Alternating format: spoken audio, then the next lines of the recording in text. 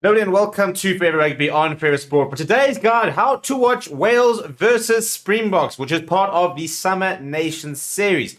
Kickoff is this weekend on Saturday at about, I think about 4:45, 4:30 South African Standard Time around there. And it is live from the Principality Stadium over in Cardiff. Should be a great game, actually. Two very good teams announced. It's a very strong South African side. It is still a bit of an experimental Welsh side, but some really nice individual players on display. A very nice back row as well. So it should hopefully provide quite a stiff task for the Boks, who are looking to really try and make a bit of a statement, I think, this weekend.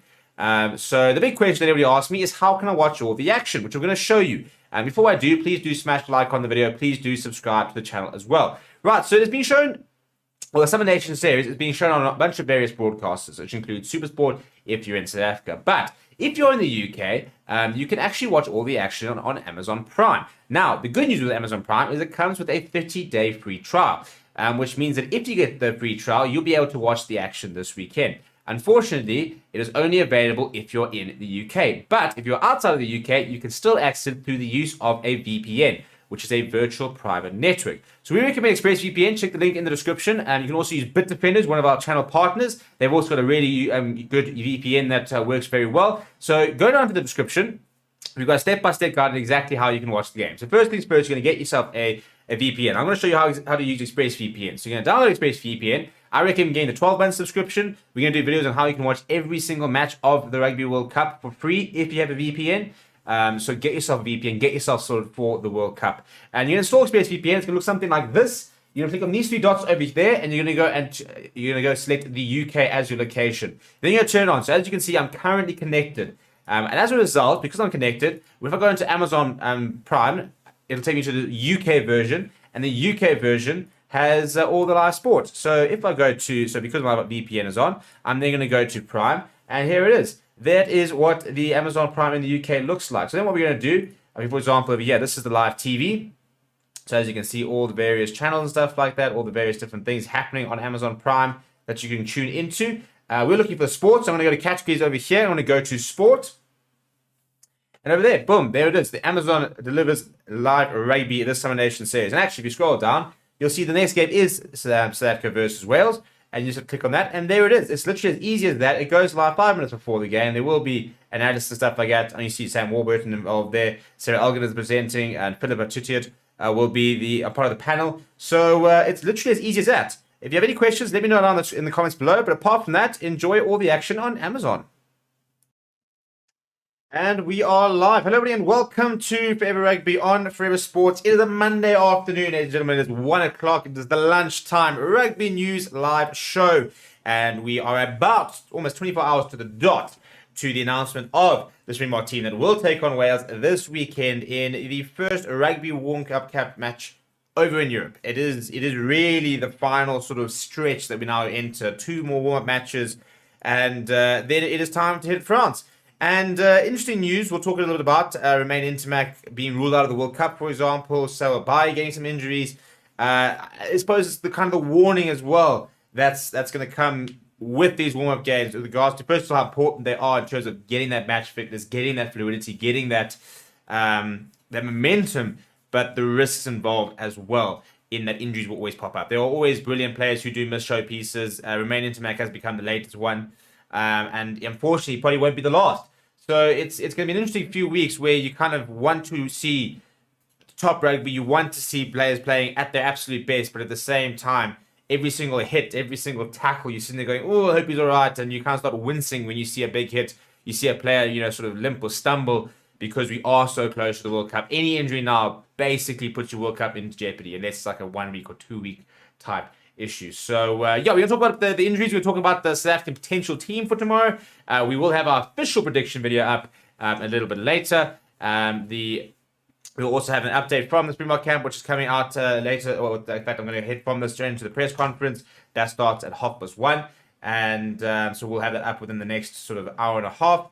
And we'll obviously have the press conference up tomorrow and all the various build-up as we sort of look to try and go and play against Wales, who kind of a bit of a mystery team at the moment, aren't they? I think that yes, they threw away a game which they definitely should not have against England this weekend. But I don't think they'll be panicking. I mean, Warren Gatland was absolutely fuming afterwards. He laid into his team a lot. But it was a very rotated Welsh side with very little experience, and I thought there were a couple of individual performances that would have Warren Gatland looking at them going, yeah, that guy stood up. There's something there. So hopefully that is the case, and we really need to see a good team steady for this weekend from Wales, because we really need to start testing ourselves. And the title of the video is No Excuses for the Springboks, and I think that's very important. We are now looking at final 2 games. We're looking at 160 minutes, and then we are into the World Cup, which means that, the time for experimentation, the time for, oh, he's getting back to it, oh no, he's still getting back to full fitness is gone. Well, with the exception of Siya Kolisi and Jaden Hendrickson, everybody will be going into this weekend having played at least about 60 to 70 minutes of rugby so far for the Boks this season. And therefore there can be no, and Oxen Chair, and therefore there can be no excuses for players not to be up to standard, not to be up to speed.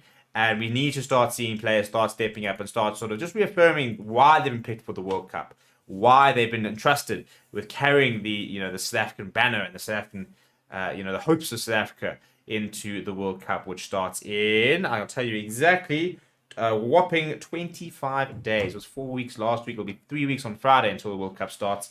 So very, very cool to, be into sort of the build-up. And as I said, now we are moving into those warm games. Now we also start stressing about the injuries. But a couple of the comments were here before. I've got a poll running in the comments saying, should Springboks go full strength versus Wales? And you kind of need to decide. You're probably going to go full strength for one of the 2 games here, and probably pretty strong for the other game. I personally would probably rotate more against New Zealand than I would against Wales. It sounds like New Zealand are going to do that themselves. And I also think 2 weeks after the World Cup, if there's a player who's playing really well, you don't need to worry about him, I wouldn't risk him against New Zealand. I would use that New Zealand game to get 1 or 2 players who maybe aren't up to speed getting into game time. I think this is the game for me. I'll go pretty full strength, go out there, have a good hit out, have a good game, put a couple of things together, and then say, cool, we got that information. Against the All Blacks, we can afford to maybe rotate a little bit. And that doesn't mean you rotate your entire side. I mean, look, might still go full strength. But they've then got a week-long training camp in Corsica, which is going to be quite a grueling camp, I'd imagine. And then they need to be fresh to take on Scotland. And we saw this weekend is Scotland, which, take them lightly at your own peril. It's a top Scottish side. They really did push France right to the end. A draw would have been a fair result. In fact, Scotland won, it would have been pretty fair as well with the way they played. So, lots of decisions for the coaching staff to make for this weekend. So look at some of the comments. Some people are saying sort of, you need to go sort of semi-full strength or more full strength. Evan saying France has a lot of depth in the position. On essay, or talking a little bit about remaining back in a bit. Spirits, I think 80-85% must be full strength. James Gatt said we need to bring back chemistry into the team. Too many chops changes create some instability. Do you think the combo is going to be Evan and Marvin, or Evan and Klein, or Evan and Sneeman? Well, it will not be Evan and Klein, because they're both basically the same player in terms of they're playing what their roles. So you could see an Evan or Marvin, or you could see a Klein and Marvin, or you could see an Evan and Sneeman. Or I do think we'll continue to play Arthur Sneeman off the bench as much as we can. Campo saying Wales full strength and All Blacks rotation squad. Evan saying I think Evan and Ori, and then Sneeman and Klein master depending on who's on the bench. Roberto Wilco saying everyone got their own idea of what the full strength team is, 100%. Al says Tess Moody at centre this weekend off the bench. Interesting idea. Hendrickson needs to play. Yeah, so I'm going to put out my official predicted team in about an hour's time. It'll be out about 2:30, I think about 3 o'clock. So you can go and check that out, exactly what I think we're going to see, what I would almost like to see this weekend. Jaden Hendrickson is in it. And I think there are certain players who need the game time. Obviously, the big thing we need to see is Siya Kolisi, Oxenchair, Jaden Hendrickson all need to play this weekend in some sort of capacity. They haven't played at all so far this season, and they need to get some minutes into their bodies. So those are players who it's non-negotiable. They have to get minutes this weekend. They really do. And if they're not, then there's issues. Oh, and there's somebody else, by the way. And Jack from Portlees has also been ruled out of the World Cup, and he will be replaced by Alex Mitchell, who I think actually should be going to the World Cup anyway. But there we go. You see, that's what I'm saying. Now sort of the full extent of this weekend's injuries and knocks are coming out, and we've already seen 2 big players. Jack from Portlees is a good big player, was probably set to start for England, being ruled out of the World Cup. Still Baez out for 5 to 6 weeks, so it is sort of that time, isn't it? But Andrew says, James, will get a game time. Roberto says, you pumping out good content. Thank you very much. Rumour has its name and it's starting. And Alpha Charles says, can Arches stand and play both 4 and 5? From what I've heard, Nielba is viewing him more and more as a 5. For this World Cup, potentially playing, getting onto the bench. Yeah, he can play both sides. They are trying to convert into a bit of a 5. I think probably especially given the fact that Lewitt is injured. CF saying, was watching the Rusty interview for his book. He hinted that they'll use New Zealand to build confidence going to the World Cup. I think the Boks are targeting a big performance in that game. Well, time will tell tomorrow in terms of the game that the team that we'll put up tomorrow. I really hope to see a pretty full string side. I think the important thing is, for example, I'd like to see Jaden Henderson next to Monty Liebach. I'd like to see, in terms of wing combinations, if we're going to go with Kirtley and Chesney, for example, against Scotland, then go with them tomorrow. Go with Mapimpi and Kane and Moody against New Zealand if you have to, all the other way around. But for me, it's about seeing combinations playing together. So I think Jesse Creel obviously starts tomorrow and starts next week, or starts this weekend and next week. And I think needs as much game time as possible to sort of rekindle that relationship with that Damien Delende as well as Amjad Estes, because Jesse Creel might have to play almost every single game. He probably will have to play basically every single game. The fact that he's become our only outside centre. Loose trio, for example, combinations. I think Oxenchair, Bongi, Manami, France, Maherbe. If we're going to try and reuse the combination, we probably need to start seeing it tomorrow. So lots of big decisions to be made. And I think tomorrow and next week obviously be the biggest sort of insight as regards to how we're going to cope without the Kanyam and how we're going to cope without Lord Diago in terms of who will play in the number 5 and whether we will see anybody besides Jesse Creel actually go and play in that 13. So there are a couple of things that need to be answered, but more importantly, it's about momentum, isn't it, at the end of the day? It's about final touches, and it's also about getting through these games. And the biggest problem with getting through these games, you can't go into a game with a warm-up match mentality, because that is when you get injured. You know, you've got to play every single test match like it's a test match. You start going in half-heartedly and you start worrying about getting injured, that's when you do get injured. But there have been a couple of injuries which are going to make a big difference. So let's talk about them, shall we? So this weekend, we saw Jonathan Dante remain Intermax by all substituted due to injury. There has been confirmation that Romain Intermac has done his ACL and he will be out of the World Cup. I mean, every other team besides France are probably saying a huge sigh of relief, but we've just lost one of the superstars of the tournament. You know, France number 10, charismatic type player, world-class player. The combination with Dupont is next level. And unfortunately, the tournament is going to be a lot poorer for no Romain Intermac. So all of a sudden, Mathieu Jalabert, who's not had a lot of game time in the French system of late, and that number 10 jersey, he's going to be basically probably get backed throughout the tournament. So all of a sudden, for example, Antoine Dupont's become even more important. If they lose him, then I think that's that could be, I wouldn't say France's chance is gone, but that's a massive dent in their chances. But Cyril Bayer being ruled out for apparently 5 to 6 weeks with a calf injury, that puts him in sort of very grey territory with regards to whether he will actually make any of the World Cup. And you're talking about one of the top loose heads in the world. So I think, genuinely, I think if there were about 5 or 6 players that France didn't want to lose, you'd put Romain Intermac in that 5 or 6. You'd probably put Cyril Bayer into that 6 as well, alongside like a Julien Marchand, Antoine Dupont, and then maybe like a Gregory Eldred or a Thibaut Clement, for example, the way he's playing at the moment. Not ideal for France at all. Also for England, Jack Van Portley being ruled out. He's somebody who's gotten a lot of game time. I think was going to be back quite a lot come the World Cup. So Alex Mitchell has now been drafted in, but already we are seeing players dropping out of the World Cups. Last week, no Pollard, no Loic Diago, now no Intermac, no Van Portley, potentially no Cyril Bayer. So we are also very much seeing the consequences of these warm-up games. And it's a difficult one, because everybody's saying, oh, well, you shouldn't be playing warm-up games. It's just injuries waiting to happen. But at the same time, you can't really go a month without playing rugby and then expect them to be a bang up to stand in the first game. So you do need to get playing time. I mean, for example, if you didn't have these warm-up games, the Northern Hemisphere sides wouldn't have played rugby for 4 or 5 months together. I mean, the last Six Nations game was in April? And all of a sudden, you're not going to be starting in September without any game time. So there was always going to have to be warm-up games. It's not an option not to have. Unfortunately, it does present the opportunity for injuries, because any game presents the opportunity for injuries. So it's a pretty big injury so far, and hopefully we won't see too many more of those sort of standard or type of players, because, yes, as I said, from an opposition point of view, France is a lot less scary with no Romain Intermac.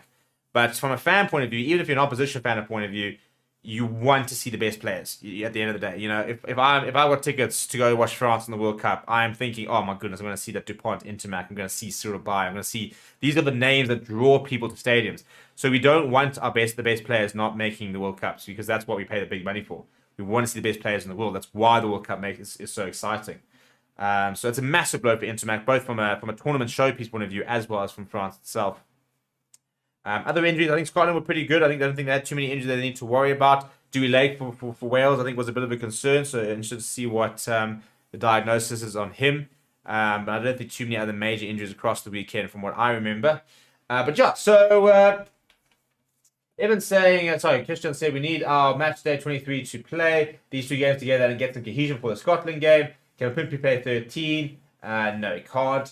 Has never, so would never. Campos said, wouldn't be surprised if we get Dale Anderson game time at 13 against Wales and New Zealand. Yeah, I also wouldn't be surprised if one of the games he does start at 13. I think that's a pretty good shot.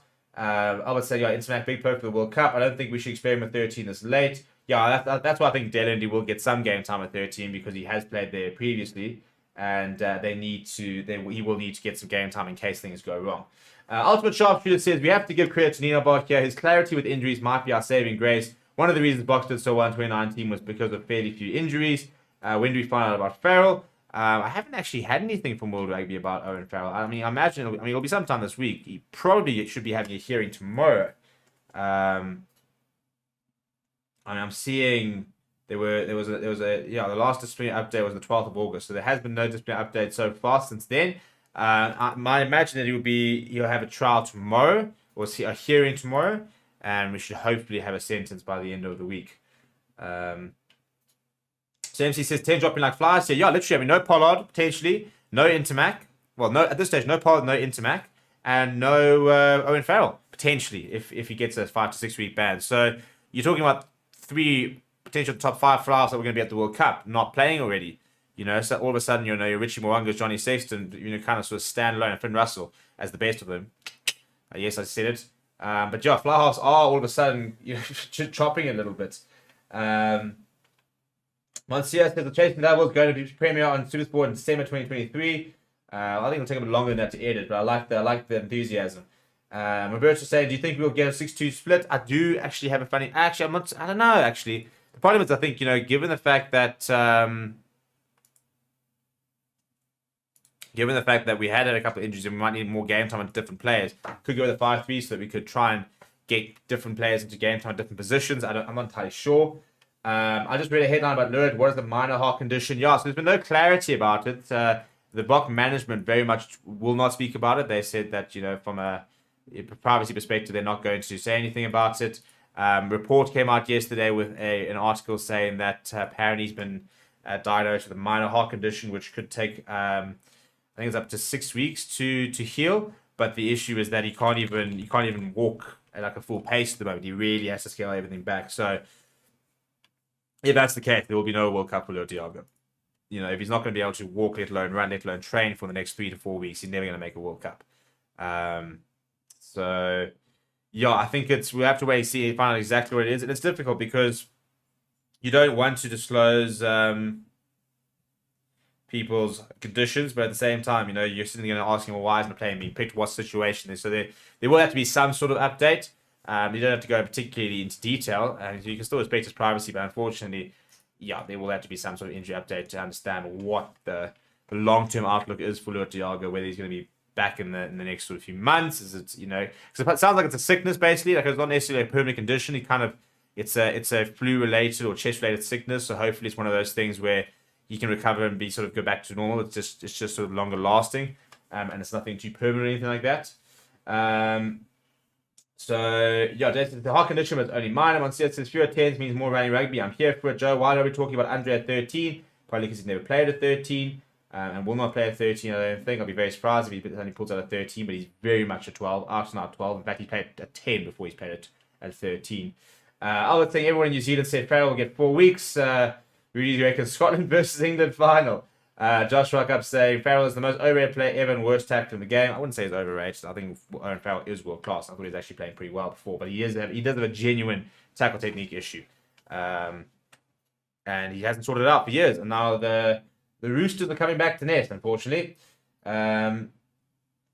So Jason, all his friendlies bring injuries. 100%. Monsieur saying if Jacques did Pollard at 50%, then can we not give him a mins against Wales? Do you think Rassi and Jacques are playing mind games? I don't think we'll see Pollard in the 23 tomorrow, for example. Evans saying, depending on the bench in a match, number 13 backup options in the match for me, Damien Delendi, Moody, Andre, Kwacha, Mapimpi. Imagine Kwacha Smith running the 13 channel. That'll be bans.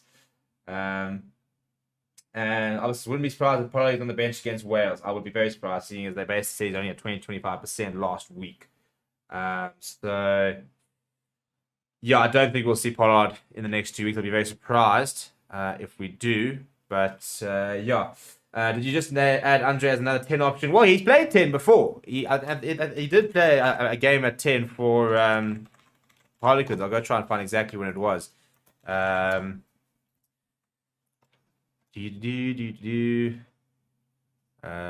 it last season? When did he play? Sure, there was a couple of games at 10. I think it was the season before. I'm sure we played a game or two at 10. Or we had to slot in at 10 or we had a call or something. Either way, at one stage, he was very much running at a 10 channel. But if you look at his career, he has never, ever played at 10. I mean, at 13. So if you go to his, 12, 14 on the wing here for Sharks back in 14, 15. But he's every single year he's been at 12. Never ever played 13. So yeah, not an option at 13 at the end of the day. Inside 10 and outside 10 are very different. As I said, and that's what some people sort of identified. In many ways, outside center is a lot more comparable to wing, for example, in terms of the type of players and sort of your role. That's why a lot of inside centers can play at 10, for example. Those probably more close related. Just because they're both called centers doesn't mean that they are the same. It's a bit like tight end and loose head prop. They're incredibly different positions. Yes, some players can make the switch. Trevor Nyakani is probably one of the best, if not the best, switch props in the world in terms of being equally as good at loose head as tight head, but it's incredibly difficult to make the switch. Same thing about a 4 and 5 lock. Some players can, and do, and it's not massively different playing at 4 or 5, but there is a difference. There is definitely a big difference, and you can't just sort of decide, well, some guys are 4, but we need somebody to play at 5, so therefore, we can just play Jean Claire at 5, who's never played there before. Your defense duties are different. You've got a whole different line-out expectations, stuff like that. It's like playing on the different flanks, for example, in certain systems can be very different. So, even left wing and right wing are very different. Right wing, you have to defend more. Left wing, you're an out-and-out finisher. So whilst things can be called the same thing and it can be quite similar, there's also a lot of positions which are very different in terms of the way you play. But Spirit saying, well, if Pollard wants any chance of making the World Cup through an injury, then he needs to play both games. Well, the problem is, and I think Jacques hit the nail right on the head. He basically said, how do you think Moni and Damien feel right now, being named as the 2 fly halves by the coaching staff, and everybody's talking about Pollard, and everybody's sitting there saying, well, if he's going to play in the World Cup, he has to play these 2 games. By virtue of him not being named in the squad means that they back these 2 players. Unless there's an injury, the idea is that Pollard will not play in the World Cup because he's not ready. As a result, you need to back them more than Pollard. Moni Levox only had 3 test starts in his career. He's going to be on the starting test 10 at Rugby World Cup. So, do you use 2 warm-up games to give Pollard a chance for some minutes, or do you use these games to put 160 minutes into Moni Levox at 10 so that he's got as much possible preparation into himself for the World Cup? And that's for me where I'll be putting my I'll be sitting there saying, right, Moni Levox is going to be our number 1 10 for the World Cup, which I'm happy with, but now we just put as many minutes to him as possible. Get him as many kicks as possible. Get him as many high-pressure situations. Get him used to the flow. Play him against the Wales in European conditions. Play him in New Zealand in English conditions. Just give him different tests so that he's as ready as possible. We've got to make sure the players we got are as ready as possible. Not worry about a player might be able to play sometime along the way. Albert saying New Zealand's also 1 injury away from disaster. What is the depth like at 10 for France? Well, it'll be Mathieu Jalabert who will probably play there. If not him, I reckon they'd probably go with Dupont, who can play at 10. He's just such a good player. He can kind of play anywhere, isn't he? But Monster says, surely Pollard gets minutes against Wales. You surely wouldn't risk him against New Zealand a week ahead of the Rugby World Cup. Well, you're not risking him at all, really, because I don't think he should be playing at all. If he had a chance playing in the World Cup, he should have been named in the squad. But virtually not being named in the squad means it shouldn't be even thinking about it, because basically we've just decided why he's not going to make it. CS is a little concerned about Willemse still load for his World Cup. His role is one where he'll start on bench pretty much every game. Pray the dude stays healthy. Yeah, he's incredibly important. It's interesting how he's one of the most important players in the squad, and yet we might only start 1 or 2 games. His role is not to start, but he has to be available for every game because he is so important to the system. We lose Damian Willemse, we've lost our utility back that allows the 6-2 split. There's nobody else really that can come in. Maybe, you could go with him. No, you can't really. As I said, you can go Kurt Lawrence covers wing and fullback. Andre Esterhuizen covers inside centre, maybe wing. But that's really it. You're not going to put Jason Colby on the bench, for example. So David Williams is the only player these days. Maybe Jesse Creel, because he can play at outside centre, he can play on the wing, and at a stretch maybe he can play at fullback. But he hasn't played at fullback for 4 or 5 years. So Williams is the only reason we can play a 6-2 split at the moment. Brad says, but Box definitely moving on without Pollard. Monsieur Taylor said back money, he will come right. Earlier say, Steve, question with current 23, what do you think our chances are? I think if we pitch up when we need to, we can win the World Cup. I thoroughly believe that.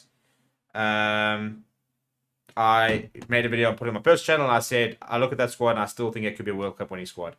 Again, we don't know about injuries, for example. There's so many other outside factors. And at the end of the day, if the World Cup was won on paper, we wouldn't bother playing. We'd hand the cup to Ireland and say congratulations. We wouldn't bother pitching up to France. World Cups are not won on paper; they're won on the field, and that means that there are upsets. The team that's supposed to win doesn't always win. We weren't supposed to win 2019. We won 2019, so I don't think we're going in as favourites. I don't think any other team are taking us lightly. All the All Blacks fans, Irish fans, even French fans have been in the comments saying we're not writing off the Box. We know how good they are. In fact, it actually seems to be a lot of the Box supporters who are kind of saying, no, I don't think we can do it. All the other team supporters are sitting there saying, no, we worry about that side. We look at that side and we think, shit, if that side rocks up, we're going to struggle. And that for me is always a very interesting perspective. Monsier says, back money will come right. He says, can't focus on the very outside chance he returns 100%. Most satisfied on Saturday, the entire Rugby World Cup on Peacock TV. We're going to be doing videos as from this week about how you can watch the entire World Cup on RTE, which is a free-to-air broadcaster. The baseman Reigns saying the Liebach looks much better with Andre at inside centre. Bjorn says money kicking out of hand behind the pressure and off the tee is, I think, absolutely fine. I think, he said you're always going to have the odd bad game, but, Monty Liebach has also won the URC. So I saw a comment on the channel earlier, and it was saying, well, we all know he buckles under pressure. And for me, that is the most throwaway, nonsensical type of comment, because this is a man who, in the last 15 months, has won 2 URC quarterfinals, 2 URC semifinals, and a URC final. In the URC, he's lost 1 out of 6 playoff games. That is not a man who doesn't have BMT. You can't look at one URC final. Well, yeah, maybe he didn't have the greatest game. I don't think the Stormers had the greatest game. You can't look at just this URC and this final and decide, oh no, he doesn't have BMT. Go back a year ago. You're talking about a guy who slotted a penalty to get to the final. And slotted a high pressure kick and operated in that final last year to help them win the URC. So the suggestion that he doesn't have BMT, I think, is misplaced. I think he's like any other player who can have good games and bad games. And maybe he didn't have his best game in the URC final. But he's shown it many times in high pressure situations that he's got what it takes to be a number 10. And at the end of the day, the kicking is a concern. It is a concern. He hasn't kicked phenomenally off the tee, but we know he can kick off the tee, and hopefully that is something that has been practiced a lot. Assuming he is going to kick off the tee, and whether they might not go to Faf de Klerk, for example, who's in the last year kicked very well for the Box, actually, when he has had to. Roberto says, agree, Damien's pivotal fly up inside centre and full back. We got some real firepower out wide with Kirk Buchanan and Colby. Mark saying, Box have a chance to win for sure. I'm Irish. There we go. Rudy saying, Andre's played 10 when Marcus Smith was out and when he was called up for the Six Nations. I also didn't seem to remember that happening. Sharpshooter said, yep, Marnie has gone through so much to be jumping from team to team, and when he finally gets his chance, Stormers, he shows talent. That she shows the kind of person he is, 100%. Brad saying, I think Rusty uses the underdog strategy to very good effect. Right, so that's kind of pretty much enough about the Box. We've got 3 minutes and then I need to get into a Box press conference. So big injury blow to France there with no no remain Intermac. I think Cyril Baille is as big of a potential loss as well. Probably is one of the best, if not the best, loose head prop in the world, and all of a sudden he's looking about 5 to 6 weeks out. So France actually haven't named their squad for the World Cup, so it'll be interesting to see if they do name Cyril Baille there, or if they just decide not to bother. In terms of the forecast for the week, just in closing, tomorrow the Springbok announcement is about 2 o'clock. We will be live, of course, as we always are. We'll have the press conference up as well. Wednesday, we will then obviously have a look back at the squad and stuff. Thursday, we'll have a fan forum. And then this weekend, we'll be live for about 4 games or a 7-nation series. We'll have press conferences up every single day coming out of the Bok camp. So rest assured, we will keep you guys as updated as possible. And if you have any other questions, put them in the comments of the video, and we'll try and get to them at the live show tomorrow. But apart from that, we're going to wrap up there so I can get myself into the Springbok press conference. Please do smash like on the video. Subscribe to the channel if you are new. Thank you for joining me. Last couple of comments before I go. Ben says, Bengu saying, you're underplaying, we live our kicking. We are a set piece and points team. If we don't have a trustworthy kicker, I will worry. Well, again, Factor Click, I think, has kicked at 86% for the Boks in the last year. So if he's the one that can do it, he's the one that can do it. Whitwise says we need to find our best 23 urgently. That's why we must go perceived best against Wales. And Mo said, when I was watching that France match, I could tell his max injury was serious by the look on his face on the bench. Daniel saying, I tried Colby at fullback. Christian saying, you're a legend. Thank you very much. Thank you very much, everybody. We will see you guys tomorrow for the Bok announcement. And I'll have my prediction video up very shortly. And we'll also have how to watch video for this game, because you can watch it on the free-to-air broadcaster this weekend. That'll be up on Wednesday. Keep well, keep safe, and I'll see you guys all tomorrow.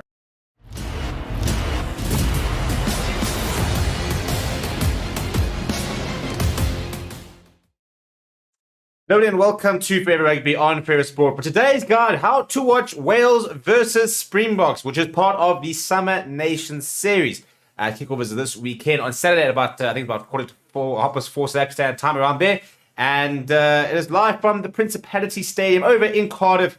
Should be a great game, actually. 2 very good teams announced. It's a very strong South African side. It is still a bit of an experimental Welsh side, but some really nice individual players on display. A very nice back row as well. So it should hopefully provide quite a stiff task for the Boks, who are looking to really try and make a bit of a statement, I think, this weekend. So the big question that everybody asks me is, how can I watch all the action, which I'm going to show you. And before I do, please do smash like on the video. Please do subscribe to the channel as well. Right, so it's been shown, well, the Summer Nation series is being shown on a bunch of various broadcasters, which include SuperSport if you're in South Africa. But if you're in the UK, you can actually watch all the action on Amazon Prime. Now, the good news with Amazon Prime is it comes with a 30-day free trial, which means that if you get the free trial, you'll be able to watch the action this weekend. Unfortunately, it is only available if you're in the UK. But if you're outside of the UK, you can still access it through the use of a VPN, which is a virtual private network. So we recommend ExpressVPN. Check the link in the description. And you can also use Bitdefenders, one of our channel partners. They've also got a really good VPN that works very well. So go down to the description.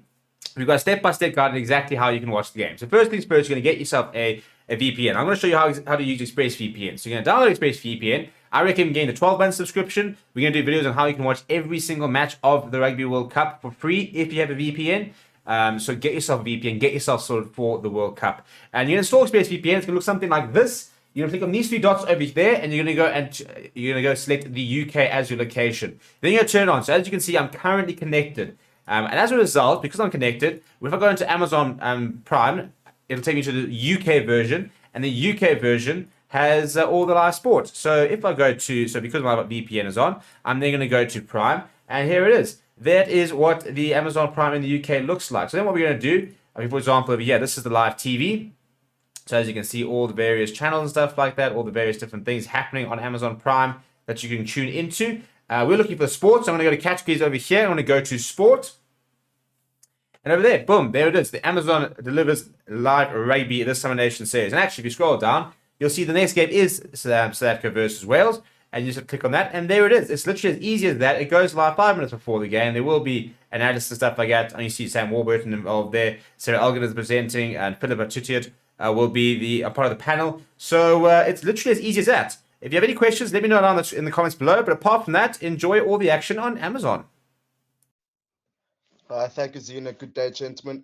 Don, I'll start with you. Obviously, I just want to go back to the announcement now. Before the World Cup squad was announced, I asked Dion Fourie what role will he be given, but he didn't give way too much detail. Now that the squad is announced, you have two out-and-out hookers. Will Dion fulfill the role of a third hooker role? And if so, when will he be tested at international test match level? Because at the moment, we've got the trend of players being ruled out of the World Cup. I think it's a good question. I think most probably we look at Dion that can maybe play the same role as a Skulk in the past in the 2019 World Cup. So, and obviously he had played at a high level, obviously at Super Rugby level, he played at hooker as well. So he's capable of doing that.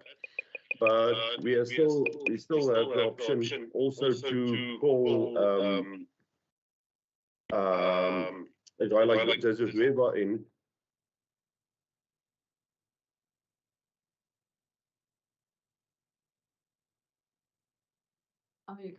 Yeah, and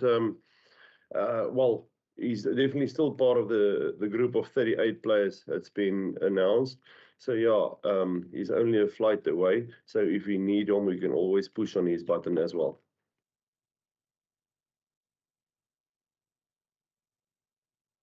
Any other questions? Please raise your hand. Leeton? Thank you, Z. Hello, Don. Hi, John. Don, Hello, Di. just for you, please. You guys obviously mixed and matched around the front row, reasonably sorted and everything. But are you looking at the next two games to get things going in the scrum department as well with the guys? It's been, I don't want to say there hasn't been reward, but I look at that Argentina game where the guys scrummed Argentina, but didn't necessarily get what you wanted. Do you feel this Wales game would be the perfect opportunity for that? Yeah, I think as I said in the past, I think we tried a lot of combinations, and like we actually wanted to try to be fair to all the players and giving every guy a fair chance to make it into the group. And I think we played around a couple of combinations, but maybe going forward we will maybe settle down. And if yes, obviously, I mean, some games we get feeling sometimes very frustrated because there isn't a lot of scrums. So you don't have such a big influence as you'd like to have in the game. But coming back to your question, I think obviously we want to get the reward always. It's not always going our way, but obviously we'll see how it goes. Kaniso?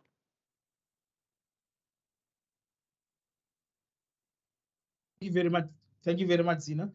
Don, John, guys, good afternoon.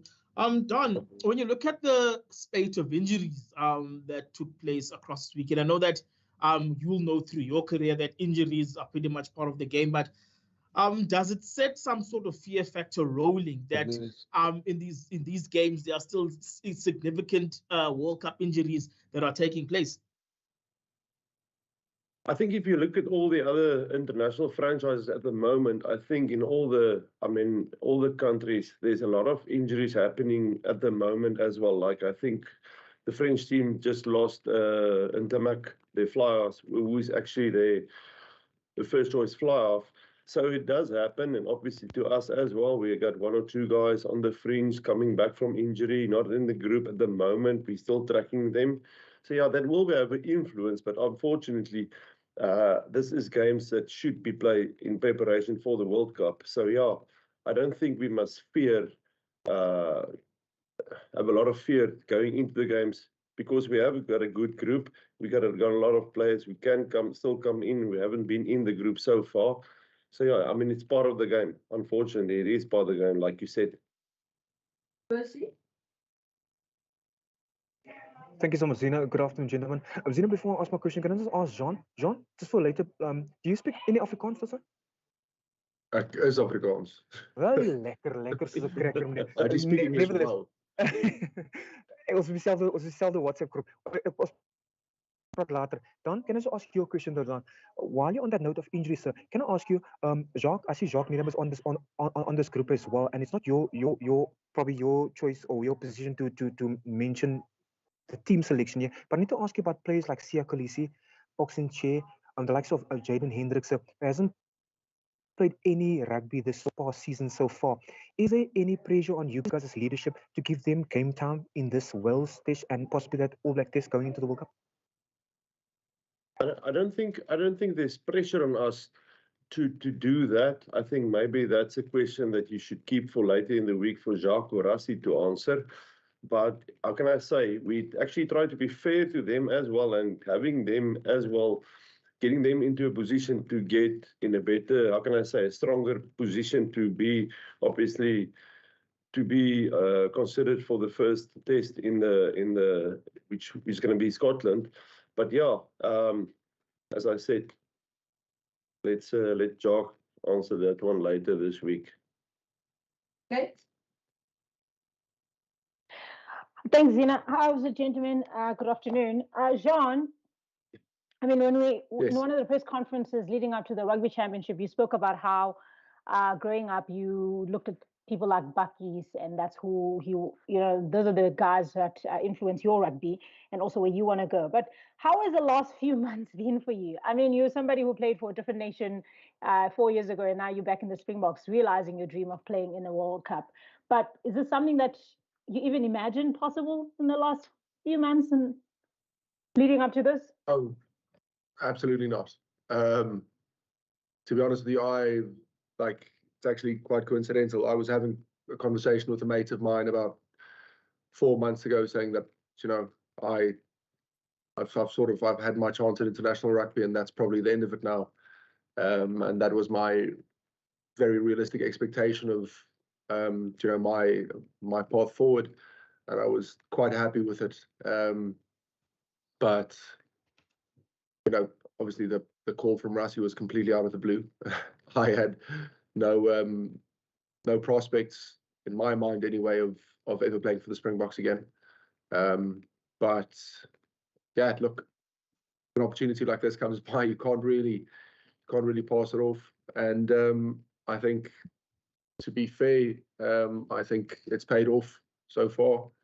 I've been very privileged to be part of, South African national team representing my country. And I mean, I said it before, I think when you play for the Springboks, you represent hope to a lot of people. And to be part of something so special and so significant is, it's really been an honor.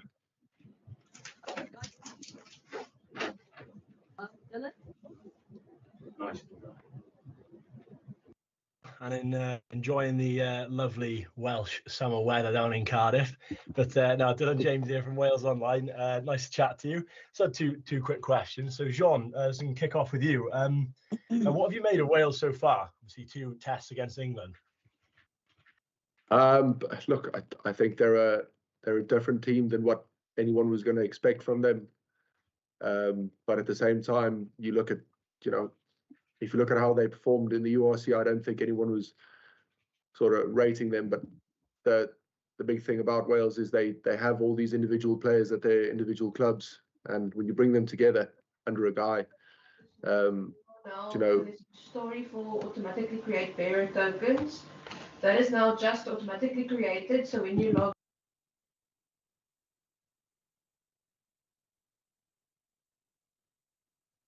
I think it's still on mute.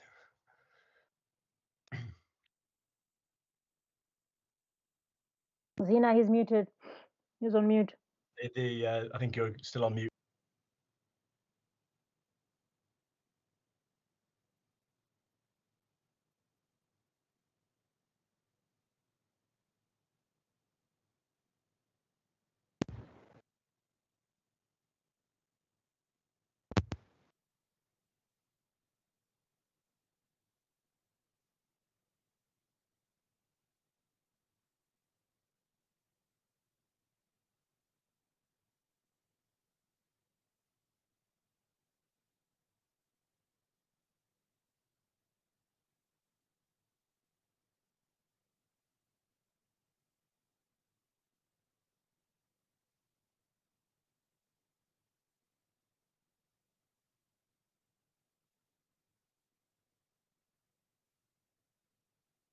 Zina, you're muted.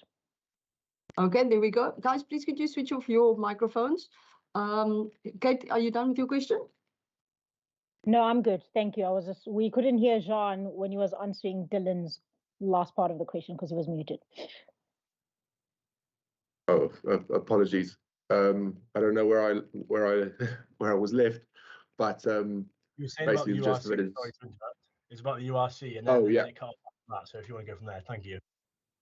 I think if you bring all these individual players together under a guy like Warren Gatland, that's a recipe for a really good national side. So, Wales have always been good and competitive on the international level, and just from the two last games, I'd say arguably you have two very good results. You've got a good win at home and then a very narrow loss away from home. So, obviously it's a very threatening side, and we'll be looking to put in our best performance this weekend.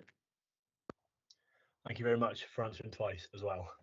Dan, second question to you. So which Wales players have impressed you in the opening two test matches? Yeah, how can I say? Basically, the whole team's performance. We were impressed by the whole team's performance because if you think now they had a good result last week and maybe this week as well, they got very close to have a good result as well. So I think actually the way they play, and we know also that, like John said, the team's been coached by Warren Gatland. They're always very tough to play, and they're always well prepared.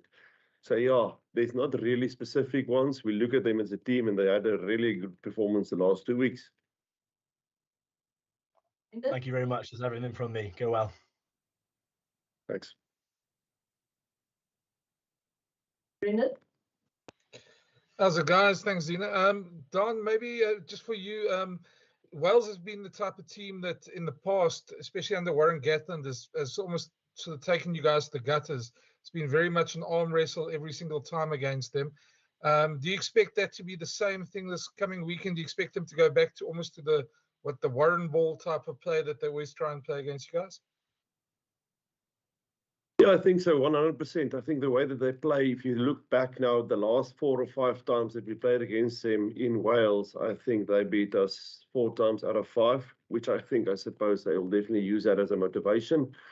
And then I think, what, it was always, like you said, it's a really an arm wrestle against them. The way they play, World Cup semi-final, we only got it right in the very last 4 minutes when you got a penalty and beat them 19-16, if you're referring back to them.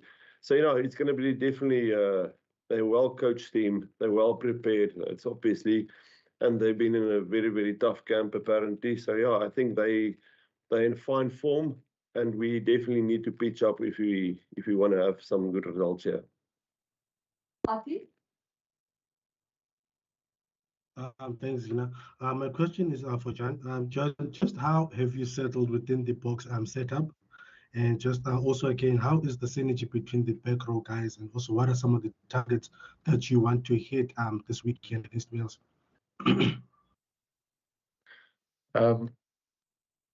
Well, I'd like to think I've settled in quite well. I think other players and the coaches will probably be a better judge of that, but I feel like I've integrated quite well into the squad. I know a lot of the guys from back when I still played in South Africa. Guys like Dwayne, Kutsi, Franz. I played with all of them. Dion. I've played with Damien. Obviously, I've got a really good relationship with RG. Play with him at Munster.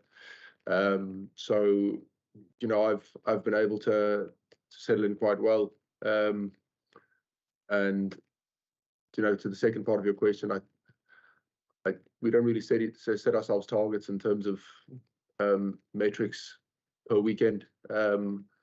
I think for us it's more just we want to impose ourselves as a pack, and I mean that's our tactic all the time. So there's nothing really specific that's changing for this weekend. We're gonna play our game plan, and we're gonna try and impose ourselves, and we'll see how they deal with that. Percy? Tina, are we allowed to ask Afrikaans now? Percy, you can fire, it's fine. Dank je so much. Dan kan ek net vra dan, miskien net in Afrikaans vra net ter opsomming, wat hoop julle om wyser te word uit hierdie wedstryd teen Wallis? Natuurlik ons sien dit as 'n, of baie van die mense sien dit as 'n opwarmingswedstryd, maar wat wil julle as 'n wêreldbeker groep wyser word uit hierdie wedstryde? Veral in ag genome soos jy in Engels genoem het, julle het 'n paar spelers wat nog wedstrydfiks moet word. En John kan ek vir jou vra net soos jy in Engels genoem het, jy verduidelik is 'n besondere voorreg vir jou om weer vir jou land uit te draf, veral op hierdie vlak by 'n wêreldbeker. Beskryf gewoon net daai gevoel vir jou nou, jy uiteindelik daai kol kry en nou om deel van hierdie wêreldbeker groep vir Suid-Afrika te wees. Baie dankie Zina. Ja, ek dink wat ons wys word, natuurlik wil ons in ons sisteme wat ons het in plek en waarmee ons op hierdie stadium werk en wat ons doen, natuurlik beter word in alles wat jy doen, huidiglik, sonder om na enige taktiek te verwys. Ek dink ons probeer regtig waar hard na onsself kyk op hierdie stadium. Natuurlik het ons hulle in ag genome. Maar ek dink op hierdie stadium ons fokus op wat ons kan doen. Ons fokus letterlik op die volgende oefening en ons kyk nie heeltemal te ver in die wêreldbeker al in nie. Ons fokus letterlik op Wallis. Ek dink Wallis is 'n topspan. Ek dink as jy fisies wil meet teen 'n span in die wêreld, dan moet jy teen hulle kan meet, want hulle se span, soos jy sê, iemand het net nou verwys na iemand, hy vat jou regtig na die gutters toe en hulle is 'n topspan. Jy sal moet bereid wees om op te daag die dag as jy enige resultaat teen hulle wil hê. Van my kant af net om, jy weet net, herhaal wat ek vroeër gesê het. Ek dink vir my is dit 'n ongelooflike eer om deel te wees van die Springboks span. Dit was nie regtig iets wat op die kaarte was vir my 'n paar maande terug nie. Ek dink as jy my gevra het toe, sou ek vir jou gesê het jy's laf. Maar jy weet, hier is ek nou, jy weet, na daai oproep van Rassie af, ek dink dit is al 2,5, amper 3 maande terug. En jy weet, hier is ek nou, jy weet, ingeneem in die Springbok groep vir die wêreldbeker en ek dink in daai opsig is dis 'n ongelooflike voorreg om my land te verteenwoordig op hierdie vlak en op daai punt, ek dink die Springbokke is 'n span wat hoop aan baie miljoene mense in Suid-Afrika verteenwoordig en vir baie mense hoop gee. Wat as dit goed gaan natuurlik, maar ek dink vir die algemeen is dit net dis 'n punt op samekoms, jy weet, te flippen, jy weet wat ek bedoel. Maar ja, dis net, ek dink is 'n regtig groot voorreg om deel te wees van so iets wat so groot is vir soveel mense. Kan jy so?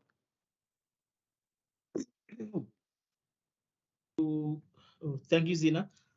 Jean, now that there's still a bit of time to go until the World Cup, but as a player, how do you focus on a warm-up game as compared to a test match that will generally have a lot at stake? I think it's very simple. Everything's at stake every weekend. I don't think we can look at any game over the next, I think 10 or 11 weeks as just another game. I think when you're playing for the Springboks at international taste level, like there's no, this is just another warm-up game. Every weekend is, the next biggest match of your life. And I think that's the way it should be regarded, and I think that's the way it is regarded by all the players. We don't have a lackadaisical kind of outlook on, oh yeah, this is just another warm-up game before the real competition starts. This is almost, this is the start of our World Cup, basically. Any game from now onwards is, it's the biggest game. Dylan, is that a free shot? No, sorry, I just haven't put it down from before. Thanks, guys. Let's switch over to Afrikaans. We've got about 9 minutes left. Leeton? John, Dan het vroeër daarvan gepraat oor daai beserings, maar net in die spelerskamp self.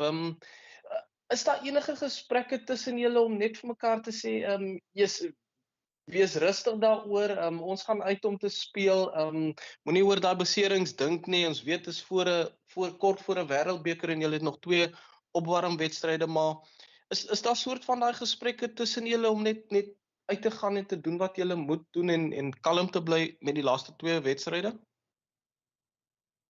Wel, ek dink om eerlik te wees, dis maar beserings is maar deel van rugby. Dis nie ongelukkig is nou nie iets wat enige van ons kan voorspel of jy weet eers verbied nie. Dit is maar net dit is deel van die game. En dit is maar realiteit in rugby. Mense gaan beserings opdoen en jy weet obviously natuurlik is daar gesprekke tussen ons en die afrigters net in die groter span om net te sê hoe die realiteit is van ons gaan beserings opdoen en dit is maar ongelukkig hoe rugby werk en een of twee van ons gaan uitval en dan is daar 'n groep van jy weet 9 ouens wat ook saam met ons baie hard gewerk het en ook deel geword het van die groep en ook deel was van al die voorbereiding tot en met laasweek en van hulle in hierdie week ook in. So die volgende ou is dan daar om jy weet om die fakkel te vat en aan te beweeg. Ek dink elke ou gaan net sy bes doen om die land te verteenwoordig en dan daarna gaan dit maar 'n kwessie wees van as jy 'n besering opdoen dan is dit maar ongelukkig volgende ou in die lyn. En dit is maar hoe dit werk. Ek bedoel, by die vorige wêreldbeker het ons nog 2 ouens verloor en so die volgende ou ook ingetree en sy werk tot die beste van sy vermoë gedoen en ons het met sukses uitgeloop. So jy weet 1 besering of 2 beserings is dalk nie die einde van die wêreld nie. Ek dink dit is net belangrik dat almal weet, jy weet hulle gaan elke naweek hulle beste gee. Geen nie om wat nie. Ja, dus you can close this off. Once again, thank you so much, Zina. Dan, weer eens, ek verwag nie jy moet praat oor spankeuses vir my nie. Dit is natuurlik Jacques se verpligting dit, maar kan ek jou tog vra, in jou opinie, hoe lyk julle kaptein op die oefenveld? Is hy gereed om op toetsvlak rugby te speel? Is hy gereed om kontak te maak? Ja, Percy, weet jy wat, ons het 'n spankaptein en basies het ons nog ander kapteins ook in die span. So om vir jou noodseker met wie verwys jy, watter een van die kapteins verwys jy nie? Spesifiek se koalisie dan. Okay. Ja nee, uit laasweek het hy voluit saam met ons geoefen en natuurlik kom hy ou nie terug en speel 80 minute sommer van die start af nie, maar ek dink Sia is in 'n baie goeie plek. Hy het al die kontaks gevat en natuurlik wat vir my baie belangrik is, hy het saam geskram en sy alles daar gegee soos wat ons daar verwag. So in my departement is ek baie gelukkig met wat ek gesien het sover en hopelik kan hy vir ons 'n groot bydrae lewer indien dalk nie hierdie week nie, dalk volgende week. Mens weet nie wanneer gaan hy losgelaat word nie. Ek dink net dis een van die tipe honde wat 'n ou wil hê as hy deur losgelaat word. Thank you very much, guys. Thanks, Don and John. We'll be sending.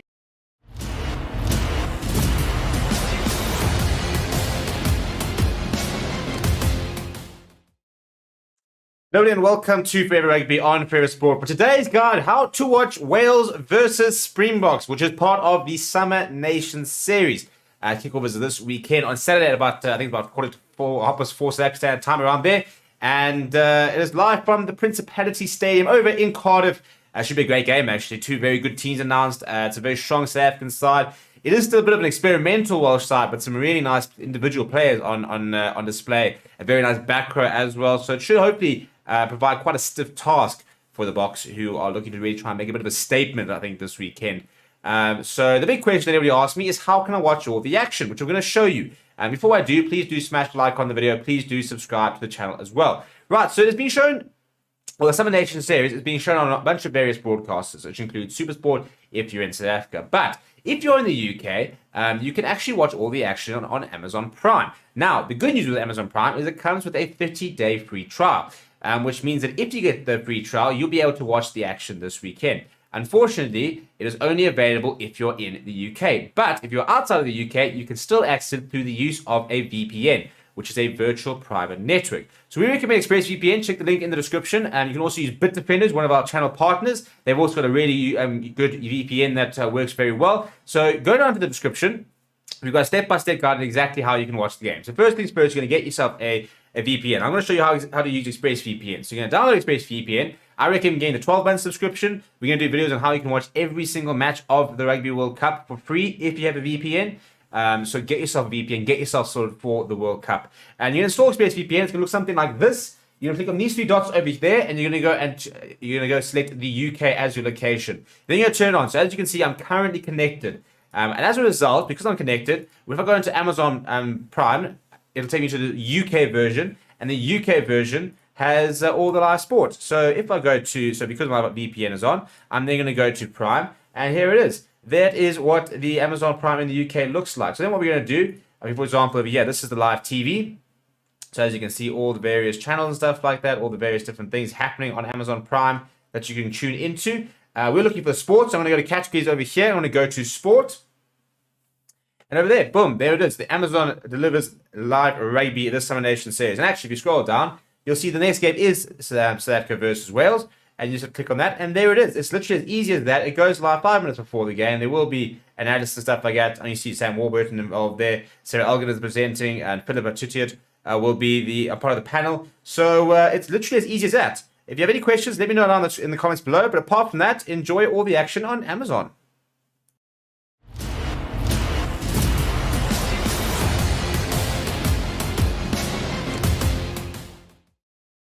Hello and welcome to Forever Rugby on Forever Sports. And some breaking news, the Springbok team for Wales this weekend has been announced. A very, very interesting team. The big news, Siya Kolisi is back. El Capitano, Captain Fantastic, Siyamthanda Kolisi is back and will lead the side this weekend. Very interesting side as well in terms of especially a couple of positional changes in the backline. And yeah, I think it's going to be a really, really cool test to see exactly where we are and what the team is going to sort of look like as we get to the World Cup itself. So before we look at the team, please do smash like on the video. Please do subscribe to the channel as well. So this is how we will be lining up. Now, if you look at the front row, Oxenchair has returned to the squad, will not be starting.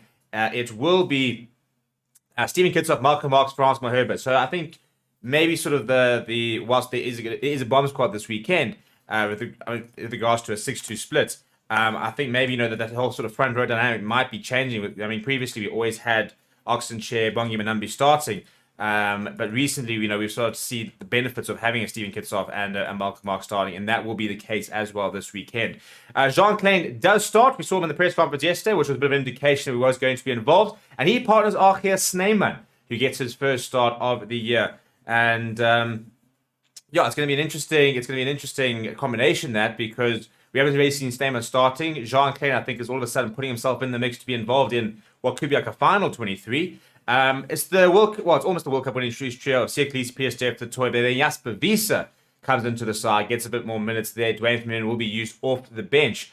Jaden Henderson gets his first start, hasn't played rugby in a long time, was almost a surprise inclusion for the Rugby World Cup, and he gets the nod. Yeah, he'll partner Imani Liebach, as we know, who's going to basically play every minute possible to get himself ready for the World Cup. Cheslin Colby will don the number 11. I don't think we've ever actually seen him playing on that left wing, and that's to make space for Kane Moody, who after a man of the match performance against Argentina is really sort of starting to throw himself into the mix to genuinely be part of the kind of the strongest Bok 23. In the centres, Damien Delindi next to Jesse Creel. We kind of expected that. A lot of people wanting to see a bit more of Andre Esthuizen, which we might next weekend.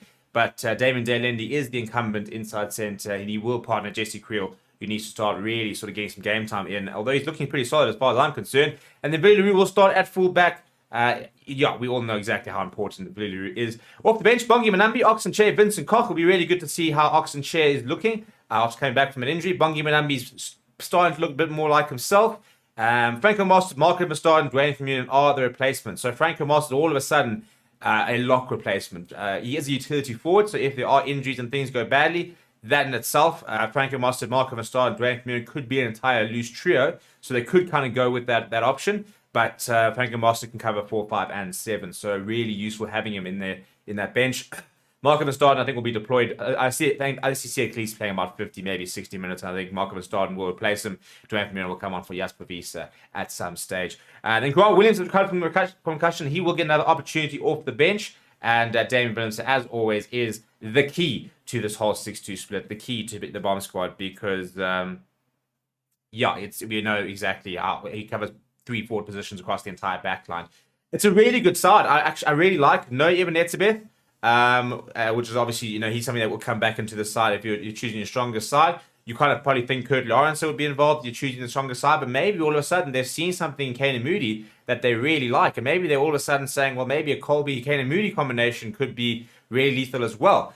So yeah, in terms of players who I think need big games, I think Jasper Wiese needs a big game. I think Damien Delendi needs a big game. Apart from that, most of these players are pretty settled and not playing badly at the moment. Mani Liebach, will have another opportunity to sort of prove a lot of doubt is wrong with regards to his boot and the reliability of it. But generally, I like the team. I think it's got everything we need. It's a strong team, whilst also answering a few questions.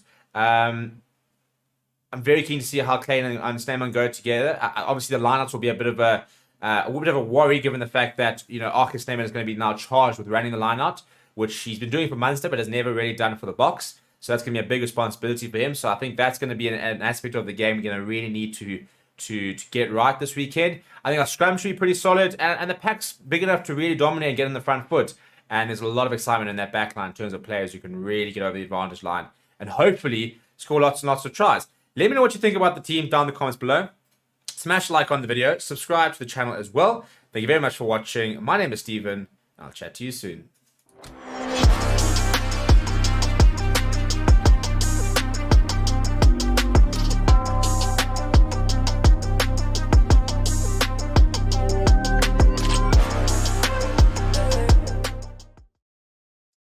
Right, and we are live. Hello and welcome to Forever Rugby on Forever Sports. We do have a Springbok team. It is all sorted. It is all announced, and it's very interesting. Lots of different things to pick about with the side. It's a very strong side. Let's call a spade here. So it's a very, very strong side, and a couple of interesting things to really look at with regards to how things are shaping up for the World Cup. So we're going to talk about the team. We're going to look to your comments as well. And the first thing I want to ask you is, are you happy with the team selection? Simple yes or no. And if you say no, don't just be a silent person and sit there and complain. Tell us why you're not happy. Tell us what you would like to have seen instead. We need reasons. We need facts. We need you to really show us exactly why and where your gripes are. So that is the team. And big news, Siya Kolisi is back, and that is huge news for the Boks. Very keen to see the type of form he's in. I think we do need to understand that he hasn't played rugby in a while, and so we can't, have too high expectations. But the big thing I think is obviously that from a fitness point of view, is he looking fit, fast, and dangerous? Is he looking like he needs another 2 or 3 matches to get back into the swing of things? Because we don't really have 2 or 3 matches, but we're talking about one of the best players in the squad on his day. So, we've got to give him the time to get ready, but we've got to back him. Other players, we've got to you need to sort of see what kind of form they're in. Obviously, Oxen Chair is also a bit of a fitness question. He's on the bench this weekend. And Jaden Hempster getting his first game of the year as well. So let's look at it, shall we? The big news is that Stephen Kitsov, Malcolm Marks will continue to start, on their starting capacity rather. They were very much used in the bomb squad traditionally over the last few years, but have now sort of become more regular starters. So they will partner up with Francois Herbert, and it is our 3 strongest front rowers. In terms of our strongest loose, strongest hooker, strongest tight end. That is our top 3 front rowers. I don't think there's too much doubt in that. It's an interesting one. I'd really like. I thought 2 years ago Trevor Nyakane would be walking into the 23, and I'd still like to see him maybe next weekend again. Because for me, if there's any sort of worry about Oxen Chair from a fitness perspective, then I think Trevor's obviously the kind of go-to person you'll go there with. The lock combination is interesting. It is the Munster lock combination. It is the URC winning lock combination. So RGS Neyman will partner Jean Klein. First time we're going to see this duo. First time we're going to see Jean Klein next to RGS Neyman. And the first time we're going to see RGS Neyman starting actually this year. First time he will start in a long time actually for the Boks.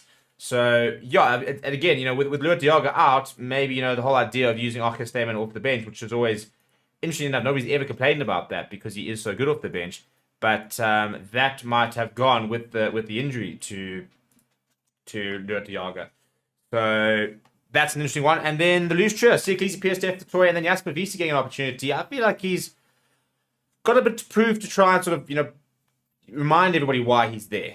I don't think he's got nothing to prove in terms of why he's in the squad. He's been one of the form players in Europe for the last couple of years. But Dwayne Vermeulen has probably been better than him so far in the Bok jersey this season. So he's an opportunity there next to two very good other loose forwards. to kind of prove his worth. Right now, Jaden Hendricks a year ago we thought was definitely going to go into the World Cup. He is going to the World Cup, and that was a bit of a surprise given the fact that he just didn't get to play at all in the previous 4 games. But he will play this weekend, and he will start. And the good thing about him is he's coming back from injury, in inverted commas, and that he hasn't played rugby in a while, but he's been training fully with the Boks for over a month, since basically the beginning of July. So for the last 6-7 weeks, since the Boks have been in camp, he's been there training fully. So he's been fit and ready. He had to leave the squad, though, due to the death of his father, unfortunately. And that probably was what really prevented him from playing and getting any game time. And but he's been fit, so it's not like it's an injury concern. It's for him, it's just about a game time concern. Money Box starts, we kind of knew that was going to happen. Cheslin Colby in the 11, that for me is quite an interesting selection. I don't think we've ever seen him in the number 11. But we've now got 4 wings, all really vying for 2 spots. And really all of them are taking their opportunities. Curtly Orense is scoring tries for fun. Caden Moody was man of the match in the last game. Maxima Pimpy got into the score sheet in the last game. So, and then Cheslin Colby, isn't he? So we've got a lot of decisions to make when it comes to our wings. And what's interesting is the fact that Curtly Orense has played a bit of 11 and 14. Cheslin Colby now is going to play at 11. So, I think that Maxima Pimpy probably is the one under pressure with regards to the fact that they've been trialing 2 other players in his position. So chances are, it'll be about, you're now maybe even looking between Cheslin Colby, Caden Moody, and Curtly Orense as your 3 starting wings. I don't know. I think Caden Moody was so good in the last game that I think he's thrown a bit of a spanner in the works in terms of, maybe this kid is ready. Maybe this kid should be in our final sort of 23, which is cool. Damien Delendi starts next Jesse Creel. I quite like that as well. At the end of the day, Damien Delendi is our starting inside centre. He has been so good for the last few years, and he needs an opportunity to play next to Jesse Creel. Maybe next weekend we will start. We'll have a look at Andre Estes as well. But I think people are far too quick to bin Delendi, who has been so good and has played so well for the Boks for a number of years. And it's been one of the best top 4 inside centres, and also plays to our game plan so well. But some people are saying now that, for example, having Liebach at 10, it makes sense to have Estes in at 12, and maybe that sort of combination thing is a genuine thing.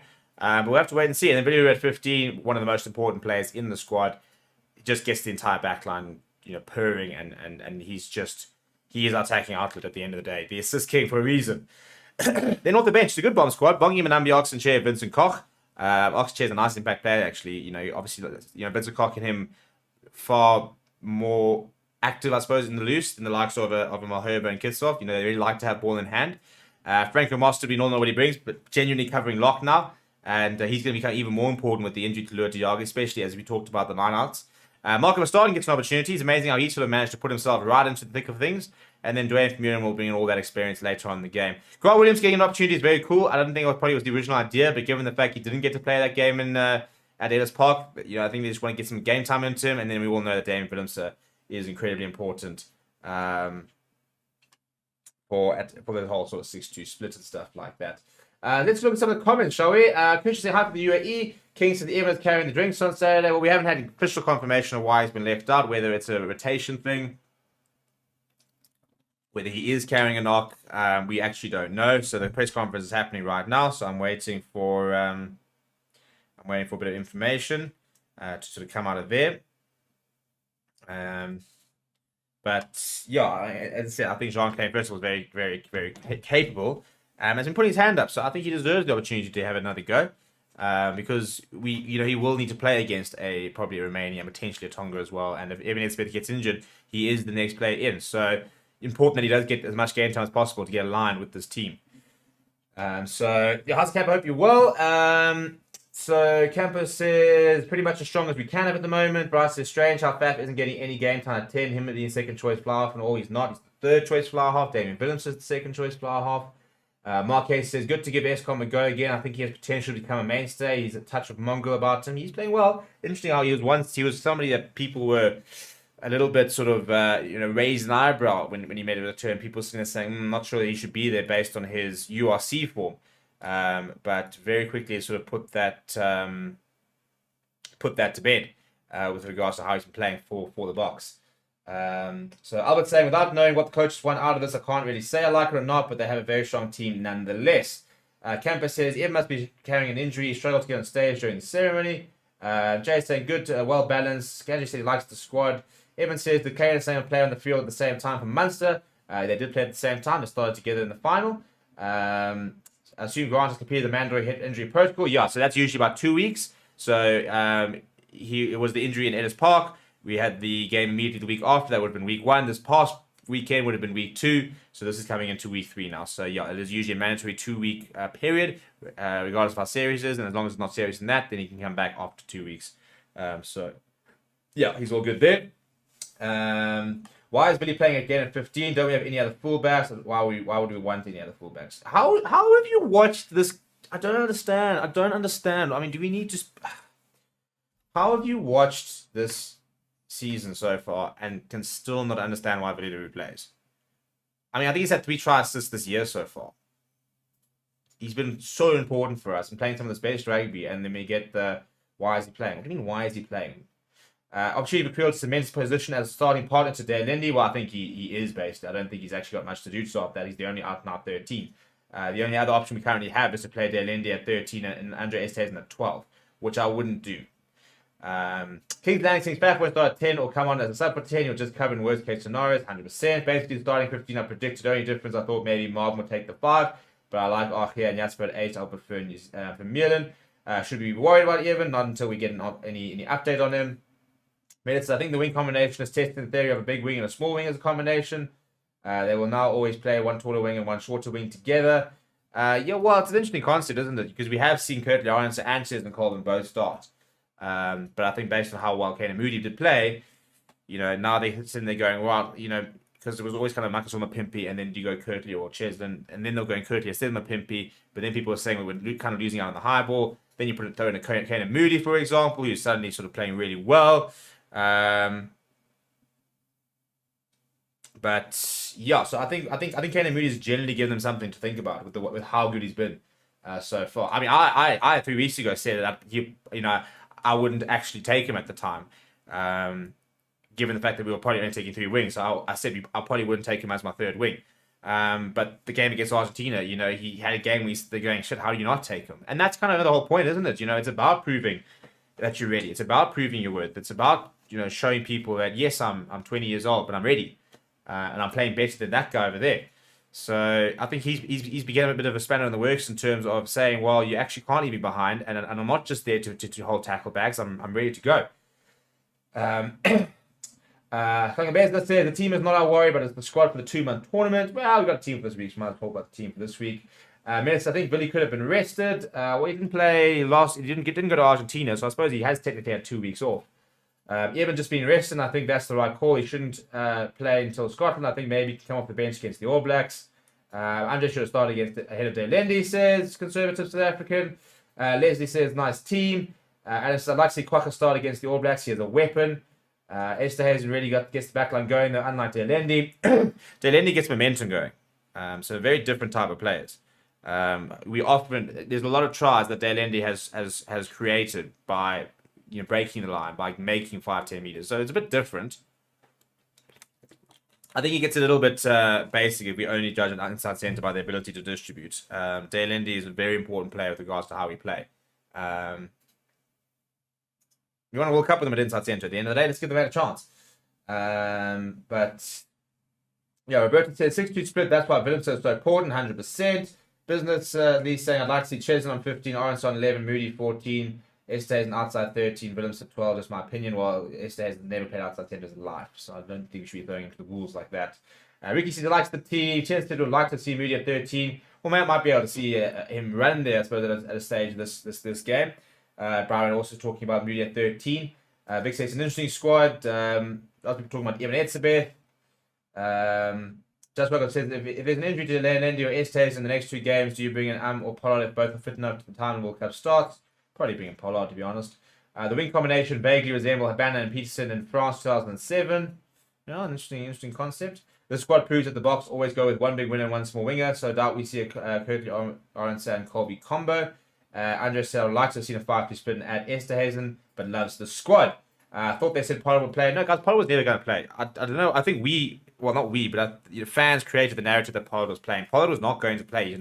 He's in the squad literally as injury cover. He's not in the squad to play at this stage. He's not going to the World Cup at this stage. He's not on the list. He's there in case there are injuries.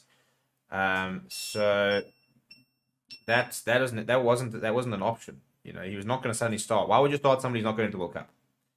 You know, and they've come out and said, you know, there's no conspiracy. At this stage, he's not going to the World Cup. Yes, if there are injuries and he's fit and he's ready, he might be able to come in. But at this stage, he's not playing. At this stage, if there are no injuries, Pollard will play no minutes of the World Cup because he's not part of the squad.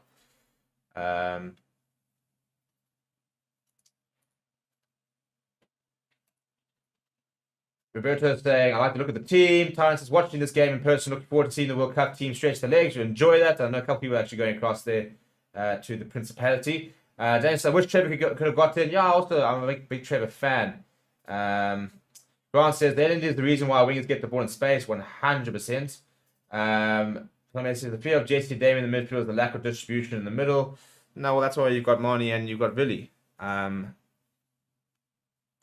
mean, it's amazing how Jesse Creel played at 13, where we've scored quite a few tries in the last couple of games. Man, he'll be okay. Come on, people. Let's give the guys a chance here.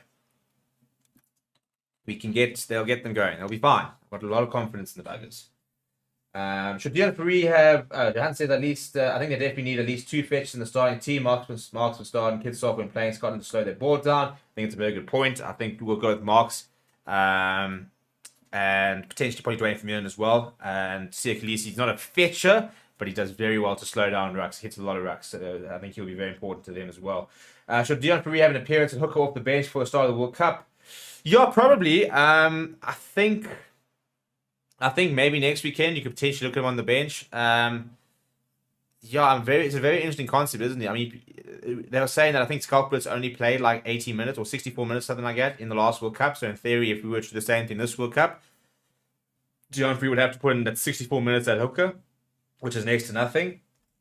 But yeah, it wouldn't be ideal if he's coming in cold. As Roberto says, please hit the like button. Lots of great content. I appreciate that. I will not be the judge of whether it's great or not. It's just content. But if you guys like it, then please do smash the like on the video. Please do subscribe. We are 31 subscribers away from 36,000, and we've been chilling there for a while. So it's quite annoying, actually. So if you guys could just go and start subscribing, get us over that mark, it would be highly, highly appreciated. Mess, I still wish for Willemse and Moody in the midfield. Yeah, a couple of years' time, you can see that. The 5 backup players that are traveling with, are they allowed to train with the 33 in France? I don't think so. I don't think you can. Was my understanding. I'm pretty sure you're not. I'm pretty sure they can only come in if there are injuries. But yeah, I could be wrong, but I don't think so. If Billy goes down, we are screwed. Well, we've got Damien, but yeah, he is fit. However, he is not match fit for Pollard to play. The right player needs to get injury. Marshall Brave starts with World Cup fever. Yeah, it's definitely hitting though, isn't it? I mean, we're 3 weeks on Friday away from the World Cup. I am 4 weeks on Thursday away from actually getting onto a plane. So I should probably go find my passport sometime. But yes, so yeah, it's definitely in terms of World Cup fever. I'm like 50% excited, 50% just panicking about how much is going to happen in the next couple of months. We've actually got a very cool meeting happening tomorrow. I don't want to say anything, but if you're in Joburg, let me know in the comments, because we might have something very cool for you in the next couple of weeks. So let me know if you are a Joburg dweller. Let me see how many Joburg people we've got, because we might have a very, very cool concept event thing that we're trying to pull off for one of the World Cup games. So give me a shout if there are people around here who would be keen to get involved there. Amjad says, wow, so much pace for my backline. Do we actually realize that? I see 4 tries at least. I love that. Wheelchairs and Colby's in the team. I always used to watch him as a kid. Brayshaw says Pollard being back up without playing for a year is sus. Well, that's why he's a backup. That's why he's not in the squad, because he hasn't played. When do you leave for France? I leave on the 14th of September. So I suppose a month yesterday. 4 weeks on Thursday is the plan. And first game I'll be going to is South Africa versus Romania. Should be quite cool. When do they play touch rugby this weekend? The content is great. The content creators, team supports not so much. Do not disrespect the lines on my stream, Grant. We've been through a lot here. You can't just come out here. Leave it. It's the off season. You know, I don't need to be reminded about the fact that I might not recognize the team when it starts, or the fact that Henk van Beek seems to have had another surgery and we're still not going to have an outside centre at the start of the tournament. So let's not go there, shall we? I'm going to France. Yes. Yes, Salzburg, can I please ask your opinion on the possibility of playing the World Cup in our away jerseys? Is there any chance to be changed and actually get to play in our true colours? Well, that's not been confirmed. So I've seen the article, it's not. First of all, it's not confirmed, and in terms of the whole thing, it's not a case of we can't wear our home jersey. That's not what's happening. What they're saying is that there might be a issue, so they might not allow two dark teams. So let's say I think Wales and Romania actually would be a potential issue where if they're wearing a dark color like the All Blacks wearing black, or Wales or Romania are wearing red, that we won't allow the green, even though the green and red are contrasting. If you have color deficiency, so the people who are colorblind, they can't really differentiate that. So, for example, then they'll say, right, well, Romania's playing in red, therefore you can't play in green, you have to play in your blue, your light color. So that's going to be an interesting concept as well, the fact that moving forward, it's not going to be just an away and home kit in terms of in terms of different colors. It'll be a dark kit and a light kit as well. So, you know, your away kit, if you've got a dark home kit, your away kit will have to be light and a different color. So, yeah, nothing's been confirmed about that. And no one is saying that we will not be wearing green and gold throughout the World Cup. For example, if we are the home team, we will wear our home kit. That is decided. That's not even a thing. So if we look at the Rugby World Cup fixtures, let's see which ones could be an issue before we start panicking about them. Let's go to Rugby World Cup. So where all the teams, I'm literally going to go to South Africa and let's see where the issue becomes. So, for example, South Africa versus Scotland, we are the home side. So we were playing green. What they're saying is that Scotland will probably play in white, necessarily, which is probably a good idea anyway. You know, even dark colors, you know, green and dark blue or navy, you know, can clash and can become difficult to see. So what they're saying is that we're the home side there, although these all seem to have us as the home side. So I assume that this is actually not necessarily completely correct. Unless so I don't know if they flip a coin or what the story is, but yeah. So basically, so in the scenario that we are the home side, we wear green and gold. That's not up for debate. But if for example, we're playing against Ireland, we'll wear white anyway. We traditionally always do. South Africa versus Tonga, they're in red. So if we're the home side, we'll wear green. But what they're saying is if we are the away side, we might have to wear a lighter color. No one has said that. No one has said that we will not be wearing green and gold at all during the World Cup. That's definitely not going to be the case. So yeah, mixes it down. Next to Joburg, well, maybe you have to put it for the weekend. You got a green Mamba passport applied for your visa? No, I've got a British passport, which is in the somewhere there. It is new as well, so yeah, everybody's saying is check the expiry date. Don't worry, I did do that. I just don't know where it currently is. I think it's back in my parents' place. But the passports are all up to date, so I will be allowed to go on the plane. Don't you stress, people. The Forever Sports Tour is not going to fall apart because Steve's not going to be able to leave the airport. Timberline, I'm in Josie, bro. Cool. I'll keep an eye out for the announcement. Frodo says this team is actually really good. Stefan says happy with the squad, very close to my 23. Even in fact in the mix, and we are there. I look for you on TV. Yeah, you'll see the 2 beers in hand, maybe a GoPro, and enjoying my life. No, I'm not flying Emirates. I'm flying KLM, I think. But see a couple of Joburg drivers. Yeah, so keep a lookout for the announcement. Hopefully in the next week. If you need a room in Perth at the next World Cup, I'll sort you out free of charge, champ. Careful when you throw those offers up because we'll very much potentially take them. Yeah, our dream, hopefully, if everything goes well, we'll definitely be looking to go over for the next World Cup. Maybe we can find a sponsor to go to the British Irish Lions tour, and I'll be a British Irish Lions for the tournament. I'm happy to donate myself. I'm a Lions fan, so maybe like I'm a British Irish Lions fan. Plus, it'll be cool to go and wind up the Aussies. It'll be pretty cool though to go do that in 2 years' time. It's in the old days the box would swap their trousers between whites and black. Shouldn't just get the cheap color black glass. World Cup sponsors can donate them. Yeah, look, those are the sort of things you kind of need to sort out. But there's been no confirmation. Look, that is going to be a thing come 2025, where they said that they will post 2025 institute that does become a concept. For me, I don't think it's.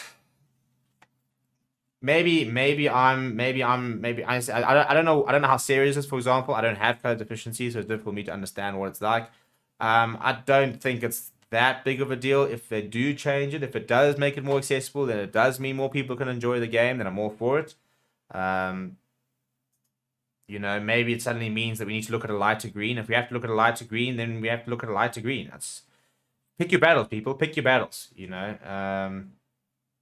But I don't know. I don't know what the situation will be. But nothing's been confirmed just yet.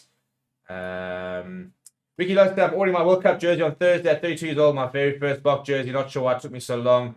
I have emailed in. The jersey got launched on the 17th. There we go. Brilliant. Love to see it. Yeah, I want to try and get that long sleeve one as well before I go. Moody says we need to test someone else at 15. Villiers too important. If he gets hurt, we need backup. Then they should have started Damien 15 and bench Villiers. Well, Damien did play 15 2 weeks ago. Romania wear yellow, not red. Well, they do have a red kit. Oh, in fact, what's their away kit though? Romania. No, they launched the kit the other day. Romania kit World Cup. Oh, so there's the away jersey. The away jersey is the red one. I think it is. Yeah, either way, they've got the yellow, so then we'll be fine. That's nice and light and. It's a very cool shirt, by the way. When they did announce it, I was very chuffed with. I was pretty annoyed when they did announce because I'd just done a video on it, but they then launched it. Where is? There it is. Pretty sure one of them was red. Let's see my teams are. No, it's yellow and it's white. So there you go. So you don't have to worry about. So the only teams you need to worry about are Scotland and Tonga, because we know that we're going to wear our white shirt against Ireland anyway. But anyway, so James says, when and where can I buy the World Cup kit? Still not available. It depends where you are. I mean, the World Cup kit. Yeah, I don't know when that's going to be launched. I imagine next week or two. From my understanding is that it is the same shirt just with the World Cup branding, which means the block will move from here to the sleeve. We'll get up 3 years there, and the World Cup logo will go there, be the Protea there, and there'll be no MTA because there are no lot of sponsors on the front for the World Cup. Cosmic says, very good team. The Welsh are always hard to beat for anyone going to a very close game, like every other game against them. They front up physically and play some boring kicking. It'll be close. Ricky says, I can't wait for the Lions tour. I live in Perth. So 2025, 2027 will be awesome. Well, hopefully we can do a Fair Sports meetup in Australia. These new jerseys really look like they're appearing in an F&P ad. This team should surely handle Wales comfortably. I wouldn't say comfortably. It's difficult to know exactly what to expect from Wales. Because first of all, Warren Gatland's been sort of chopping and changing quite a lot. And because he's obviously still quite new, we don't know exactly how they're going to play. For me, individually, they've got good players. It hasn't really come good just yet, but I mean on the weekend they should have beaten. I don't know how they didn't, and so some people are looking at this weekend saying, well, that's why Wales are rubbish. But I looked at a Welsh side that looked very comfortable against England for a lot of the time, and yet it was England's most experienced 23 of all time, and it was a Welsh team with I think 2 players on full debut, 1 player starting for the first time. It was brand new combinations. It was a Welsh side that had never played together, really, in terms of the combination stuff like that, and they look pretty good. So maybe I think this weekend actually sort of made me feel a bit more comfortable about where Wales are going into the World Cup. Nick said it's not a big deal, but it hasn't happened in soccer first. Have you seen the World Cup jersey yet? Yeah, I said it'll be the same one there. Durshman said, would love us to wear a full dark green kit instead of the white shorts. Will look very streamlined and slick, like France switching to full blue from white shorts. Interesting concept, isn't it? Happy with Williams getting opportunity after the unfortunate incident, 100%. Overall, happy with the team. Only concern is both scrummies have had little game time of late. Well, I think that's why they're playing. So hopefully they show good form. Looking forward to this lock combination. Hope Sia is ready. Ricky says it gets launched on the 17th of August. I've emailed them. Well, there we go. So that's what, Thursday.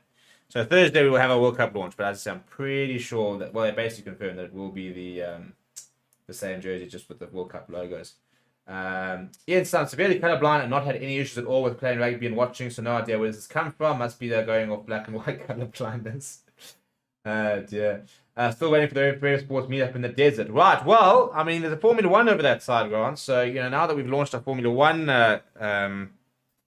campaign, then maybe we have to go across there. We'll leave the presenters behind so they can make sure they've got good Wi-Fi and stuff like that, and we will go, I will take one for the team and go across and watch the Formula 1 live.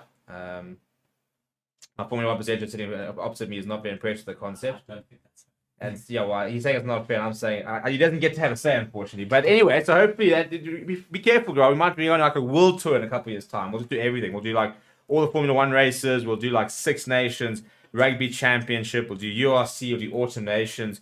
We'll basically we'll basically take a year out of living in South Africa. We'll just get them and say, right, guys, you got a year to start load shedding. We're out of here. By the time we come back, we expect this country to be fixed. And if it's not, then we kind of pack up and go somewhere else.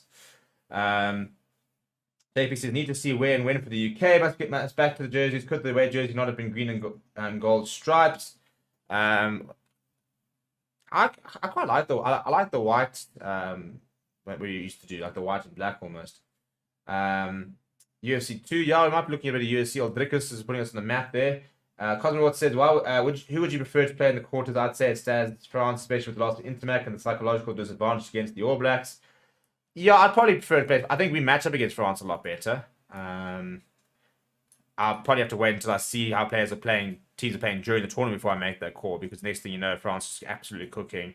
New Zealand are fumbling their way to quarterfinals, and all of a sudden we're playing against the team that's absolutely cooking.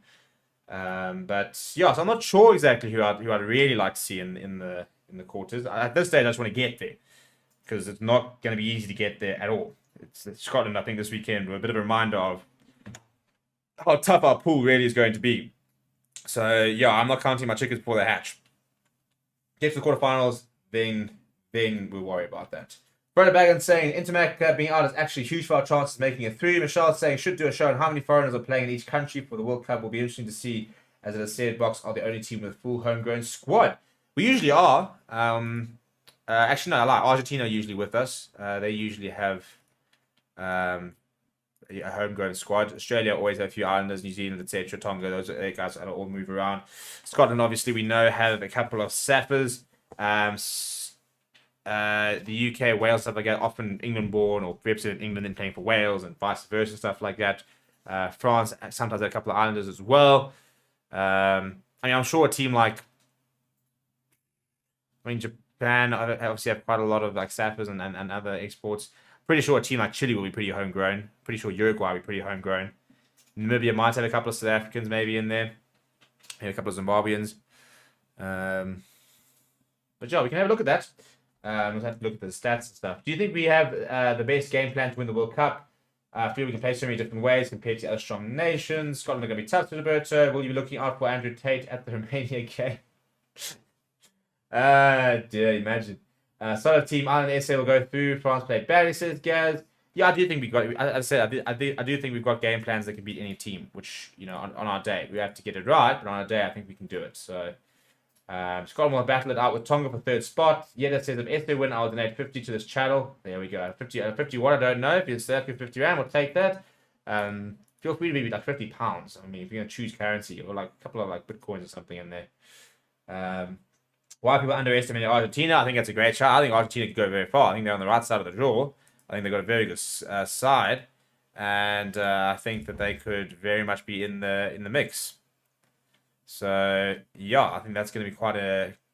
I think we'd be very poor to try and underestimate an Argentina. Dershan saying would be interesting if Scotland and Ireland SA got win a piece against each other. That could very well happen. But yeah, so going to wrap it up there. We will have the press conference up in the next sort of half an hour, so you can go and find out exactly what Jacques has said about the selection. I don't know who the player with him is, but it'll be somebody in the starting lineup. If I had to guess, on a player that might be, maybe Malcolm Mars could be there. Jasper Wiese could be with the band there. Wouldn't surprise me if, in fact, Jaden Hendrickson. That actually will be my guess. Would be Jaden Hendrickson or Oxenchair will probably be at the top table. Maybe Grant Williams. But I don't actually know. So yeah, we will have the press conference up in the next half an hour. So keep an eye out for that. We will have a how to watch video out tomorrow. So that you can see how to watch the game this weekend. And we'll be live again tomorrow for our Rugby News Live. If you are a Formula One fan, I know Grant says there's not a real sport. Obviously, the only sport that you have over there and you don't like it. But if you are a Formula One fan, we are also going to be doing daily F1 news shows that'll be happening over on Forever Motorsports.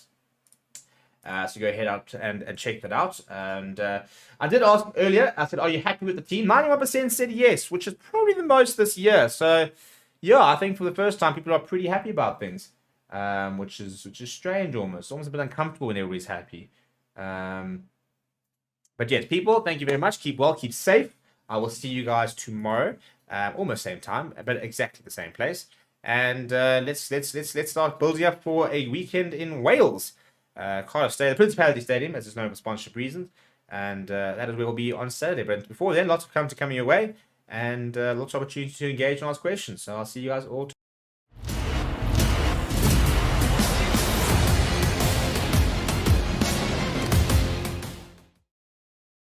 Hello and welcome to Forever Rugby on Forever Sport. For today's guide, how to watch Wales versus Springboks, which is part of the Summer Nations series. Kickoff is this weekend on Saturday at about, I think about 4:45 South African Standard Time, around there. And it is live from the Principality Stadium over in Cardiff. Should be a great game, actually. Two very good teams announced. It's a very strong South African side. It is still a bit of an experimental Welsh side, but some really nice individual players on display. A very nice back row as well. So it should hopefully provide quite a stiff task for the Boks, who are looking to really try and make a bit of a statement, I think, this weekend. So the big question that everybody asked me is, how can I watch all the action, which I'm going to show you. And before I do, please do smash the like on the video. Please do subscribe to the channel as well. Right, so it's been shown, well, the Summer Nation series is being shown on a bunch of various broadcasters, which includes SuperSport if you're in South Africa. But if you're in the UK, you can actually watch all the action on Amazon Prime. Now, the good news with Amazon Prime is it comes with a 30-day free trial.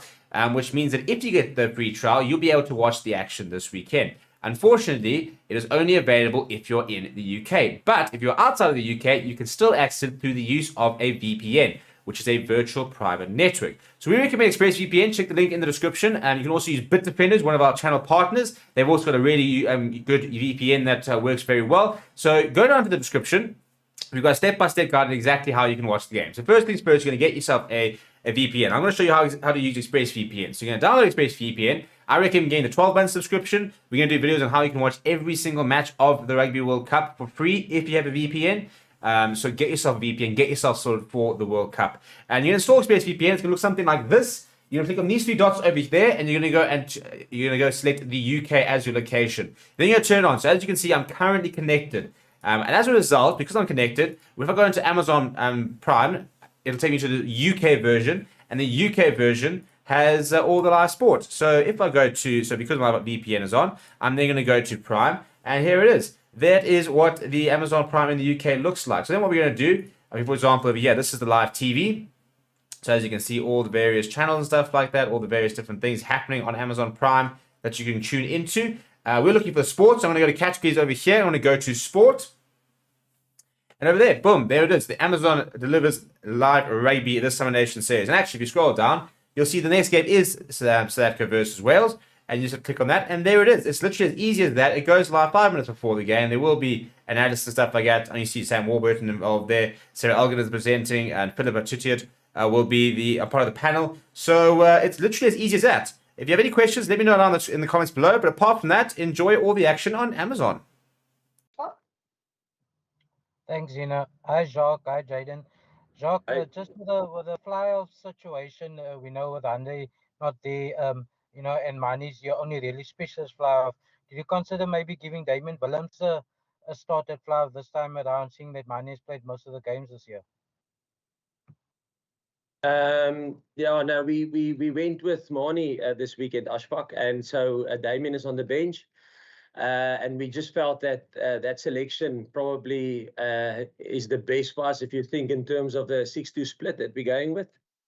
So we felt that that probably gave us the most options available. And I think if you can recollect, we did start Damien against the All Blacks at 10. Yeah, so he had a good stint as at 10 already in the games that's been available. Ross?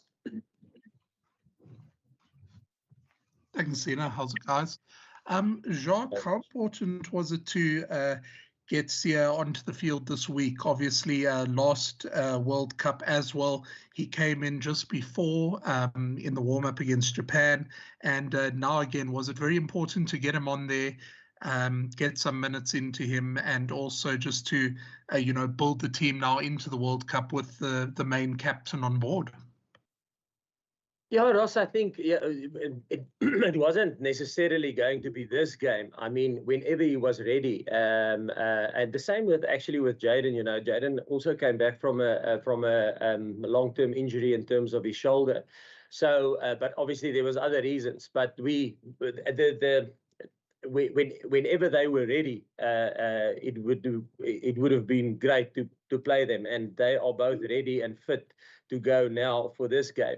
But if Sia wasn't ready and fit this game, we would have played him the next game, you know. So for us, was it important? Yes, obviously, the more games you have before the start of the World Cup to give them exposure and to give them game minutes, the better, I would think. But yeah, so yes, it is nice to have him for two warm-up games available, both of them. Hi, Jacques. Just to follow up on Percy and Ross as well, just with regards to Sia and Jaden as well.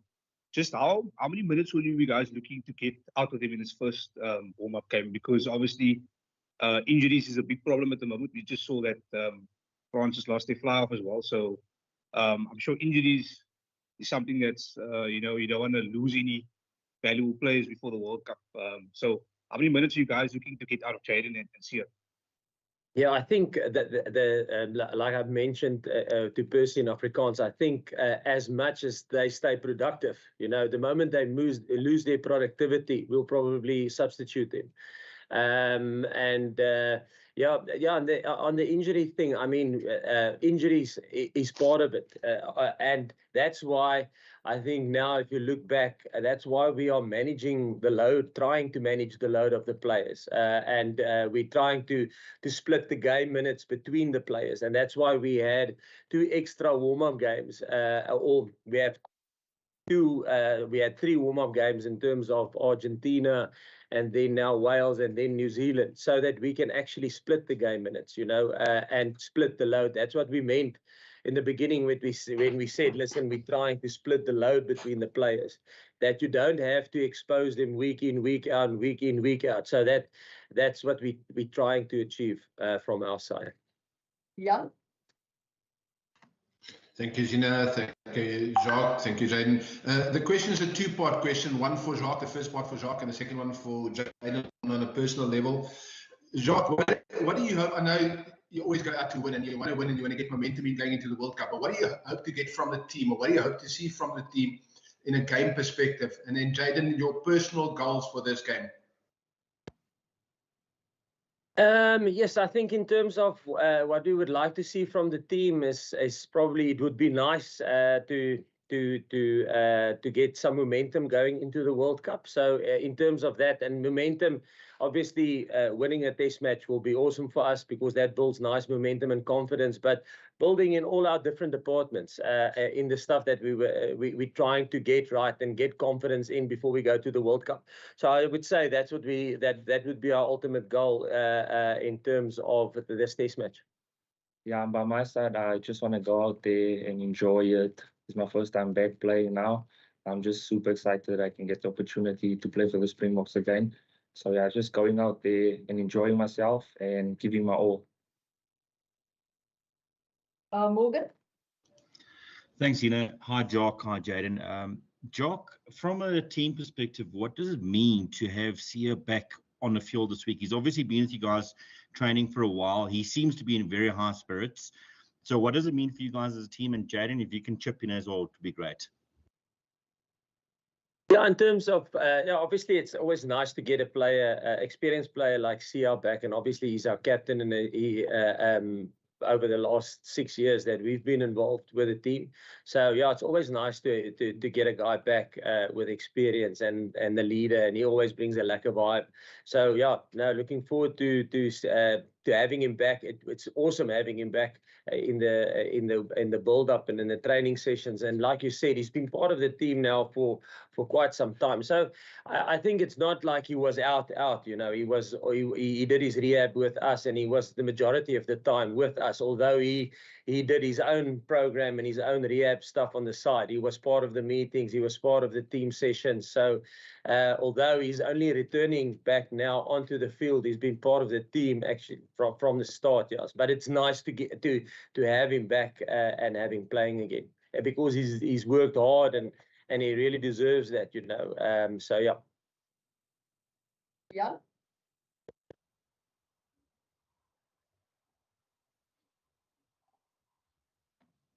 So is it me again?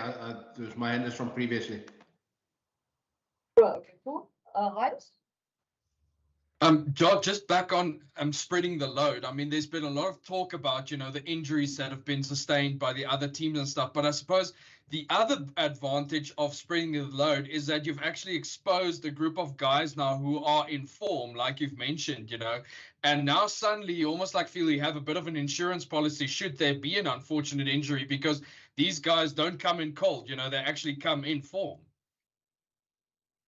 Yeah, I think you're 100% right. That was the idea behind it. And like I mentioned the other day, I mean, if we probably don't win the World Cup, people will say it wasn't a good plan. But we feel when we planned it and as a group, with all the specialists that we have around us and the high performance people around us, we felt that is the best way. We always said it's. We think this World Cup will be to defend this World Cup will take a squad performance, and you want players that are in form, that have been exposed to Test match rugby, that have been battle hardened. You know, like what we will get this weekend when we play against Wales. It's going to be a nice physical battle. And it's great for us to go. We want to be in form when we hit Scotland in that first game of the World Cup, because as we know we're playing in a tough pool and we've got a tough route, and you will need to be informed. You almost need to be informed to play knockout rugby from the first game. We'll take 2 more questions online and then go to the floor. And if there is time, the rest of the hands that are up will come back to you. So we'll take Kaniso first and then Gray.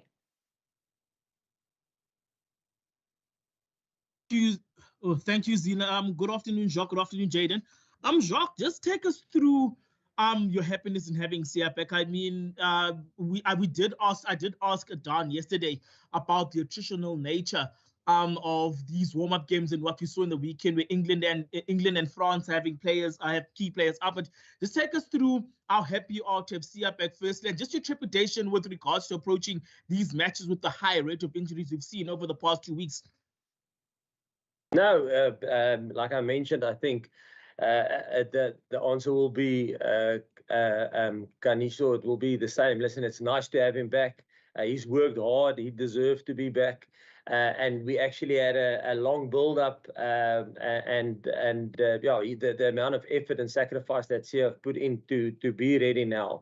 This is probably a reward for him to be ready now and to get opportunity to play. And it's nice for the team to obviously have him back, because he's been an integral part of this team for over the last 6 years that we've been together. And it will be nice to give him some game exposure, hopefully over the next couple of games, to make sure that he's battle hardened and ready and sharp when we go into the World Cup and into that game against Scotland. Jacques, hi. Thanks, Zina. Hi there.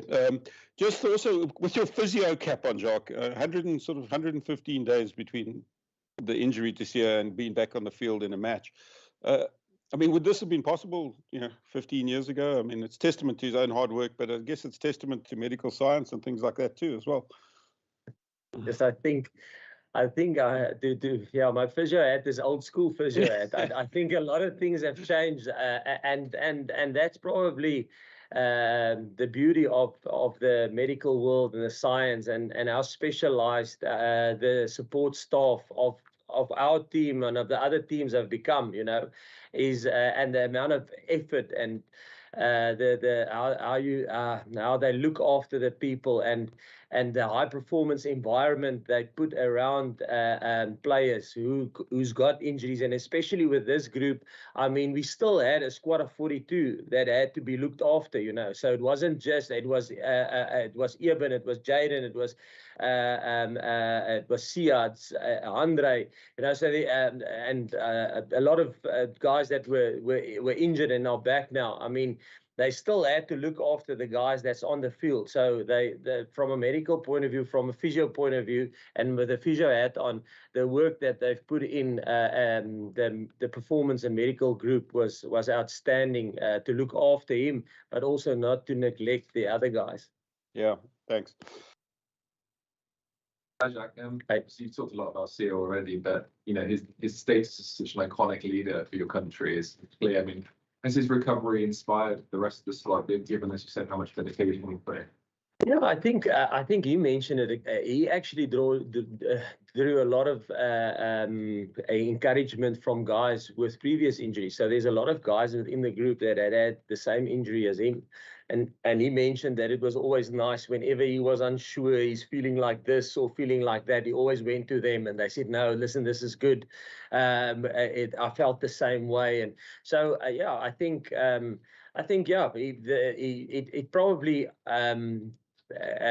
amplifies that if you get your head on something and you're willing to work incredibly hard and you've got specialists around you and you're willing to sacrifice everything, you know, anything is possible. Can you just give some insight to what he's actually had to go through to get through this? Has it been sort of round the clock physio sessions? Just give us a flavour of what he's going to do. Yeah, I think not just that. It's the whole holistic approach, you know. So obviously there's in the beginning, obviously he had the operation, the procedure must have been spot on, you know, obviously from the surgeon who did the operation. I mean, it had to be a spot on, neat, tidy operation. And then you obviously go into a physio. Probably the physio's having more of you in terms of getting range of movement back and getting the inflammation down after post-surgery. And then to get the full range of movement pain-free, and then it probably transitions over into the performance team. And from nutrition straight to the strength and conditioning guys, the rehab guys, the physios. So the doctor, the sports physician, then the specialist. It's a holistic approach. So yeah, that's what he went through. And you can only push as hard as you recover. So when he pushed, obviously they had to make sure that the recovery was up to standard. So the soft tissue specialist that we have within our group, so everybody had this. It was a full-on medical team performance, I would say. Was there any other doubt in your mind, or were you always confident that he was going to come back?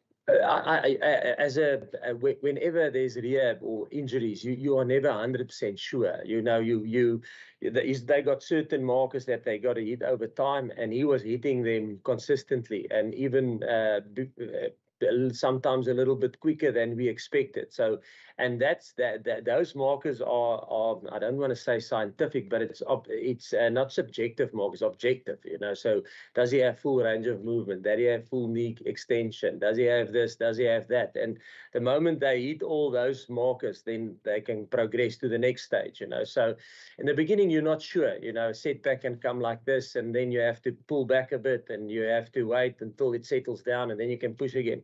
So I think I don't think he had one setback in all the markers that he's made. Question over here. Jaden, actually, but I think I would say my captain is CEO. How it's important to have a cell captain in the squad. Yeah, no, it's always nice to have Sia back. I worked with Sia at the Sharks. He's just a good leader, good player, motivates us well, speaks to me well, gives me advice on certain things. So yeah, it's always been good to have Sia back. You know, in Wales, we've got 3 different captains in 3 different weeks. For the squad in general, Jack, is that something that's great to have? just settled captains? Yeah, we also have a couple of we had a couple of captains as well. I think Bongi led us well last week when we were in Argentina, or the previous test match. The test match before that, I think it was, yes, I can't even remember, Dwayne, and before that it was Eben, and then before that it was Dwayne again. So I think we're blessed in that sense that we have really good leaders, and there's a couple of leaders that leads their franchises in the URC, you know. So we are fortunate in that position that we have really good leaders. But Sia has always, from the start, we said, listen, he is our World Cup captain until he's ruled out. So from the start, we knew we will have interim captains, but he was announced within the group as the World Cup captain until he is excluded of the World Cup if his rehab didn't go according to plan. It's Wales' final warm-up match. Have you caught any of the games, and what have you made of them, and what are you expecting on Saturday? Yes, no, listen, we watch all of their games. No, they obviously there's been a personnel change, some personnel change from the Six Nations, and I think if you look at Warren, I think he's backing a lot more.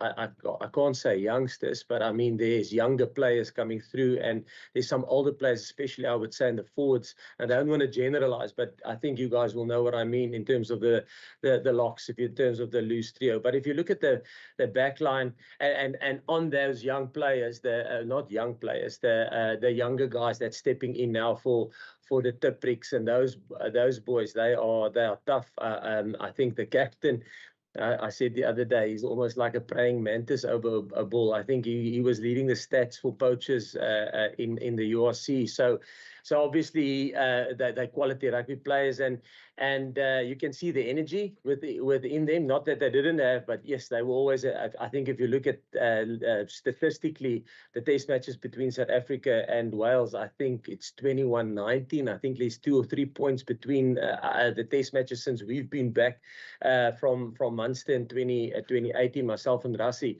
So I think it's always been a tight affair, and what do we expect from them? Exactly that. We expect it's going to be a grind. If you look at what they did with England, in terms of it was a grind there. So yeah, that's what we expect. It's going to be a proper test match for us, which is awesome. Jacques, ahead of 29, obviously you won the World Cup, but maybe the preparation wasn't as you would have liked it. Do you feel like this is a stronger squad going into the title defense? I definitely think we have more depth than we had in 2019, and obviously we only started in 2018. So we tried to build as much depth as you can, but you wanted to get test caps into players. You want to get players exposure to our style of coaching and the environment. So we didn't probably have the luxury that we had over this last couple of years, where we could rotate the squad, in which we've done frequently. I mean, we made 11 changes to this team. I don't think going forward you will see 11, 12 changes again going forward. There will be changes, but maybe 4 or 5 changes, but it won't be in some games. I think in the Bloemfontein game against Wales, the one that they beat us there in South Africa, I think we made 18 or 19 changes from the one week to the other week. And the reason for that is we wanted to create as much squad depth as possible. Again, we felt that we had that luxury. Obviously, sometimes you do take risk, and performance can suffer due to the fact that you change combinations the whole time. And you put the squad under pressure in terms of that. But we felt it was good pressure. They had to build combinations with each other the whole time. So yeah, I think in terms of that, we have got better squad. We have better squad depth than we had in 2019. I was just wondering, you mentioned 2019 several times as a quite close semi-final in that Wales and South Africa. Are you expecting if that can happen again? Definitely. I think if you look at the games, it was like even if you take that from that semi-final onwards, if you take the test match we played in Pretoria, we had to really fight hard to get back into that game, and then we snuck it at the end. Then the one at Bloemfontein, we were comfortable, I would say, not comfortable, but let's say we had a 6 or 9 point lead, and then we made some subs, and we gave exposure to some guys who's now been the Kurtley Arenses and the Kainan Moody's. They got exposure to Test match rugby, and we lost that Test match. And then obviously we had the last game in Cape Town. But if you look at the just since then, I mean it's been quite tight, and we had our first victory against Wales, I think in the back end of 2021. I think when we played them here at Cardiff, that was the first time we had a victory in quite some time. So it's going to be tight, and that's exactly what you want before you go into a World Cup. So yes, to answer your question, it can potentially be that tight. It's going to be a grind. Chances of a Wales South Africa semi-final in France? So yeah, well, it's always open. Any other questions from you? Jack, just the depth that you mentioned, does that give you confidence that as things stand, it's still a long way to go, obviously, that you can have a successful World Cup defence and win it back to back? Yeah, obviously that's our mission. You know, we thought it's obviously we have a little bit of a older squad. I think if you look at our squad, not old, but they're 4 years older, and there's probably a third of the team that have probably 2/3 of the team that have been part of that 2019 World Cup. So they're obviously 4 years older. And we always say what you lose with the experienced squad is you lose a little bit of agility and speed and availability of older players. But you get calm heads, you get experience, you get good leaders, like we've mentioned. So there's things that you gain and things that you lose. So I think for us to get backup players that have been exposed to rugby, that have had good performance for us was obviously the route we decided to go after the 2019 World Cup. And yeah. Can we take a few questions online? You want to ask another? I was just going to ask Richard. Yeah, It's go. obviously forced from us. That's key example of that. There's the squad depth. Pretty tough. Yeah. Oh no, yeah, it's always good to have competition. It brings out the best out of you. So for me, it's just going out there and enjoying myself and just doing my job and enjoying it. So yeah.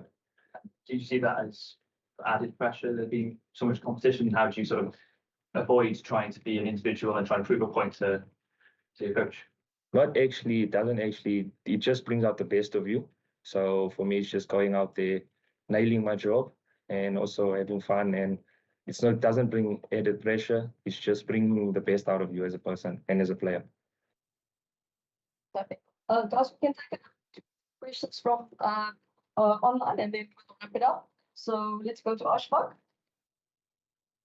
Thanks, Zina. Just a quick one for Jacques and Jaden. Jacques, just your selection at lock with the two Munster guys, and then the two wings are also quite interesting. And then Jaden, obviously it's been a tough couple of months for you with the passing of your dad. How do you feel at the moment in terms of that? And do you feel it's almost like you want to play for him also now in this World Cup? Can I go first? Yeah, goes on. Okay, so in terms of the locks, yeah, I think Ashfaq, it's literally spreading the load.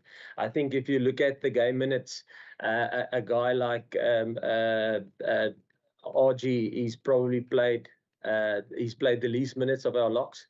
So again, it's nice giving him a start before the World Cup and him getting some proper, hopefully good minutes under his belt before we go into the World Cup. So that's the lock selection that we went with there. It's literally spreading the load, and the same with the wings. You know, it's just spreading the load as much as we can. Mapimpi played last weekend, and Kainan gets another opportunity this weekend. So yeah, it's literally spreading the load. But all of them are like, I think if you look at, I said the other day before we played Argentina, the 3 test matches that we won, I think the first one, Kurtley was man of the match. Then the second one that we played against Argentina, I think Cheslin was man of the match. And then the Argentina game that we played in Buenos Aires, Kainan was man of the match. So I think if you look at our wingers, they are all in form and they can produce and play for us. So yeah, it's just literally giving everybody an opportunity and to try and spread the load as much as we can up to so that we can peak when we go into the World Cup in that Scottish Test match. Yeah, no, for me it's been a tough couple of months. So, but for me the main thing now is just to get into the field and play and just do what I love. So yep, just coming back and enjoying myself. So yeah. Ati? Thanks, Gina. My question is for Jaden. Jaden, in terms of you and Grant, just how is your relationship between the two of you guys? And also, again, in terms of that game management, you starting the game and him just coming to accelerate in the second half. How is that working out for you? Yeah, no, me and Grant, we're roommates, so we know each other well. We're roommates at the Sharks also, so we have a good understanding between us. So for us, it's always friends friends off the field, and then we come on the field, we'll be super competitive with each other. So just to keep each other sharp. So yeah. Percy, I know you want to probably ask an Afrikaans question, so let's wrap it up with you. I actually want to ask English questions, Zina, surprisingly. Oh, you've had your chance, Percy. You've had your chance then. Martin? He hasn't. Hi, Jacques. Jacques, can you please give us hello? Hi, Jacques. Sorry, no, can sorry. You please give us an up? Hi, Jacques. Can you give me an update on the progress of Hondre and Lucanio, and if required, would they be fit to start the World Cup against Scotland? It's Martin, eh? Yeah. Martin, yeah. So both of them are. So I think I've mentioned it, so I'm going to try and explain it again. So Andre is not currently, I would say, he's not injured. He's returning from injury. So his injury is subsided, but he's still in a process of return to play. And obviously with that comes like what we did with Jaden and Sia. There's a process that gets followed by the medical team and by the performance team. So and that's, and I don't want to be too scientific, but there's a certain load that a player must do during the week to try and get a performance on Saturday. So it's trying to expose him to that load and let him get comfortable with that load, with his injury, and trying not to risk it so much that he re-injures himself. So that's the balance that we sit with Andre. But currently, he doesn't have his calf injury isn't an injury. It's an injury busy recovering. With Lucanio, it's different. So Lucanio is still injured. So he obviously sustained the injury 2 weeks ago, and he's still recovering from that. But he will go in probably over the next week or two. He will go into the same process that Andre is currently in now.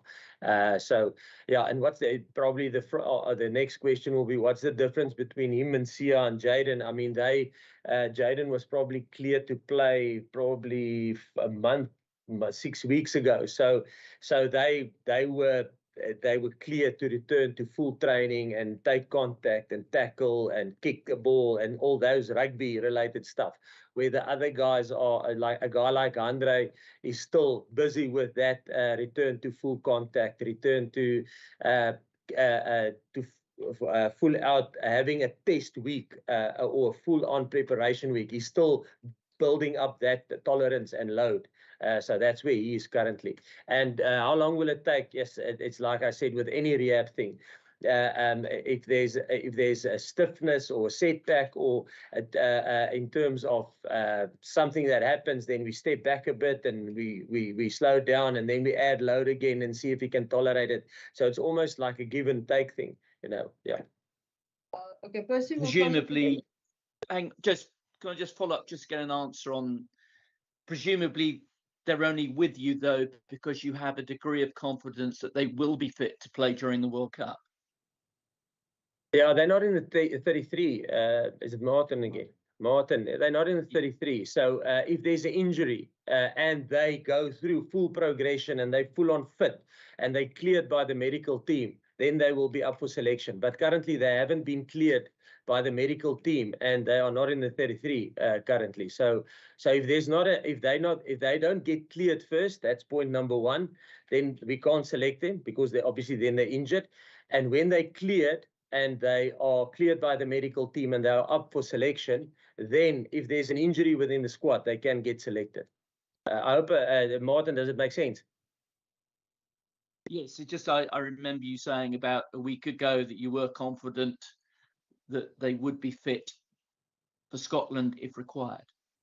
Yes. Yeah. Well, hopefully. I don't. I'm not sure about Lucanio. Hopefully, Andre, if he gets cleared by the medical team, and like I say, he's now in the process of returning to.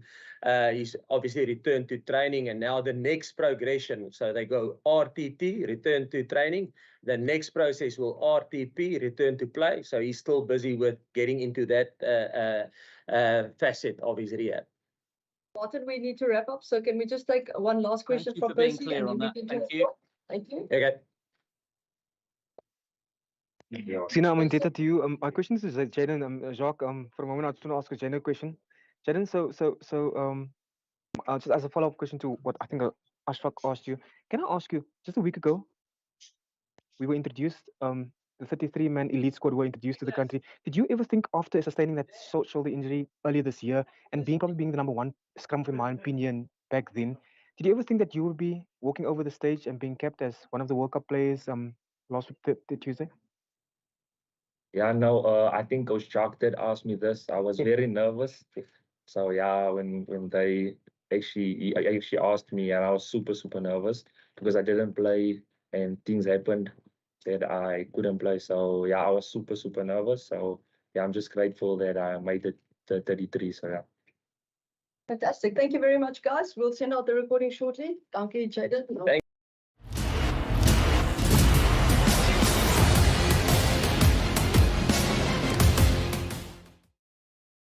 Hello and welcome to Forever Rugby on Forever Sport. For today's guide, how to watch Wales versus Springboks, which is part of the Summer Nations series. Kickoff is this weekend on Saturday at about, I think about 4:45 South African Standard Time around there. And it is live from the Principality Stadium over in Cardiff. Should be a great game, actually. Two very good teams announced. It's a very strong South African side. It is still a bit of an experimental Welsh side, but some really nice individual players on display. A very nice back row as well. So it should hopefully provide quite a stiff task for the Boks, who are looking to really try and make a bit of a statement, I think, this weekend.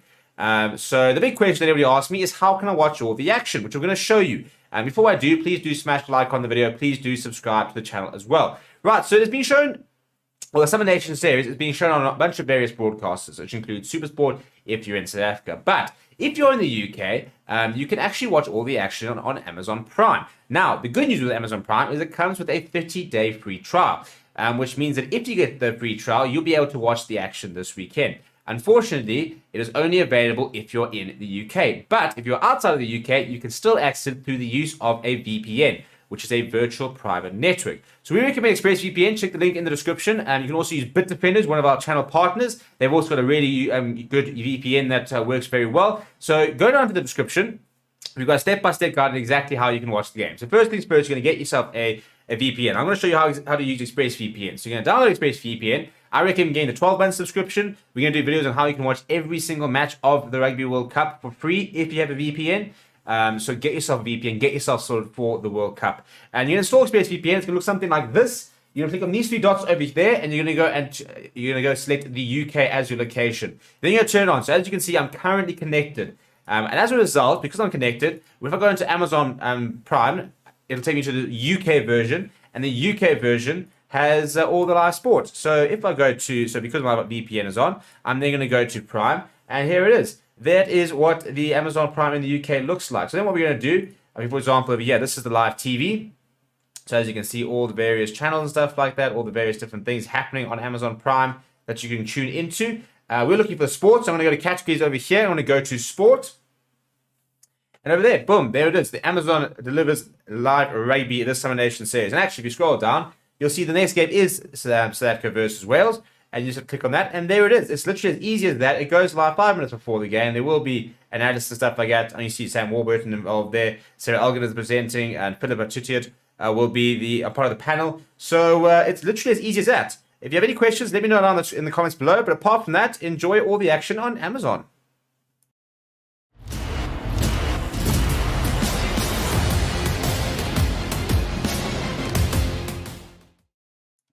Hello and welcome to Forever Rugby on Forever Sport. And Wales have just announced their team to take on South Africa this weekend. It's a good side. It's quite a lot of rotated, and for me, there's one area in particular where I think Warren Gatland has definitely thrown some of his players for the Wolves. But it should be a serious test about where Wales are. And I think as Warren Gatland, after being absolutely furious about what happened last weekend, will be expecting his team to be competitive. He's not a man to make excuses. He's not a man to sit there and saying, well, yes, we're playing the number one side in the world, therefore we can't compete. He will demand that his side pitch up this weekend. He will demand better from them. He will demand that experienced players step into their shoes, and he'll sit there and I think he'll be quite happy to tell his debutants, if you want to go to the World Cup, or the players with the fewer caps, show me something. You've got a game here against the former world champions, current world champions, former world number ones. Show me something here. And there's plenty of players I think who can go out and make a big point. And you know, as a Springbok fan, you look at the side and you've got to be going out to beat it. You know, where Wales are, where Wales have been over the last few sort of months, they're in a situation where they are trying to build something towards the World Cup, but they've got very little time. They had a pretty terrible Six Nations, and the Springboks are supposed to be ramping up their preparation to go and defend their title. So two teams in very different spaces. But with regards to the team, before you look at it, please do smash the like on the video. Please do subscribe to the channel as well. This is the starting 15 for this weekend, as well as the bench. And the big, so as I said, an area for me, if I'm a Welsh fan, I want to go, that's going to be horrible, is the front row. So you've got Corey Damachowski and Kieran Azarati, who've got 2 caps between them. They'll be playing just their second game for Wales.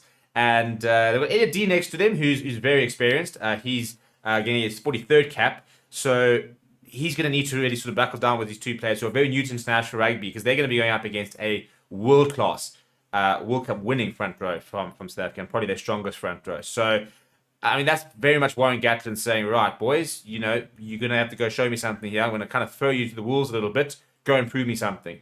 Go and show me exactly why you should be playing. In the second row, Ben Carter is still sort of getting to grips next to Will Rowlands, who I think is brilliant. I really do. I think he is a world-class lock. They're very much trying to get him to that cap margin so he can continue playing for them, despite the fact he will be playing his rugby outside of Wales. He was, I think, someone who kind of announced himself really to the world as in terms of his caliber last year during that Springbok Wales series. I thought he was one of the standouts, and I think that he measured up against the Springbok locks very, very well. It's a very nice loose trio. I'm a big fan of Dan Lydiot. I think he's come back as a veteran, 35 years old, and has looked very comfortable and kind of looks sort of a bit re-energized.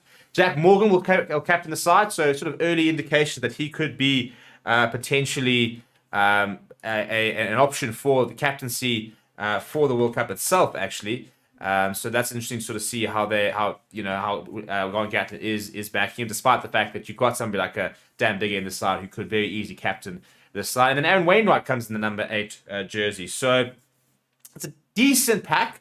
I think they do lack a bit of experience. And from a physicality point of view, they're going to have to really pitch up. Because I think that is something that the Boks maybe have been guilty of not being as good as this year, is being physical enough when it's really counted. So, look, you've got Ben Carter to 120 kg. He's going to have to try and measure up against Jean Klein. That'll be a nice battle. Dan Lydon and Will Rowlands, needs to try and make sure they get the line-outs right. And then the halfback pairing is Kieran Hardy comes into the side off the bench, and Dan Bigger will start. The first time he will start this period of play. He's come off the bench for the last couple of games. He will get a start. And Warren Gatland really does back him. He picked him as the British Irish Lions number 10, for example. So he's got a lot of faith in Dan Bigger. I thought Owen Williams last weekend looked quite good, and so they've got a couple of options at 10 do Wales. I do think though that Dan Bigger is your main option really. Rio Dye in the number 11, very good finisher, and the very experienced Alex Cuthbert, who has got well over 50 caps for Wales. The big guy as well, so that'll be a really cool sort of clash between him and Ches and Colby. Over 100 kg, he's almost 2 meters tall. He's a very big physical winger, so that'll be a nice sort of matchup there. Johnny Williams, Mason Grady. Not the most experienced centres, but a lot of potential there. And centre being a very big problem for Wales. And I read a whole thread about the fact that, if you looked at Wayne Pivac, one of the things that he was really guilty of was not fostering a centre pairing. So you've now got Johnny Williams, who's also quite a big lad, 1.9, well over 100 kgs, next to Mason Grady, who's even bigger. So you've got two pretty big centres in the midfield there. You've also got Max Llewellyn, who's coming off the bench. So nice physicality there, but he needs to start understanding who his centre partners should and could be, and where he wants them to be going into the World Cup. Then got Liam Williams, who I was very impressed with last week. He's never looked very flustered as Liam Williams. He's a world-class player on his day, very good under the high ball, which is an area that South Africa have struggled with. So it'll be interesting to see how that goes, as well as Alex Cuthbert, even Mason Gray. They definitely got the height on the South African backline. So it'll be interesting to see how they kind of use that with regards to Saturday. Then off the bench, you've got Sam Parry, Dickie Smith, Henry Thomas in the front row. Henry Thomas playing for Montpellier, but very much new to the Welsh setup. You've then got Teddy Williams, who is actually uncapped, as well as Tane Basham. And then you've got Thomas Williams, who I thought was fantastic last weekend. Max Llewellyn's been made just a second appearance, and Kai Evans, who is also on debut. So plenty of inexperience in this Welsh side. Warren Gatland continues to sort of find out exactly what he has within his squad. It's a very interesting approach. Maybe the more obvious and the easier approach would have been to have literally just gone and picked a very experienced squad and said, right, you guys are experienced operators, you kind of know what you're doing, you go out there and do it. He's not doing that. He is trying a lot of different players, and we take out a Dan Lydiard, for example, and a Dan Bigger, and Liam Williams, and there's only a handful of players across the squad who have played more than 40, 50 caps. So yeah, let me know what you think about the team down in the comments below. Please do smash like on the video and subscribe to the channel as well. Thank you very much for watching. My name is Stephen, and I'll chat to you soon.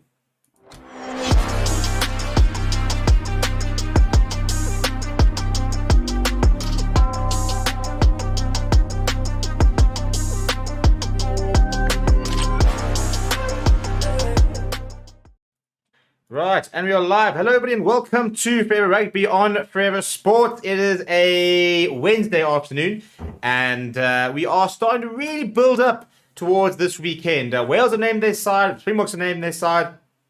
There's a lot happening in the rugby world at the moment. We're going to be talking about a lot today. We're going to be talking about Canan Moodie and whether he's a potential World Cup starter. We're going to be talking about Owen Farrell and whether he got lucky with that decision, which I definitely think he does. We're going to be talking a little bit about Wales and Warren Gatland looking to build depth this weekend, which is an interesting concept. We're building depth against the current world champions, for example. And we're going to be talking about the Scotland squad. World Cup squad has been unveiled. So we're talking a little bit about that as well. And just a little bit about sort of the general thing that's sort of going on. So if you are new to the channel, please make sure you smash like on the video. Subscribe as well if you are new. And the question I'm asking you guys in the comments is, should Moodie be a starter at the World Cup? Now, I'm not talking about against a Romania, for example. I'm talking about when we play against Scotland, for example, or when we play against Ireland. If you play in the World Cup final tomorrow, would you start Canan Moodie? Would you think about starting Canan Moodie? Has he impressed you enough in the last few games to warrant being potentially backed as a core member, core starter? With the likes of like a Francois Herbert, for example, and a Villaroo, players you just know will start. Is he there yet? Is he potentially an ace up the sleeve? A hidden asset that we could potentially unleash during the World Cup, or are we getting too caught up in the hype, and we need to realize that he is still 20 years old and he's maybe not quite there yet? And there's no real wrong answer to be answered. But it is exciting to see the fact that a year ago we were talking about, Curtly Arendse could be putting on pressure on Marcus Mapimpi. All of a sudden, we've suddenly had a couple of games with Canan Moodie, and all of a sudden we actually don't know who our starting wing should be. We probably all know that it's basically who partners Ches and Colby, but who that partner will be, that remains to be seen. And it's a very exciting and a good place to be in, because around the other squad we've had more concerns. Like, for example, Flyhalf outside centre, there's more sort of concerns about options. They are not vast, not great. So is the best of what we can do. This situation is, we've got so much depth, but we've got somebody who could be even better. So you're now looking at choosing the best of a good bunch, as opposed to the best of a bad bunch, which is an exciting place to be in. Yeah, as I said, lots to talk about, and in the next sort of half an hour, if you have missed it, Wales have announced their side. We'll talk about it over here, but it is up on the channel as well. Also talking a little bit about Rassie Erasmus being potentially targeted by Ireland, and potentially looking to try and bring him in, which will be an interesting move. Again, interesting to sort of see the reaction, and where some people are saying yes, it'll be a great move. Some people say no, they don't think it'll be a good move. So yeah, we'll talk a little bit about those rumors in the coming minutes as well. If you have any comments or questions about the lineups or sort of situation, stuff like that, please do throw them in the comments. But I'm going to start with Kane Moody. I'm going to start talking about the show. So the show title is Moody pushing for a World Cup place. Now, what I mean by that, as I said a little bit earlier, is has his man of the match performance against Argentina elevated him into the big conversations with regards to the World Cup starts in just over 3 weeks. We play on 3 weeks on Sunday. Does Moody start, for example? Has he put himself in the mix to potentially start in what the Boks have already come out and said is their most important game? It is the game that they are targeting. It's the game that they said that if they beat Scotland, it gives them a bit more leeway with regards to how the other games in the group go. So it's very much their biggest priority is that Scotland game. And as a result, you kind of expect to then see our strongest side within that game. So the question is, if we go with our strongest side, is Kenny Moody part of it? Now, I think 3 months ago, none of us would have said yes. Probably it wouldn't even be a conversation.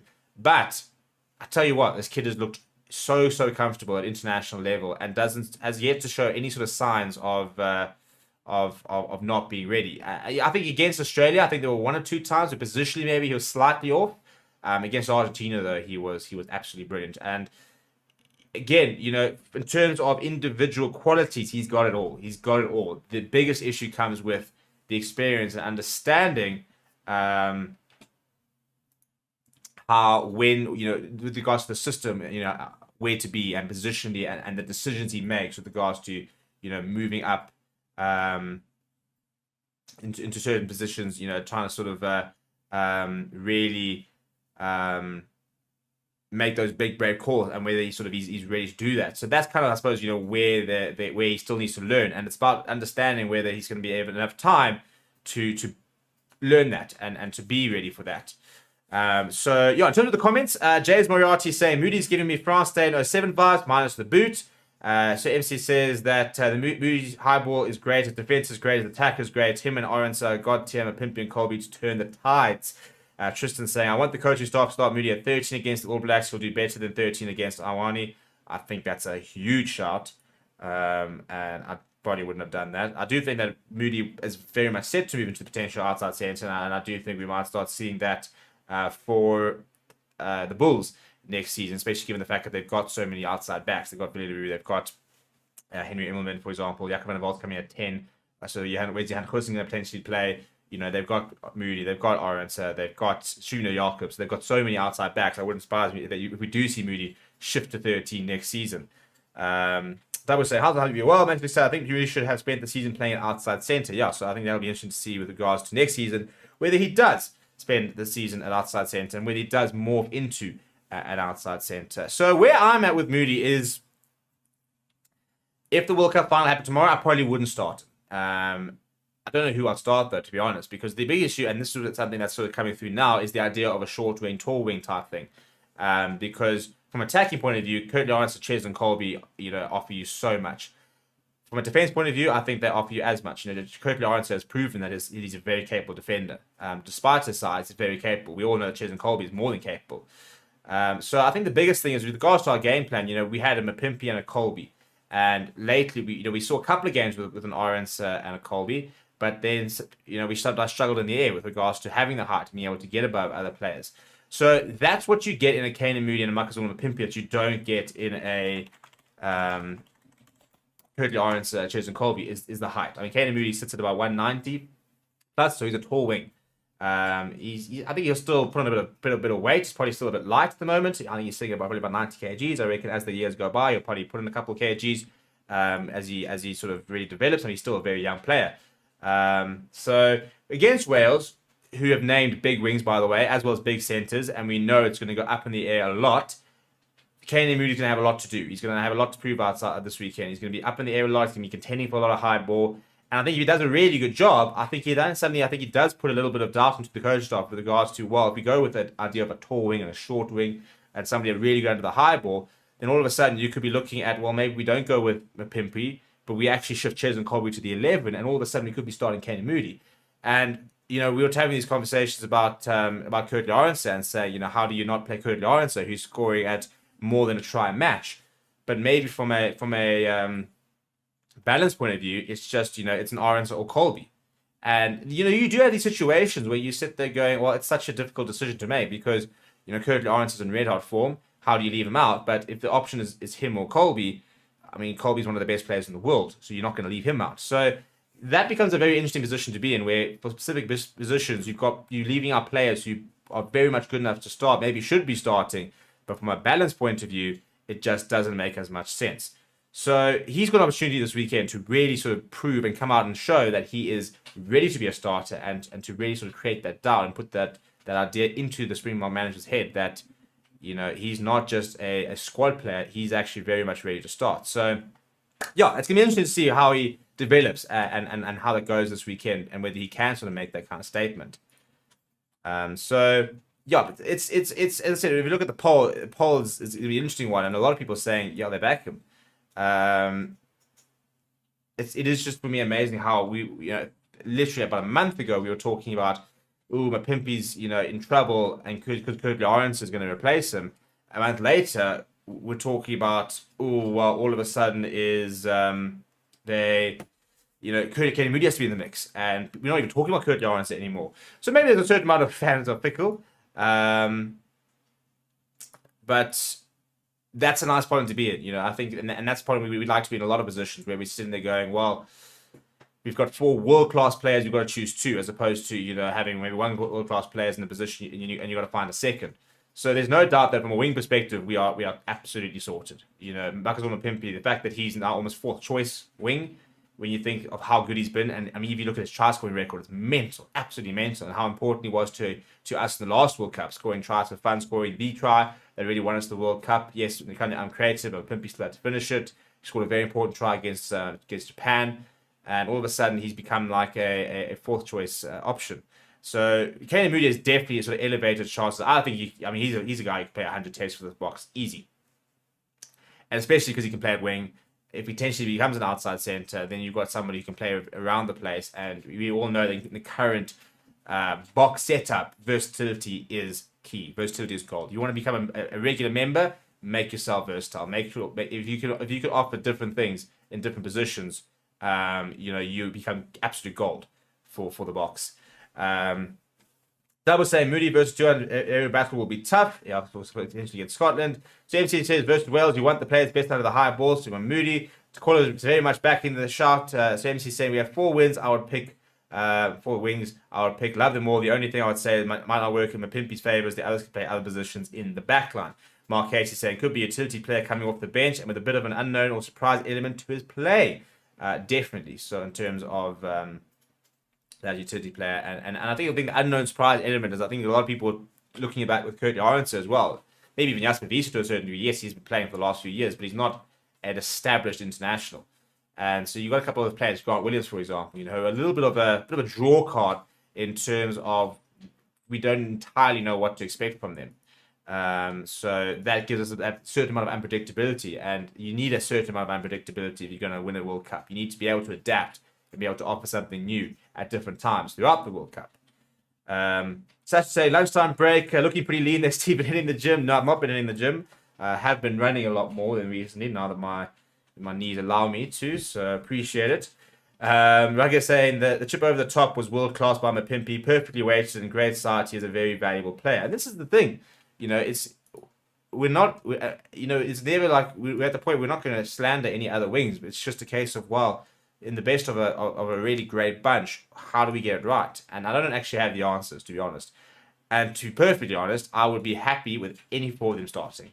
It doesn't matter who I saw. I don't think I'd look at any of them and be like, oh, no, we should have gone with him. I'll be sitting there going, oh, fine, whatever. If you went with Colby and Mapimpi, or if you went with Moody, Orenser, you went with Moody, Colby, Orenser, Mapimpi, I'd be pretty happy with any of those combos, to be honest. I do think that all 4, I don't think any of them will let us down, put it that way. So it is a very good position to be in. And now it's about finding which combination and which players will suit us the best. From a player perspective, there's very little between them. So it's about, right, we've got 4 great players. They're all good enough. They all could be starting. Which one will suit our game plan the best? Which will be the best to put into our team? And that's how we need to make the calls here. Hamilton say, thanks for always keeping us informed, but I'm happy to help. As I said, these daily shows are going to become a lot more regular. And during the World Cup, we are hopefully going to be doing a daily World Cup show with all the various news, because it's going to be chaos. There's going to be a lot happening in that World Cup. Like I was saying, whereas I think Kurt Lawrence, Moody would have tried a step instead of doing a pimpy chip. Horses for courses. I think that horses for courses is also a very important thing with regards to who do you play with regards to opposition and stuff like that. Why do the Lions have no players in the World Cup squad? Because any players that is good at the Lions leave the Lions and then they get called up for the World Cup squad there. Malcolm Marks, Franco Mostert, Quacha Smith. To name a few. But yes, no, it's a problem. I think that if he had stayed fit and had a great season, I think Henk van Beek could have been a bit of an outside shout. I think Jaden Hendrickson actually could have put himself in the mix as well if he had a great season and hadn't gotten injured. I think those are probably your 2 main ones. Moving forward, I do think that a Franco Horn will put himself in contention. I think Ruud Venter will become a Springbok eventually. And who else? Yeah, I think that's probably. I think Kieran Horn eventually will play for the Springboks as well. Eventually, I think he's a very talented player. Not anytime soon, I think, for a lot of those players. Just saying, if SA win the World Cup, will delay to the channel. Yeah, we said so yesterday, so we're going to hold you to it. Peter's saying, how do you think Chesney will perform on 11 as opposed to playing 14? Yeah, look at it. In theory, you should get more ball. In theory, as a number 11, you're there to finish. You're on the left wing. It makes more sense to go down the left hand side. It's obviously easier. So in theory, you should get a lot of opportunity. I'm interested to see how it goes. And obviously, from a defensive perspective, he doesn't have he might not necessarily have as much as he will if he was on the other wing. But he's going to be opposite Alex Cuthbert, who's a giant and a veteran and a very good player. So that's going to be a very good battle in itself. I mean, you're talking about somebody who's about 2 meters tall, over 100 kgs, 57 caps or whatever it is, from in terms of Alex Cuthbert. So that'd be quite a cool little a battle, as Alex Cuthbert has an opportunity to prove his fitness in his 30s. So he's been around the block. But yeah, so that says imagine Moody at 15. HODL saying Ruud Venter will be a box soon. And Pierre Gianti, I really like to see Pierre Gianti get back in that mix. So yeah, that's enough about Moody. Other things, Owen Farrell, if you've missed it. Yeah, Owen Farrell has gotten away with a tackle, and it's causing a lot of debate, a lot of chat, and I think it's absolutely ludicrous, to be perfectly honest. I cannot understand where they find the mitigation factors. I cannot understand what evidence and submissions that he and his legal representative could have made to have had that red card rescinded. I think it is absolutely ludicrous, and I think it makes a bit of a mockery of the entire process. I think it's a very dangerous precedent, because we're talking about a player, and I'm going to take exception to one of the England coaches, so the defense coach. So Kevin Sinfield, who's the England defense coach, came out in his defense and said that the challenges are anomalies, saying, I know how hard Owen is working on his tackle technique, and I know what he has done through the Six Nations and with the Saracens. This is a guy who wants to improve and get better. He has made one mistake. Let's just park that. He's made one mistake. Players are human. Owen has worked incredibly hard since our last incident in January. Oh, he's made one mistake. No, he made a mistake 8 months ago in the same year. He has probably been involved in about 2,000 tackles. I think that's very much be optimistic. I mean, 2,000 tackles. We're talking about a player who's played maybe 20 games since January, and I mean 2,000. So in training and stuff like that, cool. But in matches, if he's been involved if he's making 10 matches a day, he's been involved in well less than 200 tackles, probably about 130 to 140 tackles at a push, on-field tackles, and he's now hammered Tane Basham, who thankfully is okay, and we're playing this weekend. And he says, I've overseen the vast majority of them as he's been with us. He has been exceptional. Referees got things wrong. No, they didn't. We all get things wrong in this room. We know that. And Owen is funeral. They did not get things wrong. This is what pisses me off. They did not get things wrong. the TMO was right. He should have been red carded. And I don't know, looking at the at the mitigation, they talked about JB George having an effect and change of angles. I'm sorry, I've watched it over and over again, and for me, there's absolutely nothing major which justified that tackle. It was a bad technique, it was a bad position, and he should have gotten a ban for it. And if he had gotten a ban for it, it would have been his 4th ban for a high tackle. He's been banned for a total of 10 weeks across 3 different sanctions for this. This is not a it's a one-time thing. This is not. He's a repeat offender. He is a repeat offender. He literally wouldn't be allowed to use the tackle score option because he's already done it. And for me, I think World Rugby should be stepping into it and saying, because there was an independent inquiry, and they should be saying, no, actually, we're not happy. We're going to put in our own inquiry. And I think they should have had to have a ban of some sort, because I think that looking at that incident, I think it sets a very dangerous precedent moving into the World Cup, because now you're going to sit there saying, well, if that's not a red card, that's just a yellow card, then so many other instances during the World Cup will have to be treated in a similar vein.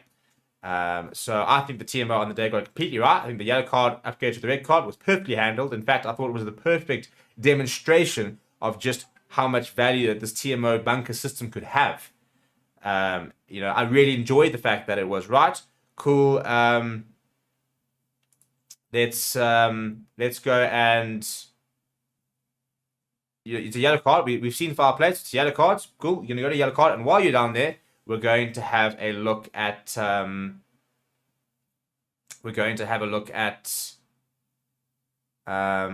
incident and the TMO bunker, and then we're gonna make a decision. So that's what they did, and they then decided the TMO had 5 minutes to look at it at a 10-second incident, or 5-second incident really. And within those 5 minutes, decided, no, there is foul play, there's no mitigation, it's a high tackle, it's a red card, and therefore the referee upgraded him to a red card, and he went in there. And I went there and I thought, you know what? For all that we hammer referees and we tell referees they get something wrong, that they handled brilliantly. For me, it was the perfect example of why the TMO bunker has been brought in and how to handle an incident properly. There's foul play, it's a yellow card, we'll check it, and it was bad enough, so it is a red card, therefore get out of there. We didn't spend too much time over it. There was 2 or 3 minutes looking at it 2 minutes I think it was, looking at the yellow card, but we didn't spend 4 or 5 minutes, up to 10 minutes going over sort of slow angles, deciding, is it a red card? No. We saw enough for the referee to say, I'm happy with the yellow card. Now, TMO, you're going to make the call whether it's a red card. The TMO did make the call as a red card, which I think was the right decision. I think it was a fair decision, and they upgraded it. So, for me, what should have been the textbook example of why this innovation from the bunker is so good has now been made a mockery of, because they decided that it wasn't actually correct. An independent decision, by the way, not a World Rugby decision.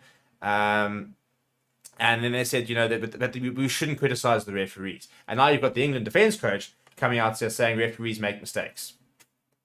And I'm saying it wasn't a mistake. I'm saying that we had actually got a really good example of referees and officials getting it right, and they then decided that it was a mistake, which I don't think it was. And now all of a sudden, that perfect example of what is a good innovation and good example of officiating is now made a mockery of. And we sort of continue to now move into a World Cup with so much ambiguity, and we sit there going, well, now we actually don't know what a red card is. So now we're going into the World Cup not understanding what is a red card, what isn't a red card, and that is going to create issues. It's not a good look for the game, and it's a problem we're going to have to address going into the World Cup. But yes, enough about Owen Farrell, because we can talk about him all day, and I did put a video out yesterday. So Wales announced their side, and I'm not going to go through it because I put a video up there, and I'm going to put it. Obviously, the preview will come out tomorrow. But a couple of interesting decisions. Dan Biggins at fly half. Mason Grady in as Johnny Williams in, very inexperienced centres. Rio Dyer comes in.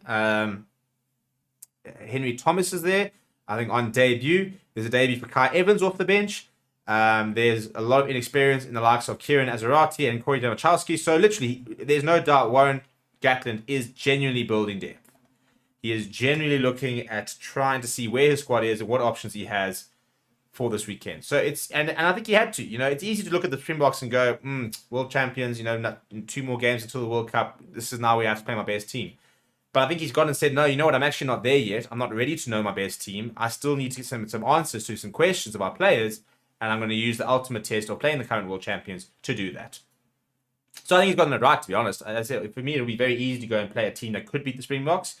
but he wants to find a team that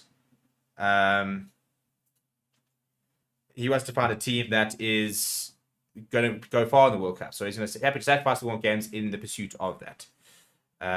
So anyway, so going down with comments, so MC saying, Session was saying apparently stepping into a player's mitigation. So MC says, if England win the World Cup, I bet my club here in England, I'm going to have to do the sink. It's a final brutal, safest bet of my life, though no way they're winning it. Sash say the team was right. Matthew Dixon saying, tell me you paid off the disciplinary committee without telling me you paid off the disciplinary committee. Sessions saying, Farrell will cost England in the future, so I'm not that stressed. Dave saying, I'm not particularly familiar with the Wales setup, but it looks like it's partly experimental, very experimental, but good side, still a very good side. So I think they'll still offer us a pretty decent test this weekend, but there's no doubt that Warren Gatland is definitely still looking for answers rather than just going out there to get a result. Another cool sort of update is that Scotland have named their World Cup squad. From a South African perspective, South African-born players, Duan van der Merwe, Carl Steyn, VPNL, as well as Pierre Schoeman are all there. Jamie Ritchie has been named as the captain. It's a very strong squad. I think a squad that we kind of probably expected. So it's Ewan Ashman, Jamie Batty, Dave Cherry, Luke Crosby, Scott Cummins, Rory Darge, Jack Dempsey, Matt Ferguson, Xander Ferguson, Grant Gilchrist, Richie Gray, VPNL, Jamie Ritchie, Piers Kluman, Yavon Sebastian, Sam Skinner, Rory Sutherland, George Turner, Hamish Watson, very nice forwards in there. And in the backs are Darcy Graham, Chris Harris, big Chris Harris fan. I'd like to see him getting a bit more opportunity, although Hugh Piloto is so cool. Ben Healy, George Horn, Hugh Jones, Blair Kinghorn, Ali Price, Cameron Redpath, Finn Russell, Ollie Smith, Carl Steyn, Sione Tupiloto, Duan van der Merwe, and Ben White. It's a very, very strong side. It's a very strong squad. It's a squad that's going to potentially try and cause some upsets. So very keen to see how they go. And I think it's probably one of the strongest positions I think Scotland's ever been going into a World Cup. Which not good for us.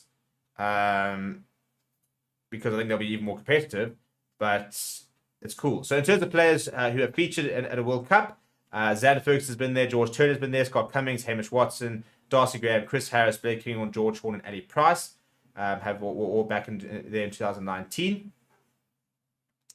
As well as previous World Cups, is VPNL's been there, Finn Russell's been there. It'll be his third tournament.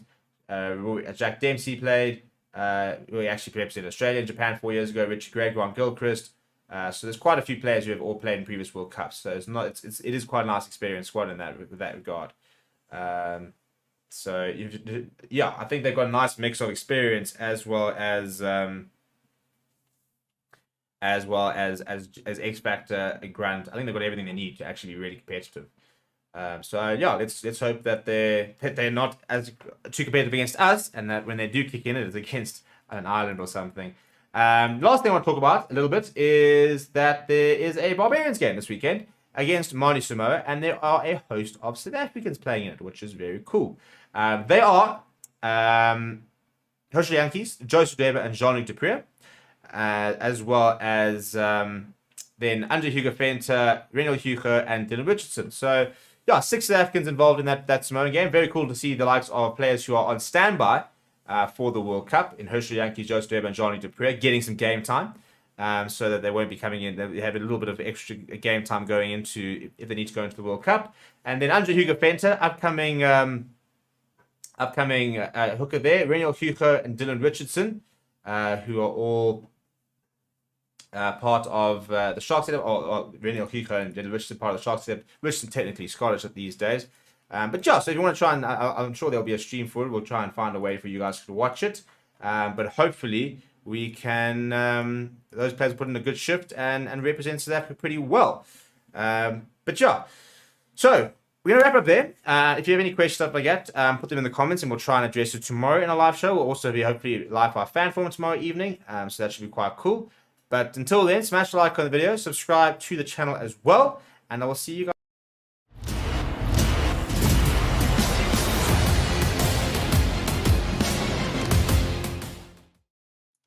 Hello everybody and welcome to Forever Rugby on Forever Sport. And Wales have just announced their team to take on South Africa this weekend. It's a good side. It's quite a lot of rotated, and for me, there's one area in particular where I think Warren Gatland has definitely thrown some of his players for the wolves. But it should be a serious, serious test about where Wales are. And I think as Warren Gatland, after being absolutely furious about what happened last weekend, will be expecting his team to be competitive. He's not a man to make excuses. He's not a man to sit there and saying, well, yes, we're playing the number one side in the world, therefore we can't compete. He will demand that his side pitch up this weekend. He will demand better from them. He will demand that experienced players step into their shoes, and he'll sit there and I think he'll be quite happy to tell his debutantes, if you want to go to the World Cup, or the players with the fewer caps, show me something. You've got a game here against the former world champions, current world champions, former world number ones. Show me something here. And there's plenty of players, I think, who can go out and make a big point. And as a Springbok fan, you look at the side and you've got to be going out to beat it. Where Wales are, where Wales have been over the last few sort of months, they're in a situation where they are trying to build something towards the World Cup, but they've got very little time. They had a pretty terrible Six Nations, and the Springboks are supposed to be ramping up their preparation to go and defend their title. So two teams in very different spaces. But with regards to the team, before you look at it, please do smash like on the video. Please do subscribe to the channel as well. This is the starting 15 for this weekend, as well as the bench. And the big, so as I said, an area for me, if I'm a Welsh fan, I want to go, that's going to be horrible, is the front row. So you've got Corey Damachowski and Kieran Azarati, who've got 2 caps between them. They'll be playing just their second game for Wales. And they've got Elliot D next to them, who's very experienced. He's getting his 43rd cap. So he's going to need to really sort of buckle down with these 2 players who are very new to international rugby, because they're going to be going up against a world-class World Cup winning front row from South Africa, and probably their strongest front row. So, I mean, that's very much Warren Gatland saying, right, boys, you're going to have to go show me something here. I'm going to kind of throw you to the wolves a little bit. Go and prove me something. Go and show me exactly why you should be playing.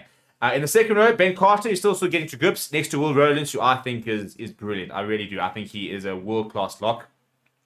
They're very much trying to get him to that cap margin so he can continue playing for them, despite the fact he will be playing his rugby outside of Wales.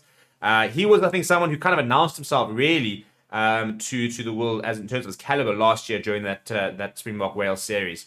I thought he was one of the standouts, and I think that he measured up against the Springbok locks very, very well. It's a very nice loose trio. I'm a big fan of Dan Lydiot.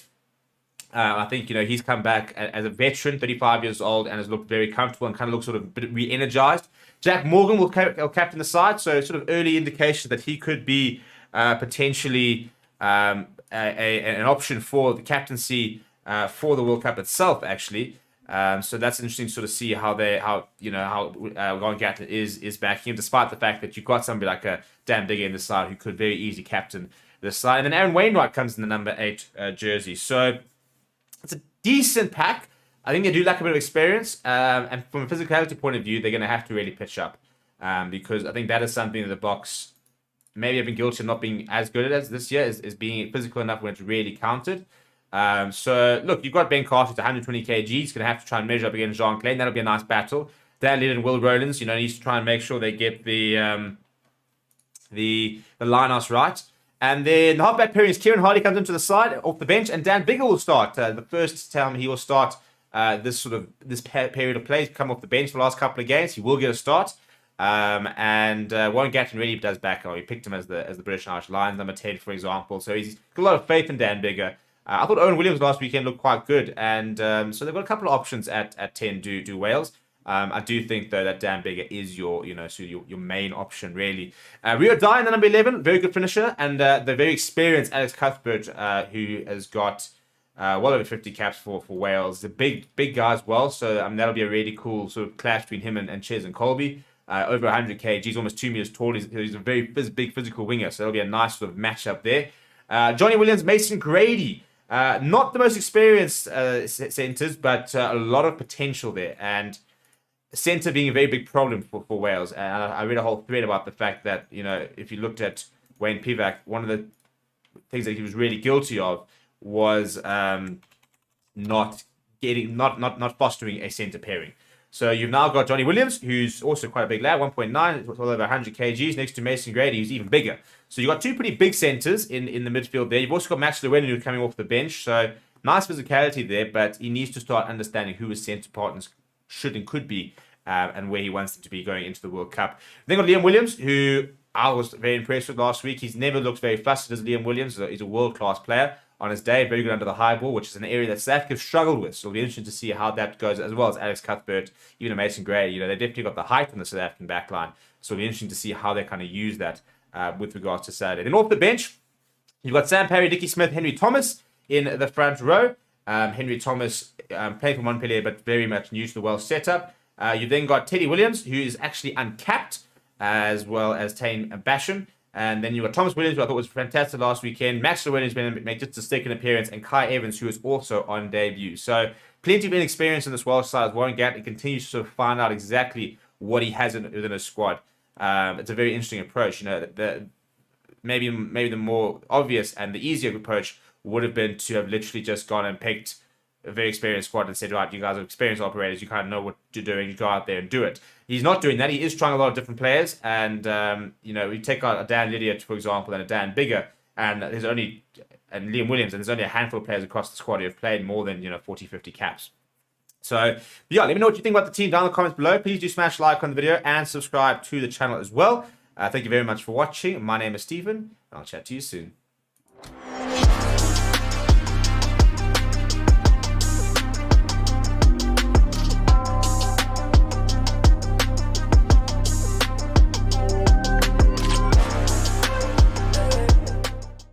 Thanks, Sina. How's it, France? Hello. France, so far this year, you guys have only played against Southern Hemisphere teams in the Rugby Championship. This is the only warm-up game against a Northern Hemisphere team before the World Cup.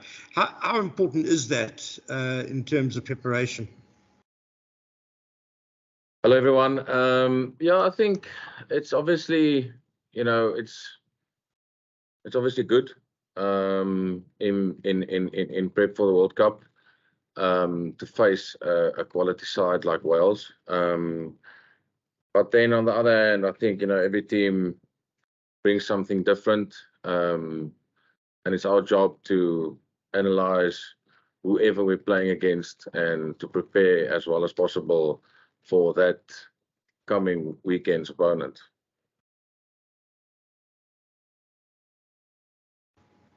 Sorry, if I can just follow up on that, is playing against a Northern Hemisphere team going to be very different in terms of what they bring compared to playing against Southern Hemisphere sides? Yeah, like I tried to say now, I think each team has his own identity, own plans, and what they wanna do on the field. But I think there's maybe a common trend between Southern Hemisphere and Northern Hemisphere, but that's not really for me to comment on. The only thing is, I think it's important to know what you want to do, know your opponent of the next game, and focus on that. Yeah. Thanks, Zina. France, Cardiff is obviously not the happiest hunting ground for South African teams, both at the international level, as we know, and also as we've seen this past season in the URC. What are the good aspects of playing in Cardiff, or what are the bad aspects of playing in Cardiff? Hello, Jan. Well, I don't know if you know, but the weather now is much better than the end of your tour. But yeah, it's tough. Wales is a proper opponent. But our focus will be on our plan on Saturday and what we want to do and execute on the field, and not really the setting or the history behind it. If I may ask, do you guys know if the roof is going to be open or closed on Saturday? I don't actually know yet.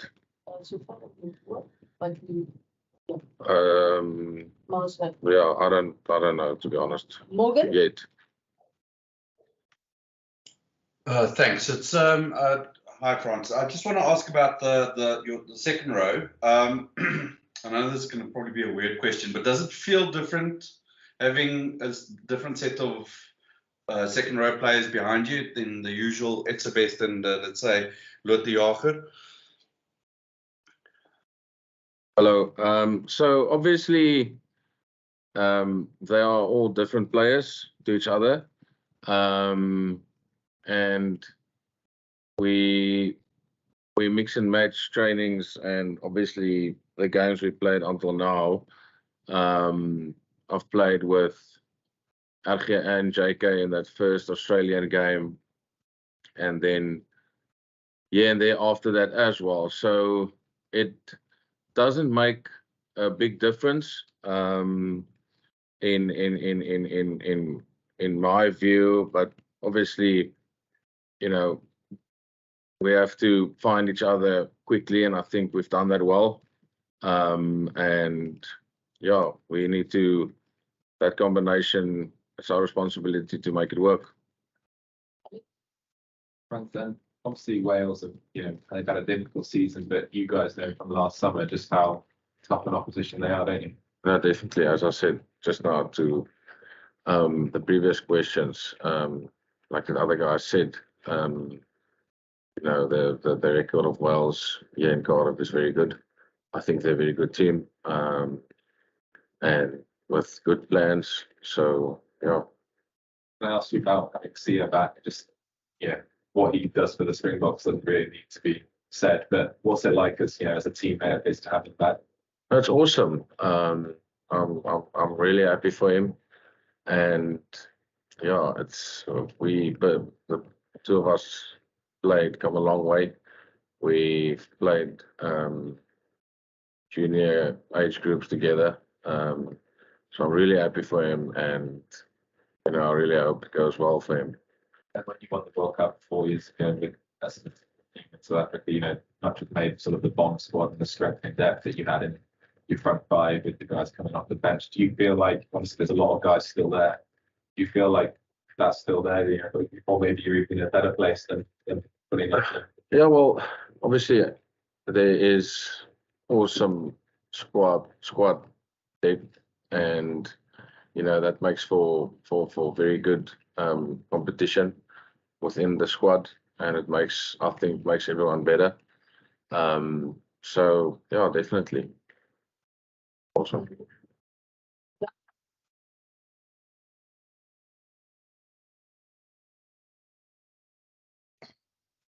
Let's go to Kaniso. Zina, hi, it's Sim. It's actually not Kaniso. We're sharing a computer because mine wouldn't connect for some weird reason. All good. Okay, cool. Frans, just a couple of questions. The first one is you've been a Springbok for 10 years. The signal was a bit weird. Were you asking me? Sorry, I'm a bit confused. Sorry. Can you guys hear me? I heard you. Someone else came in from the side. I don't know. Gareth, please. Okay, I was saying you played for the Boks for 10 years. To what do you attribute that longevity? And then the second part is, have you ever considered one of those overseas offers? If not, why not? Sorry, is this your first question? I didn't get the question. I said you've played for the Boks for 10 years. To what do you attribute that longevity? Because obviously it's quite tough. It's quite a tough position to play in. And then the second part is just about I think you heard. So obviously very, very privileged to have been a part of the Springboks for the amount of years that I've been here, and I think it's just a thing of keep on working hard, and really privileged and blessed to be backed by the coaches on that.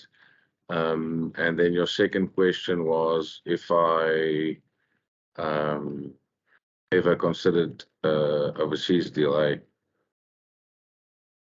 Yes, it was. Obviously. So it's I think it's a timing thing. I've just been whenever. I think I've really been blessed with the opportunities I got back home in South Africa. And I think that's probably the answer. We'll close with the media conference with Justin, guys. Thank you, Zina. Frans, net kortliks in Afrikaans, in terme van julle voorbereiding nog voor die Wêreldbeker, waar voel julle as 'n span julle tans is met net hierdie 2 wedstryde wat julle nou voor het voor die Wêreldbeker? Hallo Justin, vra jy my waar ek dink ons is? Asseblief ja, Frans in Afrikaans.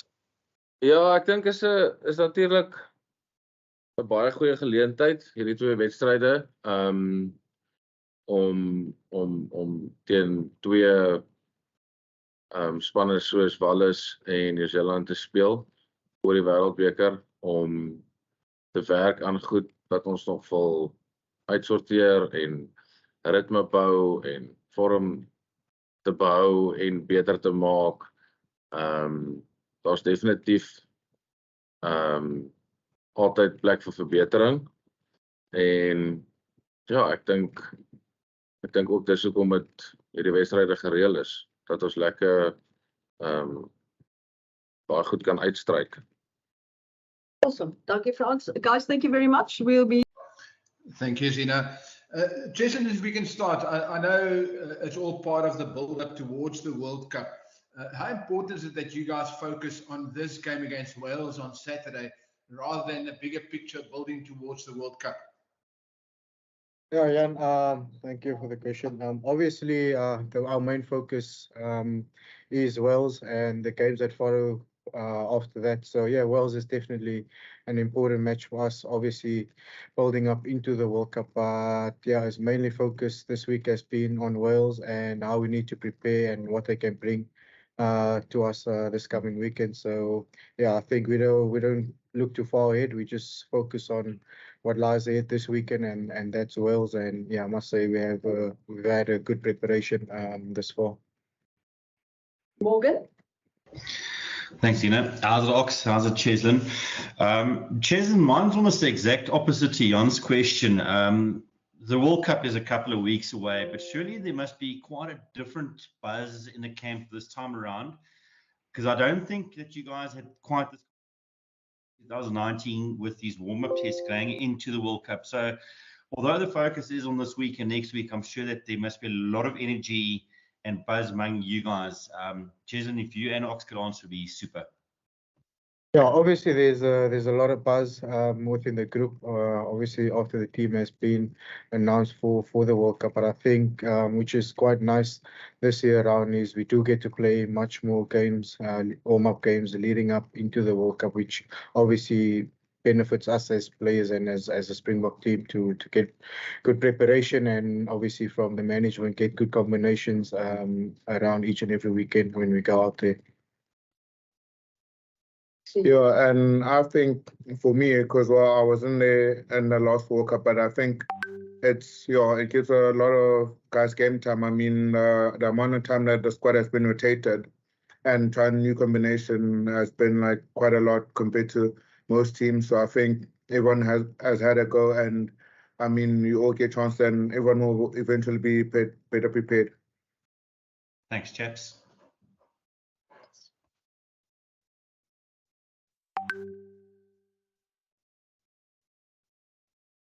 Yes. Okay, let's go to Kaniso. Thank you very much, Zina. Cheslin, Sekho, good afternoon, guys. I hope you're well. Sekho, just take us through what happened with your pectoral injury, and now that you've got over it, the excitement of being part of this World Cup group and just building into the World Cup. Well, I was in the gym and I was just in a rush, and I toured in the gym, didn't warm up properly, and that's what happened. And in terms of excitement, like I am excited, I'm finally getting a chance to actually play. So my focus really now is actually like doing my best and making a good impression in this World's test. And then I think I'm just gonna take it match for match. And as much as I am excited for the World Cup, but it's all about getting back to full confidence and fully trusting where I actually left off, and building on that. Kobus, are you there now?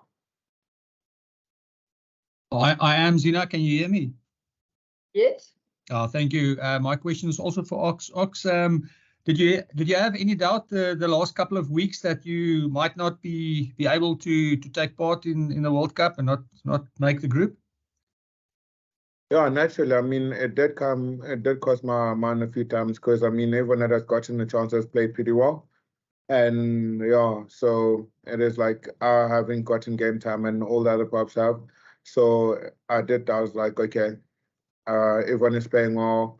They seem to like, the team just seems to do like building all on well. So yeah, naturally the Ford Cup comes to my mind, but yeah, I'm grateful to be here. Justin? Thank you, Zina. This one's for Cheslin. Chizzy, your relationship with Sia is a very special one. Him now being able to run out on Saturday to lead the team once again after that injury. How's it fantastic to be able to have seen his journey go through that injury and now obviously lead the team again come Saturday? Yeah, yes, Justin. Obviously, it's massive for us as a team to have Sia back in the mix. I think just after injury like that, most people wouldn't be able to obviously come back, and just the way he's set his mind out to return to play and focus on his rehab and putting in the extra hours with the physios and people from the outside and getting advice. It just shows what type of person he is and what this team means to him. He means obviously a lot to us with his experience as captain, and just the energy he totally brings to the team as well.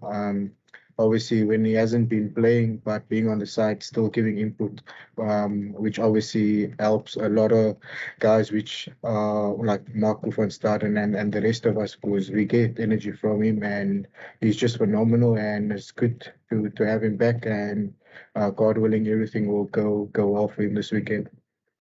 Morgan? Thanks. My question's for Ox. Just relating to what you guys are expecting from the Welsh set pieces this weekend and how it will leave you in good stead going forward. What do you expect from what we've done, from the review that we've done? Actually, it's they pretty disruptive in set piece, so they want to scrum their way. They want to lure you in to do like whether to mold the way they want you to mold, to scrum the way they want you to scrum. So they put a lot of doubt in most packs, and I think in terms of our prep, we just have to like stick together as a unit and yeah, pretty much do the best that we can. And I think we have good systems in plan. We have a plan as well to counteract that. But I think it's going to be a good challenge for us, especially with the next few matches coming up.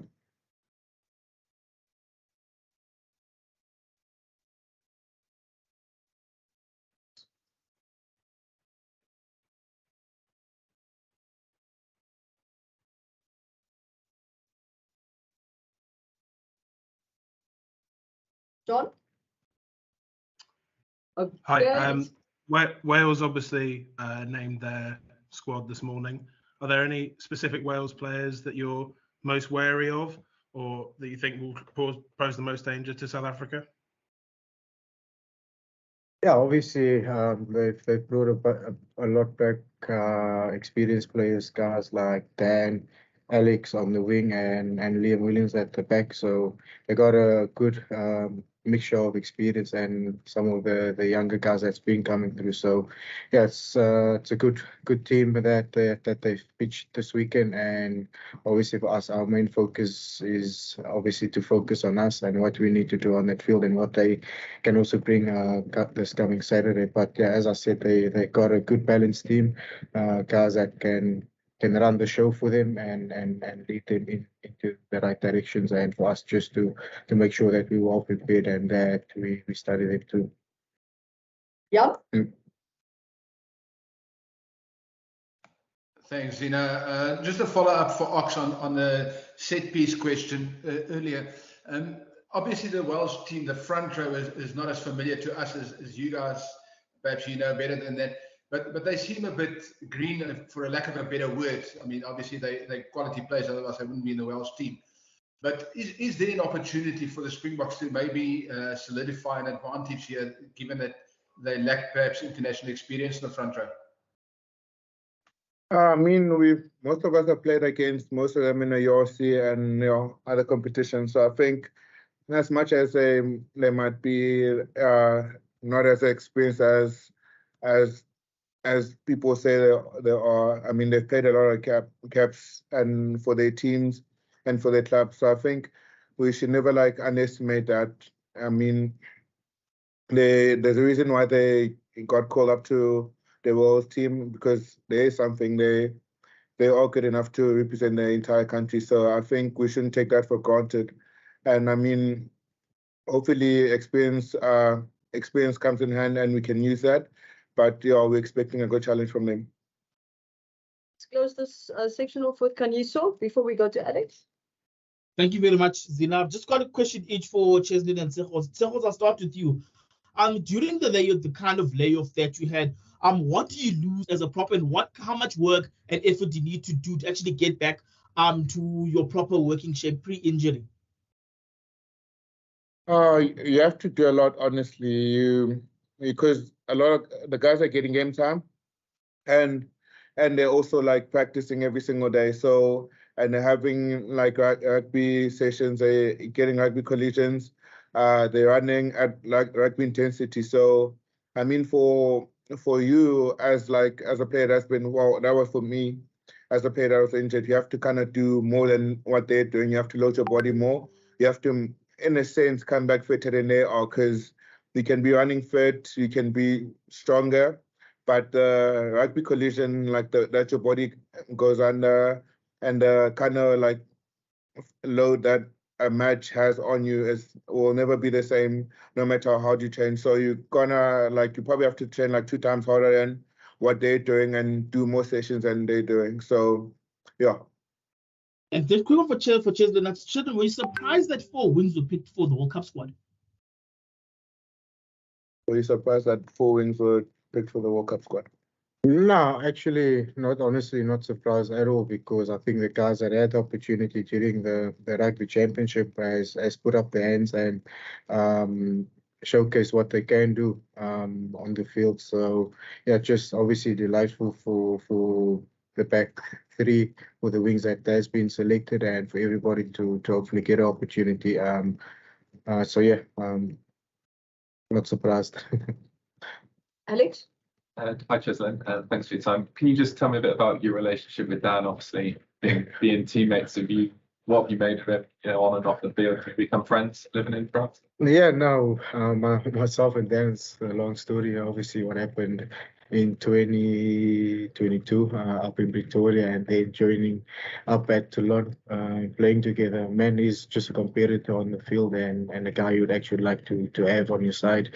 He just gets under the ref skin. But yeah, one wonderful player, a lot of experience, and he's been around the park for long. Yeah. So have you gone from enemies to friends? Yeah, we also we are friends. He's really honestly a good guy. But yeah, weekends come, we obviously know what we need to do and represent our countries. And will you be in touch with them this week? Will you send a text to each other or anything like that? I've actually spoken to him when we landed, so yeah, we are in contact. But yeah, hopefully see each other. Yeah. Can I ask you about how your life has changed since 2019? Obviously, winning the World Cup with your country, your profile has kind of gone sky high. You played for some great clubs, moving to Japan. How's life changed for you since then? No, yes, everything happened so fast, to be honest, and not being selfish.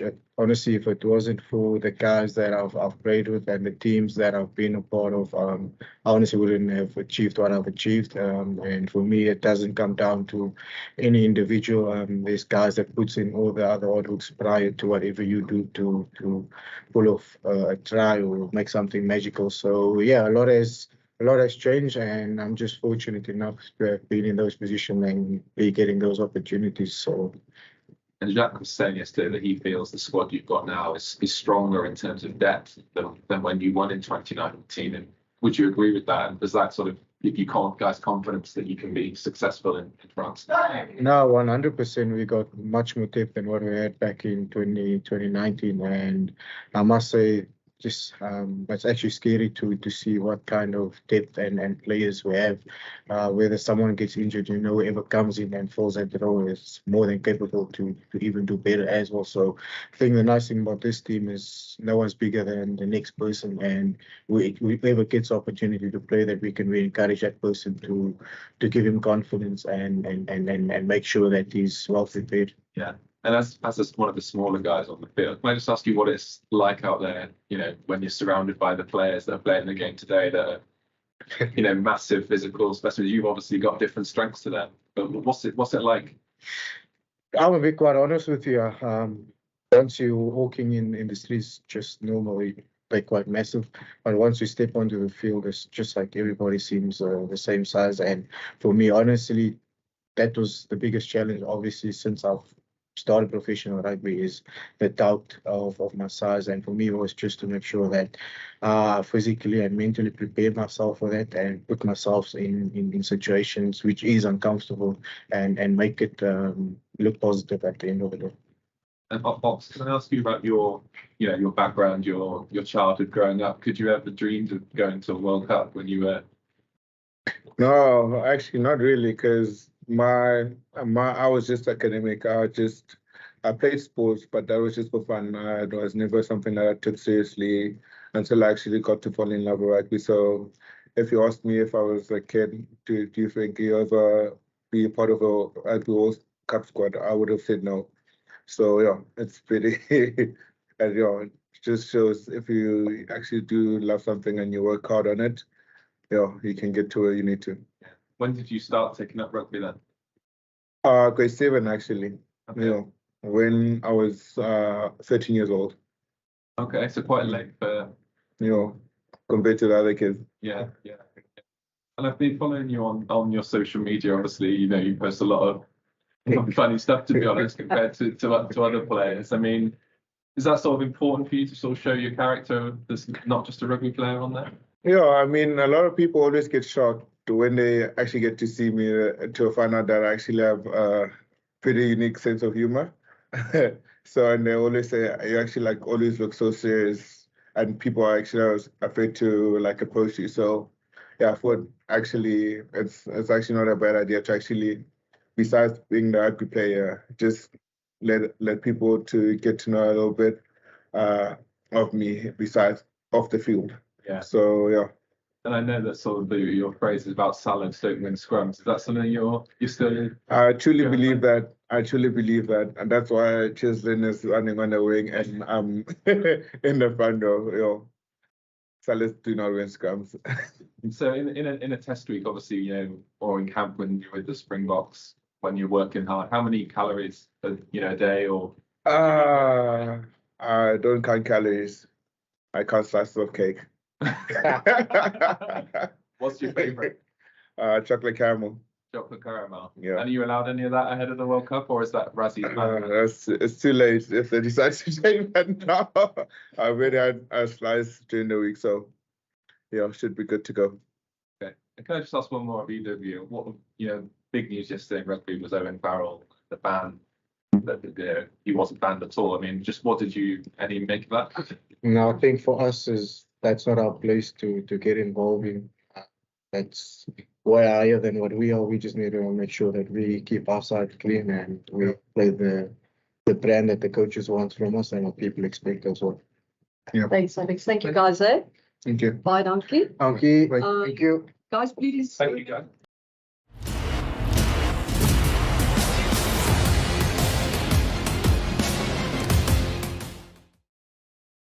Hello and welcome to Forever Rugby on Forever Sport. For today's guide, how to watch Wales versus Springboks, which is part of the Summer Nations series.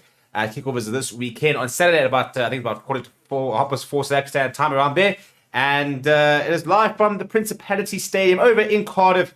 Should be a great game, actually. Two very good teams announced. It's a very strong South African side. It is still a bit of an experimental Welsh side, but some really nice individual players on display. A very nice back row as well. So it should hopefully provide quite a stiff task for the Boks, who are looking to really try and make a bit of a statement, I think, this weekend.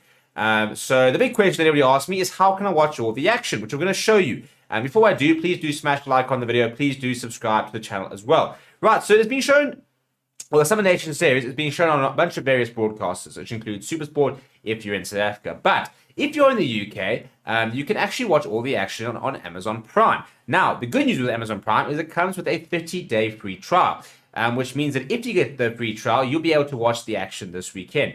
Unfortunately, it is only available if you're in the UK. But if you're outside of the UK, you can still access it through the use of a VPN, which is a virtual private network. So we recommend ExpressVPN. Check the link in the description. And you can also use Bitdefenders, one of our channel partners. They've also got a really good VPN that works very well. So go down to the description. We've got a step-by-step guide on exactly how you can watch the game. So first things first, you're going to get yourself a VPN. I'm going to show you how to use ExpressVPN. So you're going to download ExpressVPN. I recommend getting the 12-month subscription. We're going to do videos on how you can watch every single match of the Rugby World Cup for free if you have a VPN. So get yourself a VPN, get yourself sorted for the World Cup. And you're going to install ExpressVPN. It's going to look something like this. You're going to click on these three dots over there, and you're going to go select the UK as your location. Then you're going to turn it on. So as you can see, I'm currently connected.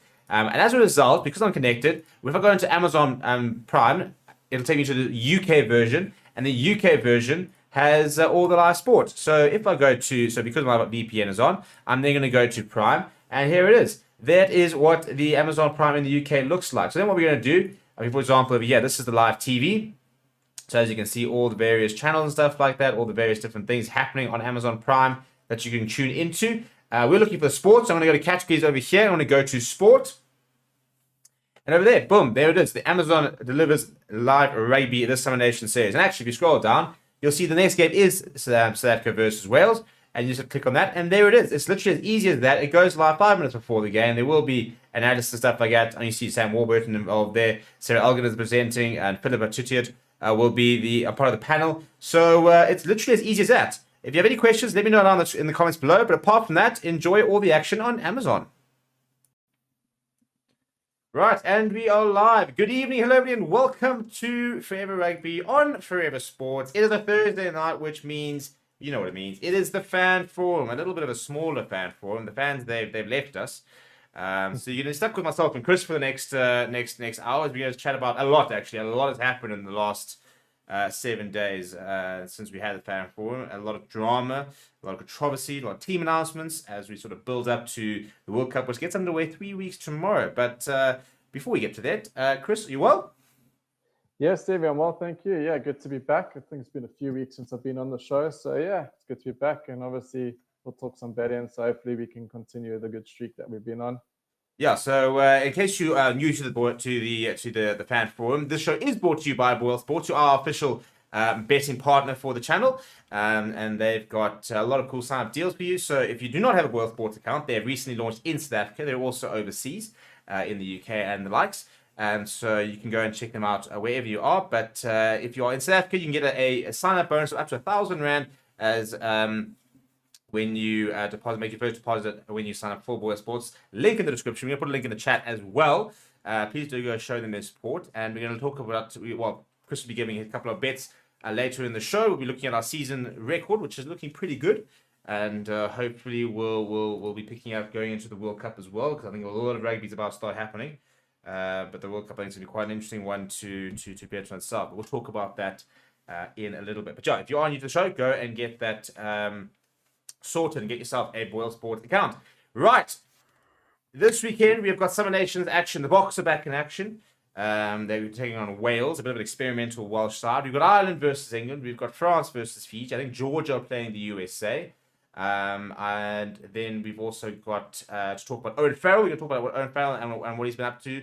We're going to talk a little bit about Eddie Jones and the very amusing press conference that he gave today. If anybody missed it, go and check it out. It is on the channel in his full-on his cowboy hat and having a go at the media as he always does. Lots of entertainment is Eddie Jones. So we've got a lot to talk about in the next hour as we sort of bring you all the various news from around the world. But Chris, let's start with the Bok lineup, shall we? I think that's probably a good. In fact, no, you know what? I actually want to talk about what's really going on. Let's talk about Owen Farrell. Let's start with the topical one. Let's start with the breaking news. So in case anybody has been living under a rock and you have missed it, Owen Farrell got yellow carded last week Saturday. It was then upgraded to a red via the new TMO bunker, which I think is a really cool little piece of innovation, actually. And on Tuesday, he then had a hearing. An independent judicial committee found him not guilty of it being a red card and rescinded the red card. But however, today, World Rugby had come out and said that they will be using their right to appeal the decision, and they're going to be instituting their own hearing and having a talk or having a look at exactly what they think on the incident itself. And obviously, World Rugby being the governing body, they'll have the kind of final say. Chris, before you sort of go about the nightmare of a week, I mean, Shane, I mean, as much as a lot of people won't feel too much sympathy, it's probably been quite a hectic week for Rafael when you think he's waking up, think he's going to get banned, and he's not banned, and he might get banned, and now his World Cup might be in jeopardy, might not be in jeopardy. But over the weekend, when you saw the tackle, when you saw the incident, what was your first instinct? First instinct, it was head contact, shoulder head contact, bad tackling body position. Exactly how I expected the rules of rugby going at the moment, how you've laid it out, how our processes are with the referees and the officials. I had absolutely no issue with anything that happened. I actually quite liked it. You know, we've gone through the process, the process on the field where they go through the steps for mitigation. They've now gone a further step, brought in the bunker, and it all looked like no issues, you know. Yeah. He's done it again. He's a serial culprit of this. You know, 5% of his tackles don't involve arms. So what more do you want? It's at least a 2-match ban for me. I say it could have gone down to 1. I probably could have lived with 1, but it should have at least been a 2 or 3, in my opinion. I don't know. Yeah, it was absolutely. I haven't been quite shocked in a long time to see that headline when they came out and said it had been rescinded. We've gone so far where this, you know, these rules have impacted our game. It slowed it down. We've seen a different type of game. We're protecting the players. You know, we've got harder refs. We've bought into this that we're protecting our players, and now we've gone back. We've just gone back 5 years. Like, what is the point? So for me, it's not even Owen Farrell, who I just do not like as a rugby player. Sorry to say, I think he's completely overrated, and he can stay in the England team as far as I'm concerned because he does nothing for them. But in terms of rugby and our game and integrity and credibility, this is a shocking return of events. And World Rugby had even if it doesn't even get the appeal gets withheld or whatever, they have to do this because of the outcry that's come out. But it just does not sit well. And we can use Moala as example because I mean, look what he's got, and look what other players have got. I don't want to go into the conspiracy thing, you know, the bias in. You know, we discussed a tweet from Alkia earlier about this stuff, but I haven't enjoyed this week at all. I don't think it's good for our game at all. I know we want our players there, but there's no sense in this. So I'm at a loss, Steve. I don't know how you feel. I'm at a total, and I'm disgruntled. Yeah, no, 100%. And I think, I mean, for me, as you said, you know, we're trying to make the game safer. That's kind of the whole point, you know. And you do get some people who are very quick to say, "Oh, the game's gone soft" and stuff like that, which I mean, it's a pretty terrible way, I think, for me of looking at the game. But I think, you know, we've gone with the hard line and saying, you know, we've got to cut this out. If we want this game to grow, we want this game to continue, we've got to cut these out. And, you know, he's talking about the bias stuff like that. I mean, yes, I think I agree with you. I'm not going to go into the conspiracies about sort of, you know, tier 1 nations to tier 2 nations, stuff like that, and the different treatment. Everybody's saying if it's an African player, he would have been banned for weeks, stuff like that. You know, you don't want to get episodic about it, but you kind of sit there thinking, you know, you're talking about one of the top teams in the world. You're talking about one of the top players in the world in terms of, you know, over 100 caps, been around the block and stuff like that. You know, you've got to show that your commitment is the same across the board, you know. So in many ways, I mean, you don't want to make an example out of him, but you've got to sit there and think what we decide with regards to him is going to be precedent. You know, to be perfectly honest, you know, if you give a bad sanction or a slightly lighter sanction to a lesser known or tier 2 nation, for example, people won't be bringing it up as much as you sort of the precedent as much as you would for an England player. I think my biggest frustration is, as you mentioned, is watching the incident, I sat there going, and for all the referees do get a lot of flack, and sometimes very rightfully, sometimes a little bit harsh, I watched the whole process and went, yeah, actually, that is actually quite it's been well handled. It's exactly what we want to see. You know, we saw the CMO say, listen, there's been a tackle, let's have a look. Within 2 minutes, the referee said, "I'm happy. That's foul play. I'm going to yellow card him." And the game then carried on whilst the TMO bunker did his thing. And then they came out and said, "No, actually, it's going to be upgraded to a red card." He went down the tunnel. It didn't interfere in the game. And I thought they handled it really well. And then they came out and said, well, they were basically wrong. And I don't think they were wrong. So I think that's my frustration, is we finally saw a really good example of how the officiating should happen in the process. And then the decision kind of just sort of flew in the face of it. But also their reasons that Jamie George interfered. I mean, come on. Then we can make if they're setting the precedent, I mean, I mean, in the old days, this was for me almost like it was a bad tackle. It was almost a rugby incident. There's a penalty, maybe yellow, but just obviously where we're going, you can't base that mitigation on that, on what everyone who said, okay, everyone who's gone back and watched it still can't see what this because even if it was this much, it's not you need to be going down, a foot if you really want to mitigate it like that. And I don't know where rugby goes. They have to. I hope World Rugby. Well, I think they have to say that, because I think if they don't get involved, then I think then we're in big trouble going into the World Cup. So I suppose credit where credit due. It is good that World Rugby has stepped in and said, you had your process, but you guys have actually gotten it wrong, and we're gonna step in, and hopefully they then find it, reach sort of a more agreeable solution, as Chris does. You're back. Just popped in for a second, but I think what's been quite damning is the fact that a lot of the England fans are also going, "Yeah, we're also pretty surprised that he got away with it." I think a lot of England fans are going, "Shit, we also actually don't agree with that." And it's also his Cyril. Yeah, this would be his fourth ban. It would be his fourth ban for high tackle. He's had 3 different bans of 10 weeks in total being banned in this. So even on that basis, just because it's almost happened again in a way, he needs to be bloody put on the naughty corner again, on the naughty bench again, because he just. Well, this is why I mean I know he is a good. Okay, sure, he's a good player, but this is. We hear about him, he's influenced, but I think he's toxic. I don't think he's. Yeah, but that's just me. I'm not in the squad. But anyway, it is what it is. Hopefully, let's see what happens. Yeah, well, he hasn't been named in the side, so that did come out about an hour ago, and he hasn't been named. And in theory, I think, well, I suppose it's one of those situations where you kind of, I think in theory, you can name him. So he said that, and this is actually a quote from Borthwick. He said, in light of the fact that so much of Owen's training and match preparation time this week has been significantly affected and interrupted by the disciplinary process, I have not selected him in the matchday 23. Owen will travel to Ireland with our full support. Owen understands the situation, but is of course disappointed, as am I, that he's missing out such a special game they would otherwise have played in.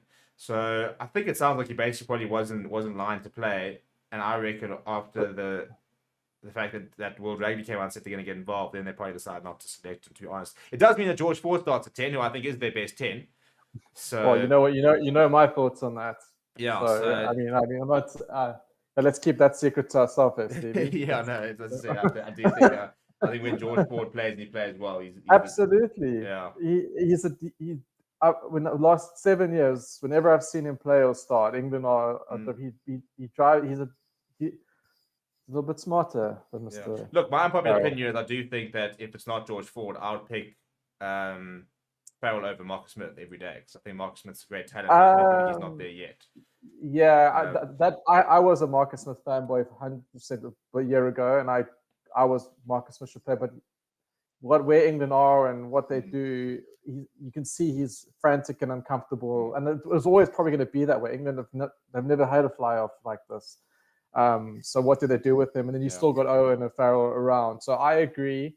I don't think the 10-12 works with them. I would.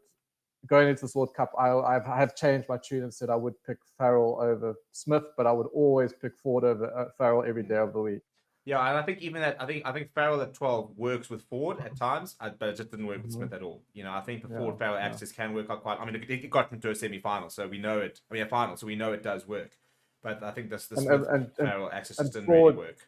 And even when I have two examples, and I said, it's like, show me a clip of a match where Owen Farrell actually took a game by the horns and drove England over the line. Like, it was actually did something. I know might not be eye-catching, but I'm still waiting to see this amazingness of this guy who, like, I don't see it. I don't see him taking games by the horn and, you know, driving England forward.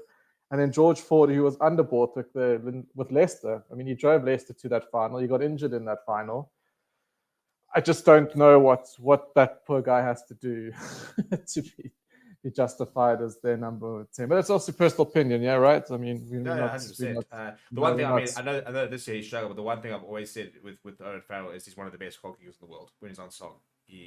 That's always been quite a big thing. But I mean, this year I think during the Six Nations, at one stage he was operating less than 50%. So maybe even that itself has actually gone. So, but interesting times for England and for Owen Farrell. So we have got no idea when the hearing will actually take place. That has not been confirmed.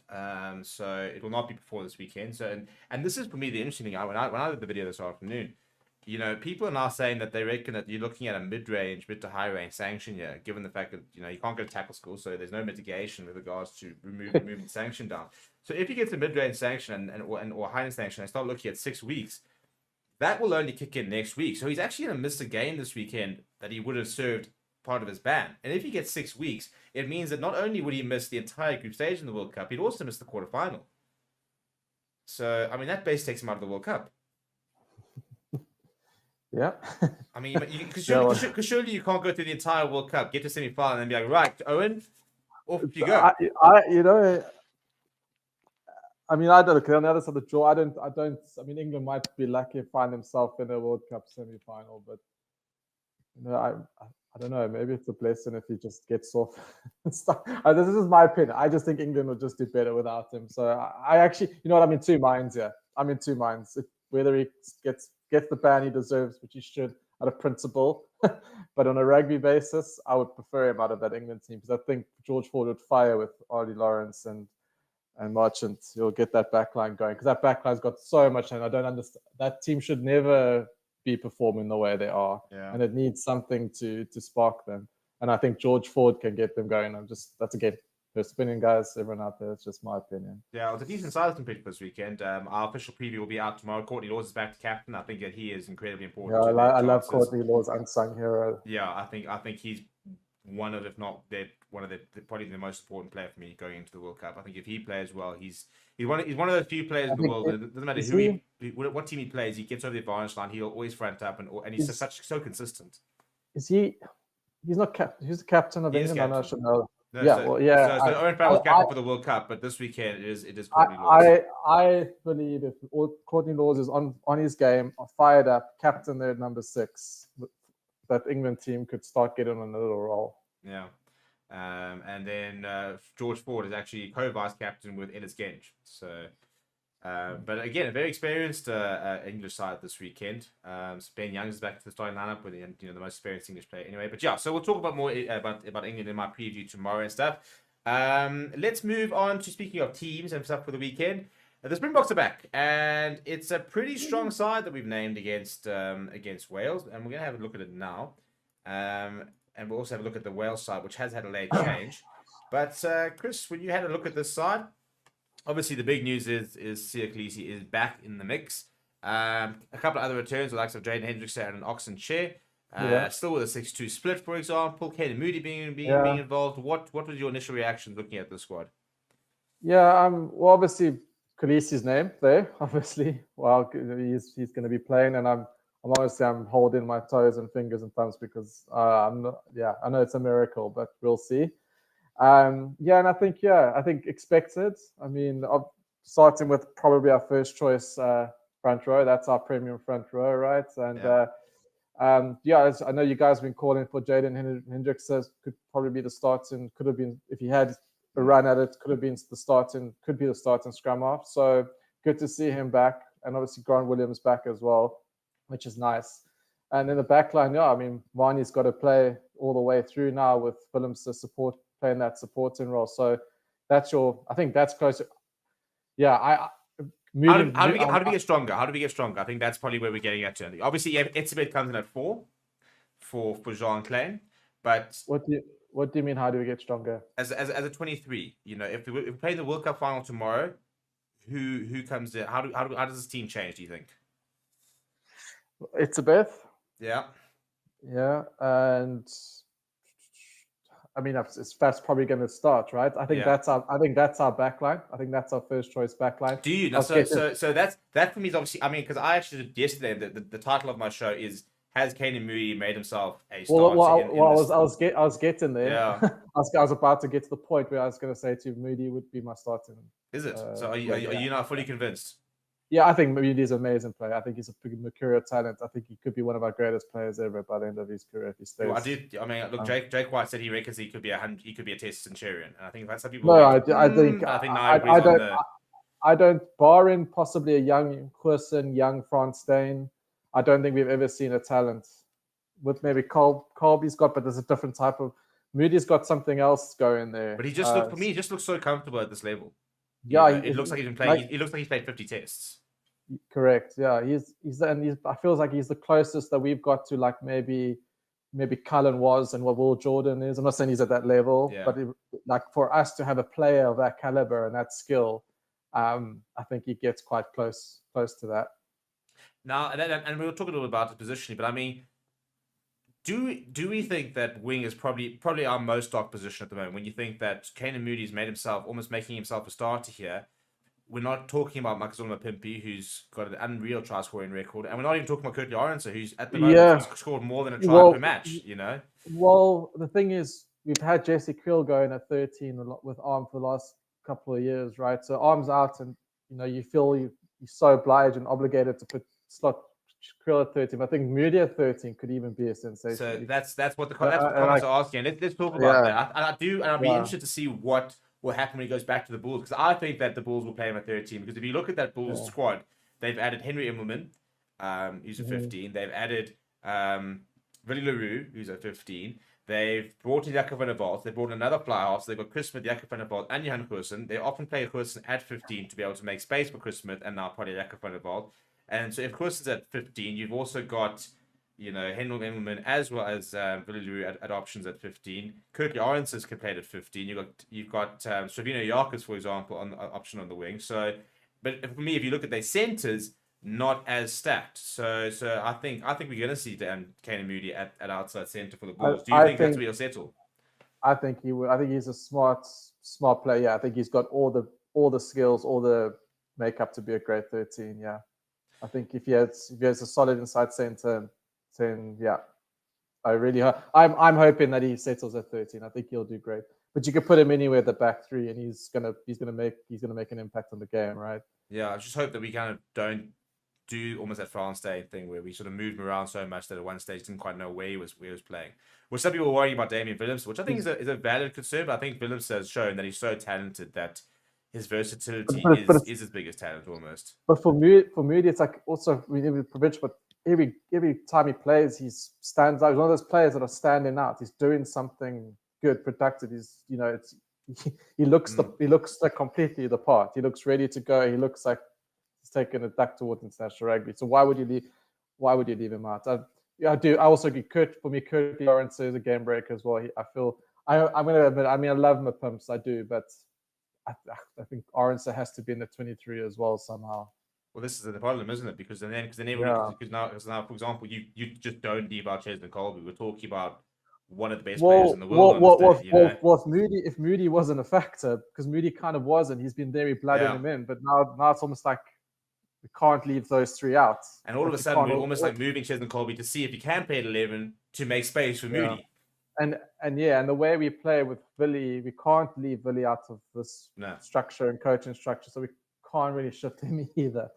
So, but look, good problem to have. Look, either way, whoever goes, I'll be happy. It's not like I'm going to be like, oh no, So, and if someone breaks down, we've got a really good backup. Yeah, so I think that's probably the nice thing is that whilst there are some big question marks over like 13, where we've only got Jesse Kriel, who's an out and out 13. And fly half where everybody's saying, well, if money goes down, all of a sudden you've got Damian.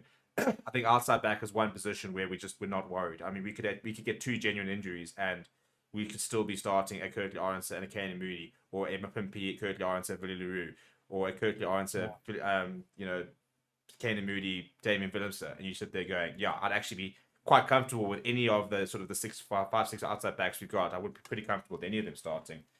But let's talk a little bit about Mani Libbok, because as much as everybody keeps continuing with this whole agenda that Andre Pollard's going to come back and play Scotland and win us the World Cup, the Boks keep saying that he's not part of the plan. That is not the plan, and we've got to back Mani Libbok.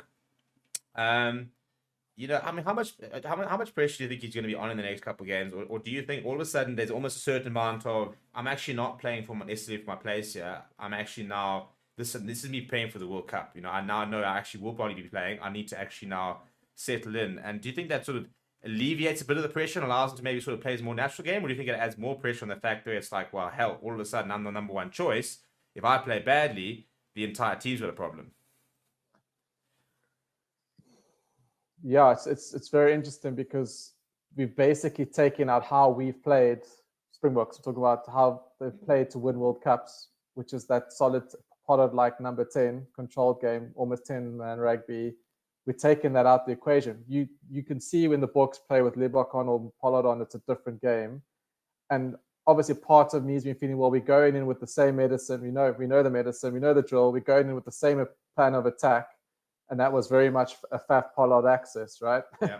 And that's, I mean, even Faf could not even be there. So it's a different Book team, and a Book team that I actually enjoy watching. I enjoy watching them play, and they're going to have to go to the World Cup and play. So I'm at loss. I'm not sure how this Book team actually goes now, because also we haven't seen a consistent Book side for the last 5-6 tests as well. So it's going to be very interesting. And with regards to Mani, well, you know, no one gave him a hope in hell 3 years ago when he came to the Stormers, and he led the Stormers to a win and 2 finals, and he looked pretty good in big games. Yes, he does miss the odd kick, don't get me wrong, but the way he plays, he could put Willemse and Arendse away for a try in the last 10 minutes and make up those points in that way. It looks like that's how we're going to have to accumulate our points. It's going to have to be with more going for attacking rugby. So I'm okay with Libbok. I think he might embrace it. I think he did with the Stormers. I think he'll take it by the horns. Again, if he goes down, I'm not so convinced about Willemse at 10 to go through the World Cup. But you know, it's 3 games. But yeah, it's going to be very interesting. I'm really, really curious to see how the Boks play, because are we going to play to Libbok's strength or the way he plays and has played, or are we going to coach him into a Pollard style? And it probably might backfire.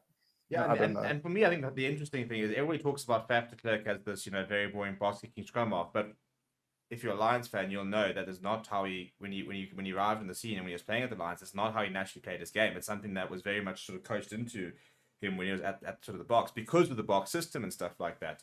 So what'll be interesting, the fact that we've now included Grant Williams, for example, who has that sort of that edge and stuff. It'll be interesting to see how even a Jaden Hendricks as well, how him and Faf de Klerk now play, whether they're going to play quite similarly, whether they're sort of going to take on a bigger role in terms of kicking off 10, kicking off 9, playing off 9, or whether they'll also get a little bit more license to say, no, by all means, you know, let's pick up the ruck speed, let's get the ball going, get clean ball to Mani and let him cook, basically, as people have been saying. So, yeah, I mean, and on that Jaden Hendricks thing, I mean, we haven't seen him in a while.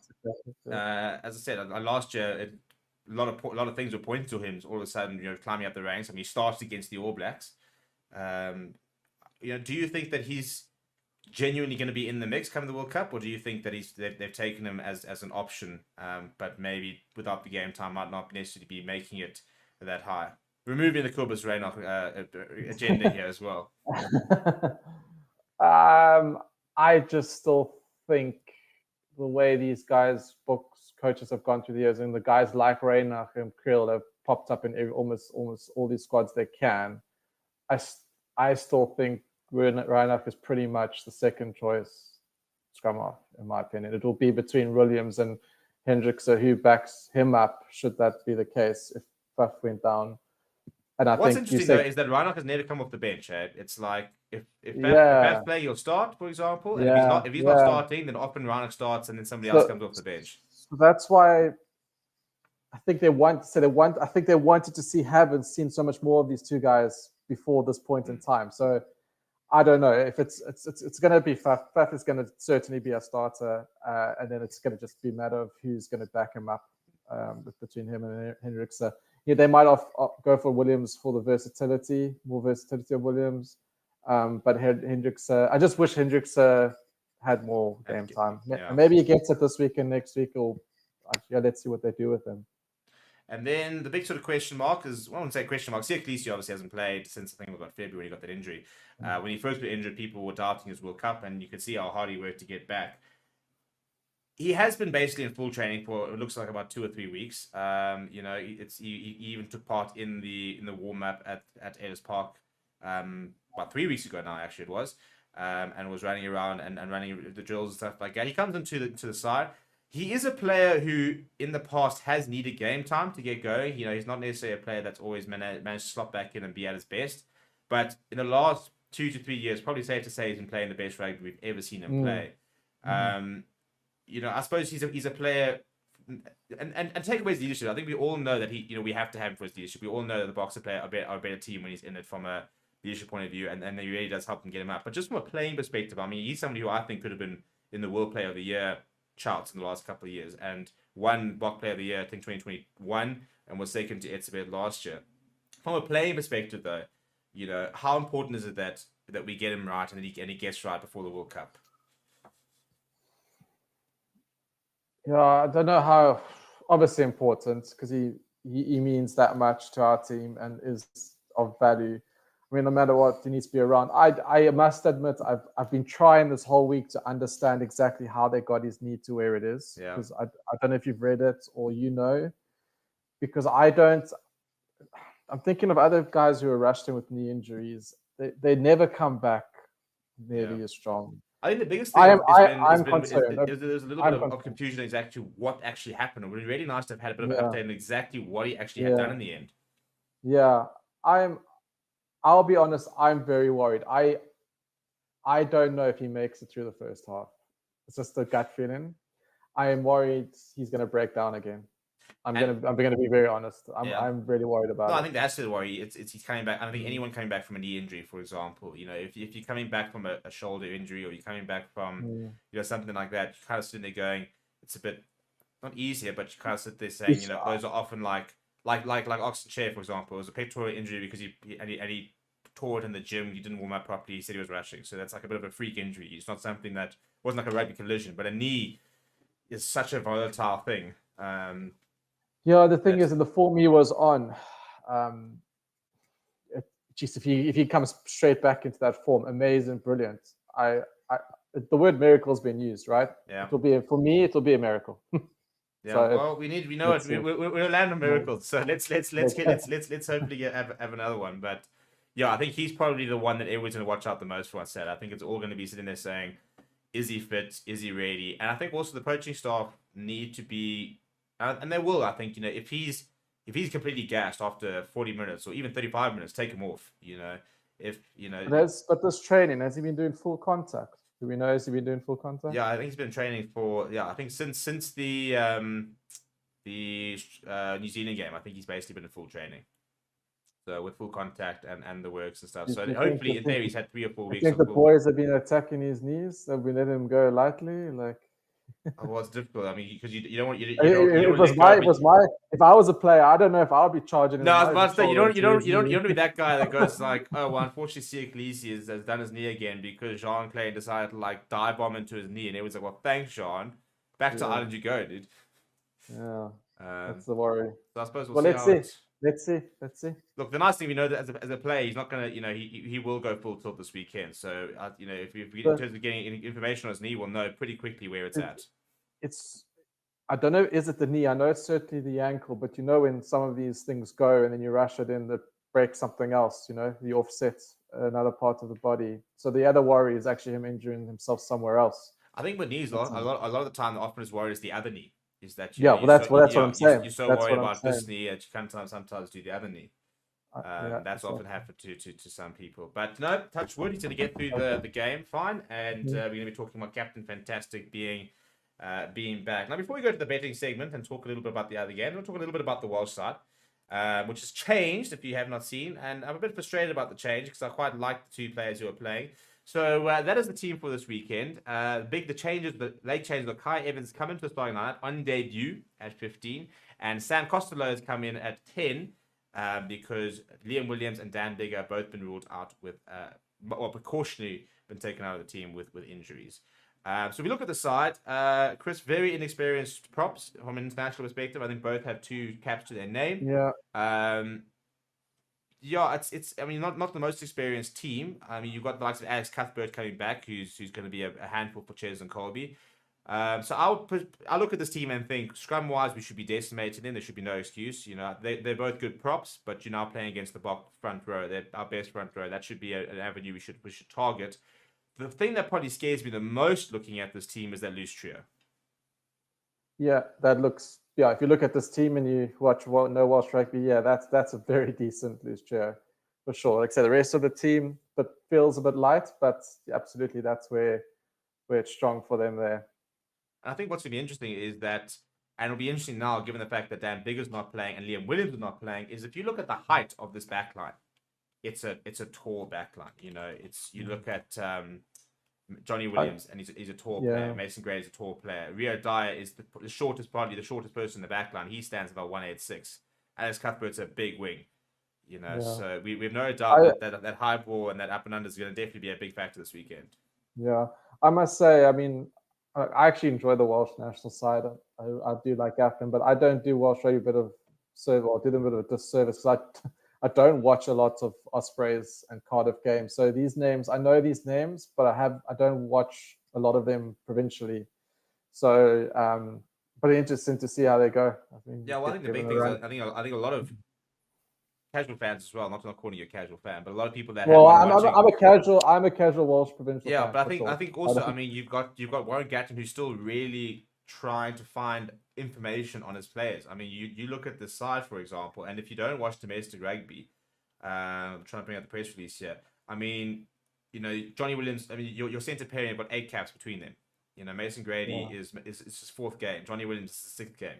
Rio Dyer has played less than 10 games. Sam Costello has played 3 caps. You know, there's only one person in the backline who's played more than 20 caps, and that's Alex Cuthbert.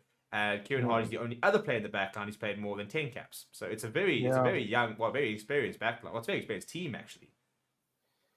Yeah, I mean the Welsh team, like up until recently, they were doing really well. And it's not the names that are in this team. Like, and it'll be interesting to see how they go in the Welsh jersey. But they're often up their game for us, and even in Wales, like even if it's a team that's we don't recognise these guys as a Welsh formation, I still think they're going to give us one hell of a game. They're always a bit of a bogey team for us, not in terms of they beat us particularly often, but they're never an easy side for us to beat. They always seem to have a number and make competitive. Yeah. But then there are times when I look at games like now, and you look at the matchups, you're thinking to yourself, this has to be a comfortable book win. But I'm not going to stick my neck out to say that. Yeah. Because it's never we hardly ever throw. We haven't had a big win again. Barring it was 16 points in Newlands in the last game. I mean that's probably been one of the biggest wins we've had over them for a very long time. Even though we do have the rub of the green, but it's always within a score or within 7 points. So and I don't see any difference. It's a whole different kettle of fish when you're playing over there in the Millennium. Yeah, and I'll be honest, these barring the French and the Scots giving us some decent games. I don't look into these friendlies. They are definitely down 7% in intensity, and what the coaches definitely going to ask the players to do something a little bit different. You can see that it's not the same type of test matches, and players are protecting themselves for sure. And especially some guys are going down. They will. So it's going to be interesting. Watch it, of course. Yeah, no, 100%. And as everyone know, we will be obviously live for the Watchalong, so you can come and join us over there. So before we talk a little bit about the games this weekend, because there are a couple of other nice games, let's talk about this. So this is your betting segment brought to you by Boyle Sports. And if you are trying to get into your betting, first of all, you're going to get yourself a Boyle Sports account. I'm going to put a link in the chat right now. And then what we suggest doing is going on X, the X Twitter, now known as X, and following Chris at the Crow Tips. And then Chris, the season record's looking pretty good. And how are we going to better that this weekend? Yeah, looking very healthy. We had a nice week I think it was 2 weeks ago because we missed last week, but we have a 100% record. We had the double coming in, Tasman won, and Oz plus 24 cruised home. As we short said on the show, thought the Oz were going to give them a close game, and they did. Didn't win it, but probably as expected. And I had the lean of Oz over 9.5 points at half time, Oz points, and they smashed that in 12 minutes. So that was one I was actually thinking of adding as a proper bet. I should have, because I was deep down pretty confident about it, so I should have actually punted it as an official. But anyway, if you did put it towards your bets that you created, then great. Yeah, so the season record, we're 13-9 and a very nice 15.9 units up and a very, very healthy 62% return on investment. As I said, Stevie, I'm really, really happy with that. If we were still floating around 20-25%, that's still pretty decent if you look at people that charge tips around the world. So that's where they would be. So we're doing pretty well, yeah. So we're going to continue it. We've got some units up, so we'll use some this weekend. I'm taking a little bit of a different approach this weekend, Stevie, because points. I like points. As you noticed, I've bet a lot on points, and the points markets haven't been out for these games, which is fine. I do like NPC. I will be betting some NPC games in the future, but for now we've got the Pro. So the Pro D2 starts tonight. It's the French second division, which is a lovely betting competition. Everyone knows. I think it's a little secret gem. Not secret gem, but I think a lot of punters. We don't punt it publicly, but I think we all know that it's quite a nice tournament to punt on, because obviously bookies aren't as familiar with it, and there's quite solid form lines that come out of that competition. So it starts tonight. So I'm going to start tonight. It's Biarritz versus Colomiers, and I'm going for second half highest scoring. I love the half scoring market. Yeah. I know a lot of guys don't, but I'm going to target it this weekend because.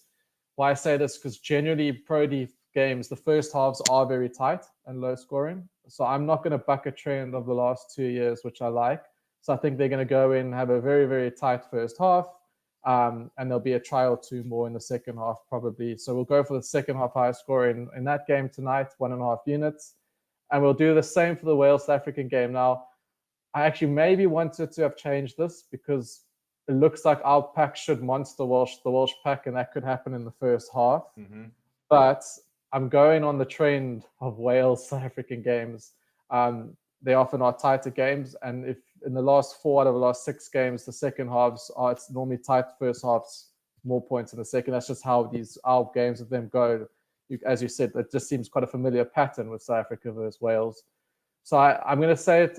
If anyone listens to this, we're going to stay with the 1.5 units. I might have dropped it because I am a little bit worried that we do monster a few rolling moors in the first half. But we'll keep 1.5 units. We'll keep this trend, and I'm still confident that it will still maybe open up in the second half. So we'll go another 1.5 units to 199 there. So take a little bit of a different approach just with what's available with the games today. So yeah, if they both come in, we'll have another very, very healthy week, or at least we won't lose. We'll be at the same position next week. Right, so 3 units up on this weekend, eh? So yeah, so that's it. We got two plus 2.65 last week, and we're going to go up another 3 this weekend. Let's do it. All right, cool. So let's then if everyone's new to that, so your unit is obviously whatever you decide to generally bet. So for example, mine is 10 rand. Times are tough out here, and still once if that return of investment sits there for another month or two, Chris, you might even convince me to start upping the units. But yeah, so if you are new, that is the concept of the units. So well, we have I suppose we have news for people. We'll grow this in other ways from the next couple of weeks. This is tonight's show, the rugby show, but we'll get more risky maybe. Yeah, there we go. So on that note, please do keep an eye out on the channel for a cool announcement that will involve Chris and seeing a lot more of his friendly face. And so keep an eye out for that announcement, which will hopefully be very, very soon. But so that's all on Boyle Sports, by the way. If you're wondering where those markets are from, as I said, Boyle Sports are our official betting partners, so those are where the odds are. And if you have any questions, stuff like that, put them in the comments, and we will endeavor to try and answer them, or else we'll bring them up next week in the fan forum. And right, so Chris, we've got 50 minutes left. Let's talk a little bit about the other games this weekend. We have got England versus Ireland and France versus Fiji. And I want to sort of obviously focus on the England versus Ireland because probably the better of the games. And I think very interesting because Ireland are coming back from about a 2-week, I think, break. They've gone pretty strong as well, pretty much full strength. England also very strong, but England playing. Let's find a way nice way to say it. I'm not quite firing all cylinders just yet. Surely this is a pretty one-way traffic game. It's in Ireland. It's at the Aviva, number 1 team in the world versus an underperforming England side. What chance do England have? Not a lot, but like I said, and I've been honest. This is these friendlies. I'm looking at completely different to like the finale, the Grand Slam finale game, you know. But like I said, my mind still boggles, and even under Andy Jones, like England have to be much better than they are, surely. Interesting comment that you said. I do read. I like to read and make my opinion on what people say during the week. And I think you said Borthwick said a big game in Ireland, and Farrell's missing a massive game. Massive occasion, yes. So friendly against Ireland is a massive occasion. Okay, it probably is because it is England versus Ireland. So that tells me that I think they got some Six Nations revenge on their mind to England. So I think it's going to be. Maybe they're at the situation like, listen, guys, we're not going to win a World Cup, but if we can beat Ireland in the Aviva before, then at least that's something, boys. Well, I'm gonna say that there is that factor. I think I know rugby players. I think England will want to avenge that game. I do think players do have that mentality, and I'm going to say that England are going to be better without Farrell, and I think they're going to give Ireland a good game. Well, I think Ireland are going to win. Ireland are going to win, but it's going to be another tight. It's going to be a tight game. It's not going to be an Ireland runaway. I lied. He didn't say big. He said such a special game that he would. Special. Okay. Special. It's a special game.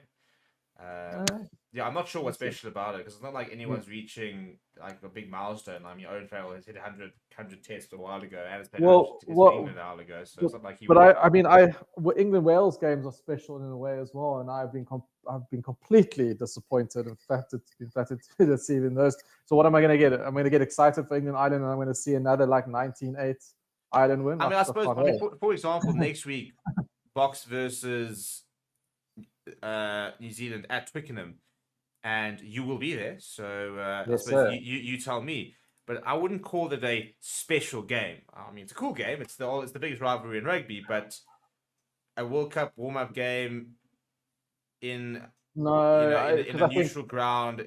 No, it's going to be a nice occasion, but it's not going to be. I ain't licking my lips like when I used to go watch the All Blacks play Springboks at Newlands in a Tri-Nations game. And it's not quite like the third. Your second. The big, like Ellis Park, for example, like a New Zealand Bok game at Ellis Park or in Eden Park, like those are the games. Test matches don't get bigger than those type of games. Yeah, I think it's going to be a nice. I think it's almost sold out. So it's going to be a very nice. I think it'll be. I think it's going to be a great day. I think it's going to be a great. It's going to be a great occasion. I think it's going to be a good match. It's not. We're not going to. Mind you, come on, when the Springboks played all, but I don't think anyone leaves anything behind. So maybe we misinterpreted this. Maybe these guys are not going to help themselves and see the old enemy in front of them and go, "Bugger this! I'm going for it. I'm not losing to these oaks." Yeah, no, I'll be interested to see the type of teams that get put out. I think some people suggest that Ian Foster is set to potentially rotate. I think other people are saying that they reckon the Panny Rassi has been sort of implying that they're going to try and use that All Black game to kind of announce that that we're candidates and go and beat them and say going into the World Cup saying actually we're here to play. So I'll be interested to see the type of teams and the attitude that they've got. I mean, obviously they're not going to be sitting there telling the players, oh, this is actually not a big occasion, but it is 2 weeks before the World Cup, so there is that certain amount of go out and get a big result that you also can't afford to get into because then you're done. I don't know who decided to have this as a final warm-up fixture. It's I'm not saying it's a sacred fixture, but it just doesn't feel right, does it? It doesn't. It kind of doesn't feel like it doesn't feel like it does it any justice. But sorry, Chris, are you trying to imply? I just want to get this right. Are you trying to imply that the Qatar, what's it called? The Qatar Invitational Cup could be slightly commercialized and not that not that serious. Okay, now that's exactly why they found these two teams. Okay, well that makes perfect sense. All aboard the gravy train. Let's go. Yeah, well, Let's go. hey, listen, go enjoy your. Hopefully, it's free. Hopefully, you can enjoy it. Hopefully, you're out there having the nice food and getting involved. Got my tripod. There we go. I see. Yeah. Soon to be there. We go. Soon to be award-winning journalist Chris off Up to and watch the coming. Guitar Cup at Twickenham. Can't wait. I know. I can't wait to go. I can't wait to being in the experience that you guys think you're going to give me the opportunity to be in. So I can't wait for next Friday. Really can't. Yeah. So and if you're watching, set your bloody alarms because it's next week Friday. It's 8:30 next week Friday. So don't sit there. You don't go out on the jaw and then all of a sudden you're on the TV like, oh, is that last week's game? And be like, no, you're busy missing the Bok test. So it is on a Friday night, which is a bit of a strange one. I don't think I've ever watched Bok Rugby on a Friday night. Geez, weekend. When last did we play? I think we played Georgia maybe on a Friday night. Yes, that's actually a very good shot. It was the Friday night before there was a British and Irish Lions game on the Saturday. Yeah, that's the last only time I can remember that we played on South Africa played on a Friday. Hey. Yeah, and then Georgia all got COVID and got sent home. Oh, jeez. Good times. Little throwback there. And then the last game, France versus Fiji. France are Intermac-less for the World Cup. They still buy less for the next 5 to 6 weeks potentially. If I were to pick if I were to pick like 5 players who I thought you don't want to get injured, those 2 would be within my 5. Correct. I was having a WhatsApp chat with my mates on Friday, and I said I named Tomac. I think I made the point to Tomac, the point of Leon. Sorry, the flank. I didn't say Bile, but I said. What if one of these 3 were going to go down? One of them, they're going to. It's never like I just had this feeling, and I hope I didn't curse him, but No Intermac for the World Cup. I mean, just how big is that for France? And huge. I love it. So as you know, I've been punting France to win this World Cup for 2.5 years, 3 years, and Intermac was a big part of that. Yeah.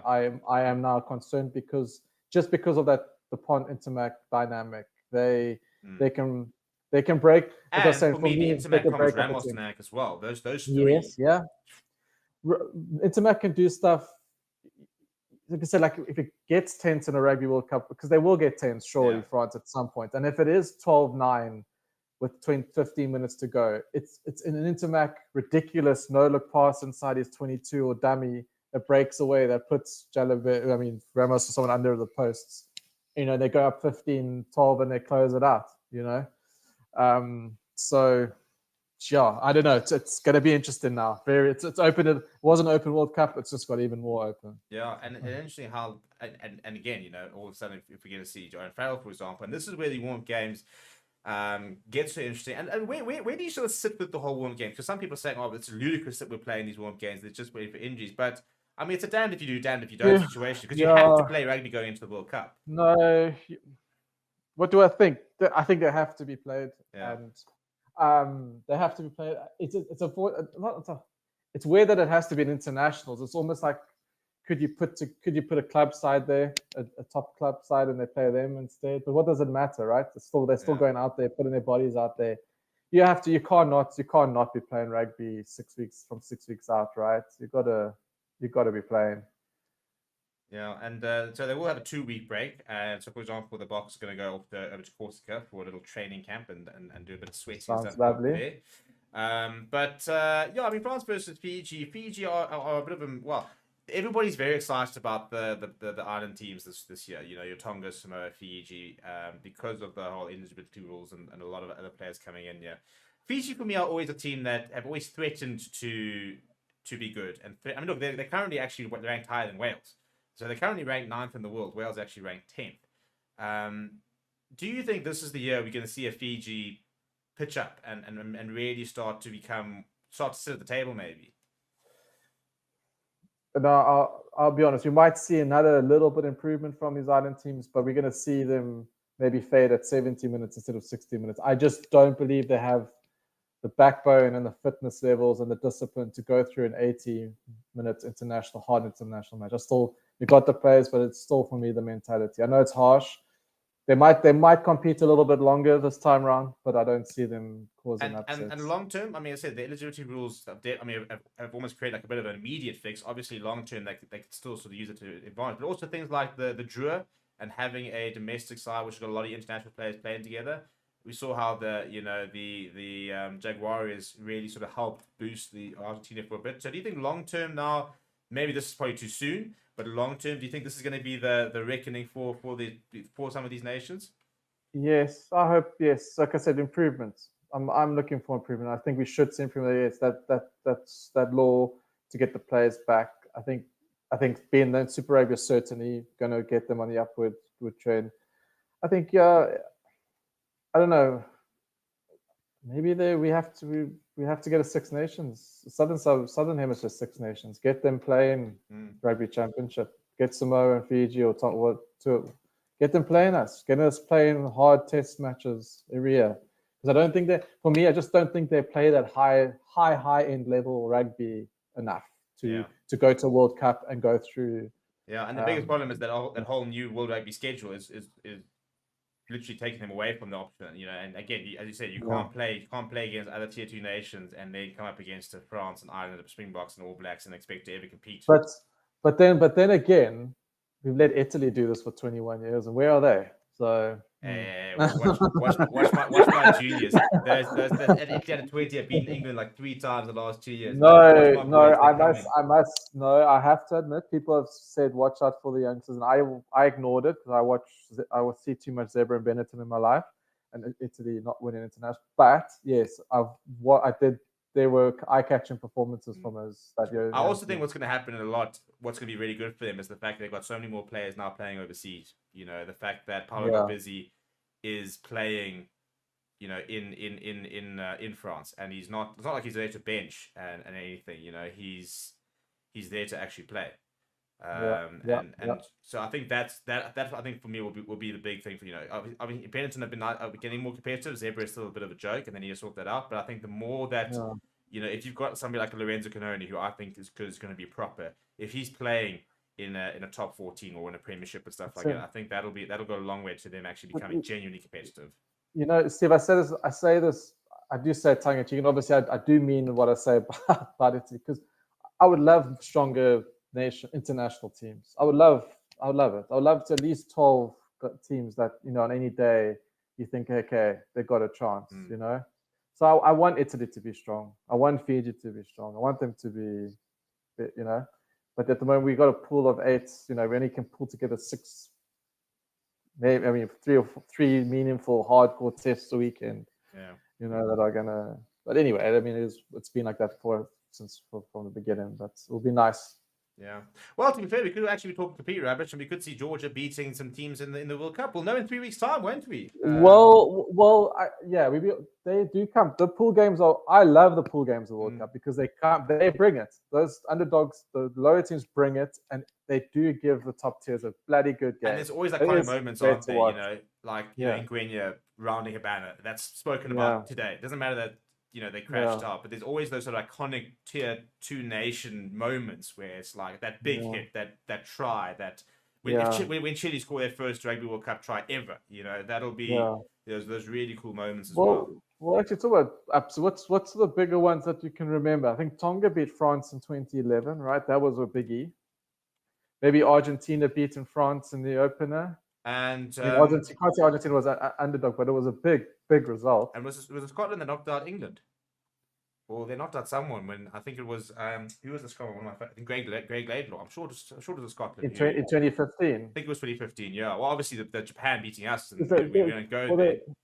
Yeah, Japan. Okay, that was out of my brain. Thanks for reminding me that. Scott.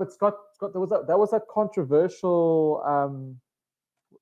That was a controversial Craig Jabir game against Australia, was it? But was that the quarterfinal or the semi? Who did Australia beat? Because we lost to New Zealand. Who did Australia beat in the semi? I can't remember. Wales? No, we knocked out Wales. In 2015. Yeah. Yeah, we knocked out Wales and then lost to New Zealand. Yes. Australia were in the finals, and I think I want to say they beat England. No. Or did they beat Argentina? It probably was Argentina. You know what? I've got the beauty of the internet, so we can speculate, or we can actually find out, Chad. Because you remember that game, that Australia-Scotland game, where Greg Japan never refed another game in his life. Yeah. Right. Yeah, as I said, I just need to back yourself. It was Argentina who beat Ireland in Cardiff. Hammered them 43-20 to get to the Jeez. semi-final, and then lost to Australia, and then Australia because we beat Argentina in the third and fourth playoff. Yeah, well, that's another scar to send Irish way, hey? Jeez. Imagine being pumped by Argentina, like basically at home. I mean, yeah, it's Cardiff, but I But, mean, but that Irish record of those just every quarterfinal, every single World Cup is an amazing record. Why do we want to give it up, eh? No, the problem is that we all laugh, but we all know that it's going to come. That they will win the World Cup eventually, and then we're in big trouble. Because the problem is maybe it's one of those things where once the monkey's off the back, they're going to go and win a couple. Yeah, well, yeah, but exactly. I mean, them in France have been nations on the rise, and arguably New Zealand a little bit lower, but still really good. Us kind of like feels like we've just been like there, and Australia on a decline. So that's going to be so interesting. That quarterfinal, whoever on that side of the draw, those two quarterfinals are going to be redonk. Yeah, no, it's gonna be fun. But yeah, people, that's been as much time as we've got for tonight. Time flies when you're talking shit. So Chris, thank you very much for jumping on. We will be checking back in a week's time to see how those players went. I've locked them in while you're chatting them. I actually was on the Boyle Sports and I was getting my bets in for the weekend. Got to start getting myself some spending money for France, so I can go buy all the jerseys. I'm trying to decide which jersey to buy. Like I want to buy like one or two of the different ones. Like I like the Italian jersey. I think like the Chilean jersey is pretty cool, and like I want to buy like a Romania jersey might be quite cool, but it's also yellow. And like when am I going to wear yellow? You know, so I'm going to try. I also actually need to do some jersey investing, so I'll do it. Maybe we should actually on across the team just also start looking for different ones. You know, it'd be boring if like all four of us go and get the same jersey. So maybe you start. Let's do that. Right, there we go. People, if you have jumped in and you've been part of it, please do smash like on the video. Please do smash like. Please subscribe to the channel as well. We are past 36,000 subscribers, so this weekend we're going to try and move on to 37, maybe even 38, if we can get a nice watch along in. We're going to try and get to 40,000 before the World Cup. That is the plan, people. So if you haven't already, don't be an enemy of progress and go and do that. Go and sign up for Boyle Sports, who have been bringing you the show. Link in the chat, link in the description, and you can go follow Chris on X. That's horrendously deteriorating platform, which was once great, and now I'll make a few posts now. It's not a tweet, it's a post. It's a post. Oh yeah, because that's a repost, not a retweet. Yeah, I mean, I thought that Wales and England have fallen from grace quickly, but that's been a whole different thing over there. Anyway, we're not going to talk about the X Twitter RIP. But yeah, people, thank you very much for tuning in. As always, if you are just tuning in now, this will be available as a podcast across all your favorite audio platforms. So you can go and stream it on the way to work tomorrow. And apart from that, we will see you guys tomorrow, as well as over the weekend for some live streams. You're going to be seeing myself, you're going to be seeing Mark, you're going to be seeing Wes all on the various watch-alongs over the weekend, so it should be a lot of fun. And the countdown is officially on. Tomorrow marks 3 weeks and counting. 21 days until the World Cup does start, so time to start getting excited. People, keep well, keep safe. Chris, thank you very much. And everybody, we'll see you next time. Thank you, everyone. Yeah.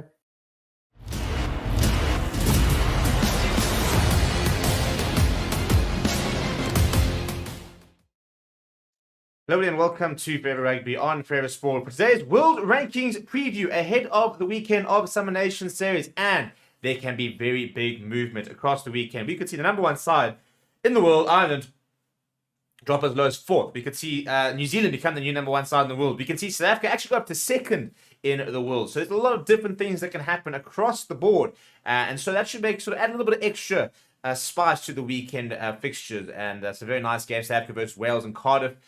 You've got Wales taking on, you got England taking on Ireland. Over in Ireland, France versus Fiji, for example, should be a great game.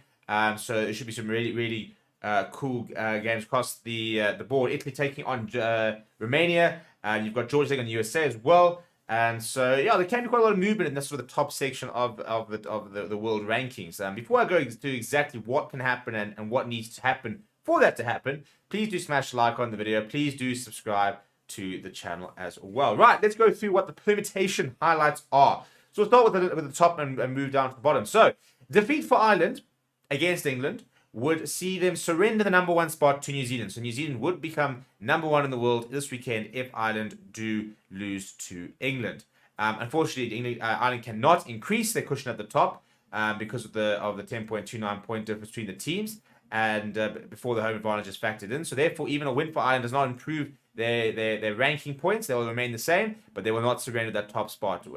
So if they win, they will stay at number 1. If they lose, they will move down to 2nd. However, if the right results go in the right ways, it is possible for Ireland to drop as many as 3 places down to 4th if they lose by more than 15 points, and South Africa win by the same margin against Wales, and France beat Fiji. So in terms of South Africa, they will replace France in 3rd if they beat Wales by any margin and regardless of the result. So that's big news for Springboks. So if we win tomorrow, we will move up to at least 3rd place. We will overtake France because France cannot improve on their rating due to the 10.52 difference between the sides before the home factor is waiting in up against Fiji. But if we were to beat France by more than 15, beat Wales by more than 15 points, and Ireland were to lose, we could actually go ahead of Ireland as well, which means we can actually go up as high as 2nd place. Ireland can move down to 3rd, and France can, if France beat Fiji, they can go down to 4th, with New Zealand going up to number 1, South Africa number 2. So that could be quite interesting. All of a sudden, we could be moving into next weekend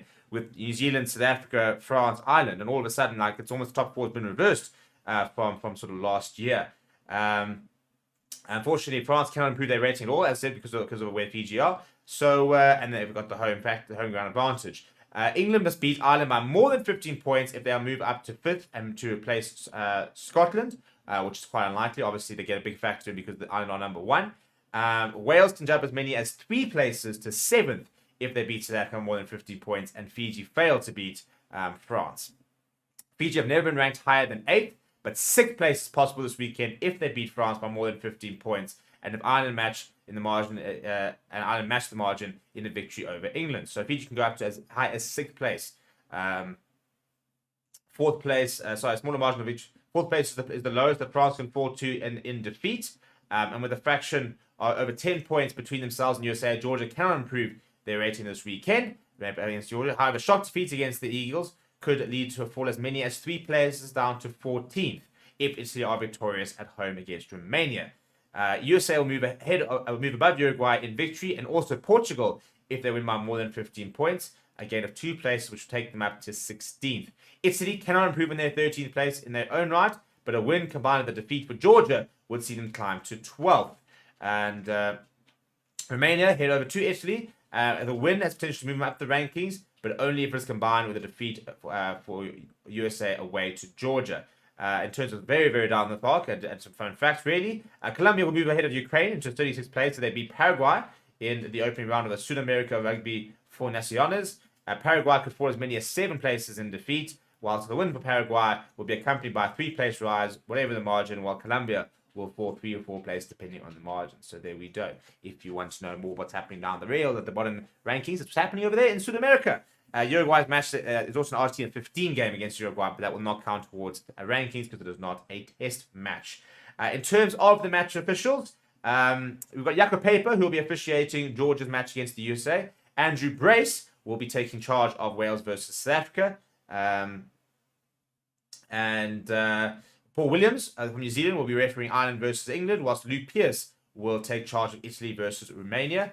And the France versus Fiji game will be officiated by Nika Amashakili from Georgia. So those are the match officials for the weekend. So yeah, pretty cool to see what the Springboks can do, and I think it'll be a bit of a Southern Hemisphere charge, I suppose, if the right results go in the right way. But at the very least, it looks like a win for South Africa would mean that it would be Ireland number 1, New Zealand number 2, South Africa number 3, and France number 4. And obviously, South Africa versus New Zealand next weekend could become very, very interesting because that could be a fight for top spot if Ireland were to lose this weekend.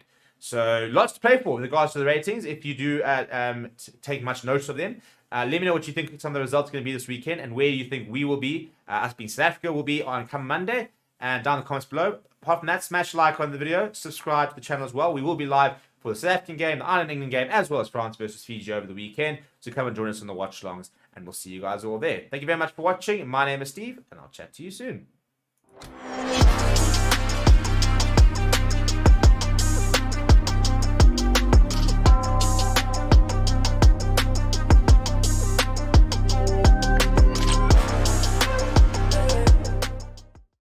Good afternoon, guys. We've got Stickens here. You may ask questions from South Africa. please just raise your hand. Jan? Thank you, Zina. Thank you, Stick. Thank you, Sia. Sia, welcome to your first. If you seen the last team in the last 24 hours, how do you keep focused on you guys are supposed to be all there with seemingly easy? Jan? Jan, please, can you sort out your microphone? We can't hear you. Let's go to Leeton. Thanks, Z. Hi, Sia. Hi, Stick. Hello. Sia, just for you, I think what Jan was asking, in terms of in the team, what was the focus this week for you guys? Especially for you going back into your first game, what was sort of your mindset? Our focus, the team, is to just build momentum, you know, into obviously going into the World Cup and everything. Want to make sure that we go with momentum, and also like work on combinations. You know, the past couple of games, the team has been changed so many times because the coaches wanted to give every single guy an opportunity to prove themselves to try and make the World Cup squad. Now the squad is picked, is now forming the strong combinations, so we can build going forward. And yeah, and for me, I think I just want to play. I want to give it everything. I was told by the coaches I must give everything I can for as long as I can, and then they'll take me off, whether it's in the first half or half time or after. We'll see how long it can last. And my role doesn't change. Is still gonna play as hard as I can for as long as I can. Justin? Thank you, Z. Good afternoon, Stocker. Sia. Stocker, this one just for you. Having your El Capitan next to you again after such a long time, and just the journey that he's had to endure. Just your thoughts on his return and, you know, leading the team come Saturday? Yeah, you know what? It's been a tough couple of months for Sia, you know, but once again, I have to compliment him with the way he handled his injury, you know. And I know a lot of sacrifice that he has made as a player, you know, and as a human being, because of he's a family man. And to be able to sacrifice some time with his family, you know, I've seen him up and down between Cape Town and Durban, you know, where he was going through his rehab. And I have to be honest and say, you know what, it's been tough for him, but the way he handled it, you know, and the hard work that he put behind the scenes, I know probably after a couple of years, I will tell the story to people, you know, the way he's been handling himself off the field, it's been massive, you know, and for a young man like him who's got a family, and to sacrifice time away from your kids and your family, it shows a true character of the person he is, you know. It's good to see him back on the field. He's been really, really working hard, and also credit must go to our medical staff. You know, they've been doing everything in their powers to make sure that Sia is ready, and it's good to see him back. And yeah, yeah, it's good to see him back. Yeah. Yeah. It was, yeah. Daniel? Thanks, Ina. Sia, this one's for you. Sorry, can you hear me? Yeah. Yeah. Sia, this must be quite surreal for you. I mean, it wasn't too long ago. I'm sure you thought this day wasn't coming, where you'd be back on the field. Can you just sum up how you're feeling on the eve of your comeback? Has this given you kind of a new lease on life, new motivation? Can you just maybe sum up how you're feeling?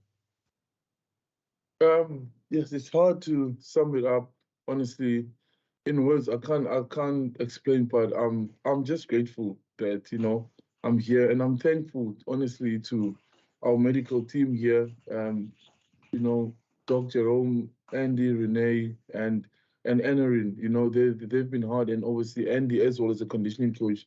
They've been working with me. You know, we've been waking up in different hours so we can try and not interfere with what the team was doing, you know, and also the team at the Sharks, you know, when I wasn't with the Springboks, when they were away, I would go with Dean, Jimmy, and Joe there. It's been a really team effort. And I think people around me too, it's been big for me. And I think my wife was big because I had a lot of doubt. And when the injury happened, and she, we she just prayed and she believed I could get here. And then also the specialist, Dr. Willem van der Merwe, he was from the day that he saw my scans, he told me this is possible.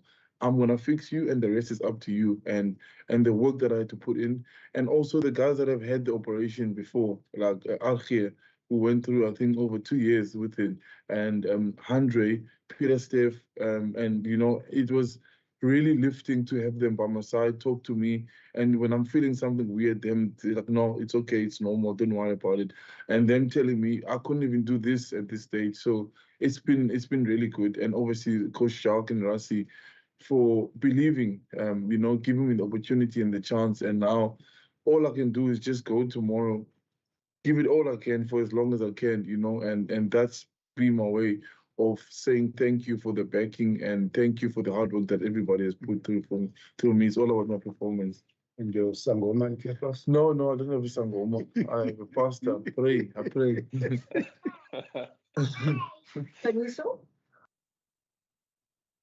Thank you very much.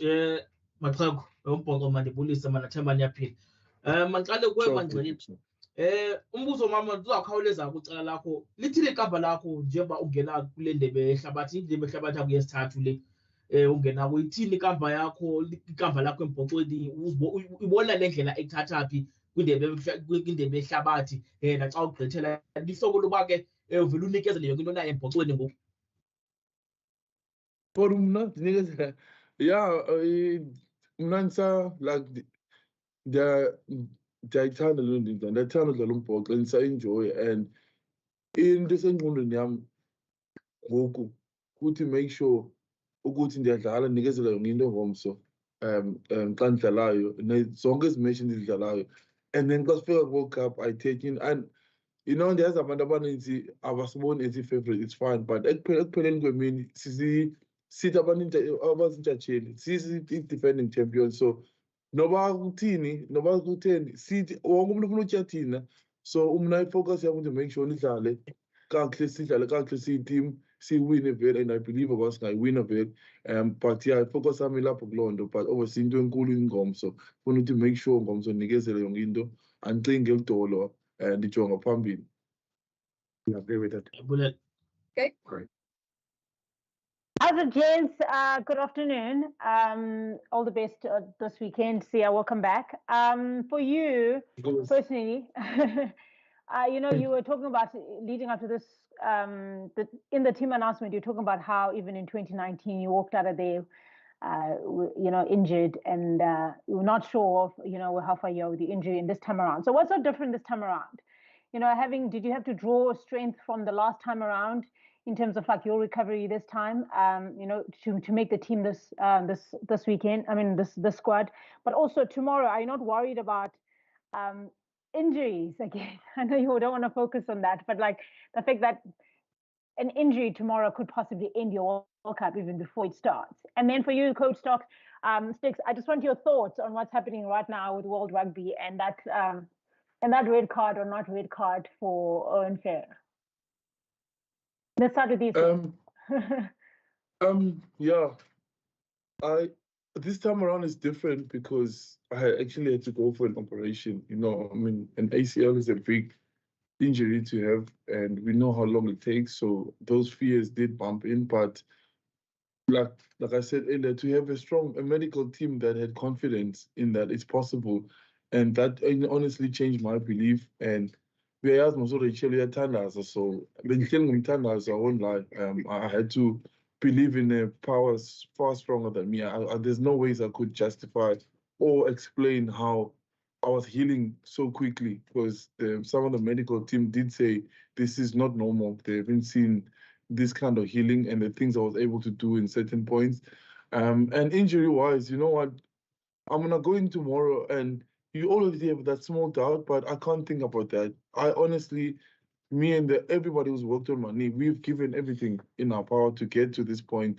And whatever happens tomorrow, like I have peace in my heart that I gave myself the best chance to be here and everybody that was part of it. So I'm not thinking of that. If it happens, it happens. It doesn't matter. I've given it everything. So I'm not walking in fear. I'm walking in confidence tomorrow because I feel good. Amen, coach. This is Marco Molos, this one. I don't think it's my space to comment about what is happening, with the other teams, Farrell and World Rugby. I think we know World Rugby is trying to keep the game safe, and but once again, whatever happens on the other side, I don't think it's my focus as a coach. The key thing with me is just to help the guys in our team. So that's my only focus. Unfortunately, I can't comment about what's happening on the other side. But one thing I know for sure is that World Rugby is trying to keep the game clean, and that's all I can say. Okay, coach. Thank you. Thanks, Zina. Hello, gents. My question is for Coach Stick. Dan Bigger is out. Liam Williams is out, and we just received the news now that Alex Cuthbert's also out. Does that make Wales a bit of an unknown factor for tomorrow's test?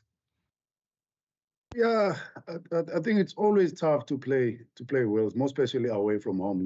When they play at home at the Principality Stadium, it's very, very tough. It's their home ground, and the manner in which they play the game, they're very, very tough people, and they don't stop fighting. They've got a massive work rate off the ball. Yes, I think it's a big loss for them to lose those experienced guys. But once again, I think the youngsters that are coming through now in those systems, I think even you also look in our team, guy like Kirtley Arends and Kenan Moody's, the Grant Williams. I think all the guys that are getting opportunities now, they all want to prove to their coaches that they've got what it takes to be at this level and also to go to the World Cup. So no doubt at all, the players that are getting opportunity there in that team, with their team, they will also give everything to make sure that they prove to their coaches that they also deserve to be in the World Cup. So it's not going to be easy. Yes, it's a big loss for them to lose those experienced guys, but the youngsters that are coming through now, I think they also lifting their hands up and they're doing everything in their powers to show what it takes. They've got what it takes to be at this level. So it's going to be a tough game. But yeah, our focus is, like I touched on it earlier on, we just want to make sure that we keep improving with the way we play the game and build the momentum towards the World Cup. Percy. Thank you so much, Gina. Good afternoon, gentlemen. Yeah. Welcome back, Skipper. Sia, can I ask you? Excuse me. Can I ask you? For the past couple of months, you've been a bit of a spectator. Please forgive me for my English. You've been a bit of a spectator internally in the Springbok squad. From your view, this past few months, where do you see your teammates, your squad at the moment in the build-up to that showpiece in France in the next couple of weeks? In your opinion, Coach, can you just give your inputs as well?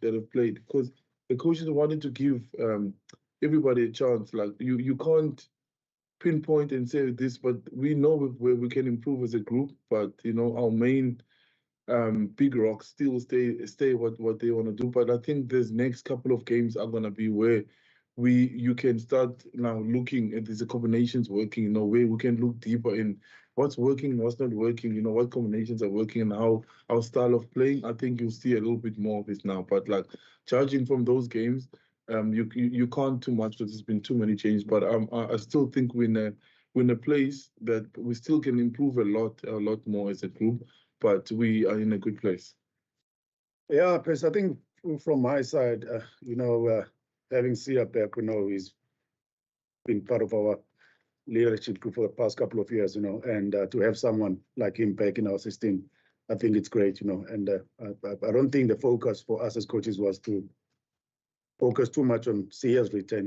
The most important thing for us was to get Sia back on the field, and which is credit must go. Like I said, our medical department, they've done everything in their powers to make sure that he's ready. And then once again for him as a player, I don't think we really put too much pressure on him because of, once again, if you look around our team, we've got a lot of strong leaders around our team. If you look at a guy like Bongi, Dwayne, Iab, and the guys that have led our team so far this season. And that's one thing that I respect about Sia as a leader also.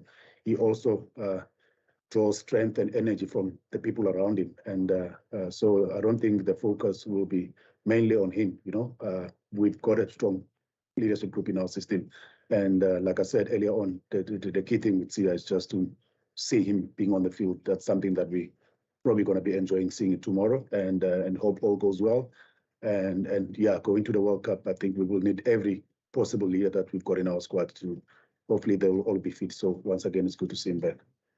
Let's take a few questions from the floor and then we can hop back online if there's time. Alex? Hi, Sia. Thanks for your time. You touched on it already. Can I ask about the role of religion in your recovery? I know your wife sort of prayed for you when you had the operation. Can you just expand on how important that's been for you? For me, it's been like the number one for me. It's been where I drew my confidence from each and every single day. And it's when you step into the unknown, and my belief was just my foundation is all in God, When I didn't know something, I just prayed over it, or the verses that people sent me. That was honestly my comfort zone, where I felt, I felt no matter what happens in this process, I'm okay. That's where I found peace, and it's huge for me. It's not just through the injuries every day, and it's me not taking all the glory for myself and knowing where it comes from. And I think that gives me, a lot of confidence. And it's good that in South Africa, you can freely be yourself. In a lot of countries, I think players normally tell me they can't really talk about their religion. I'm so happy that I can freely show who I believe in and what I believe in. And does it motivate you for the World Cup, seeing that God sort of helped you to get to this stage, and does the motivation now sort of repay? Yeah, for me, it's not about that. It's all about what he wants. It's always like that. If he's in his will, then that's all that matters. It's not about like what I want, but it just gives me the confidence and the comfort. And if it's okay, can I just ask you a couple of questions about your teammates? Just sort of quick fire questions. No problem. Who's the funniest in the box squad? There's a lot. There's a lot of different guys. Trevor is funny. I love his dance move. I think he's very funny. Yeah. And who's the longest in the shower? Yeah, in the bathroom, I can tell you is Cheslin. Never.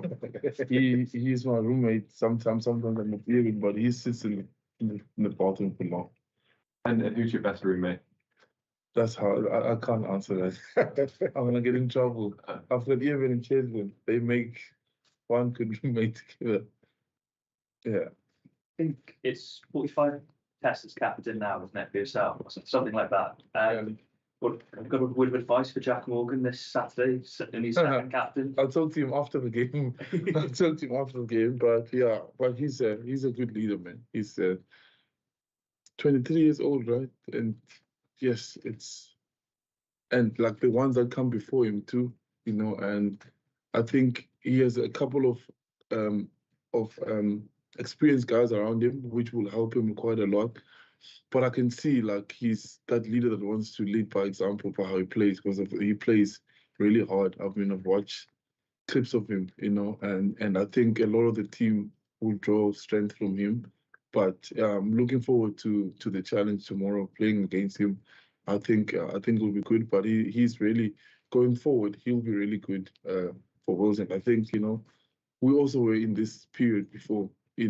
Sometimes these things take time, and the people of Wales should honestly back and give it the time that they need as a young group, because they are definitely hungry. You can see what they've done the past couple of games. And it's a big challenge for us.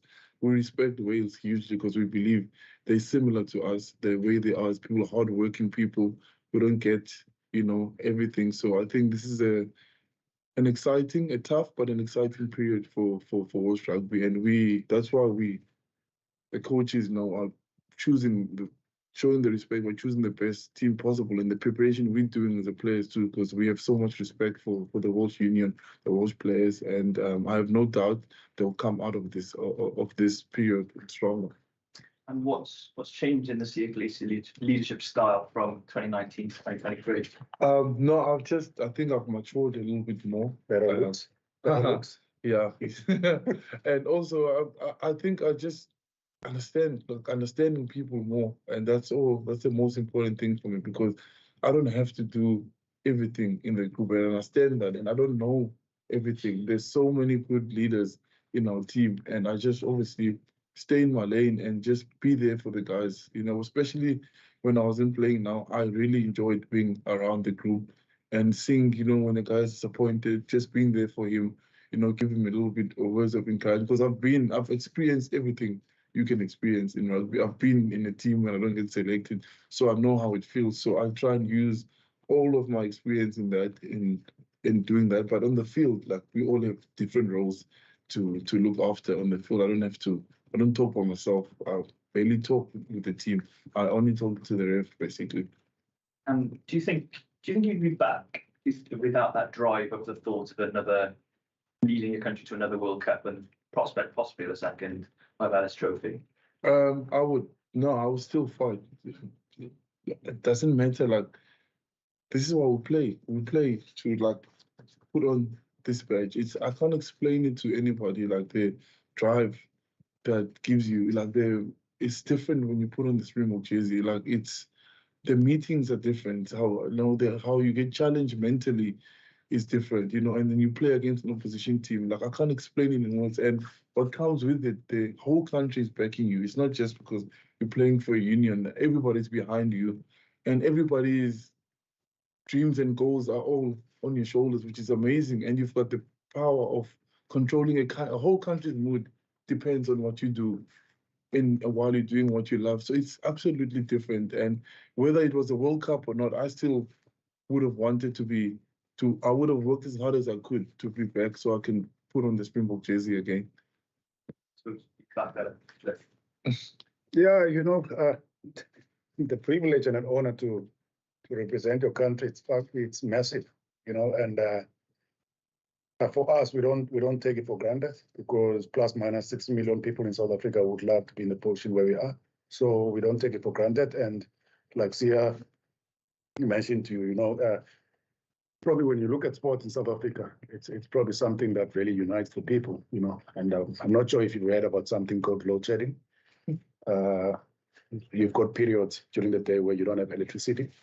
So those are things that we go through sometimes in South Africa. But for once, when the rugby is playing on TV, and we know the messages we get from support back at home, and the light we bring to them, so we don't take it for granted, and we'll do everything in our powers to make sure that we keep on making our South African people proud.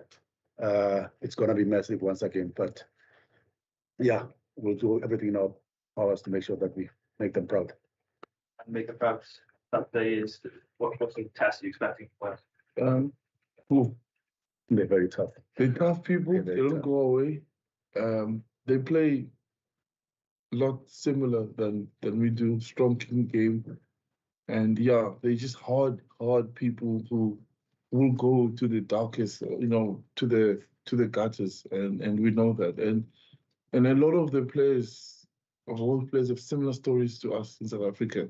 Where they started before they became a good player, and we get along. I think off the field sometimes with a lot of them, because we're similar people.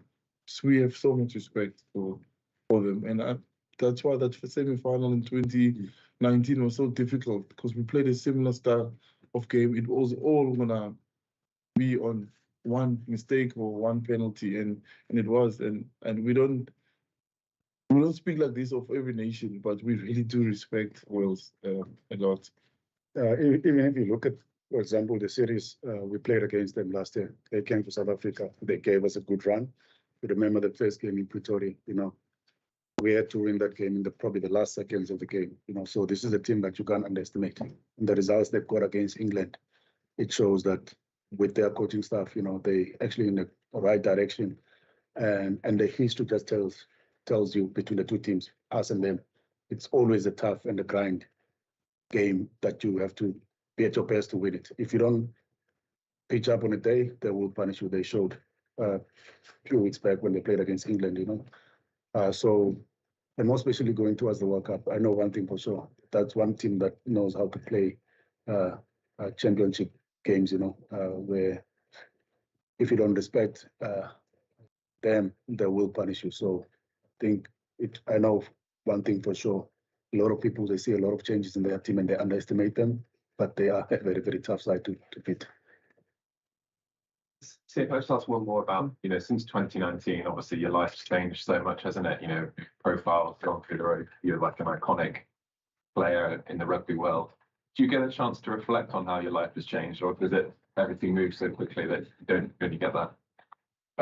Yeah, for me, I feel the same. Feel exactly the same as when I started. I'm still hungry. I don't see myself in that light, and I just keep on. I have the same values, and I just work hard, and I'm a team man, and the team is always far bigger than me, but the team helps me, helps me do the things I want to do off the field, whatever way. So, but yeah, it's just rugby, and obviously family as well as when I've been at rugby. But yeah, it's there's still so much more to do for us as a group. I'm still young, I believe. I can still go on for a couple of more years. So just want to make sure that I give everything I can for the team to achieve our dream, because we've got a big goal that's coming up, but it's gonna have to start this weekend. Let's take 2 more questions from online, and then we have to wrap it up, guys. Daniel and you. So Daniel, you can go first. Oh, sorry, I actually didn't realize my hand was still up, so I can pass mine on. Yes, Daniel. Sorry, guys.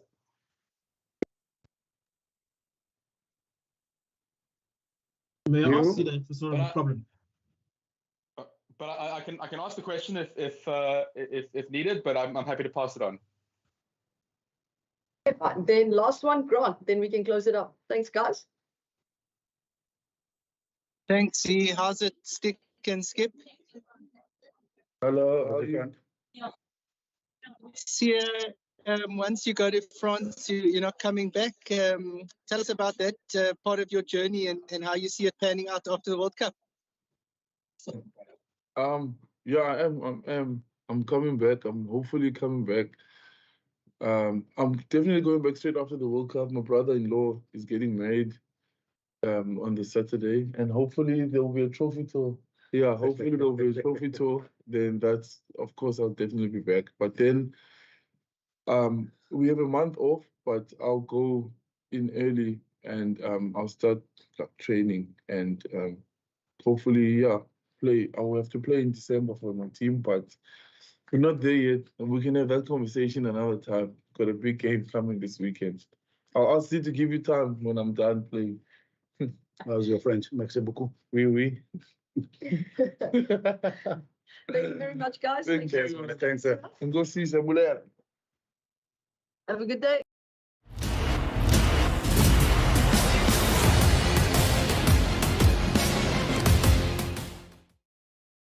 Hello and welcome to Forever Rugby on Forever Sport. For today's guide, how to watch Wales versus Springboks, which is part of the Summer Nations series. Kickoff is this weekend on Saturday at about 4:45 South African Standard Time, around there. And it is live from the Principality Stadium over in Cardiff. Should be a great game, actually. 2 very good teams announced. It's a very strong South African side. It is still a bit of an experimental Welsh side, but some really nice individual players on display. A very nice back row as well. So it should hopefully provide quite a stiff task for the Boks, who are looking to really try and make a bit of a statement, I think, this weekend.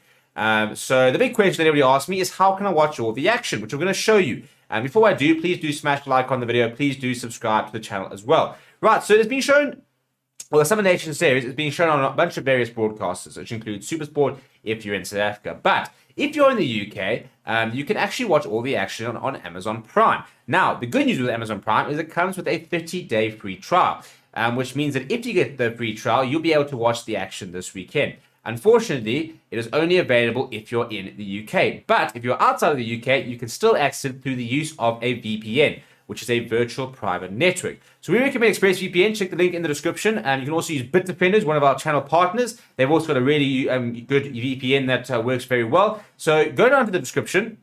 We've got a step-by-step guide on exactly how you can watch the game. So first things first, you're going to get yourself a VPN. I'm going to show you how to use ExpressVPN. So you're going to download ExpressVPN. I recommend getting the 12-month subscription. We're going to do videos on how you can watch every single match of the Rugby World Cup for free if you have a VPN. So get yourself a VPN, get yourself sorted for the World Cup. And you're going to install ExpressVPN. It's going to look something like this. You're going to click on these three dots over there, and you're going to go select the UK as your location. Then you're going to turn it on. So as you can see, I'm currently connected. And as a result, because I'm connected, if I go into Amazon Prime, it'll take me to the UK version, and the UK version has all the live sports. So if I go to, because my VPN is on, I'm then going to go to Prime, and here it is. That is what the Amazon Prime in the UK looks like. So then what we're going to do, for example, over here, this is the live TV. So as you can see, all the various channels and stuff like that, all the various different things happening on Amazon Prime that you can tune into. We're looking for sports. So I'm going to go to categories over here. I'm going to go to sport. And over there, boom, there it is. The Amazon delivers live rugby this Summer Nation series. And actually, if you scroll down, you'll see the next game is South Africa versus Wales. And you just click on that, and there it is. It's literally as easy as that. It goes live 5 minutes before the game. There will be analysis and stuff like that. And you see Sam Warburton involved there. Sarah Elgin is presenting, and Philip Atutiat will be a part of the panel. So it's literally as easy as that. If you have any questions, let me know down in the comments below. But apart from that, enjoy all the action on Amazon.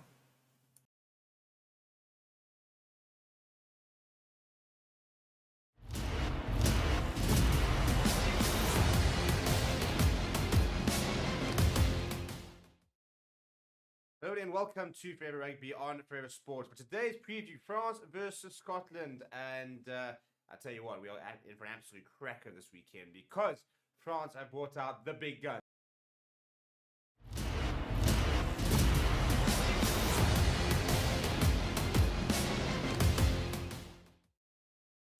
Hello and welcome to Forever Rugby on Forever Sports. For today's preview, Wales versus South Africa, the first game of Saturday's Summer Nations series and the return of Springbok action.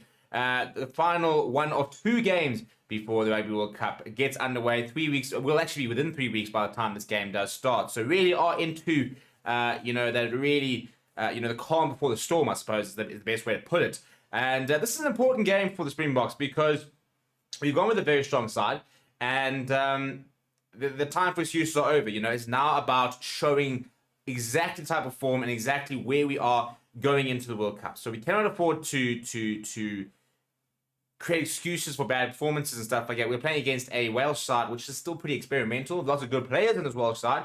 And they are a team which generally do quite well to nullify the Bok game plan. It's always usually quite a tight game and not particularly open. But regardless of that, it's time for performance, isn't it? We've now had the opportunity to experiment. We've had the opportunity to look at different players and combinations in the last sort of 4 games. Now is the time to start putting, the icing on the cake ahead of our first game against Scotland over in September. Now, before we look at the 2 teams, please do smash like on the video. Please do subscribe to the channel as well. Of course, we'll be live for this game, so come and join me for the Watchalong on Saturday. We'll have plenty of build-up. We'll have hopefully have a pre-game show, halftime show, fan cams, player ratings will be up and going, and it's going to be, the standard coverage as we sort of really build our momentum into the World Cup. But in terms of the teams, so Wales. And Jack Morgan will captain the side, and it is still quite an experimental side. A lot of inexperience scattered amongst the squad, and I think Warren Gatton is still probably quite far away from his final 23 and final starting 15 come the World Cup, and he's still looking for a bit of information, I think, on certain players. So if you look at the front row, for example, next to no experience, or international experience rather, from the likes of Corey Damachowski and Kieran Azarati, both of them less than 5 test caps. So Elliot D in between them will have to carry a lot of the experience when it comes to that starting front row. Ben Carter will partner Will Rowlands, who gets to that very important 25 cap mark. And as he sort of starts to, as they look to make sure they continue play for Wales, despite not being playing in Wales next year. And then you've got a very good loose trio of Dan Lydiard, Jack Morgan, Aaron Wainwright. Probably for me, their strongest aspect of the team is that loose trio. I think all 3 players are fantastic players. Jack Morgan captaining the side for the second time. could be early indication that he is potentially set to captain him at the World Cup itself. So a big moment for him. And the halfback pairing, Kieran Hardy comes into the starting lineup, as does Dan Biggar.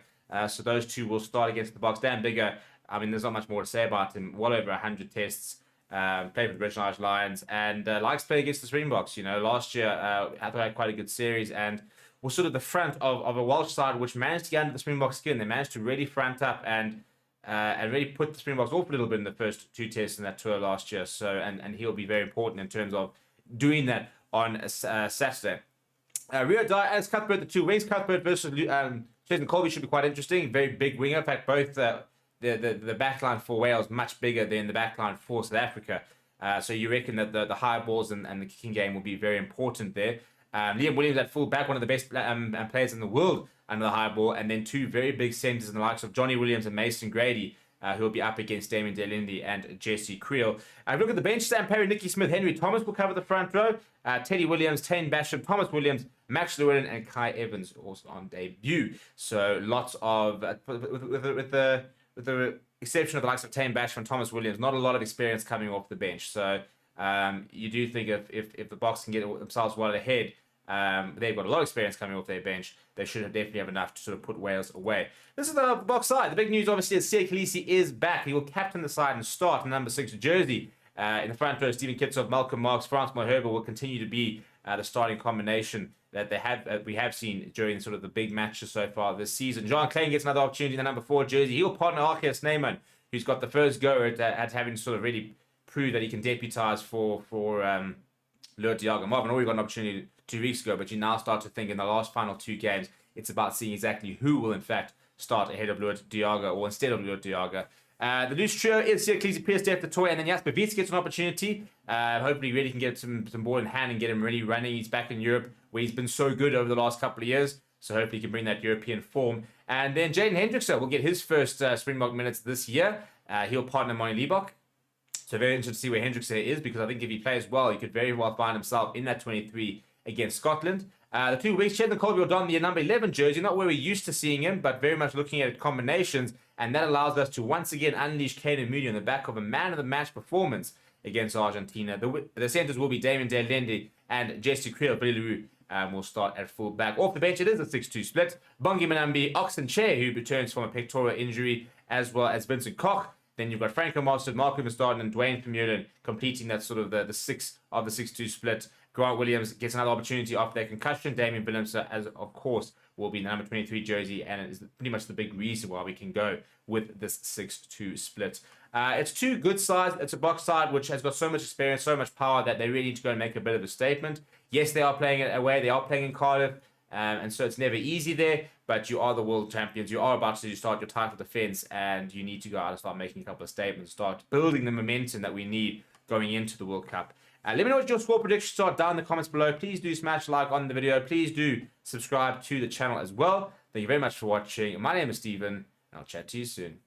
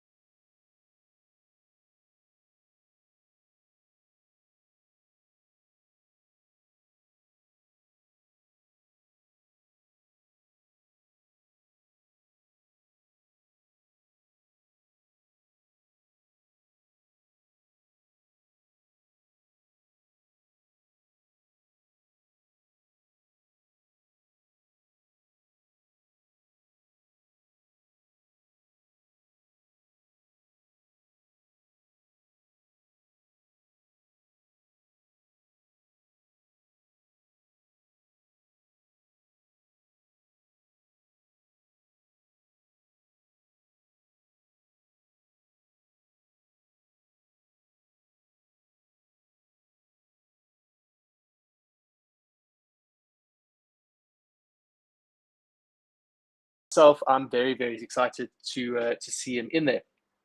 Before we go any further, guys, please make sure that you smash a like button on the stream. Please make sure if you aren't already, you are subscribing. And even better than a subscriber is if you become a Forever Sports member. So please have a look at our membership options. And the more members we have, it allows us to expand the team, expand the sports as well. You'll know that we've now got Forever Football up and running. We've got Forever Motorsports going. So please, please, please make sure if you're able to, we really, really appreciate the subscribing and then also becoming a member. But back to today's game. So sticking with Hendrikse, I'm really excited to see the pairing between him and Liebok. Again, you know, we've obviously seen Mani Liebok now being the choice 10 of the South African sort of squad. Some would argue our only sort of, you know, tried and tested, well, not even tried and tested, our only, I want to say devout 10, that's probably not the right word, but, you know, sort of 10 through. So I think they're going to try and see as many combinations as they can with our 10. So excited to see Hendrikse and Liebok. I'm really excited to see good old Kanan Moody on the wing again. I thought he had an absolute blinder of a game in Oz. I think that game in Oz pretty much, not Oz, Argentina, excuse me. I think that game in Argentina, he played himself into the selection. I think he said, look, you know, don't select me at your own peril. This is what I can do. So really looking forward to seeing what he can do. Obviously, Cheslin's always exciting, although now on the other wing. So interesting to see him swap slightly there. Dialander and Jesse Creel in the centres. That's quite a true and tested. I think Dialander's starting to find his form, which is great. Again, you don't want your peaking before the World Cup. So really excited to see what he can bring to today's game. And then good old Vili in the back as well. So hopefully going to look a bit more secure under the high ball and not be crying too much. That's my hope for Vili Ruru this match. Looking just back at the forwards there, we have to talk about our captain, Siya Kolisi. Can't help myself but smile. It's been a while since we've been able to say his name in a rugby game, in a Springbok game. So incredibly excited to see what he can do back in the Bok jersey. I think, you know, realistically, we need to recognize it's his first full game back, and I'm just grateful that he's there. I'm sure that he will be raring to go, and you know what he brings to the squad is he's obviously a fantastic flanker, but you know it's just that he's like our totem almost. He's that that spirit of the team, and he lifts the guys around, and he's, you know, captain courageous. So incredibly excited to see Siya back on the field. We've then got Peter Steff and Jasper Wiese rounding out the loose forwards. Really hoping to see Wiese get a bit more ball, a bit more running ball this week would be fantastic if he could start to get back into his European form. I think, you know, the warm-up games he's been around, but he's not made anything too impactful. You know, he's done his job, but really looking forward to him ready to get some more meters. The lock pairing I'm quite excited about. John Klein, again, not too many minutes, so he's got an opportunity here. And then obviously good old Archia Snyman. I almost got very confused because on the on the team sheet here, it's Rudolf Snyman.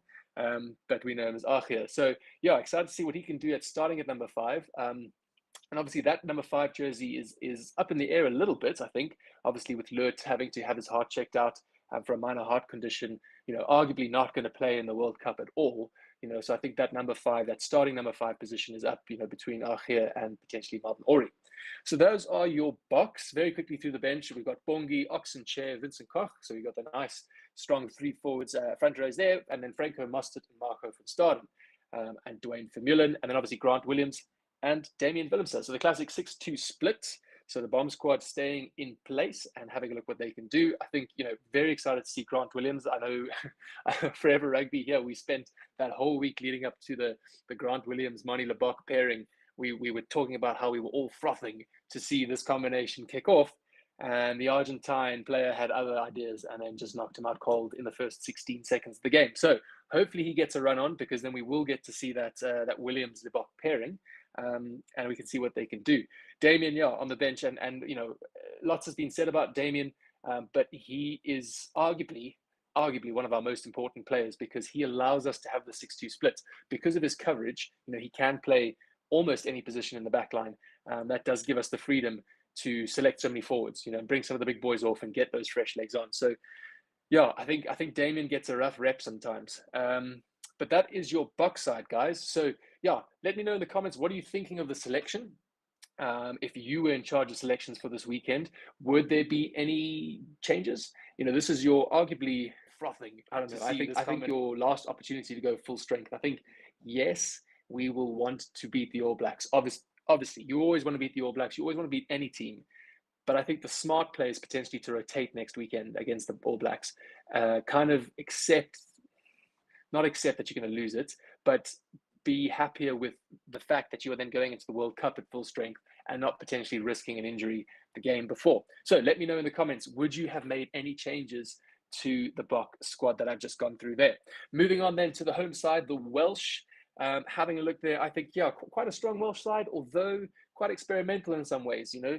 I think good old Warren Gatland is still playing around with combinations, having a look at what he can and can't do. So we've got our Corey Domachowski, Elliot D, and Kieran Azarati on the front three. So I'm familiar with these front three because this was the game, my first watch-along game that I had the privilege to commentate along. It was a tough day in the Welsh front row, that game that they played against England.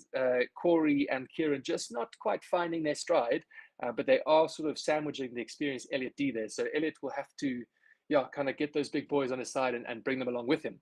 Looking at the lock pairings, then we've got Ben Carter and Will Rowland, so quite experimental there. So obviously no Adam Beard. Are they having a look at the bench? No, he's not on the bench as well, so probably a well-deserved rest for Adam Beard. And then having a look at the loose forwards, I think very exciting. I think you've got Dan Wright there, Jack Morgan as captain, and Aaron Wainwright. For me, I think both Jack Morgan and Aaron Wainwright are really in some stellar form. To be honest, I've not watched much of number 6 Dan, but I think Captain Jack is quite inspirational. I think he had a blinder of not last weekend. I think it was the game at Cardiff that I commentated. I thought he played really well. And Aaron Wainwright for me is just a workhorse. Just puts in the yards. It's not the unnoticed yards, like I think like a Franco Mostert, kind of who just does things behind the scenes and gets on with it. But Aaron Wainwright's constantly making carries, breaking ground. He is doing fantastically. Having a look then, going to the backs for the Welsh, we've got Kieran Hardy at number 9, pairing up with Sam Costello there. Is this correct? Because I thought Dan Bigger was starting. Just having a look at Rugby 365. This should be correct. So going to wait for a moment from my producer there to correct me if I'm wrong. But according to this, starting tennis Sam Costello. Again, saw him start the game against England. Not much noticeable. I think, for your first start, he did all right. So excited to see more of him on the field today. My producer has just confirmed, yeah, absolutely. There's a couple Welsh players out with injury and Dan Bigger being one of those. Thank you, producer. Okay, so yes, very excited to see Sam Costello in the 10 jersey. I think, some more time there, he'll grow into that position with more confidence. I'm going to ask the producer if I can also not hear myself in my ears. That's my voice is. Thank you, producer. Okay, excellent. So then looking into the back line, then, as I said, Kieran Hardy, Sam Costello, Rio Dyer on the wing, and then Tom Rogers. So it is going to be a tough day. I think, I can see the Welsh kind of kicking the ball up, going for some high balls. They've got some height on us there, some size. So hopefully this is somewhere I feel like the Boks have been not left wanting, but it has been a bit precarious, is our strength under the high ball. I do think we've not been the best under the high ball. So hopefully, they might try test us and we can say, look, kick it, we're going to catch it, no problem, we'll run it back at you. The Welsh pairing there, Johnny Williams and Mason Grady, and then Kai Evans, at number 15. So no longer is there Liam Williams. Obviously also must have been ruled out due to injury. So quite a change, a few changes, big changes for the Welsh backline. Looking at the bench, we've got Sam Perry, Nicky Smith, Henry Thomas, Teddy Williams, Tane Besham, Thomas Williams, Max Llewellyn, and Louis Rees-Zammit. So some big names on the bench there. Potentially, hopefully, Warren Gatland's looking to bring on some impact players. Very similar question, guys, to you. If you were in charge of the Welsh selections, who would you, now bearing in mind that there are some injuries, who would you have changed? Who would you have started potentially instead of putting on the bench? Is there anyone that was omitted that you feel like, actually, if there was a game, I was gonna put them in to that game? So let me know. So there are the squads. What am I looking forward to in the game coming up? I feel like two things. I want to see the fluidity with which South Africa played against Australia in the first game of the championship rugby. I think we just looked like we were having fun, which is such a cliche, thing to say. I recognize that, but I do feel like the Boks were just clicking. We were adaptive. It was creative. There was, sort of license and freedom to do what they wanted, and they just played excellently. They played nice running rugby, and the results spoke for themselves. I think obviously, the All Blacks and then even Argentina at home, we didn't quite play that loose running rugby. There were elements of it when we then went to Argentina and we took on Los Pumas at home. What I liked about that game, though, was the pace. It just felt frenetic. The boys felt like they were well drilled. They know what they needed to do. They were unrelenting, and they just they put foot and just kept going. So I would like to see a bit more of that loose fluidity running South African rugby, as well as that clean clinical pace that they can bring. I think the Welsh will be looking to sort of redeem some of the disappointing factors from last week's game. I don't think it was a particularly good showing by either England or Wales last week, to be honest. I mean, the game with 6 cards is just a bit ridiculous. So they'll be hoping to clean that up significantly. And I'm sure they'll go into the game believing they can win. I think every time side has to, but I do think that a lot of them will sort of see this as a big mountain to climb, even though they are at home. As I said, the Welsh have been struggling there in the Principality for the last couple of games.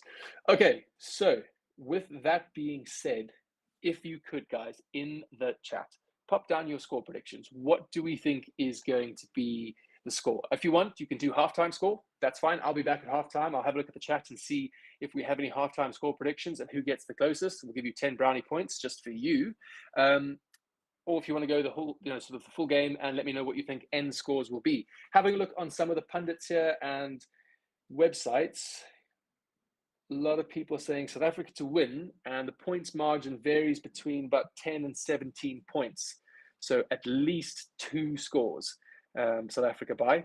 So yeah, I think personally, I'm going to be a bit biased here. I do think South Africa take the win. I think it is a stronger, more experienced South African side. I think if everything clicks for South Africa, then this should be quite a comprehensive victory. So I am going to go by 2 scores. I'm going to say South Africa by 12. I feel like that's a confident and secure win, especially away. I think with the side, I think if I was being less conservative, I'd say South Africa by at least 17. I think that's a good points margin. It could be a very long day for the Welsh, but let me know your thoughts. As I said, pop your halftime score predictions in there or full-time games, no issues. We'll have a look and see if we can get you guys any brownie points. Once again, guys, if you have not already, please make sure you subscribe to the channel. Also smash the like button. As I mentioned earlier, even better if you would have a look at becoming a member for Eversports. If you become a member, it allows us to expand the team, to grow, to cover more sports. Really, sort of we can bring you sort of more coverage of the sports that you guys love to watch. In addition, why don't you pop in the comments there what you would like to see? Potentially there might be stuff that we're not covering here at Forever Sports that we might not even have thought of. So please let us know what would you like us to do, as well as any other ideas. If you have like, oh, this would be quite cool to do for the rugby or this or that, please guys, we're going to do a bit of crowdsourcing here. And let us know what your thoughts are on what we can be improving on the channel. And also, it's always nice to know what we're doing well. What do you really enjoy about our coverage? What do you really enjoy about the channel where we're doing well? So we'll do a little bit of a shit sandwich, shall we? So nice, 2 compliments and then something kind of shitty in the middle. Let us know what your thoughts are. Two compliments and what we can improve on.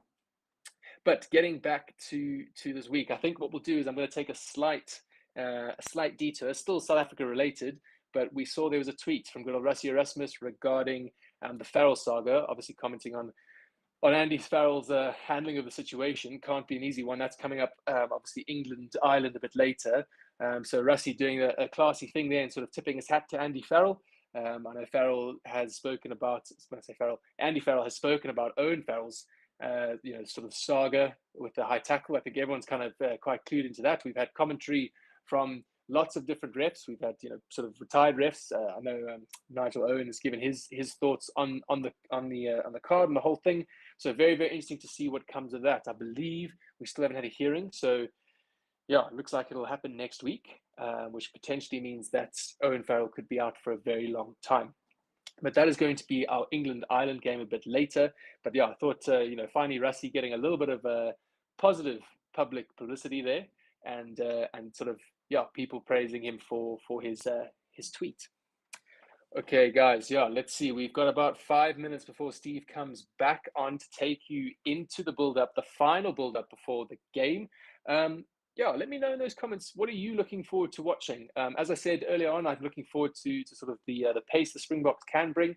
I'm looking forward to that running rugby we haven't quite seen since the championship game against Australia. So that clinical and pace we saw in Argentina against Argies, and then that really nice running rugby. I think I was just so blown away by how sort of fun and free it looked, and I'm really hoping we can see that. I know the screws are starting to get tightened a bit the closer we get to the World Cup. Guys will start to potentially be feeling the pressure, but this is where it should all start to come together. We're not looking to really do anything new, and I think that's evidenced by the selection, bar not Grant Williams, excuse me, Jaden Hendrickson. I think all of these guys have had decent minutes to watch.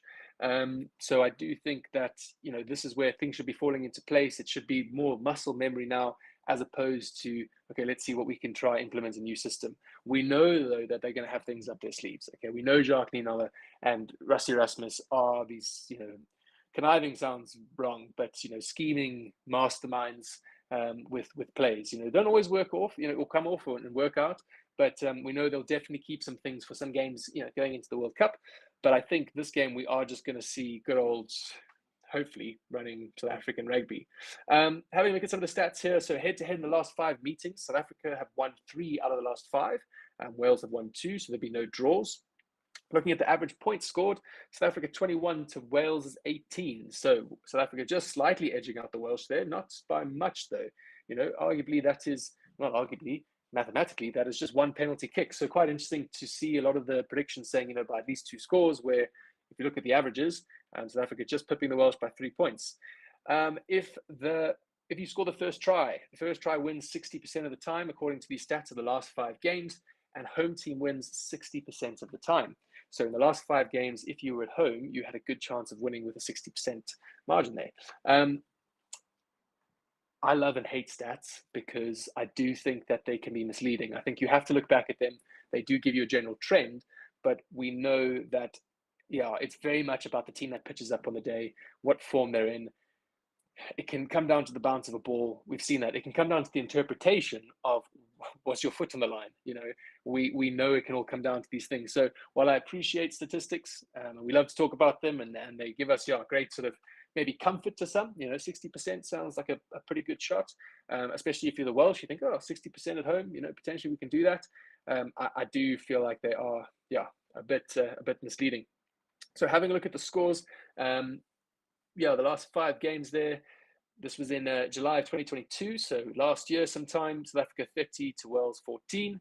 Then a much closer game between South Africa and the Welsh. The next game was 12-13 to Wales. And then another close game, 32 to 29 to South Africa, 19 to 16 to South Africa, and then 20 to 11 to the Welsh. So in their last meeting, the Welsh have beaten the Springboks. 24th of, no, that's completely false. Ignore not everything I said, just that last one. I was going reverse. So excuse me. The last time the Welsh beat the Boks was in 2018, which I also feel like is wrong. No. Yes. Sorry, guys. 2022 July. So actually in that meeting, 12 to 13, where the Welsh were able to pip us by 1 point. There we go. Sorry, that's not very clear there. Okay, so please, guys, in the comments, before I leave you, get in your predictions. First of all, who do you think is going to win, as well as then your score predictions. Again, if you're not feeling too confident, you go halftime. I'll be checking with you at halftime to see what you're thinking. If you feel really confident, give me your end of game scores. But otherwise, guys, thank you so much. It's been a blast. I will see you at halftime. I'm going to hand over to Steve. Hello, everybody, and welcome to Forever Rugby on Forever Sports for your watch along. It is Wales versus South Africa. It is the Autumn Nation Series. It is the final 2 matches before we start our World Cup campaign France beckons, doesn't it? And this is going to be a very interesting game. We have gone pretty full strength here. We've got 3 players returning from injuries. We've got a very experimental Welsh side. And hopefully we're going to have some really, really exciting rugby. And hopefully going to answer a lot of questions with regards to how we're going to play during the World Cup. And yeah, that is the plan. Kickoff is in about half an hour. Before then, we're going to have time to look at the teams. Wayne's been giving you a bit of a breakdown, so going through them, kind of giving his sort of sense. We're going to be looking at the player profiles, kind of understanding exactly the sort of experience on offer today, as well as some of the age and stuff like that. You can still get some information about the Bok players as well as the Welsh players. We're also going to be showing you how you can watch the game if you are still looking to watch the game. There is a guide in the description which gives you a step-by-step process on exactly what you need to do to watch all the action live and in HD. We will obviously have all our coverage over here. We're going to have a halftime show. Wes will return and we'll have Rudy with him as well to break down the game. But I'll be with you guys for the game, giving you blow-by-blow commentary and hopefully keeping you guys relatively entertained. We will be opening beer very soon. I'm busy trying to find... we're going to try and find some beers around the house here. I'm not been particularly organised with regards to the beverage department, so yeah, I need to start stepping that up with regards to making sure I am a bit more organised and on song when it comes to the beers. So I do apologise, but there are some in and around there that we have managed to find, and we've thrown them into the fridge, so they're busy chilling out. So we need to do a check-in here, people. We need to do the check-in, and that is finding out where you guys are watching from, who you are supporting. And we'll start doing some score predictions and in the comments and stuff as well. So start getting into the comments and let me know where you're at with regards to all of those things, as well as how you're feeling about the match. We've also got a poll running. We asked you, who do you think will win this clash? At the moment, South Africa is storming to victory in the poll. And a big shout out to our sponsors. So our 2-channel partners who are involved today are Bit Defender as well as Boyle Sports. They are making sure that watching rugby, consuming rugby is as cool as possible. And you've got Bitdefender, who with their VPN will help you watch the rugby. Check out the description. You can go and get yourself an Amazon Prime free account. You can get a free trial for the month. And then if you go onto the UK version using a VPN, you can then watch the action all for free to that. And Boyle Sports have got some really cool sign-up offers as well as some really good odds over there. Chris did do a betting show yesterday as well as in the fan forum. His first punt for the fan for the rugby weekend did hit yesterday, so we are 1 win up already, and we have gone with the higher points in the second half. I believe it is for this game in particular. That is what Chris has backed for today. So there we go. If you'd like to get involved, go and check out Boyle Sports as well as Bitdefender. Boyle Sports has got a link in the description. You can go and sign up and get a sign-up bonus up to 1,000 Rand. When you do sign up with Boyle Sports, they are new to the South African scene, so you can go get yourself that new sign-up bonus and get yourself betting. If you have any questions about the game or about how to watch the game, anything like that, put them in the chat now. We want to start getting some more people in the chat, so please do smash like. We're seeing 114 likes. Let's see if we can get up to 200 likes. Let's see if we can get up to more than that. Let's start really getting going here. So I'm seeing over here. So somebody's saying France, but yeah, so to watch the match, I'm going to show you the video a little bit later, but basically check out the description. What you're going to do is you're going to get yourself a VPN. If you're outside the UK, you're going to then connect to a UK server using either Bitdefender or ExpressVPN. Both of them do work. And then you're going to go to Amazon. You're going to sign for a free trial. It's as easy as that, and you'll be able to watch all the action on Amazon Prime. It's very easy. It does work. A lot of people have been watching the entire Autumn Nation series using that, but it is only available in the UK, so that's where you need a VPN to set yourself as to make it basically seem as if your device is within the UK, and you'll be able to watch all the action. And in terms of the subscribers, please do keep subscribing. Our subscribers are flying up at the moment. We're going to try and keep that going as much as we can. See if we can try and get to maybe 37,000 subscribers by the end of the match. We've got a pretty stacked day of rugby ahead of us. You've got myself for the Wales versus South Africa game. You have got Mark next up for the Ireland versus England game. And then Wales will return this evening to take you through France versus Fiji. So lots and lots of action today here on Forever Rugby, which is your number one, and Forever Sports, which is your number one place really to consume all the rugby action as well as all the World Cup action. Every single game covered live on the channel. We've got one of the biggest YouTube campaigns ever for a World Cup. And in case you haven't seen exactly what the plan is, what you can expect from us, going to show you in a little bit, all the things that we're going to be doing for the channel during the World Cup. And between all the press conferences, we're going to actually be going to the World Cup in case you haven't seen it. So we're going to, as I said, this is going to be one of the biggest campaigns I think anyone's ever done for a World Cup. And obviously going to be doing the behind scenes tour, which we're going to be showing you a little bit about, and as well as so many other things. But so in case you missed the announcement of exactly what to expect for the World Cup, this is what the Forever Sports coverage will include and what you can look forward to in a few weeks' time when the World Cup gets underway in basically, I think it was 3 weeks. Yesterday it was, when New Zealand take on France. That'll be the start of coverage. This is what you can expect.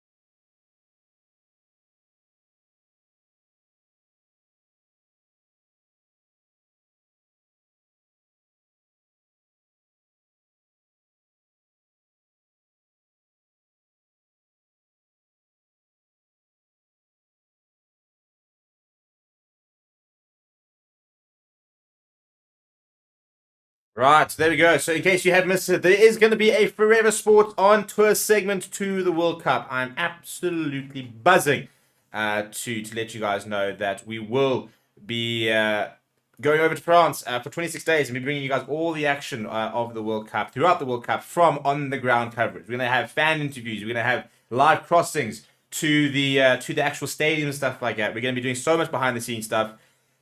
Basically, we're going to be taking you to France.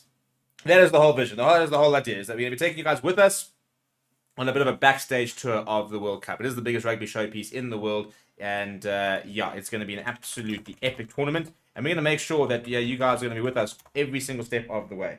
So if you have any questions about the coverage, stuff like that, just jump in the comments there and let us know what you're looking forward to in the World Cup, what you'd like to see. We do have our entire content plan and stuff like that, but then we will get going. So if you have any questions about the game, put them in the comments. I'm going to be looking at the teams at the moment. A very interesting sides being named by both coaches. The Springboks, I think, very much looking at going the sort of building momentum point of view, where we've named a very strong side, a lot of frontline players involved, and trying to make sure we are as good as possible going into the World Cup. Wales, I think, in Warren Gapton, very much still looking for some information. I think it is probably the best way of putting it, of really sort of seeing where the Boks are, what we can sort of expect from where Wales are, and what his team can offer, and some of the players that should be involved in the game.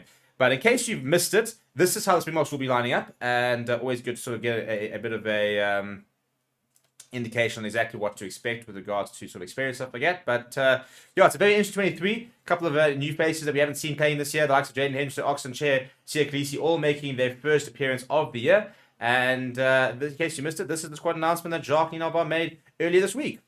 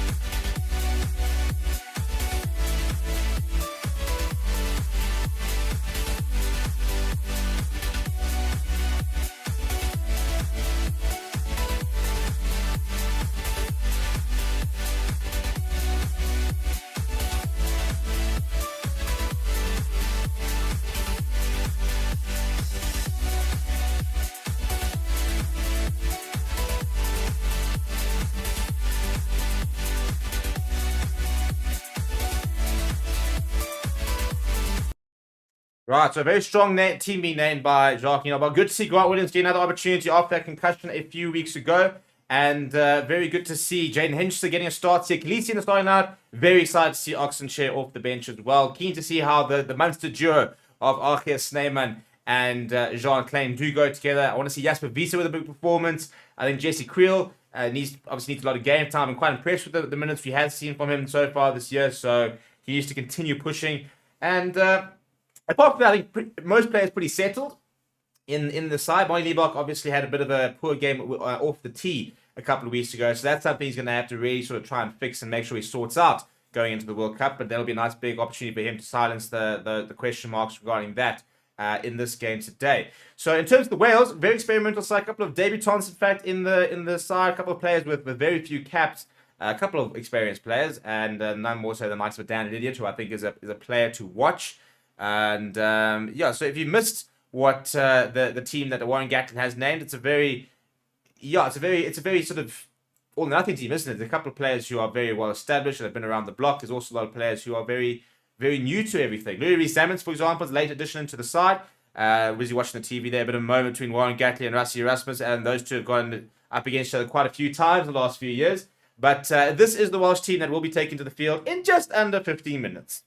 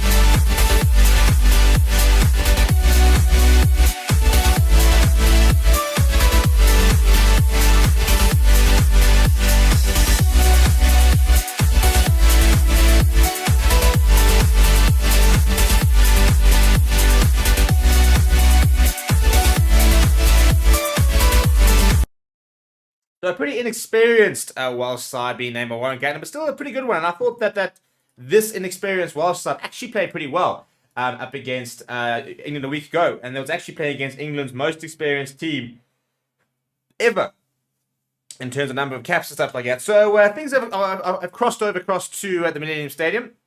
If we're looking at the record between the two teams, South Africa has won 32 matches against Wales. Wales have won just the 7, 1 draw. The last game was a 30 points to 14 victory for South Africa. That was down in Cape Town last year. But Wales did beat us as well last year. Obviously, remember that game in Bloemfontein. And looks like a pretty steady crowd building over in Cardiff. Head-to-head in Wales, South Africa won 16, Wales have won 5. And there's the 1 draw. The last game was back in 2021 where South Africa won 23 points to 18. It is generally a close game when you play against Wales. Very rarely have we ever sort of run away with it. They are a side which always sort of bring you into a bit of an arm wrestle, aren't they? Play a very physical brand of rugby, very tactical brand of rugby, and not an easy side to put away. They're quite stubborn in many ways with regards to the way they play the rugby, and they've got some class players as well. There's no doubt about that as well. So it should be very interesting to see how this game sort of plays and kind of what the tactics are from both sides. I'm very keen to see the type of game plan that Warren Gatland wants to employ, as well as what we're going to see from the box itself. So obviously the big question everybody is asking in the chat is how to watch the rugby. Now you can watch it for free using a VPN if you've got a VPN. If you don't, check out the description. You can get yourself Bitdefender or ExpressVPN. And what you're going to do is you're going to set that to a UK server, and then you're going to go to Amazon Prime and get a free trial. If it doesn't work first time, try different browsers, or else just keep refreshing. It does work. As you see in the video, I kind of sort of show you how it does work. And we've been testing it all week and stuff like that. And a lot of our members watch the rugby using this method. A lot of our team, actually, our physical sports team, uses this method as well. So if you're also looking at how to watch the match, then this is a very short guide to explain exactly what you need to do to get everything working and to watch all the action live as the teams are about to come out for the anthems.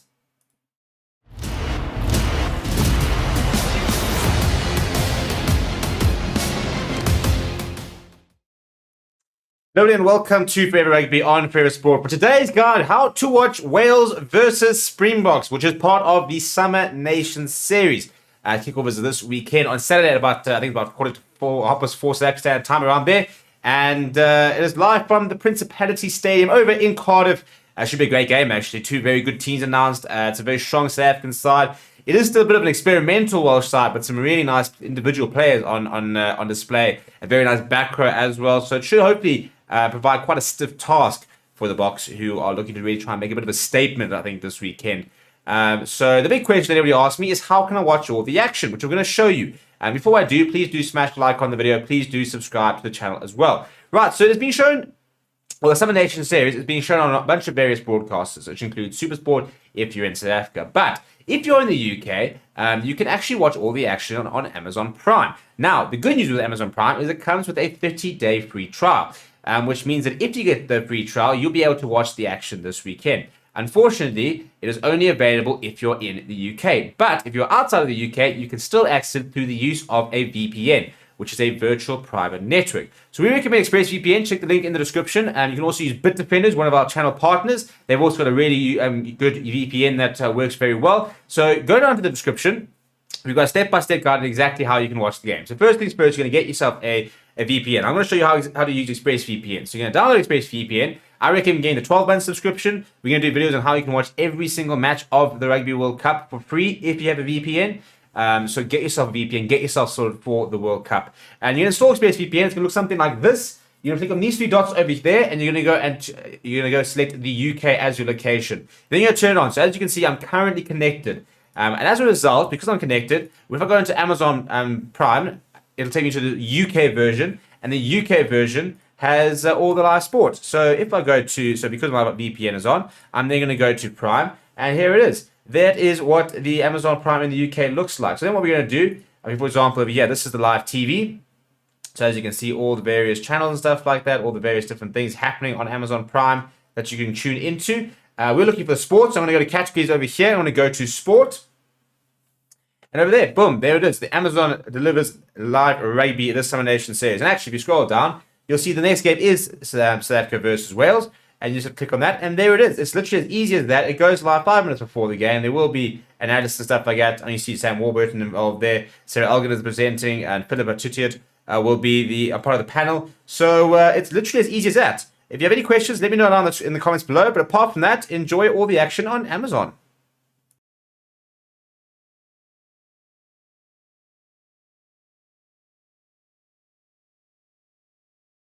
Right, so if you have any other questions, let me know. But that is how you can watch all the action, which gets underway in just a few minutes. We're actually busy closing out the South African National Anthem. So as you can see by the on-screen clock there, less than 3 minutes to go until scheduled kickoff. And lots of questions we are answering, and none bigger than, is Siya Kolisi fit? Is he fit, fine, ready to go? Or is he still going to take a bit of time? And if he does take a bit of time, he's allowed to take a bit of time, really, isn't he? With regards to sort of coming back from that injury. But I think what we need to see is just, that he's in a pretty good space and that he's kind of almost ready to go. So, yeah, that's one of the questions. I think a big other question for me is the likes of Jean Klein. Can he continue sort of stepping up? Can Arceus Neyman run a line out successfully? That's obviously a big one we need to see. No Lua Diago for the World Cup. As a result, we're going to need somebody else to really sort of step up and take charge when it comes to the lineouts and really sort of knuckle that down to make sure the lineouts are a bit of a... They need to be solid. We play our set piece. We're a set piece driven side. So our lineouts are such a key aspect of the game that they can't afford to not be up to scratch. So a lot that needs to happen for that to make sure that that's functioning well. So we're going to find out a bit today whether Arceus Neyman is ready to make a step up and be able to control a lineout. So yeah, that's going to be pretty cool to sort of get that sort of information as well. Throughout the game, we'll be showing you some stats and stuff like that. We'll be doing a couple of we'll be doing a couple of polls and things. The big question I want to say is, if you are not already, please do go sign up for Boyle Sports and get yourself a Boyle Sports account. They are pretty new in the country, and we'll be doing a betting segment in our fan forum studio every single week, as well in our fan forum, as well as making sure that we've got the actual betting show, which runs on Fridays now, which will be will be done by Chris as well. He'll be giving away a couple of bets and stuff like that. We've already had 2 bets. The first 2 bets of the weekend have already hit, so we've done pretty well there. Pretty happy with how things are going. So if you haven't got an account, make sure you go get one and get yourself betting on Boyle Sport. Big shout out to Boyle Sports as well as Bitdefender, who are really making sure that when you watch the games, we can add a little bit of extra to it. Please let me know where you're watching the game from in the comments. But in the comments, let me know what you guys drinking. I'm gonna get myself a beer now before kickoff. Let me know what you guys have gotten up to this week and who you're supporting. Any Welsh fans in the comments, or are they just the Saffers here? Where's everybody out here? And how we're all feeling about this kickoff as just before we get underway. If you'd like to become a member and support the channel, please consider doing a big shout out. Welcome to Bears Paneerden, the latest member of the Fair Sports Members Club. Please do go and show your support for the channel by becoming a member. I'm going to get a beer. That was me getting a beer. Got a little bar fridge right there because we can't afford to venture too far to get our refreshments during the game. And so let me know if you guys are joining me on the beer train. Are people on the runners? You have runners people out there. What's the chat? What's the chat? How are we feeling about this game as well? Going through over here, and it should be sounding. I think everybody else seems to be hearing it. So I've got a score prediction there from Happen Beast saying box by 10. Dave saying that he's in on Amazon Prime from the sounds of it. I think it is using the VPN. So there we go. So at least you know that it is working. And so good to hear from that the method is working. Siya Kolisi barking out a few instructions. He's missed the last 4 tests due to an ACL injury. I'm not entirely sure if it was actually his ACL he did. I heard it was more so meniscus. And I'm not entirely sure if he did have the ACL repair or what the story was there. So we will have kick off in a few seconds. And Andrew Brace, the referee in the middle.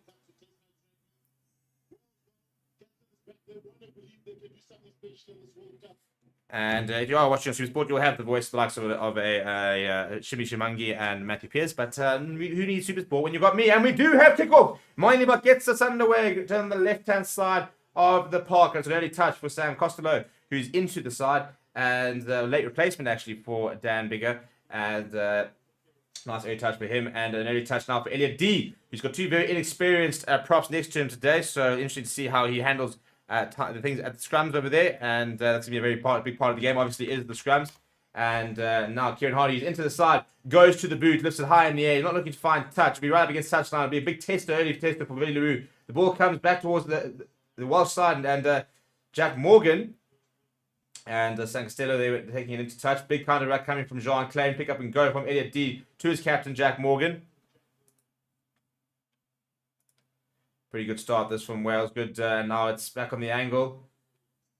Goes Owen Williams.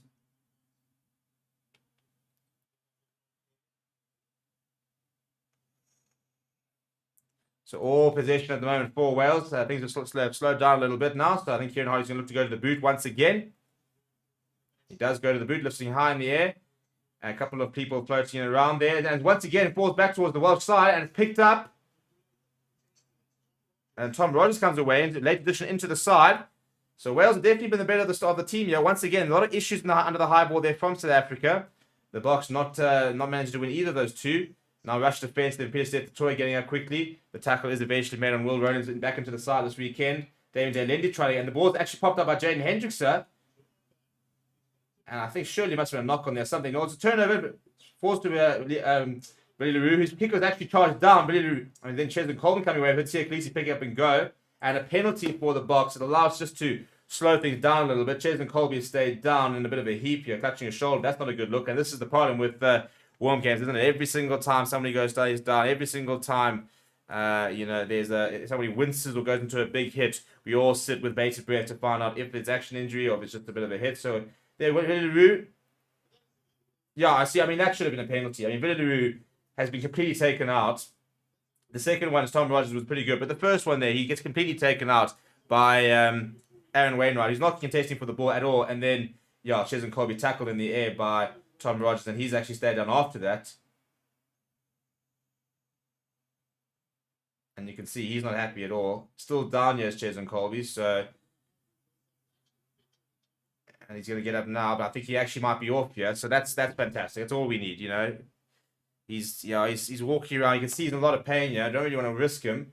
But a tackle in the air from the young Tom Rogers. All of a sudden, Cheslin Colby's limping. And all of a sudden, we're suddenly very aware of the fact that our first World Cup game is 3 weeks tomorrow. And we can't actually really afford any injuries. So he looks like he will be okay to continue. Still doesn't look particularly happy. But the fact that he is up and moving is a positive sign.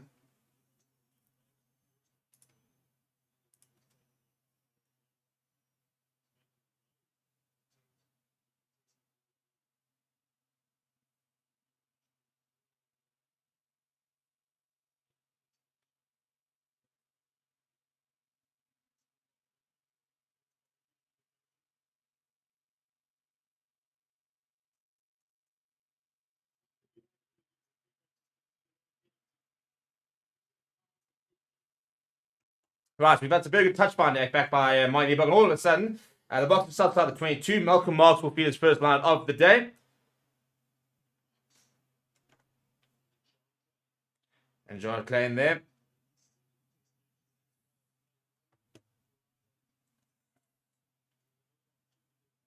They've sprinted on the left-hand side here with the rolling ball. Malcolm Marks controlling things. Nice early momentum here from the Boks.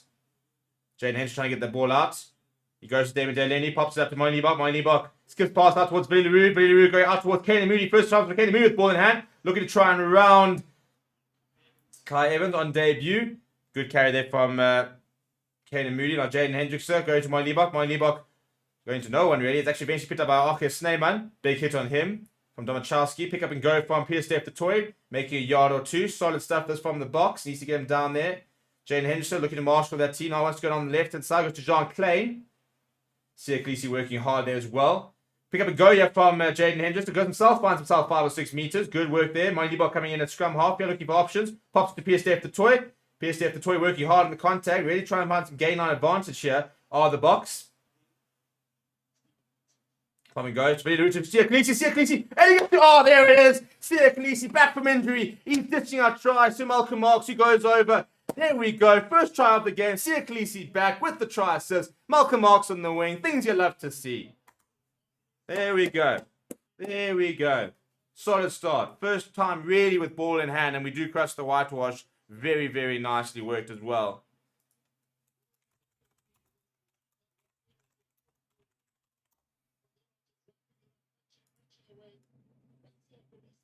what an offload off the ground as well.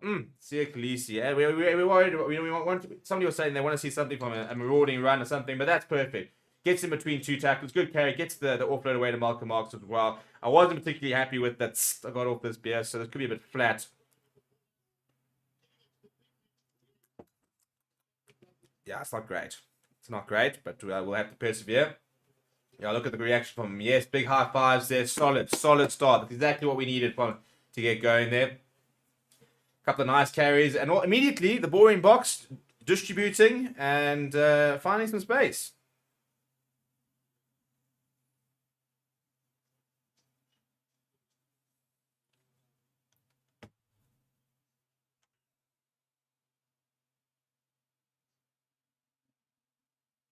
Right, and Monty Liebach. Pretty good down the right-hand side. It was a tough kick, not a bad kick in the end for him. I'll give you back in 2 seconds.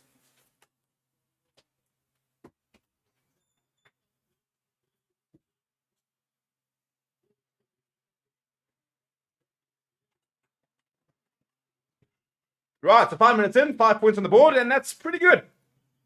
Kind of exactly what we wanted to start, isn't it? That's the perfect start, really. Especially in terms of the players involved. And another restart down the left-hand side. Arcus Neyman's backtracking, gets there. Good take from him.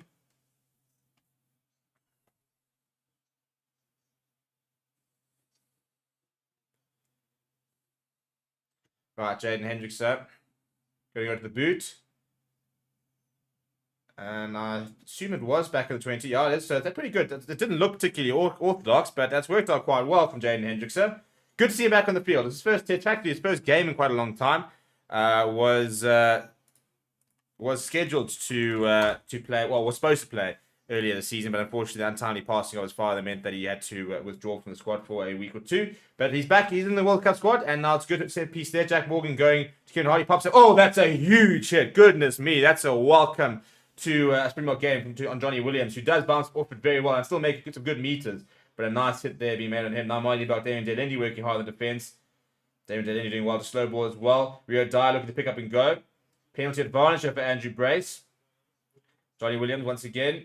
Malcolm Marks trying to get over him nice and quickly.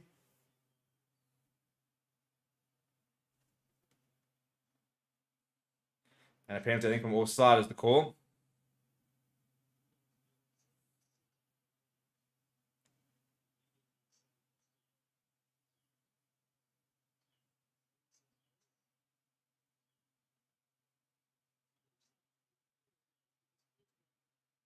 So penalty right in front of the poles here. It'll be interesting to see what Wales do. And this is, I mean, it's an interesting thing, isn't it? Because it's a warm-up game at the end of the day. So how important is the win versus the playing rugby?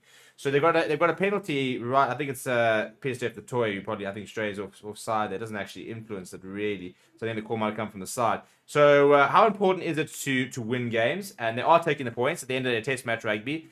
Or how important is the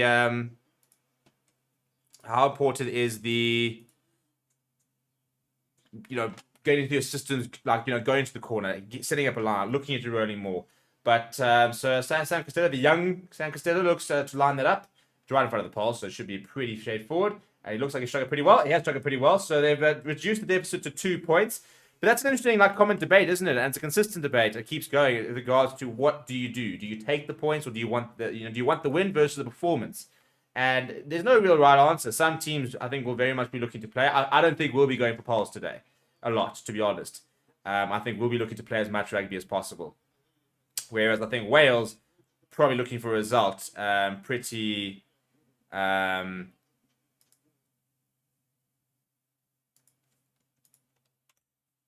Probably maybe more so than maybe the end of the performance. Good tackle them, can and really good chase. Because from them, they need momentum.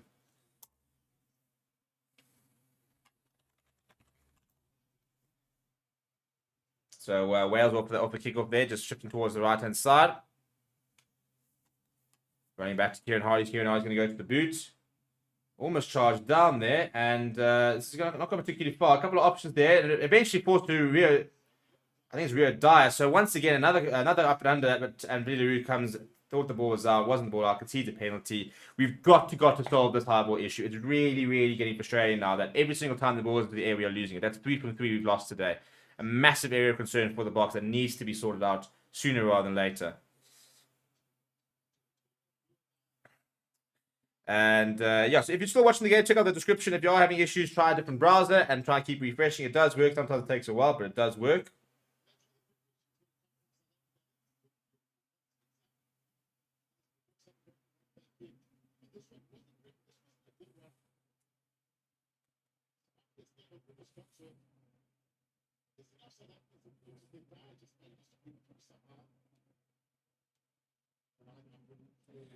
Right, good line there from Wales. Dan Lydia carrying in the midfield. We all saw how well he played last year. Daniel down into that. Kieran Hardy decides to go to the boot. Why wouldn't you? And it's just outside 22, so it's a really good kick. And it's popped up, and it's eventually falling back to PSF the toy. So not clean, but it is one back. Goes back to Jaden Hendricks, and there's kick for touch. A spiral off the right of his boot. And not the best touch finder, but he does find touch just by the 10-meter line, so it'll work. But they're saying that it was carried back. So, in fact, that's worked out really badly. So, it's going to be a line all the way back inside our 22 for Wales. So, that's very, very frustrating. Probably lack of awareness there from Jaden Henderson, thinking that, not realizing it would have carried back. A little bit of a look of perplex from Jacques Alba up in the coaching box.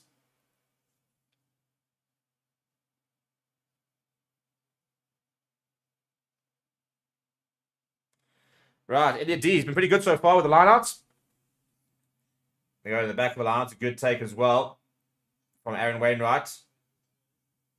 Jean Klein, has he gone through the middle? I think he has come through the middle. So he's allowed to be there. They're trying to get him out there. He's desperately trying to hold on.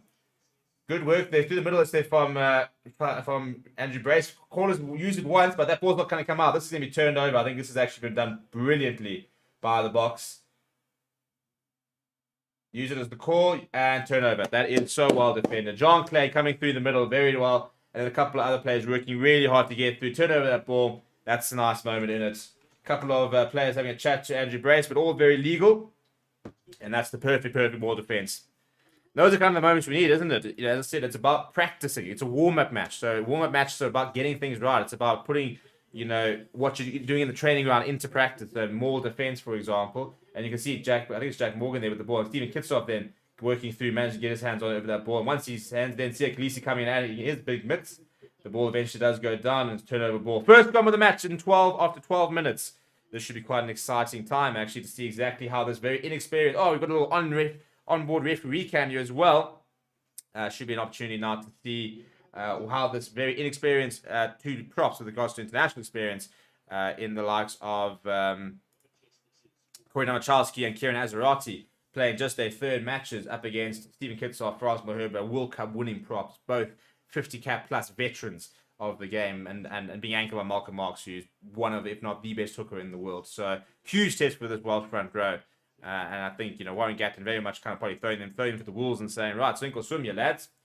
You know, if you want to prove that you're an international quality prop, then this is your time. So it is a South African scrum. So Kane Moody's sort of taking that position and it's a free kick. There we go for South Africa. So it'll be a free roll of the dice here. And Sia Khaleesi has asked Mani Libok to come in and punt this up. Big welcome to Kevin, the latest member to the Fair Sports Members Club. Please do smash like, by the way. Continue voting on the poll. Going to close that poll at 15 minutes. Well over 3,000 people have voted. It's not a bad kick from Mani Libok. It's found up to the 22. So, yeah, we're going to be closing that poll in 2 minutes with regards to who's going to win the game. South Africa at 91% after 3,000 votes. They're trying to even get 3,500 votes. So if you haven't voted already, go and vote. Very flat in Kieran Hardy, Costello, and the ball's come loose of Johnny Williams. PSF, the toy picks it up. The ball does come loose, and Malcolm Mark goes up. And I think there's a knock on there initially from Johnny Williams. We'll go back for the scrum. Johnny Williams not particularly happy. I don't quite sure what he's complaining about. Another good line out though. Very nice line out. Pretty well set, Jan Costello. Yeah, it's a good tackle from Mani Libok. I think Williams is saying that he was tackled before he received the ball. Pretty touch and go there, but Mani Libok getting up nice and early to make that hit and put the pressure on the inside centre. Very, very exciting prospect. He hasn't played a lot of international rugby, but I think he will play a lot of international rugby.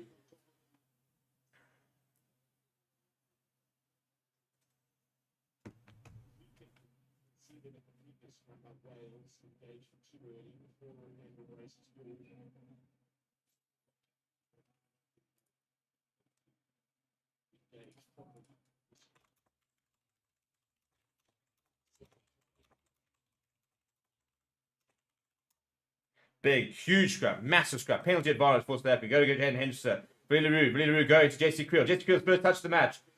Ball flowing to Cheslin Colby up against the wing. Colby comes back inside. Still Cheslin Colby. Still Cheslin Colby. Darts back on the inside. Almost a high tackle there. And we've gone all the way up towards the opposition 10 meter now. Moynilock with the cross kick towards Canan Moody.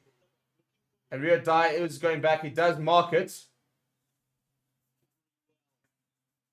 So, all the way back on the 5 meter line. I think Moynilock there. Not the worst option there. But Rio Dye will now try and kick this to try and find touch. Doesn't find touch. It'll go down the throat to Moynilock. He throws it back inside towards Villaroo. Now Villaroo offloads to Damien Delendi. Damien Delendi wants to go himself. Has a couple of forwards around him. He's still working hard on the contact to about the 10 meter line. Jaden Henderson, quick ball going to Villaroo at first receiver. Going to Sia Khaleesi in the trams there. Eventually being brought down, making a few yards. Another solid carry from the skipper. Back on the inside, Moy Liebach, pretty stationary, goes to Stephen Kitsoff. He's got Jean Clayton. Now Liebach firing it out, and it's been left behind and knocked forward there. But I don't know if it was Arke Stam or Malcolm Marks. Yeah, I don't think it was the best part. We're almost caught in two minds there. But you can see definitely trying to sort of up the ante a little bit with our speed of play here, which, as I said, we all kept wondering, you know, is this going to be the new way we try and play? Are we going to try and speed up the play? Look at the steps there from Colby getting away from bang, inside. So slippery character, and eventually brought down, but making some good jars there to Ches and Colby. In the number 11 jersey, not where we usually see him, but all of a sudden, I think, you know, the form of Canan Moody has...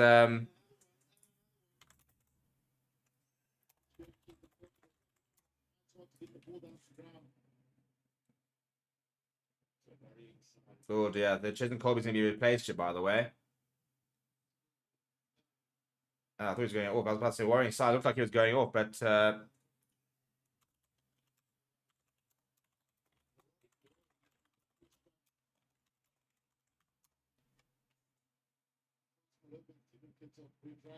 so we had a bit of a break in play here. I think one of the Welsh players was receiving some treatment. Ches and Colby actually looks fine. Yeah, I don't know why. I said the commentator said worrying signs, but all good to continue. All good at the moment. Pretty bright start here from the box with ball in hand. A couple of mistakes there in that knock-on, but it was a very well-constructed try. Very nice bit of handling there. Seriously, as he's going down, popping up right to Malcolm Marks. He didn't have much to do. Aaron Wainwright trying to get across, but it was always going to be up against it. So pretty good first try. We already had a scrum penalty. So far, the only area of concern for me has been our lack of retention under the high ball. We've really struggled with those up and unders, and Wales, I think, will pepper us with them, considering the fact that they are getting a lot of purchase out of it. Another bit of a reset here.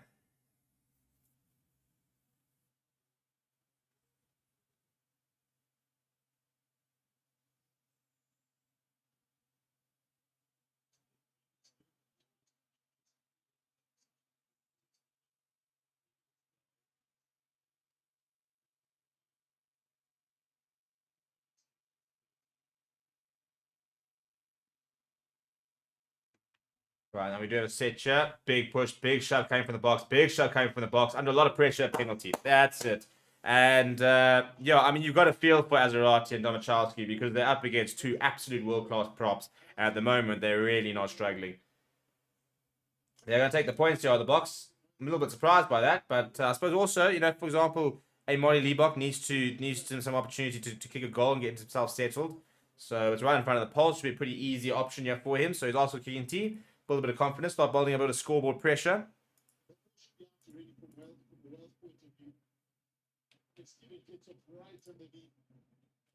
And you can see it's such a powerful scrum from the box there, all over this Welsh scrum. And unfortunately, Domachowski under a lot of pressure at scrum time, and that's not going to get any easier for him.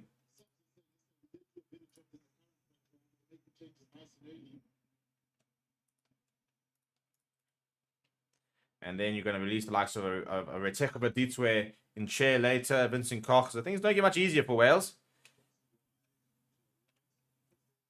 They do have a bit more experience than the likes of a Nicky Smith and a Henry Thomas. Well, not Henry Thomas, but Nicky Smith coming off later. Will add a bit of experience. Mine Liebach's gone to the right. That's a dreadful kick. That's a really, really poor kick from Mine Liebach. And this is the big area of concern, isn't it? And he's such a hot and cold kicker. When his boots on song, I mean, we've seen during the ERC, he can absolutely nail them, but that's a really poor kick. First one, I think, is forgivable, right up against the touchline, was bending him, but didn't bend enough. That is bang in front of the poles, and you cannot, as an international player, cannot miss those. So all of a sudden, immediately, and that's gone pretty up, and it's a very good take from Kane and Moody. And a lot of pressure, a big counter coming from Wales, but the box and penalty, I think, coming from the side.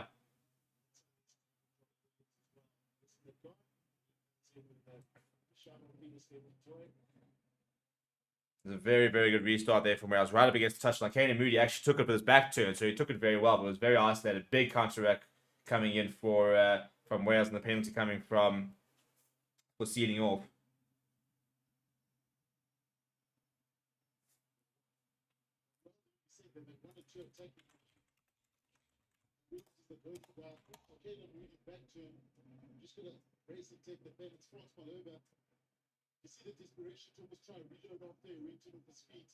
I'm quite sure what Johnny Williams thinks he's doing there. I mean, you got congratulations. You're busy shoving PSG at the toy. Former World Player of the Year, World Cup winner, British and Irish Lions winner. Congratulations. You shoved them off the whistle. Well done. And a penalty there for not rolling. And this is straight in front for the Wales. This will actually be a 3-pointer for the lead. Jesse Creel trying to decide whether it was him that was guilty of not rolling or was somebody else. So it's quite a couple of back-to-back penalties here from the box. Just need to sort out the discipline because that's going to become a big issue here. So there we go. It's a good tackle from JC Creel. Yeah, and he just gets completely trapped inside there as he's trying to roll. It's a good tackle. And then Damien Delindi gets over. And JC Creel does very well initially. And then as Damien Delindi gets rolled over, he then traps JC Creel inside him and he can't move.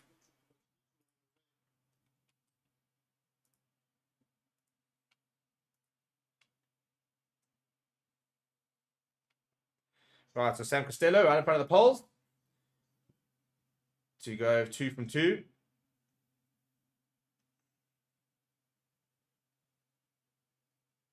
Yeah, it's a pretty good kick. It's going to go straight down the middle. That's a very good kick. Unfortunately, you know, he is the younger of the two fly halves today, and at the moment has looked much better with boots. I mean, he's 22 years old, by the way. Sam Costello, what a talent he is. Very exciting to see. I think he'll play 50, 60 caps for Wales. He looks so much for me the real deal. But kicking's a confidence thing, isn't it? And at the moment, Sam Costello kicking with so much confidence, and my yearbook at the moment will need to start slotting a few to start building his confidence. It's nice, a big hanging restart there. Good take there from Will Roden, so I think is so important to Wales. So ball available just outside 22. So Kieran Hardy won't be able to find touch here.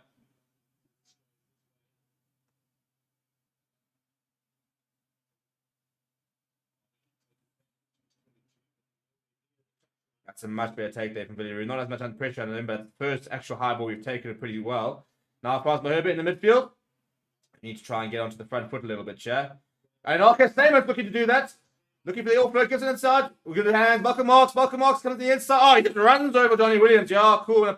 He left the ball behind though. Pierce left the toys got in there. He has to Visa breaking off. There's so much space on the left hand side. Use it, recycle. Good work there from Jean Clay. Now all of a sudden Wales have got a bit of more numbers back. Good carry there. Good pass from Money Box. He put Stephen Kitts up in a bit of space. Really good initial break. Then Marcus having a great offload as well from him, and Jaden Hendrickson linking up nicely with Malcolm Marks. Leibach. Oh, it's a great pass to Money. And now to Billy LaRue. Kane Moody on the inside. Kane Moody. It's too easy. It's too easy. Billy LaRue, Money Leibach. Billy LaRue with another assist. Kane Moody. The prodigy, coming good. Bang, bang.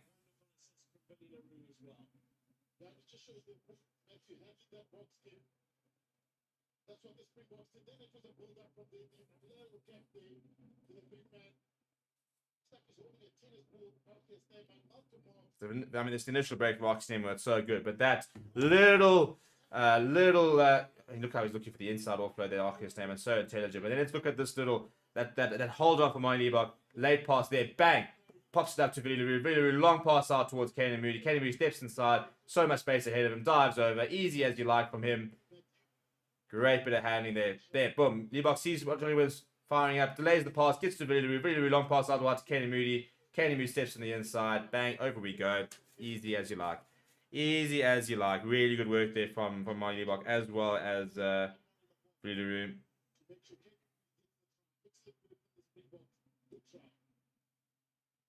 And still had a bit to do there, did Kane Moody. So let's not underestimate how good of a finish that is. Stepped on the inside of his man, and all of a sudden there's a lot of space ahead of him. Emily Bok, that's much better. There it is. There it is. Straight down the middle. It was pretty straightforward, but that'll hopefully give him a bit of confidence. It's the part. He creates the try. Does Molly Bok with that delayed pass.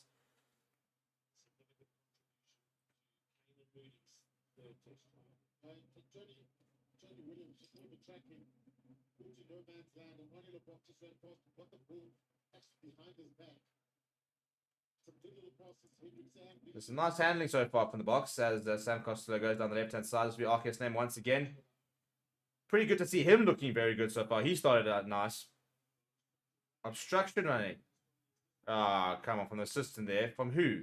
I think they milked that quite nice. I don't know if it's Rio Dyer went down.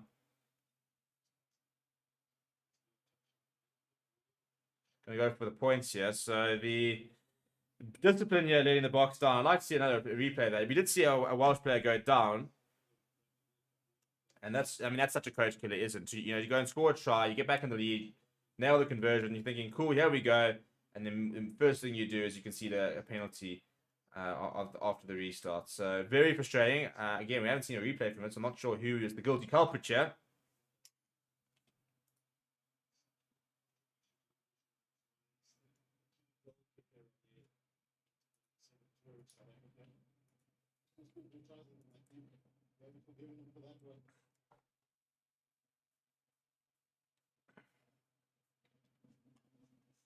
All right, Sam Costello's 2 from 2, looking to go 3 from 3 and make this a 3-point game. Bok discipline at the moment really keeping Wales in the game. That's another very good kick from the young fly half. He looks absolutely class off the tee. Straight down the middle, and all of a sudden they're 3 points behind. Had Bok nailed his first 2, we would be sitting at about 15 points to 9. So it's a bit frustrating. And it is a problem. It is something we need to address. If Bok's going to be backed as the #1 goal kicker, if after Clerk's playing, he becomes an option. Chesney Colby is an option today off the tee if things really go badly. But I think the big thing, obviously, is we also need to stop our Wales have not really broken the line or looked dangerous with ball in hand. We've just conceded silly penalties right in front of the poles in very kickable positions. So Costello's kicked well, but he hasn't really had to kick that well. He's been at 2 in front and 1 side to the left. So shore up the discipline, and we should be walking this really. A lot of pressure on the breakdown there, and Kieran Hardy taking quite a while to bring this ball back before he goes to the boot.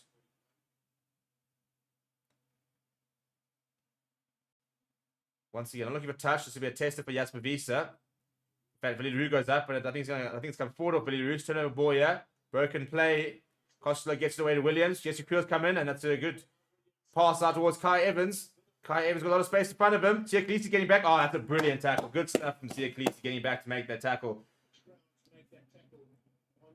Now popping up to Will Rowlands. Wales just in front of the 10-meter line. Yeah, good work from them. First opportunity for them to really have a go in a while. Malcolm Marks, however, is all over that ball. Malcolm Marks says, thank you very much. I'll take the penalty. Too easy. But Sia Khaleesi, well, if we had question marks about whether he was fit and how the knee's holding up, I think that over there to Real and Kai Evans shows you that he's pretty good.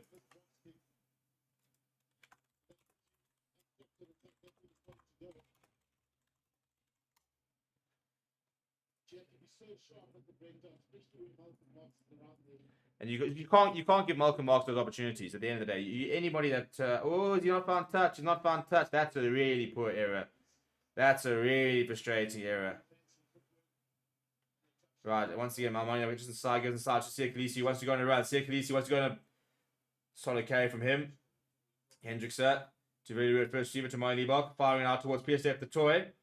PSF the Toy goes on the inside, pops it up to Damon Delendi, who's caught by the Welsh captain Jack Morgan. Still trying to work here as Damon Delendi picks it up and goes again. Now Hendrickson to really first receiver. Goes to Uwan Frans Malherbe. It's a solid pass. Hendrickson once again, really at first receiver. Popping up to Malcolm Marks. Wants to have the return there. Stephen Kitzel helping out. Now they're still going down the blind side. Veliru throws up to Chesney Colby. Chesney Colby got a bit of space. Make a few yards, Sia Khaleesi there. Good support play from the captain. Back in the field to Stephen Kitsoff. He's got Malcolm Marks and Arcus Neyman next to him. Mine Liebach firing out to John Klein. Good momentum here. Going through the phases here. And penalty. That's, yeah, I mean, that had to be for Jack Morgan. Tap and go though from Jaden Hendrickson. Looking for support. Goes to Stephen Kitsoff. Kitsoff arms going by himself. And into the 22. Pops it up to Malcolm Marks.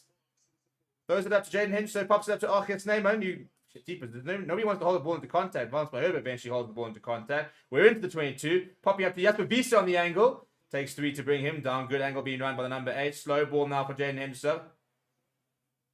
Back to Malcolm Marks. Try scorer earlier. Now back up to Jasper Wiese. Very, very messy. And Jasper Wiese, the ball pops over. And that'll be forward. Turnover ball here to Wales. And Jack Morgan, of all people, has gone to the boot. And he's hammered that downfield. And that's a phenomenal kick from Jack Morgan. He's untouched by the 10-meter line. Goodness me, we're not going to see that particularly often, are we?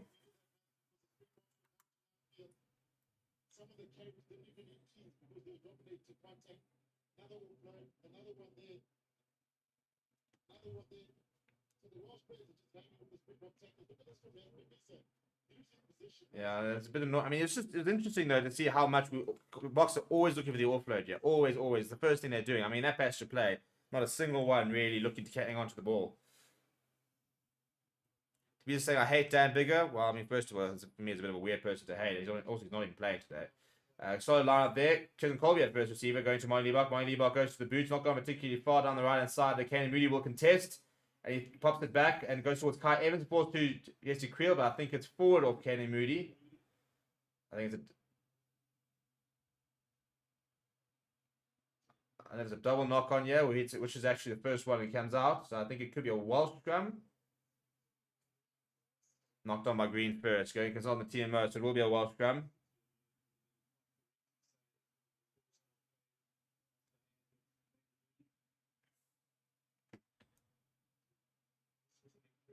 This is a great. In terms of demonstration, see if Sia Khaleesi is fit. He reels in Kai Evans here. Kai Evans got a lot of space over there on debut. Jason Colby's right there. As he turns, Sia Khaleesi's there. It's a great tackle from Sia Khaleesi. He's also did very well earlier to keep it inside. It's a nice little bit of athleticism from him. Wasn't supposed to be starting with Kai Evans, but a couple of late injuries has forced them to change up. So I mean, Sam Costello wasn't supposed to start. Rogers wasn't supposed to start on the wing, and Kai Evans wasn't supposed to start at full back. So there were 3 changes to the Welsh side.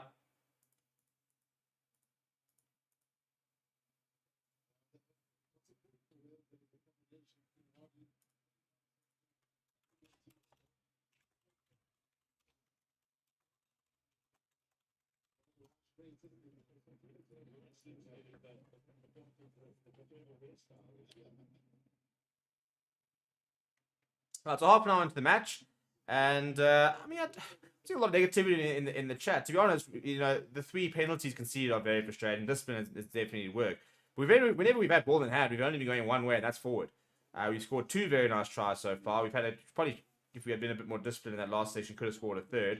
The scrums are going one way. The lineups are looking pretty solid. So I wouldn't say it's been a bad half from the Boks by any means.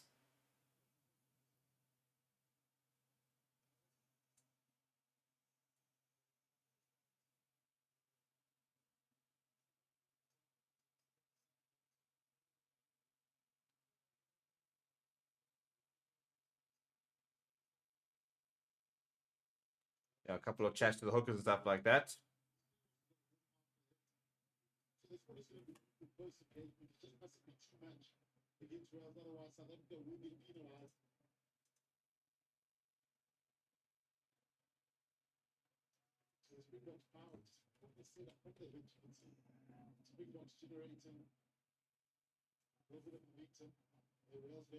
Right, so it's done 10 minutes to go. Reminder, we'll have a half-time show. We have a panel that'll take you through that half, and penalty once again at scrum time for the Boks. So yeah, there's one thing that's going very well at the moment and going one way. It is the scrums. Wales really not coping with the Boks pack at the moment from a scrum perspective. So that's been a pretty good aspect.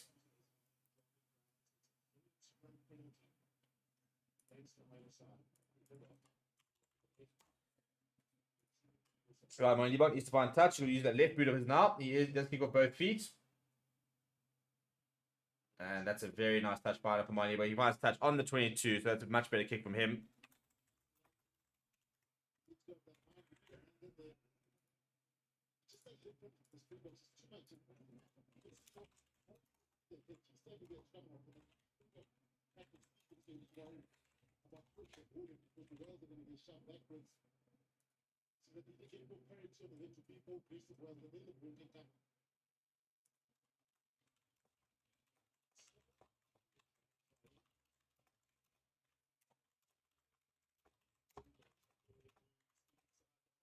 And Khaleesi breaks to the back of the line. Goes down! Quick ball here from Jaden Henderson. Malcolm Marks. Penalty advantage here as well. Freeleroo. Oh, look, dab through Freeleroo. Canon Mooney!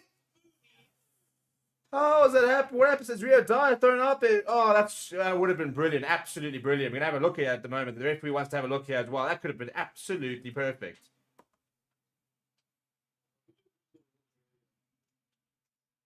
Yeah, Freeleroo not happy with the referee. Referee being told to have a look here. I want to see what this TMO's actually got to say here. We're going to have a look here. We're going to be looking at a penalty try, actually. It could be interesting. Rio Dyer's not happy with it, but it's a nice option for Freeleroo with penalty advantage. It's a great break by Sia Khaleesi. Tell you what, I think he's already on the candidates for man of the match the way he's playing.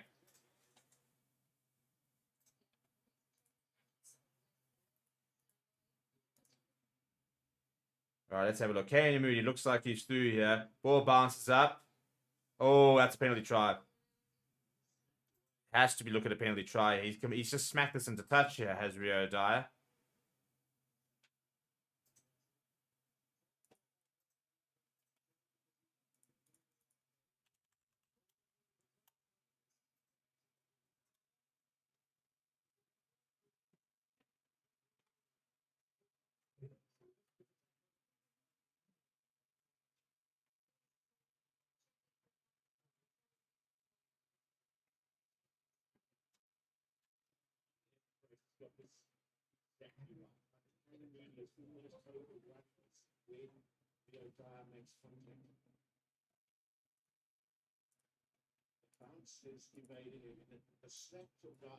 Yeah, so it's interesting to see the decision here. They're looking at a potential penalty try here to see if Rio Dyer smacked this away.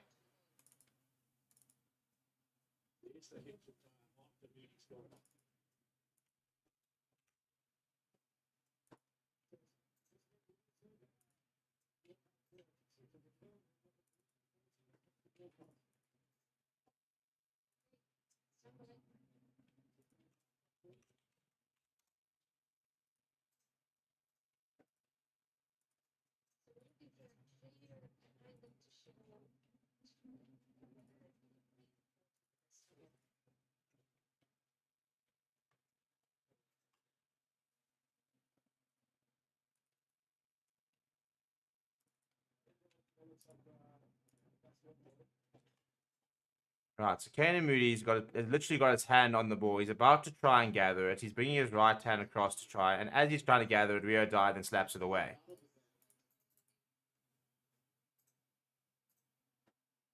I mean, we've got to be looking at a penalty try here, surely.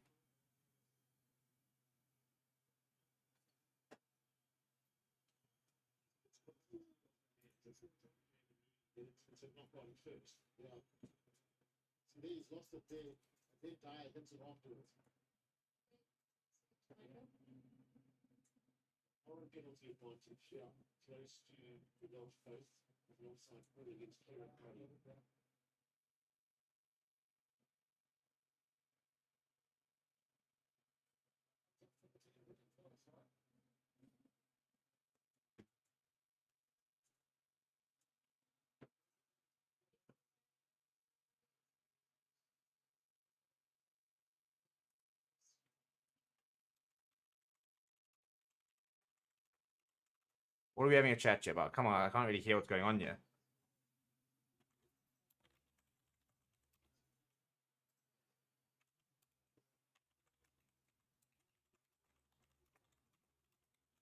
Yep, there it is. Yellow card to Rio Dyer. I think that's the correct decision there by Andrew Bray. So it is a Deliberate knockout into into touch. It is a yellow card to Rio Dyer. And that's, I think it's a fair decision, to be honest. I think Kane Moody's about to gather. I think he's reeling it in, and I think then Rio Dyer smacks it out. So he gets the yellow card. It's a penalty try for the Boks, and we go to 19 points to 9. So they will take that. We'll take that. And I think the person who'll probably be the most annoyed about that will be Kane Moody, who reckons he thought he was about to get a second try of the match. So he'll be a bit frustrated about that. But yeah, we'll take that. We'll take that.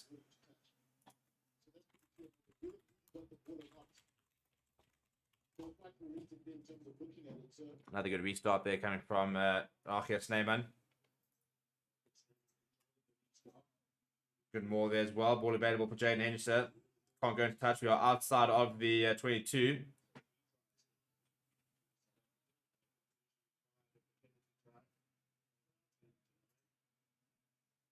Right, Jaden Henderson lifts it high in the air. Kane Moody's after this. Oh, Kane Moody, what a take. And Jaden Henderson onto the pops it up to Moyne Liebach. Pops it up to Damon Delendi. Oh, there's men on the outside. He decides to put it to the moon. Now it's a foot race. Is he going to stay in? Is he going to stay in? Mason Mo. Oh, no, he's bumped up. Oh, Jason Creel's on it. Oh, no, that's a horrendous mistake. Mason Gray, it's a dreadful mistake, but Jesse Creel is the beneficiary. He goes over.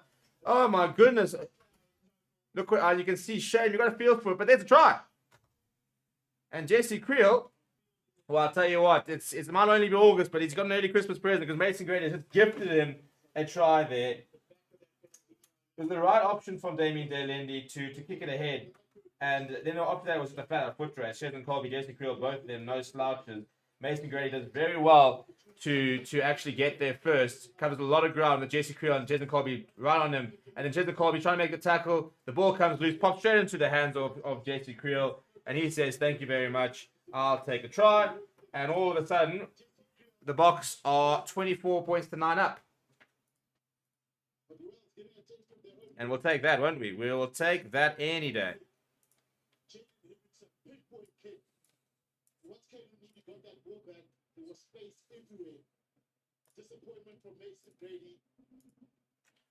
Yeah, you got to feel for Mason Grady. Young, very talented outside centre, but goodness me, it was a great kick from Jaden Henderson. Great kick from great piece of intervention there from Kane and Moody to win that back. And then after that, they were on like a flash.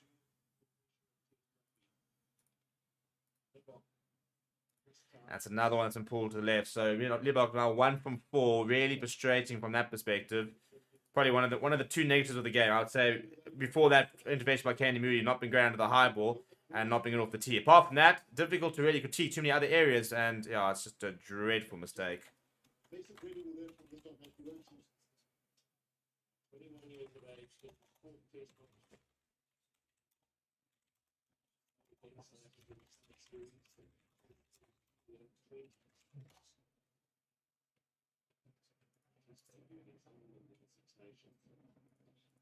Yeah, you got to feel sorry for the young Mason Grady. But hey, we move. We move. Deeper restart there. And Jasper Visa comes away with it. He went hard in the tackle by Domachowski and Aaron Wainwright. And yeah, for a lot of the negativity, all of a sudden, we could very well be going into half time with a pretty large lead. Trying to work out why my scoreboard hasn't updated, which is a bit annoying. It says 40 minutes as well. So trying to work out what's happening with our data provider and why that's not working. So we will sort that out very shortly.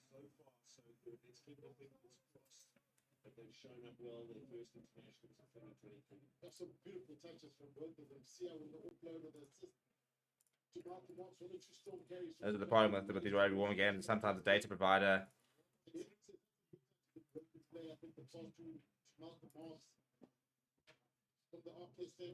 Yeah, so we just quickly update. We're just going to try and refresh our scoreboard and try and see if we can get that working. Yeah, and we'll try and get a manual scoreboard app as well. Because we've been scoring points so quickly, it hasn't had time to update apparently.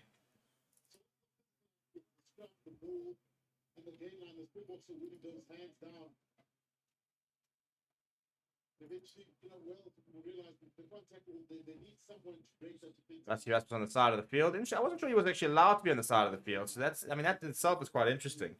Change to Bongi Manambi. Ebenetabet there. And in conversations with the coaching staff. Hopefully we'll see him in action next weekend.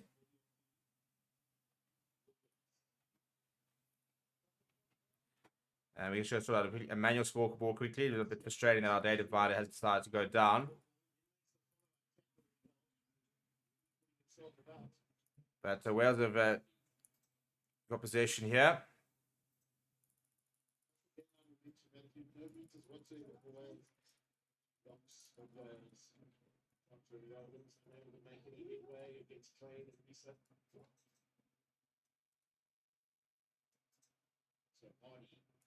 Kieran Hardy lifts it high in the air. It's very well done by Jasper Bisu, who wins that back.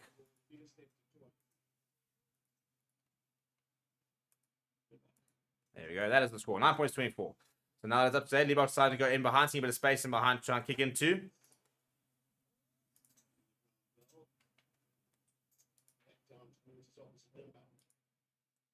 Now Liebach sees a bit of space on the right-hand side there. And that's overcooked. I tell you what, he's not having a particularly good time out here, is Liebach. Getting a bit frustrating. A couple of small mistakes. Mistakes he can't really be making in the World Cup. It is why we need to give him as much game time as possible. Let him really sort of settle in.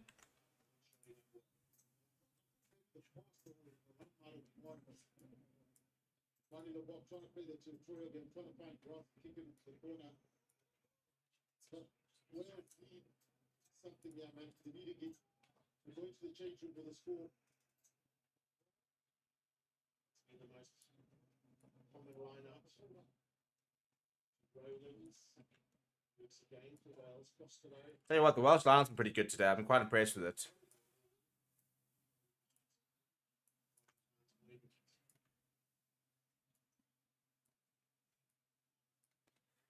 And now Stephen Kitt's trying to get over the ball. Wales going through the phases here.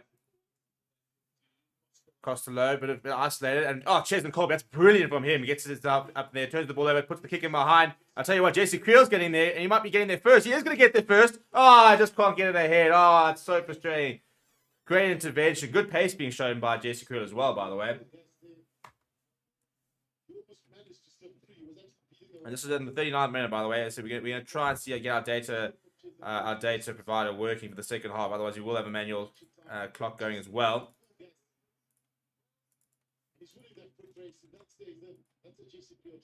Yeah, just can't keep it inside. You can see the frustration because he knows that he had the pace.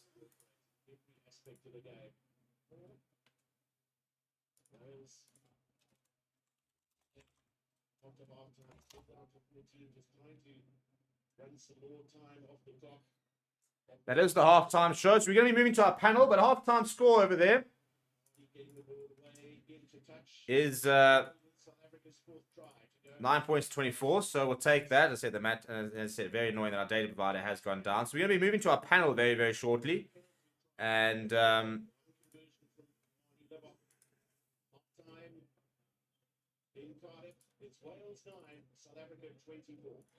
and they're going to go sort of talk about the game a little bit and some of the what's been good, what's been bad about the game. I think, as I said, not been the cleanest of games. A couple of late mistakes there from Wales that really sort of taken the sails a bit out of them.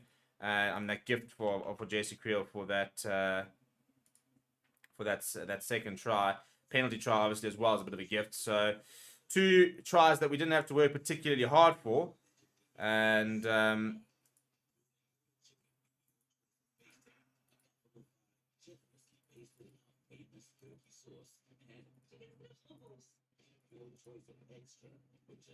yeah, so just before we move to our panel, let me know what you thought about the half. I'm going to put a poll up, and we're going to say, will we score more than, I want to say 2 tries in the second half? That's going to be my my poll for half time. We're going to ask that.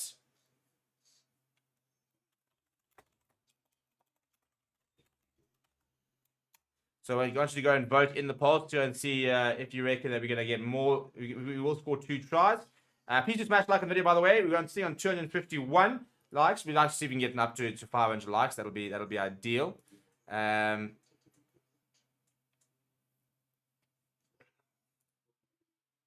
And whilst the half-time panel is on, I'm going to go and try and see what's happening with this data provided and why it's not pulling through. So apologies for the issues there with the scoreboard as well as the timer. That'll hopefully be rectified for the second half. And yeah, we've got a lot to talk about, a lot to break down really after that first half. And the panel that was busy getting ready in the background will be Wes and Carl and Rudy, hopefully. So let me know what you get your questions into them now in the chat, and they'll go through that.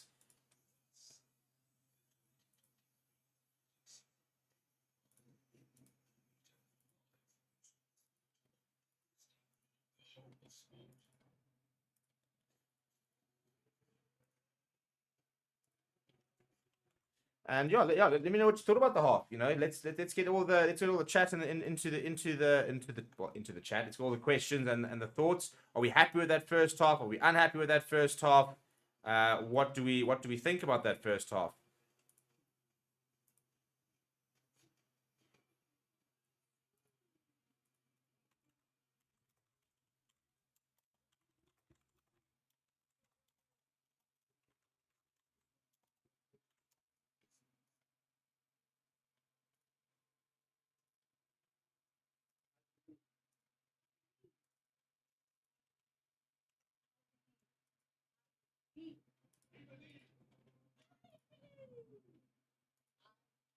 Right, some of the comments over here, now we've got a bit of time, is saying over here, Clive Hall say, no problem to talk about his form. I think it has been harsh that people have been dissing him, like that video from SRA Mag. I was so disappointed the journalists would post this.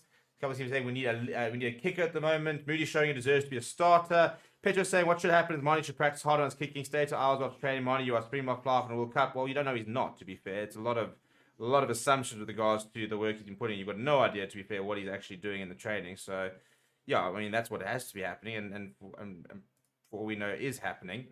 But yeah, it is a concern. There's no doubt about it. There is something that we need to he'll need to fix, and hopefully something that doesn't become a recurring issue. Because yeah, at the end of the day, you do need to go into a World Cup with a very reliable goal kicker, and at the moment he hasn't been as reliable as we'd like him to be.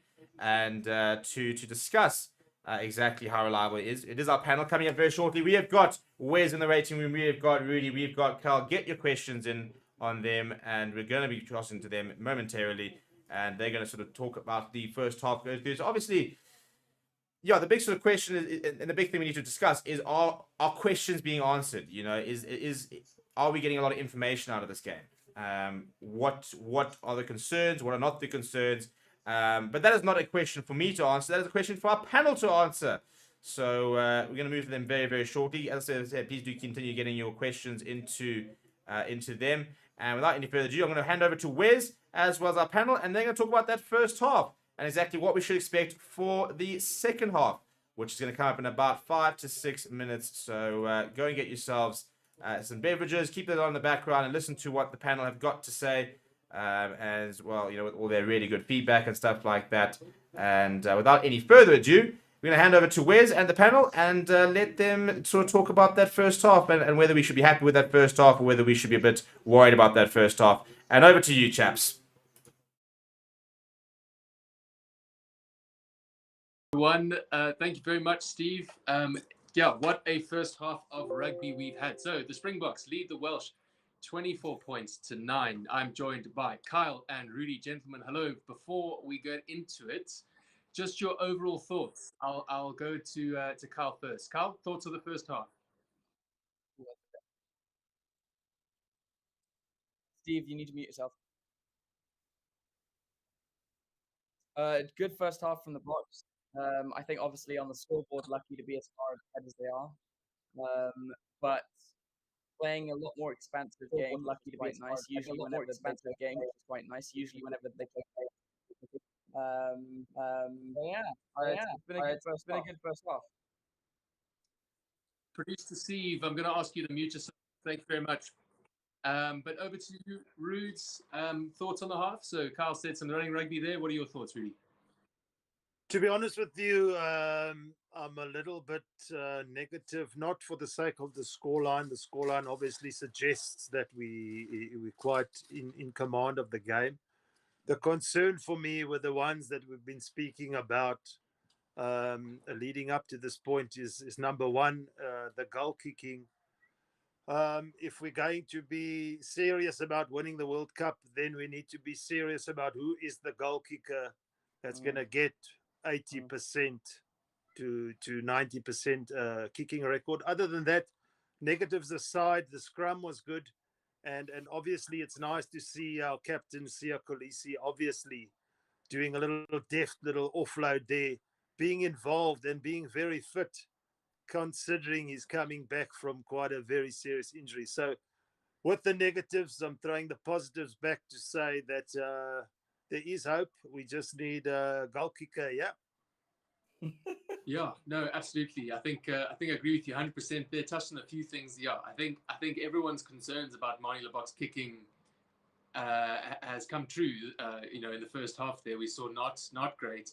Another concern for me, gents, though, was and I brought it up in the pre-game show, our safety under the high ball.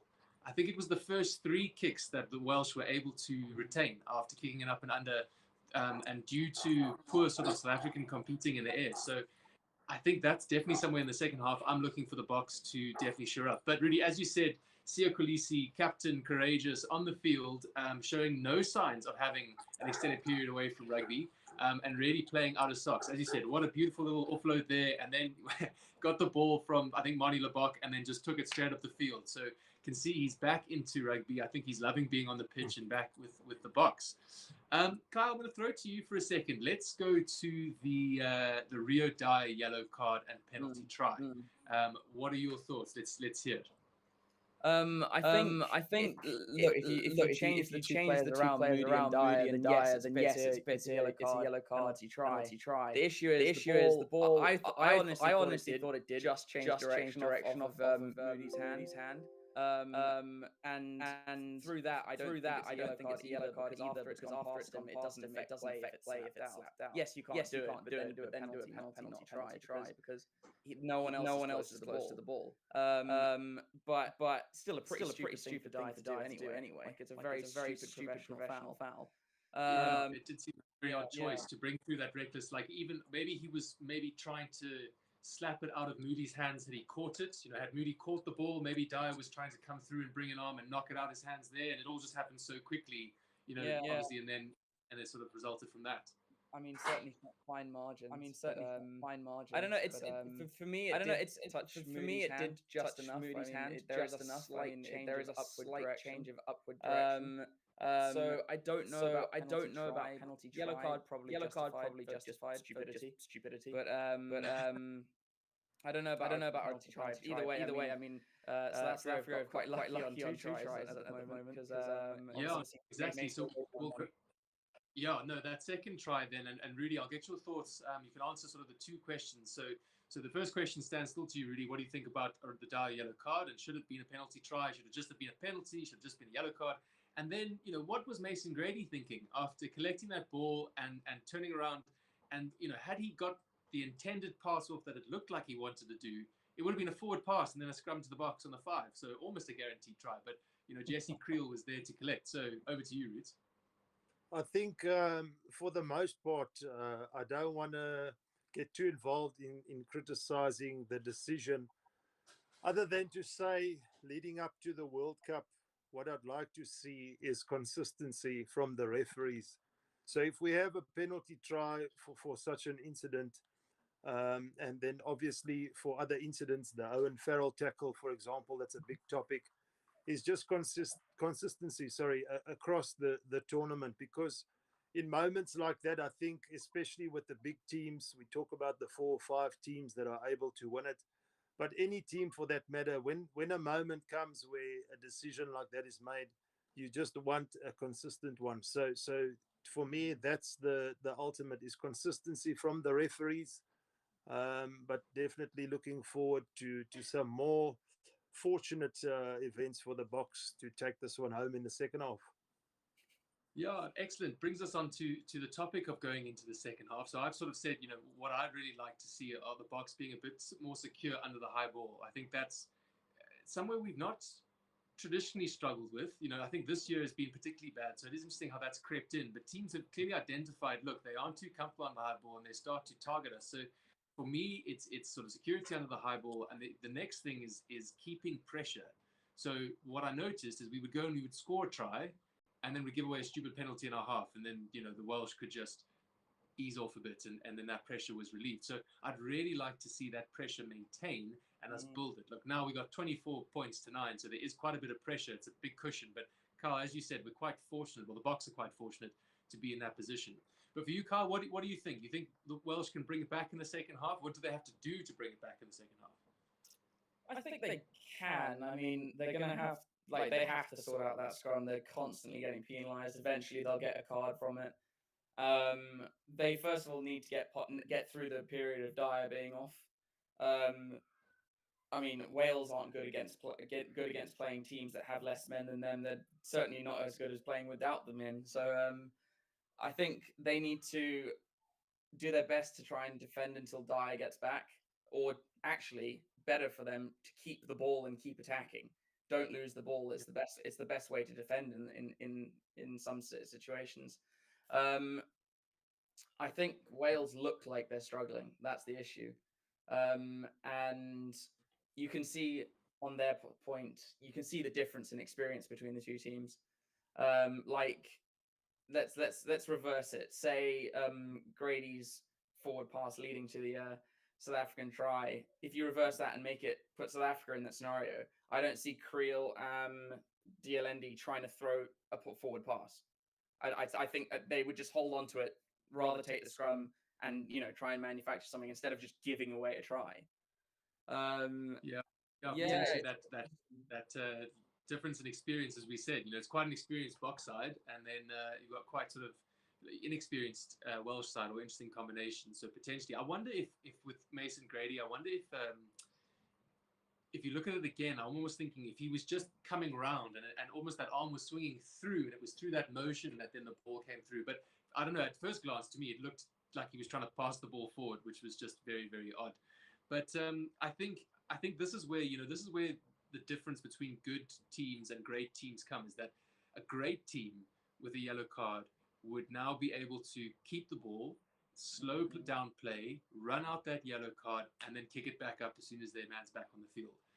And so I think for the Welsh, if that's what they can do, then excellent. But, do they have that presence of mind? Do they have the experienced head on the field to do that? And if you're looking around, to my mind, no, you haven't got a Dan Biggar, you haven't got a Liam Williams, you haven't got a, the rest of the experienced Welsh guys. It's up to like Aaron Wainwright now, Welsh guys to take over. I think just the last thing before we head back to the game is that I think Wales are suffering from shit. We need to play for our World Cup squad. South Africa don't have that. They know who's going, and they're forcing stuff. Very much so. It's an excellent point. And on that excellent point, thank you, Carl. We're going to head back to Steve. Steve, over to you for the second half. Cheers, guys. Thanks, Carl.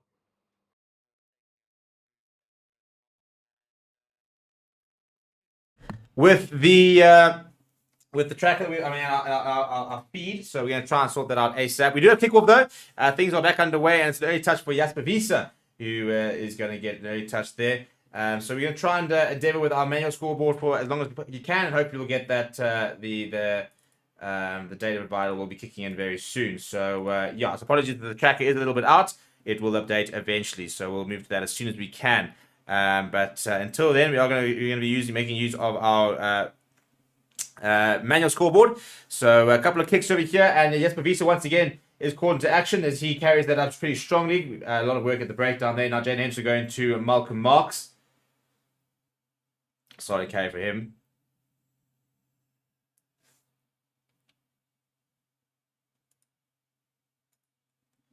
And now a bit of space on the outside. Jason Creel finding a bit of space. Chisholm Colby coming on the inside. Chisholm Colby steps away from one. Eventually brought down. Jack Morgan, and the ball comes loose foot forward. I think it is off of Colby as Jack Morgan was desperately trying to get him into touch. Good actually tackle there by Jack Morgan, because a couple of people were very much struggling to bring him down. And you can just see a lot of space there. Really that long pass out wide. Drawn pass, and then bang. Jesse Creel's got a bit of space. Inside ball. Draws in the defender. I tell you what, Jesse Creel's having quite a good game out there. Jason Colby and that prolific left step is causing a lot of broken ankles for the Welsh.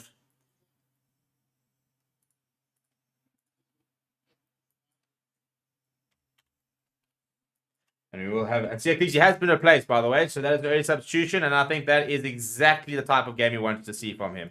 Very, very chuffed with that. And there's our manual time. There we go. Now we're moving, and we're pretty much sorted, Joe. We'll endeavour to get our feed and our tracker back as soon as possible, but unfortunately we don't have much say on that. That kind of all comes down to our data provider. So we're still down to 14 men.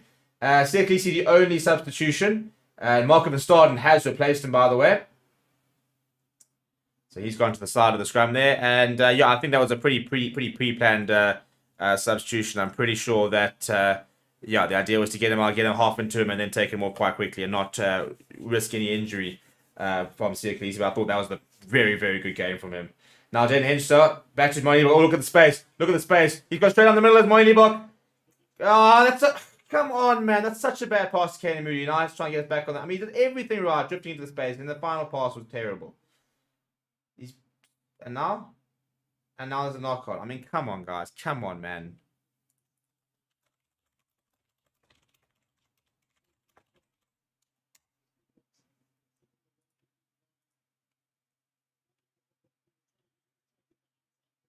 And he did everything right, and the final pass wasn't good enough. See, he sees the space, holds onto the ball, and says, cool, bang. And he gets that pass onto Kane Moody in the front foot, and I think Kane Moody could very well be looking to run in the second try. Just a really poor final pass. Really frustrating. That last pass just hasn't been good enough throughout the game.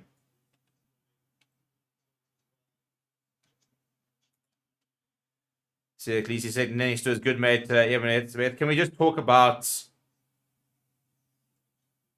Let's just talk about how good of a game he's had. I mean... What do we think about Siakisi's game? I'm very interested what the player ratings have to say because I think he was absolutely brilliant. Thought he looked like he hadn't been playing rugby all year. Well, that's a penalty for Wales. They were going backwards, so I think that they won the penalty, but I think it's a very shallow or hollow victory because the Boks definitely looked like they dominated, and I think they dominated too much. I don't know why we're looking at Rio Dyer. See him back on the field, is he? So Wales returned to a full contingent. Whilst he was off, the Boks scored 2 tries.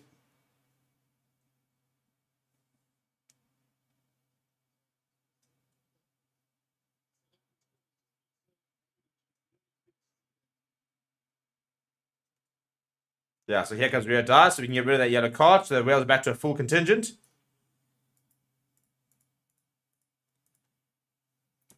And he gave away a penalty try, and then the Boks also scored a try whilst he was off. So the Boks do try, and they do disrupt and create. That was an penalty is the call from Andrew Brace.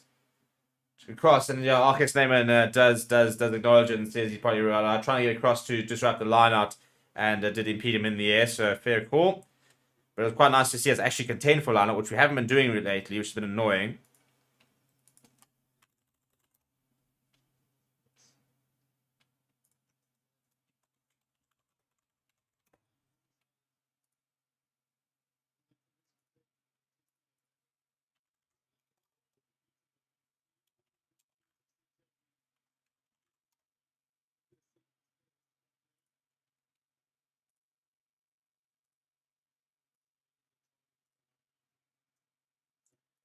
Right, so Wales looking to try and score their first try. The Magic penalty advantage at the back of that more. Now Rio Dyer gets away from Malcolm Staden and eventually brought down by Moynihan on the 22 penalty advantage. He had a lot of space on the left-hand side. There's so much space on the left-hand side. Jack Morgan is brought down by Jaden Henchster, who's scrambling. Pierce Step the toy as well.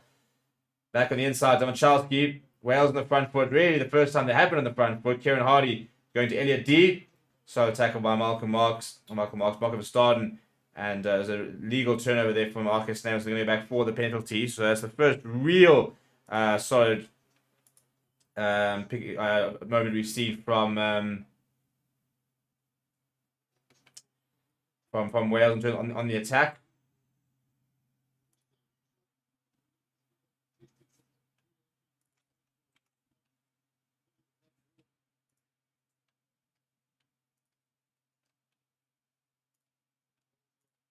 So decision time for Wales. They're going to have to go for the corner. I mean, there's no point. I mean, you're trading by quite a few. You're trading by 15 points. They do go to the corner.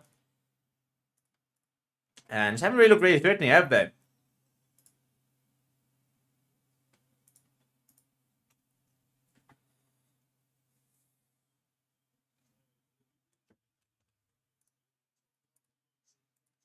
Right, brand new front row for the Boks. How good to see him back. Very keen to see how he goes over here. And we've replaced our entire front row, by the way. So Malcolm Marks, Stephen Kitzel, Francois Herbert all give way. Oxen Chair, Vincent Koch, and Bongi Manambi on now. And really good opportunity now to give a proper stretch to the legs. In fact, I reckon we'll be seeing quite an empty bench very soon. I mean, we're sitting with a 15-point advantage. Why wouldn't you give players game time if you can? Bit of a break and play here. And yeah, so I asked at halftime, do you think we'll score more than 2 tries in the second half, as supposed to be? So, and everybody does reckon that we do. And yeah, so we've got a very good force in that front row. I don't think we can complain too much. They absolutely dominated the scrums.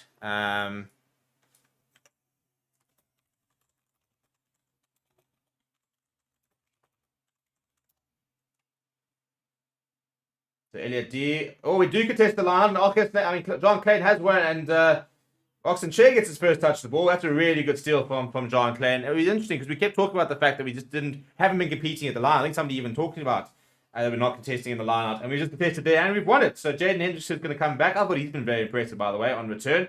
Let's hope that Oxen Chair keeps that trend up.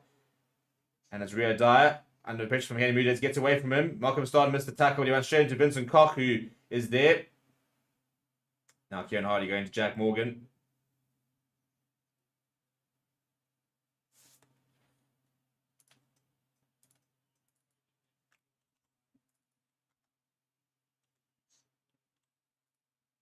Back on the inside there. Jack Morgan showing go. Please see if the toy gets there. And loose ball goes to Sam Costello. David Delaney getting up nice and quickly.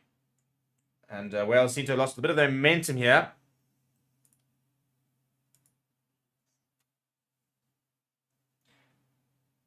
Now trying to get back on the front foot, Kieran Hardy.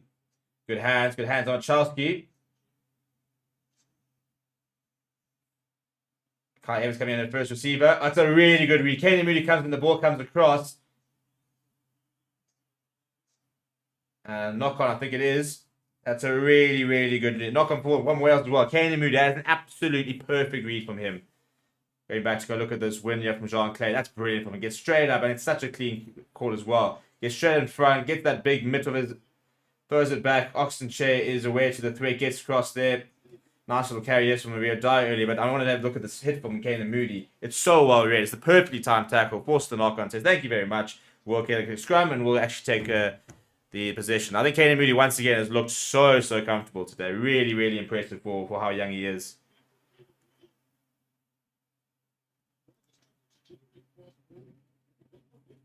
Right, here comes Nicky Smith and Henry Thomas. So Nicky Smith, I think, will be asking to try and really stabilise the scrum. First opportunity now for Oxen Chair, Vincent Koch to have a crack at the Welsh scrum that was really buckling, but Wales themselves have decided to make some front row replacements. So with plenty left on the clock, we're going to have a new scrum battle starting out here. The first one was very much dominated by the Springboks. The question is, can Wales get themselves a little bit more into the scrums here? So the 4 replacements so far from the Boks. Brand new front row, as well as Malcolm starting on the side. Sia Khaleesi managing 40 minutes and looking very, very good. Big scrum, huge scrum. Penalty advantage there. And they'll say thank you very much. I mean, they're just picking up where they left off there. That is absolutely brilliant from that replacement front row. Now we're going to go for touch here, chaps. Come on, we've got to score some tries, boys. We kept saying, this is the Wales C team, inverted commas, and we've got to try and put them away. So let's put them away. We've got a 15-point lead. Let's build on that, lads. I'll tell you what I'd really like to... In fact, I'll tell you what I'd be tempted to do. I'd be tempted to throw out Willemse for Libbok for about 20 minutes and let him... And I'd actually leave Grant Williams on the bench almost to a certain degree. It's typical. You're going to give them both game time. If you get an injury, all of a sudden you're in trouble.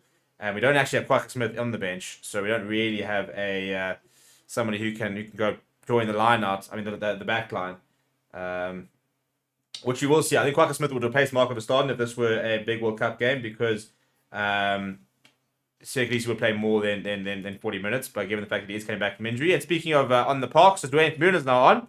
So he's replaced Jasper Wiese. And that's Michael Mostyn as well. So Marco Verstappen comes at the back.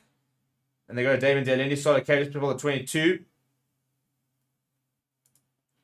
And that's a pretty dreadful pass out towards Jaden Hendricks. Very annoying. It's a bit, you just sort of just tighten the screws up a little bit, Joe. Right, so Frank Moss going to get a run out here. Dwayne Muir. And so basically the entire new pack is on here. The only survivors of the pack will be Peter Steph, the toy. And I'm trying to work out, was Arcus Neyman or Jean Klein has gone off.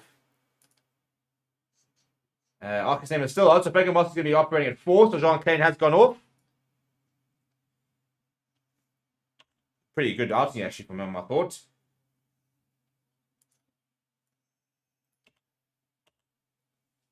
Wales deep inside their own half, but Oxenchair doing some good work at the breakdown. Yeah, just outside the 22, Kieran Hardy taking his time to roll it back for. He's going to try and kick it further down the line.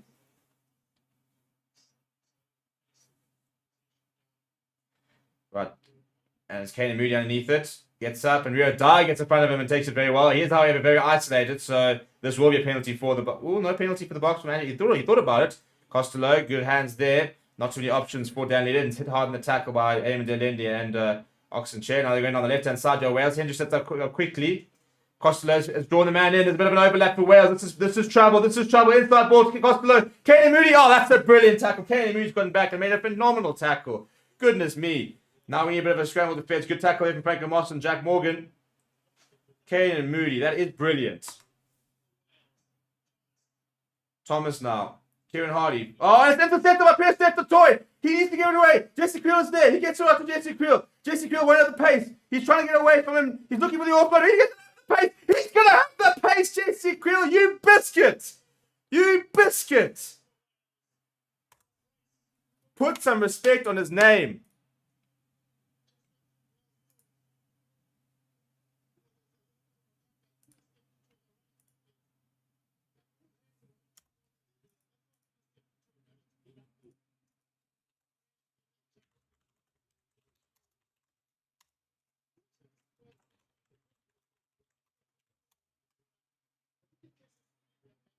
That is a phenomenal tackle. That tackle from Kane and Moody is phenomenal. Start him in the World Cup final.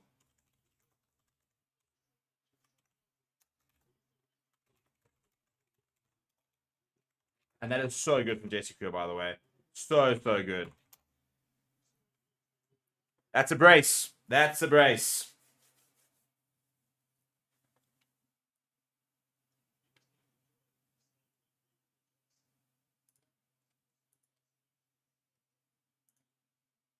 I mean, from Wales being right on the edge there, it's a phenomenal try-saving tackle from Kane and Moody, and then a phenomenal finish. Great intercept from Peter Steph the toy, but that finish from JC Creel is something special. He had so much to do. Peter Steph the toy, I mean, he received his own half. I mean, I think somebody the other day was saying that JC Creel was too slow, and I laughed at them. And I did laugh at them, and I will laugh at them again. Because, yes, look at that. How's that foot fin? I mean, he's just completely outright Tom Rogers. So, yes, he is on out-and-out wing. Played outside centre 2 weeks ago. But,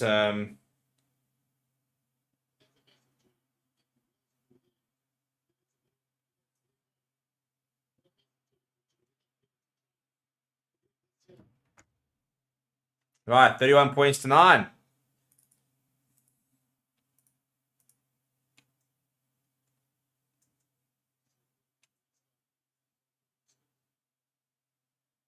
Ball's popped up to Jaden Hendricks. So I wouldn't be surprised if we see Grant Williams in the next 10 minutes, and he gets giving him some minutes.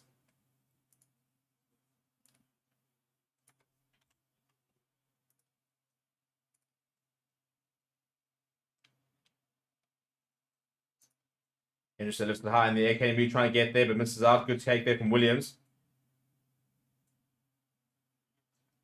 Good tackle there as well.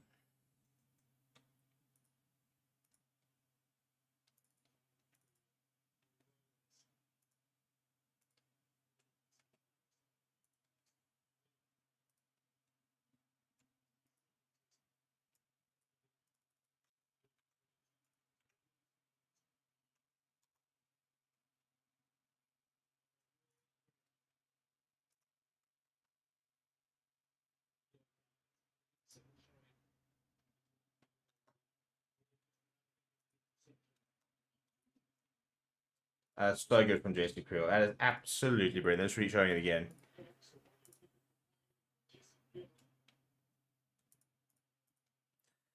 Right, what do you got to say? What do you got to say? Let's go to the comments over here. There's another break in play. I feel like it's been a long game, hasn't it? I feel like there's been a lot of different things happening.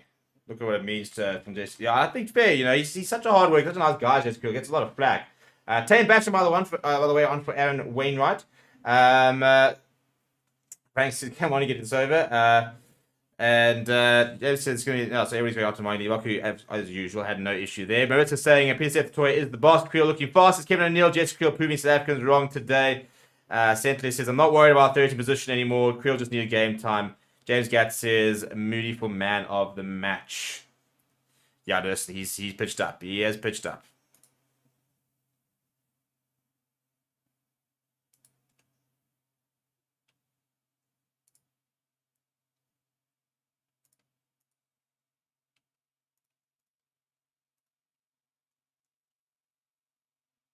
Big scrum looking at another big scrum. Penalty advantage surely from Andrew Brace. Surely has to come. Damon Dale-Lindy. Still going as Damon Dale-Lindy. No penalty advantage here. Hendricks had a sign to change the angle. Goes to Bongi Manambi. Pops it up to Vincent Koch.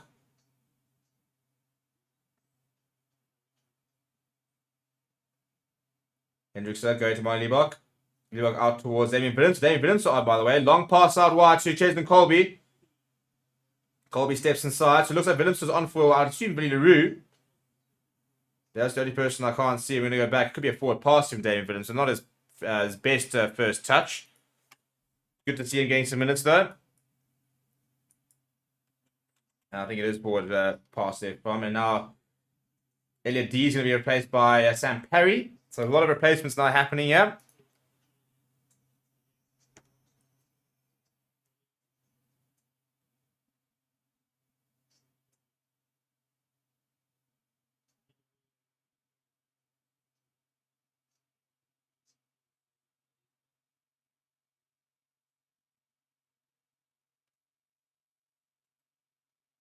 There's Andre Pollard, Mapimpi, Pikanyam, all watching on. So the only person remaining on our bench is Grant Williams. A difficult one to put on because if he gets an injury, then we're very short in the back line, for example. But I do think we will look to try and give him some minutes.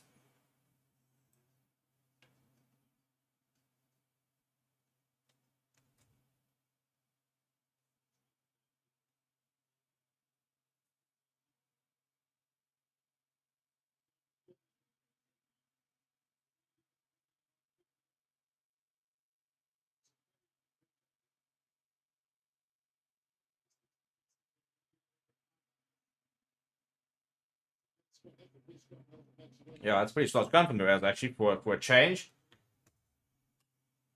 They did using the guy on the left hand side. Wasn't the best pass to Sam Costello. He's wrapping around. Kenny Moody's up and makes the tackle. He's holding onto his foot. Another very good defensive read there from Kenny Moody, who is looking so comfortable in the number 14 jersey. He looks like he was absolutely amazing play at this level.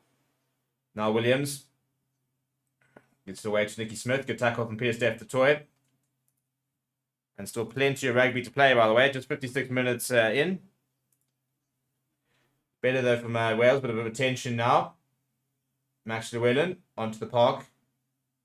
Slightly isolated. That's a really good turnover. Who is that? I think it's of course it's Dwayne Vermeulen. Thor getting himself into that position. An immovable object, winning the penalty. That is absolutely brilliant. That's world class from Dwayne Vermeulen, isn't it? As soon as Wales starting to look sort of good, get a bit of momentum, bang, thank you, over the board he goes.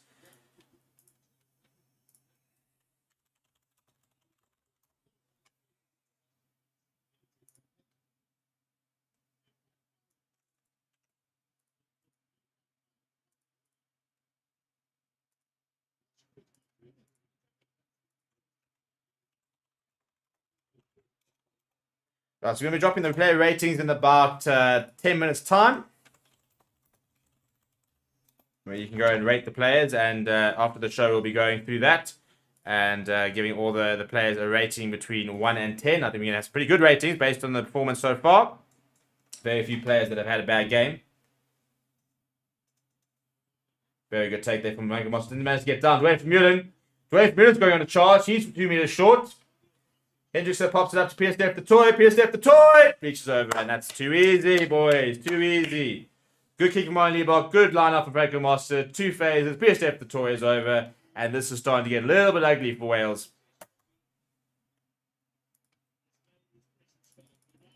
He's been very good as well today. 7th intercept test try. 70 caps to his name in the number 7. It's a great take from Franco Master. He gets so high in the air when he's in the line out.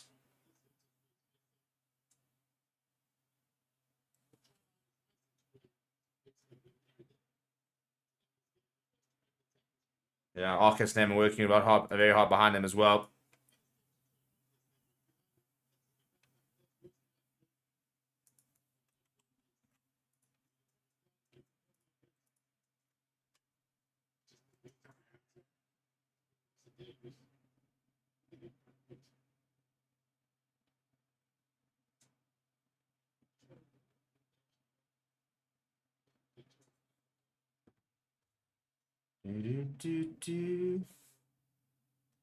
Right, he looked pretty straightforward kick for him. He's gonna take his time. Then he needs to start building a bit of confidence in front of Poles.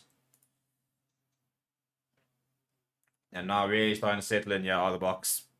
Could get a bit ugly here. Could get a bit ugly. And yes, it is not the strongest Welsh side, but you still got to work up and you still got to beat them, eh? And yeah, I think this is I think generally it's been quite a good game for us. I don't think it's too many negatives here. We maybe didn't start as well as we'd like to. I think we could have been a bit more intense, but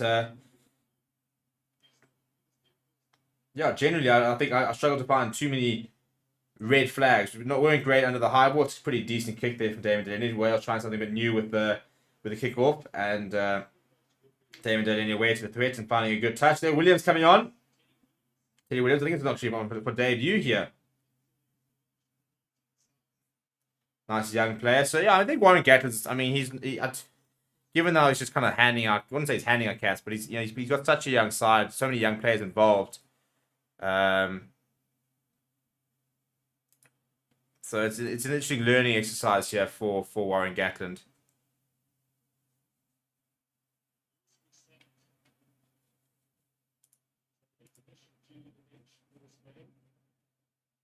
Right, Jack Morgan flying it out there. Good hands there, Williams. Oh, and it's intercept try, and Caden Moody. Oh, I tell you what, I mean, he's deserved it, hasn't he? He's been so good. His defensive reading has been on point, and now he's read another one like a book. He's got onto it. He's going to go over for his second try of the match. And Caden Moody is making international rugby look far too easy. Far, far too easy. And poor Johnny Williams, I tell you, these young centres have been at the middle of a couple of big mistakes, and shame. This is becoming a bit of a game for them to forget. But to be fair, talking about young centres, no younger than Caden Moody, and he just reads that so well. Gets his hand up there. Once he gets his hands on the ball, no one's stopping him. Absolutely no one's stopping him.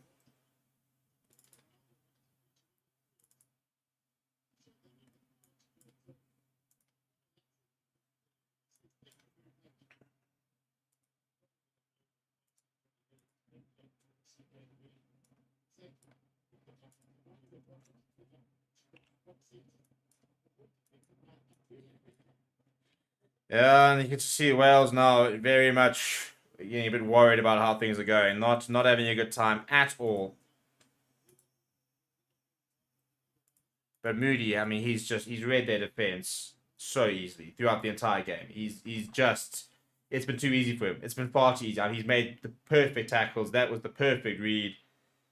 And all of a sudden, 45 points to 9. When was the last time you saw South Africa put this kind of scoreline on a tier 1 nation? Yes, it is not the strongest Welsh side, but that is a brilliant bang. Thank you very much. Such a good read from him.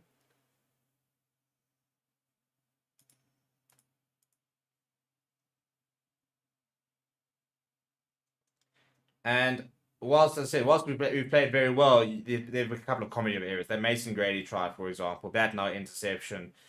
You know, there's been some nice tries. The first try was really, really good. Now we're going on a rolling more. Roll Williams, by the way, is on, and he's gonna up the ante here.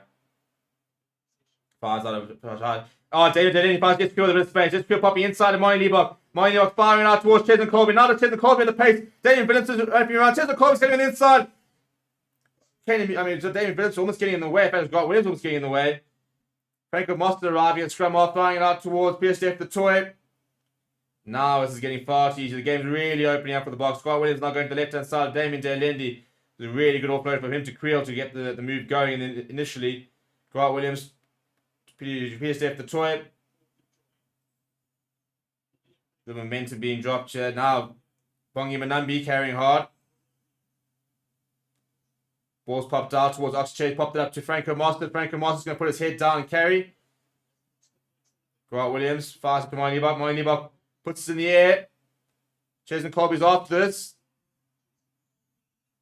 And that's a brilliant, brilliant take. It's a penalty, I think, from Chesney Colby on Tom Rogers, who does take it. It's a really good take from Tom Rogers. I think we needed to put it in the air. I can understand the thinking, but I just think if he kept the ball in hand, he probably would have scored that. That's a great offload from Damien Delendi. Jesse Creel inside to Moinibok. Great pass out wide towards Colby. I think Colby probably almost thought about David Williamson on the inside there, and he actually ran into Grant Williams. It was almost a bit in the way. But look at the offload game. Look at the angles being run here. A pleasure to watch so far. An absolute pleasure to watch.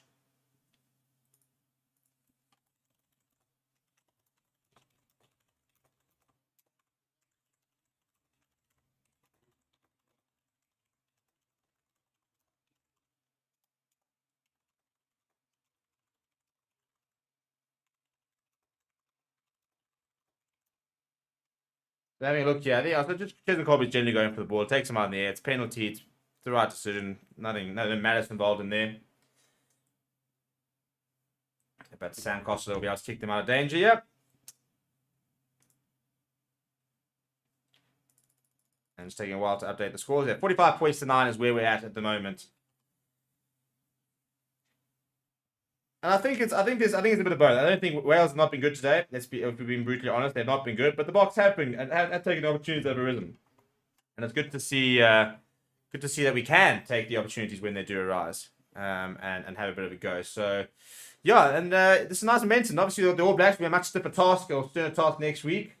And yeah, but hopefully you can mount a performance similar to this. And I think for me, the individual performances have been really impressive. And that for me is a really good measure of where we are. Chesney Colby. Oh, no, he's been taken out in the air by Tom Rogers. Yeah. He's taking it quickly. Chesney Colby sees a lot of space. Chesney Colby's through. He still goes to Chesney Colby. Williams eventually brings him down. And Arcus, it appears that the toy is there. But it's been turned over by Jack Morgan. Inside ball to Costa to Tane Bash. And now pops up to Smith. And now the ball's got loose. Costello grabs onto it. Markham and Starden was there. He wants to have a go. Ball available for Wales. This is becoming like this is just disintegrating into a very sloppy game, to be honest. High pace because people are just tapping going. Balls are being lost left, right, and centre. No, he's not got a hand injury. He's got a flipping leg injury, Andrew Brace. He didn't actually stop the game there.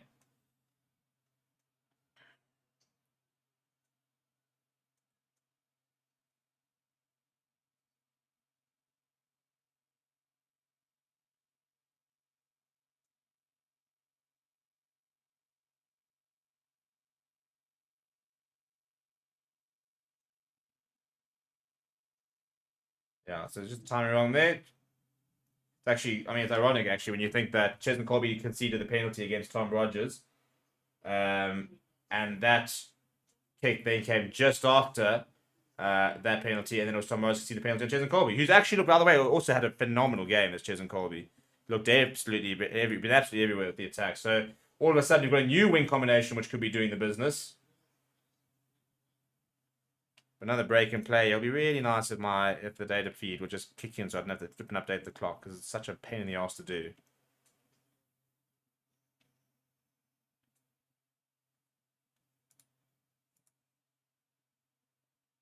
Costello is going off. That's a blow. Actually, that is a blow.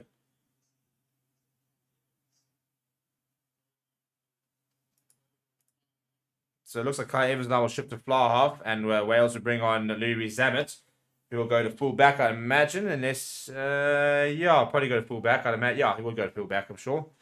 Has played a full back, has Louis Zammit. Wasn't supposed to be in the 23 at all, but Costello is going straight down the tunnel. That's worrying, actually. Of the few positives today, I thought that Costello looked pretty good. Yardton, we do use the on-field animation. I mean, it is here. It is, but the problem is that we have had an issue with the tracker, so it is sitting here at it is sitting at 62 minutes, so it is 3 minutes behind. So it is currently catching up. If it does get up to being up to date, then we will switch back to it. So it is there. We're just having an issue with the data provider. That will not be an issue come the World Cup. So it's just a current issue for today. Hopefully it will be fine for England versus Ireland, which kickoff there starts in less than 40 minutes time. You will be hosted by Mark for that game. And then you're going to have Wes, who will be with you for the France versus Fiji game tonight. Another big scrum coming from, huge scrum coming from the box. Andrew Brace. Mate, if you're going to blow the whistle, then you couldn't find the whistle. If you're going to blow it, blow it. Big tackle there coming from Oxen Chair. And it's going to be the box kick now coming from the replacement scrum of Thomas Williams. I thought actually played pretty well last weekend. Listed high in the air. It'll be another tester for Kane and Moody. In fact, yeah, he goes up and he comes down with it. Good take there from the youngster. Grant Williams fires to Oxen Chair. This is where we like to see him with ball in hand. Good carry from him. Williams now to Liebach. Liebach's going to the up and under. Chesney Colby floating inside. Rui Sabbath's first touch. The ball. It's a good take from him. And it's a penalty, actually, for blocking, I think, was the call. Grant Williams wants to take this quickly, but just pushes the call. Just calm this down. Go to the corner. Let's get a running more going. Let's get another try. Let's bring up 60 points, 50 points, 60 points. Let's get moving here, people.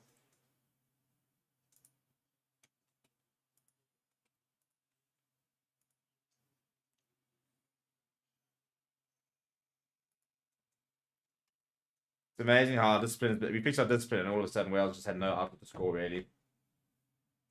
With the exception of the one time when Liebach didn't actually find touch, it was actually a good take from Kai Evans. I think he's kicked for touch very well and from the penalties. Put us into some nice positions. Probably been a bit of a saving grace as Liebach. Look, he did have a very good intervention in that Kane and Moody try. Definitely created the space. Well, created it really.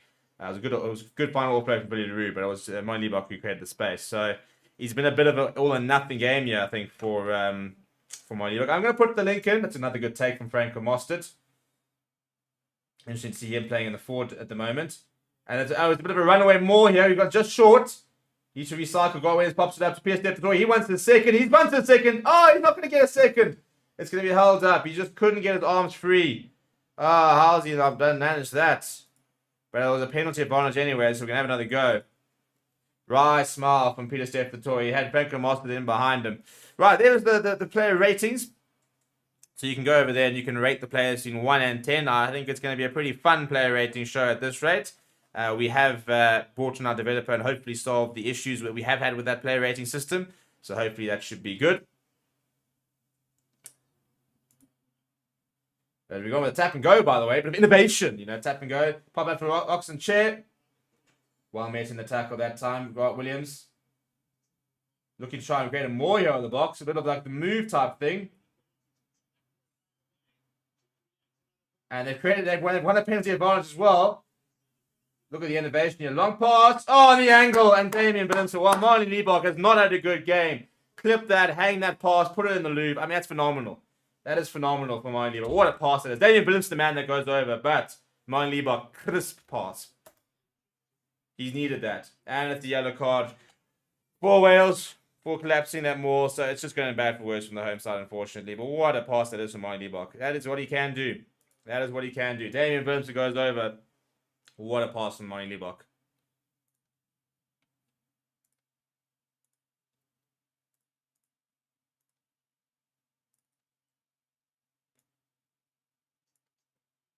And shame on debut.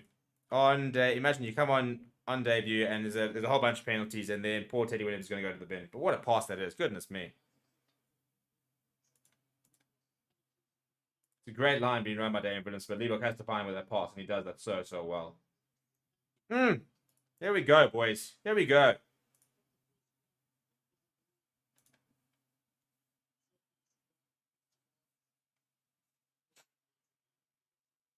And look at the innovation there. Not a bit of not much too much momentum, so they pop it up to Franco Moster, who turns in the contact. They create a rolling more. It gets pulled down. Penalty advantage off the back of that. Great pass from Monia block. Damien Phillips goes over in space. As I said, I'm looking forward to this player rating show. We've had some negative ones in the last few, but this should be a really fun and very, very upbeat one. And that's 10 points for the day for Monia Libok. They have a lot more. That's a great pass. Absolutely. Rio Dye is definitely trying to get up there, but that pass just cuts him out completely.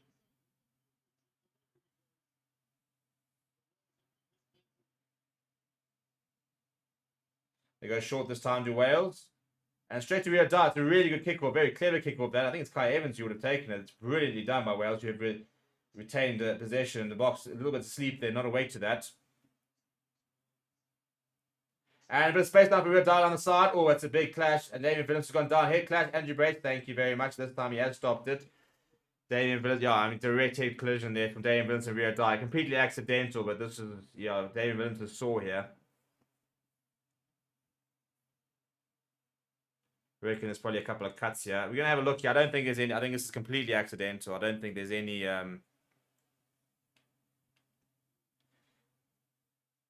don't think there's any malice here. I think this is pure. Yeah, I think this is purely what they call a rugby collision, which I don't really like the term of because I think people are very loose with what they define as a rugby collision. But head contact is always going to be reviewed. So let's have a look at this. It's a good little pass there. Rio Dye finds the space down the side here. Oh, I tell you what, Damien Phillips is not in a particularly good position here.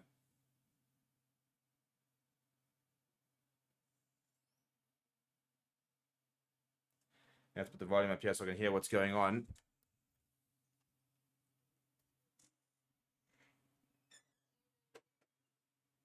Yeah, Phillips is not in a great position yet, so we could have issues here. Yeah, yellow card for the off-field review. Yeah, I think he just got himself into the complete wrong position. I think there was a slight change of direction, but I don't think he was in the right position. He was upright in the collision. And it will be a yellow card, which people will be absolutely fuming about with regards to Andrew Brace, given the fact that he didn't give anything to Cruz Malia during that Grant Williams X, and that doesn't look good. Both of the players walking off with cuts to their head. So they'll both be off. Damien Phillips is going to go down the tunnel, I think, and get some treatment.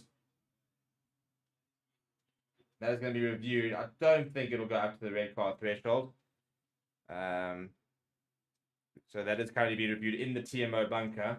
Last thing we need right now is a straight red card, and Damien Phillips out for a few weeks. I mean, that would be absolutely dreadful. It'll be the. I mean, yeah, for as good as the game would be, that would be a huge blips in it.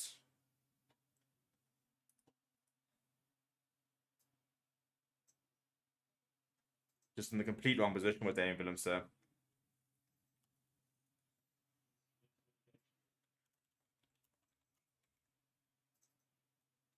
Big more push there. No penalty advantage. No, there's a penalty advantage. Thought about it.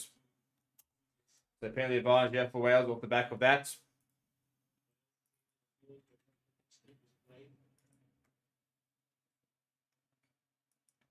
Time off. So Bongi Manambi is going to have a conversation. Oh, please, don't claim it the second time he's jumped across. The first time he jumped across, like the 20th minute. You're really going back to... Tap and go, yeah, from Wales. There's Perry. Thomas Williams. Oh, jeepers me. I think it was Tane Bash that hammered the tag, but it is Williams. Oh, I think I'm not sure he actually got there. I think he was short. It is available for Wales. They go down the blind side and they have scored. That's really poor defense. Perry celebrates. Box not adjusting quick enough, and that's maybe I wouldn't say a dessert try, but I suppose a nice consolation try there from Wales. So Sam Perry goes over, and the Springbok defense is eventually breached. They went down to 14 men, didn't adapt particularly quickly to the folding over there, and Vincent Koch. This is a great tackle there from Thomas Williams, who's just short, and then we needed players to fold on the right hand side. They didn't. Welcome starting to realize it's far too late, and he picks up and goes and parries over pretty easily in the end.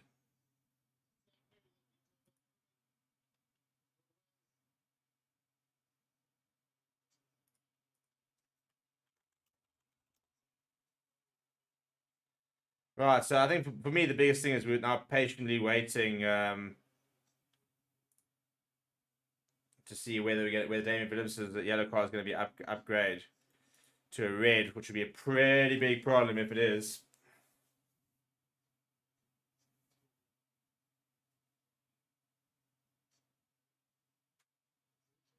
It's a really good conversion attempt. Goodness me, that's a great kick.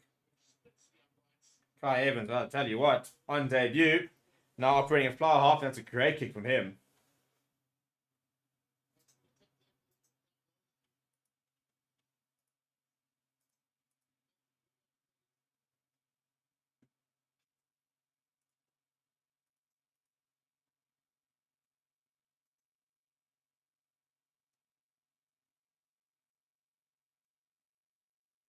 Well, you're not having a conversation with Andy Brace. He doesn't seem to be particularly happy with something. I'm not quite sure what. We've got 7 minutes to go. Both teams down to 14 men. Hopefully South Africa will escape a red card. We desperate, of Damien Williams, so he's such an important player.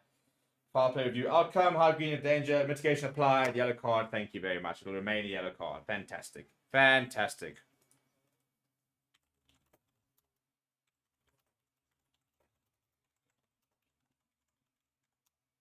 So there you go. There's the yellow card. He will return as long as he's okay, assuming he's not concussed.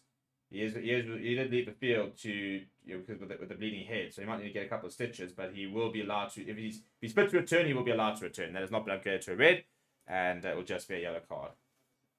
That is very, very good news. Thomas Williams now with the clearance. Jason Colby is back. He'll be operating while him and Kane Moody and Molly Liebach will sort of be taking over the fullback duties, and that's a dreadful kick from.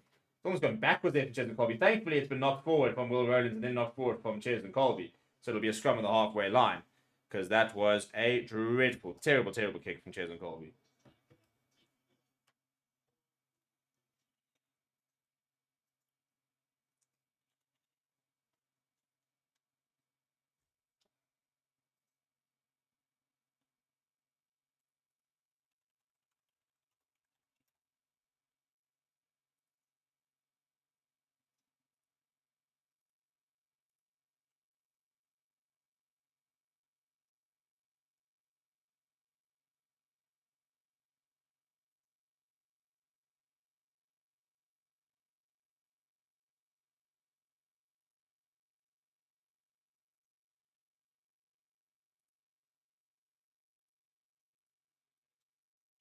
Yeah, so Dan Windsor went off with reporting HIA and to look at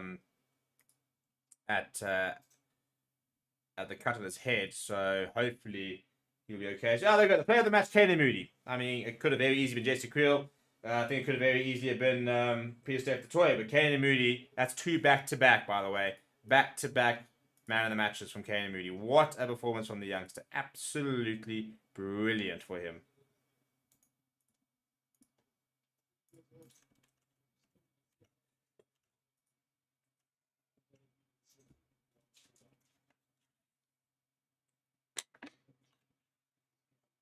I think you'll have a very miffed Kirky Aronson who is sitting, watching on, thinking, I've scored more than a try a match, and at this stage, I'm not going to make the World Cup final 23 for the first game. How is this happening? And that is because this youngster, Kane Moody, has been absolutely phenomenal. And on the other wing, you've got Cheslin Cole, who's one of the best wings in the world. So what an absolute privilege for South Africa to be in that kind of situation at the moment. Big scrum. Surely there needs to be a reset or something. Yeah, penalty for South Africa at scrum time.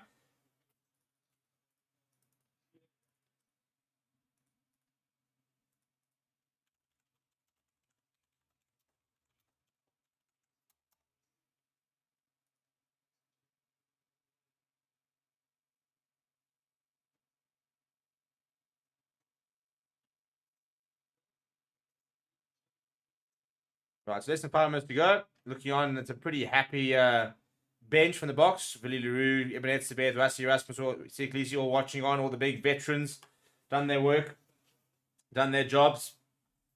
Now, can we try and can we finish with a bit of a flurry? 4 minutes left.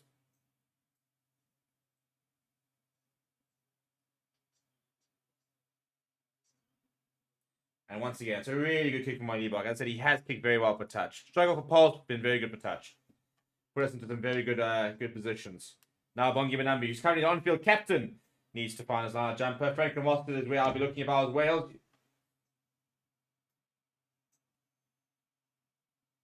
Nope, this time it's P-Step the Toy. Great take from him. We're still going into the running more here. Passing it back, trying to get it back to Bongi and Benambi. Now it's got one of the players gone down. Bongi and Benambi's come across. Grant Williams trying to get the ball away. Grant Williams looking at the space. He's just short there. Jack Morgan trying to slow it down. David Delende in at scrum half. Popping into Markham and Starden.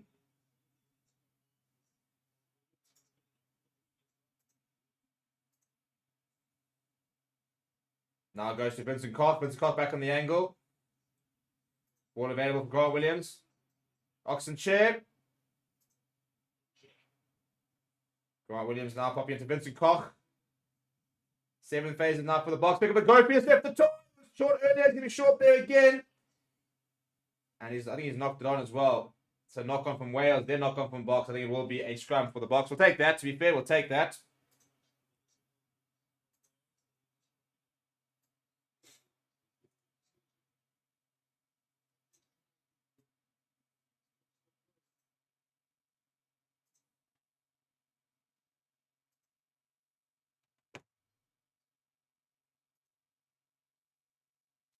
Break and play here. We've got a minute, 2.5 minutes left on the clock. And I'd say job done, eh? Job done. It's Wales, who are currently ranked about 10th. And it's not their best side. But at the end of the day, you've got to play what's in front of you. And I think that we've played what's in front of us pretty well. Very happy with some of the individual performances. Sia Khaleesi looked so good. Jesse Creel could easily be man of the match. Kane Moody, I tell you what a special player we have got in Kane Moody.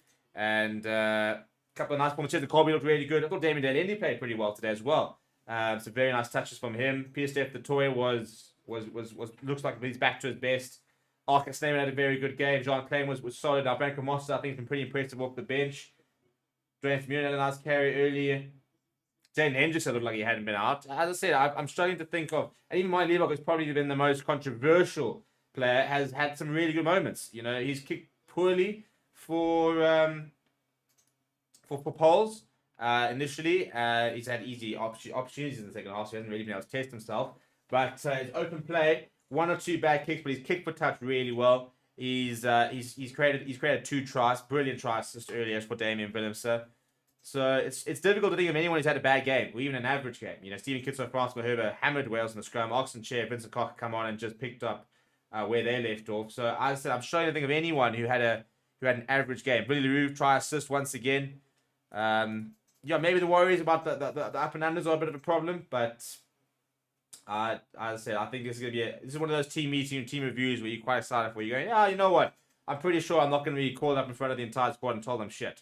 I'm pretty happy with how things have gone. I think we were pretty good. I think we were right in that game. Next weekend will be another big test. Obviously, the All Blacks will be interesting to see if it is a strong All Black side, or it's going to be a slightly rotated All Black side. Interesting to see the team we play. You know, obviously, like a Sia Khaleesi will want more game time. We need to get more game time into him. But are there players you want to be able to protect? For example, like a Chesney Colby. I don't think you need to play Chesney Colby next weekend. I would play Andre Estes next weekend and let Damien Delende get some time. Free kick there for Wales at the scrum. So I think we'll see a mixture of players on Friday with regards to B team, A team, inverted commas. I think there are a couple of players who need to play. I think the front rows for today. That's a very interesting kick. They kicked straight down the middle, and Chesney Colby has gotten to it very quickly. Really good awareness from him. He's okay. Is outside. Grant Williams goes to Miley Buck, pops it up to Arca Sneman, pops it to Markham Starden, who actually had a bit of space. And he's working hard. The tackle here is Markham Starden. I don't think we'll see I think we'll see Quacker Smith again next weekend. He's a bit of like an All Black specialist, as Quacker Smith. Ball's available there for Grant Williams. I think we'll see Jaden Hendricks there once again, but I think we could be seeing Faf de Klerk and Hendricks there as the options. Damien Delende straightening.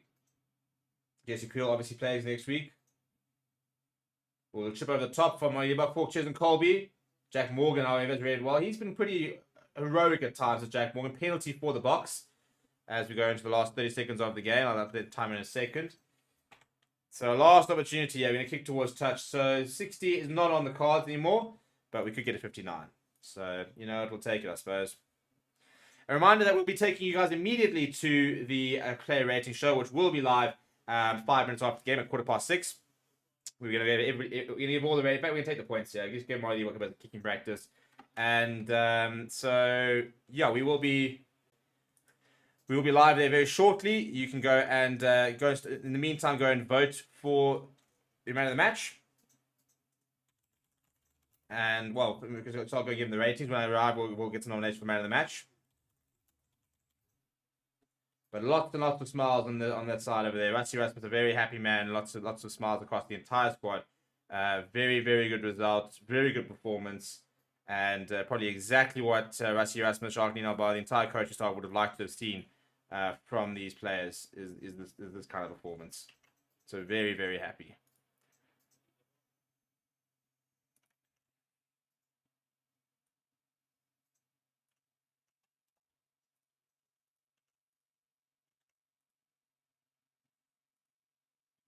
And that's been pulled. So that has been the big worry of the game.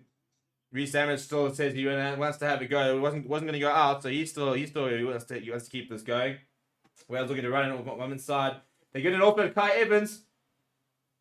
Grant Williams is reading him in. That's a great tackle from Grant Williams. And Peter Steph says, thank you very much, and kicks it out. People, thank you very much for joining me on the watch along. Head over to the player rating show. We will be live there in 5 minutes' time. We're going to go and rate every player between 1 and 10. The entire 23. Very, very happy with that, though. Final score over in Cardiff, 52 points to 16. A really good performance from the Boks. A couple of really big individual performances. A lot of players putting their hands up and maybe making the coaching staff's job a little bit harder. We'll see you at the player ratings very, very shortly. Thank you very much for joining me. Smash like on the way out. Please do subscribe to the channel as well. We are just under 400 subscribers away from 37,000. So please do go and subscribe on the way out. And we will see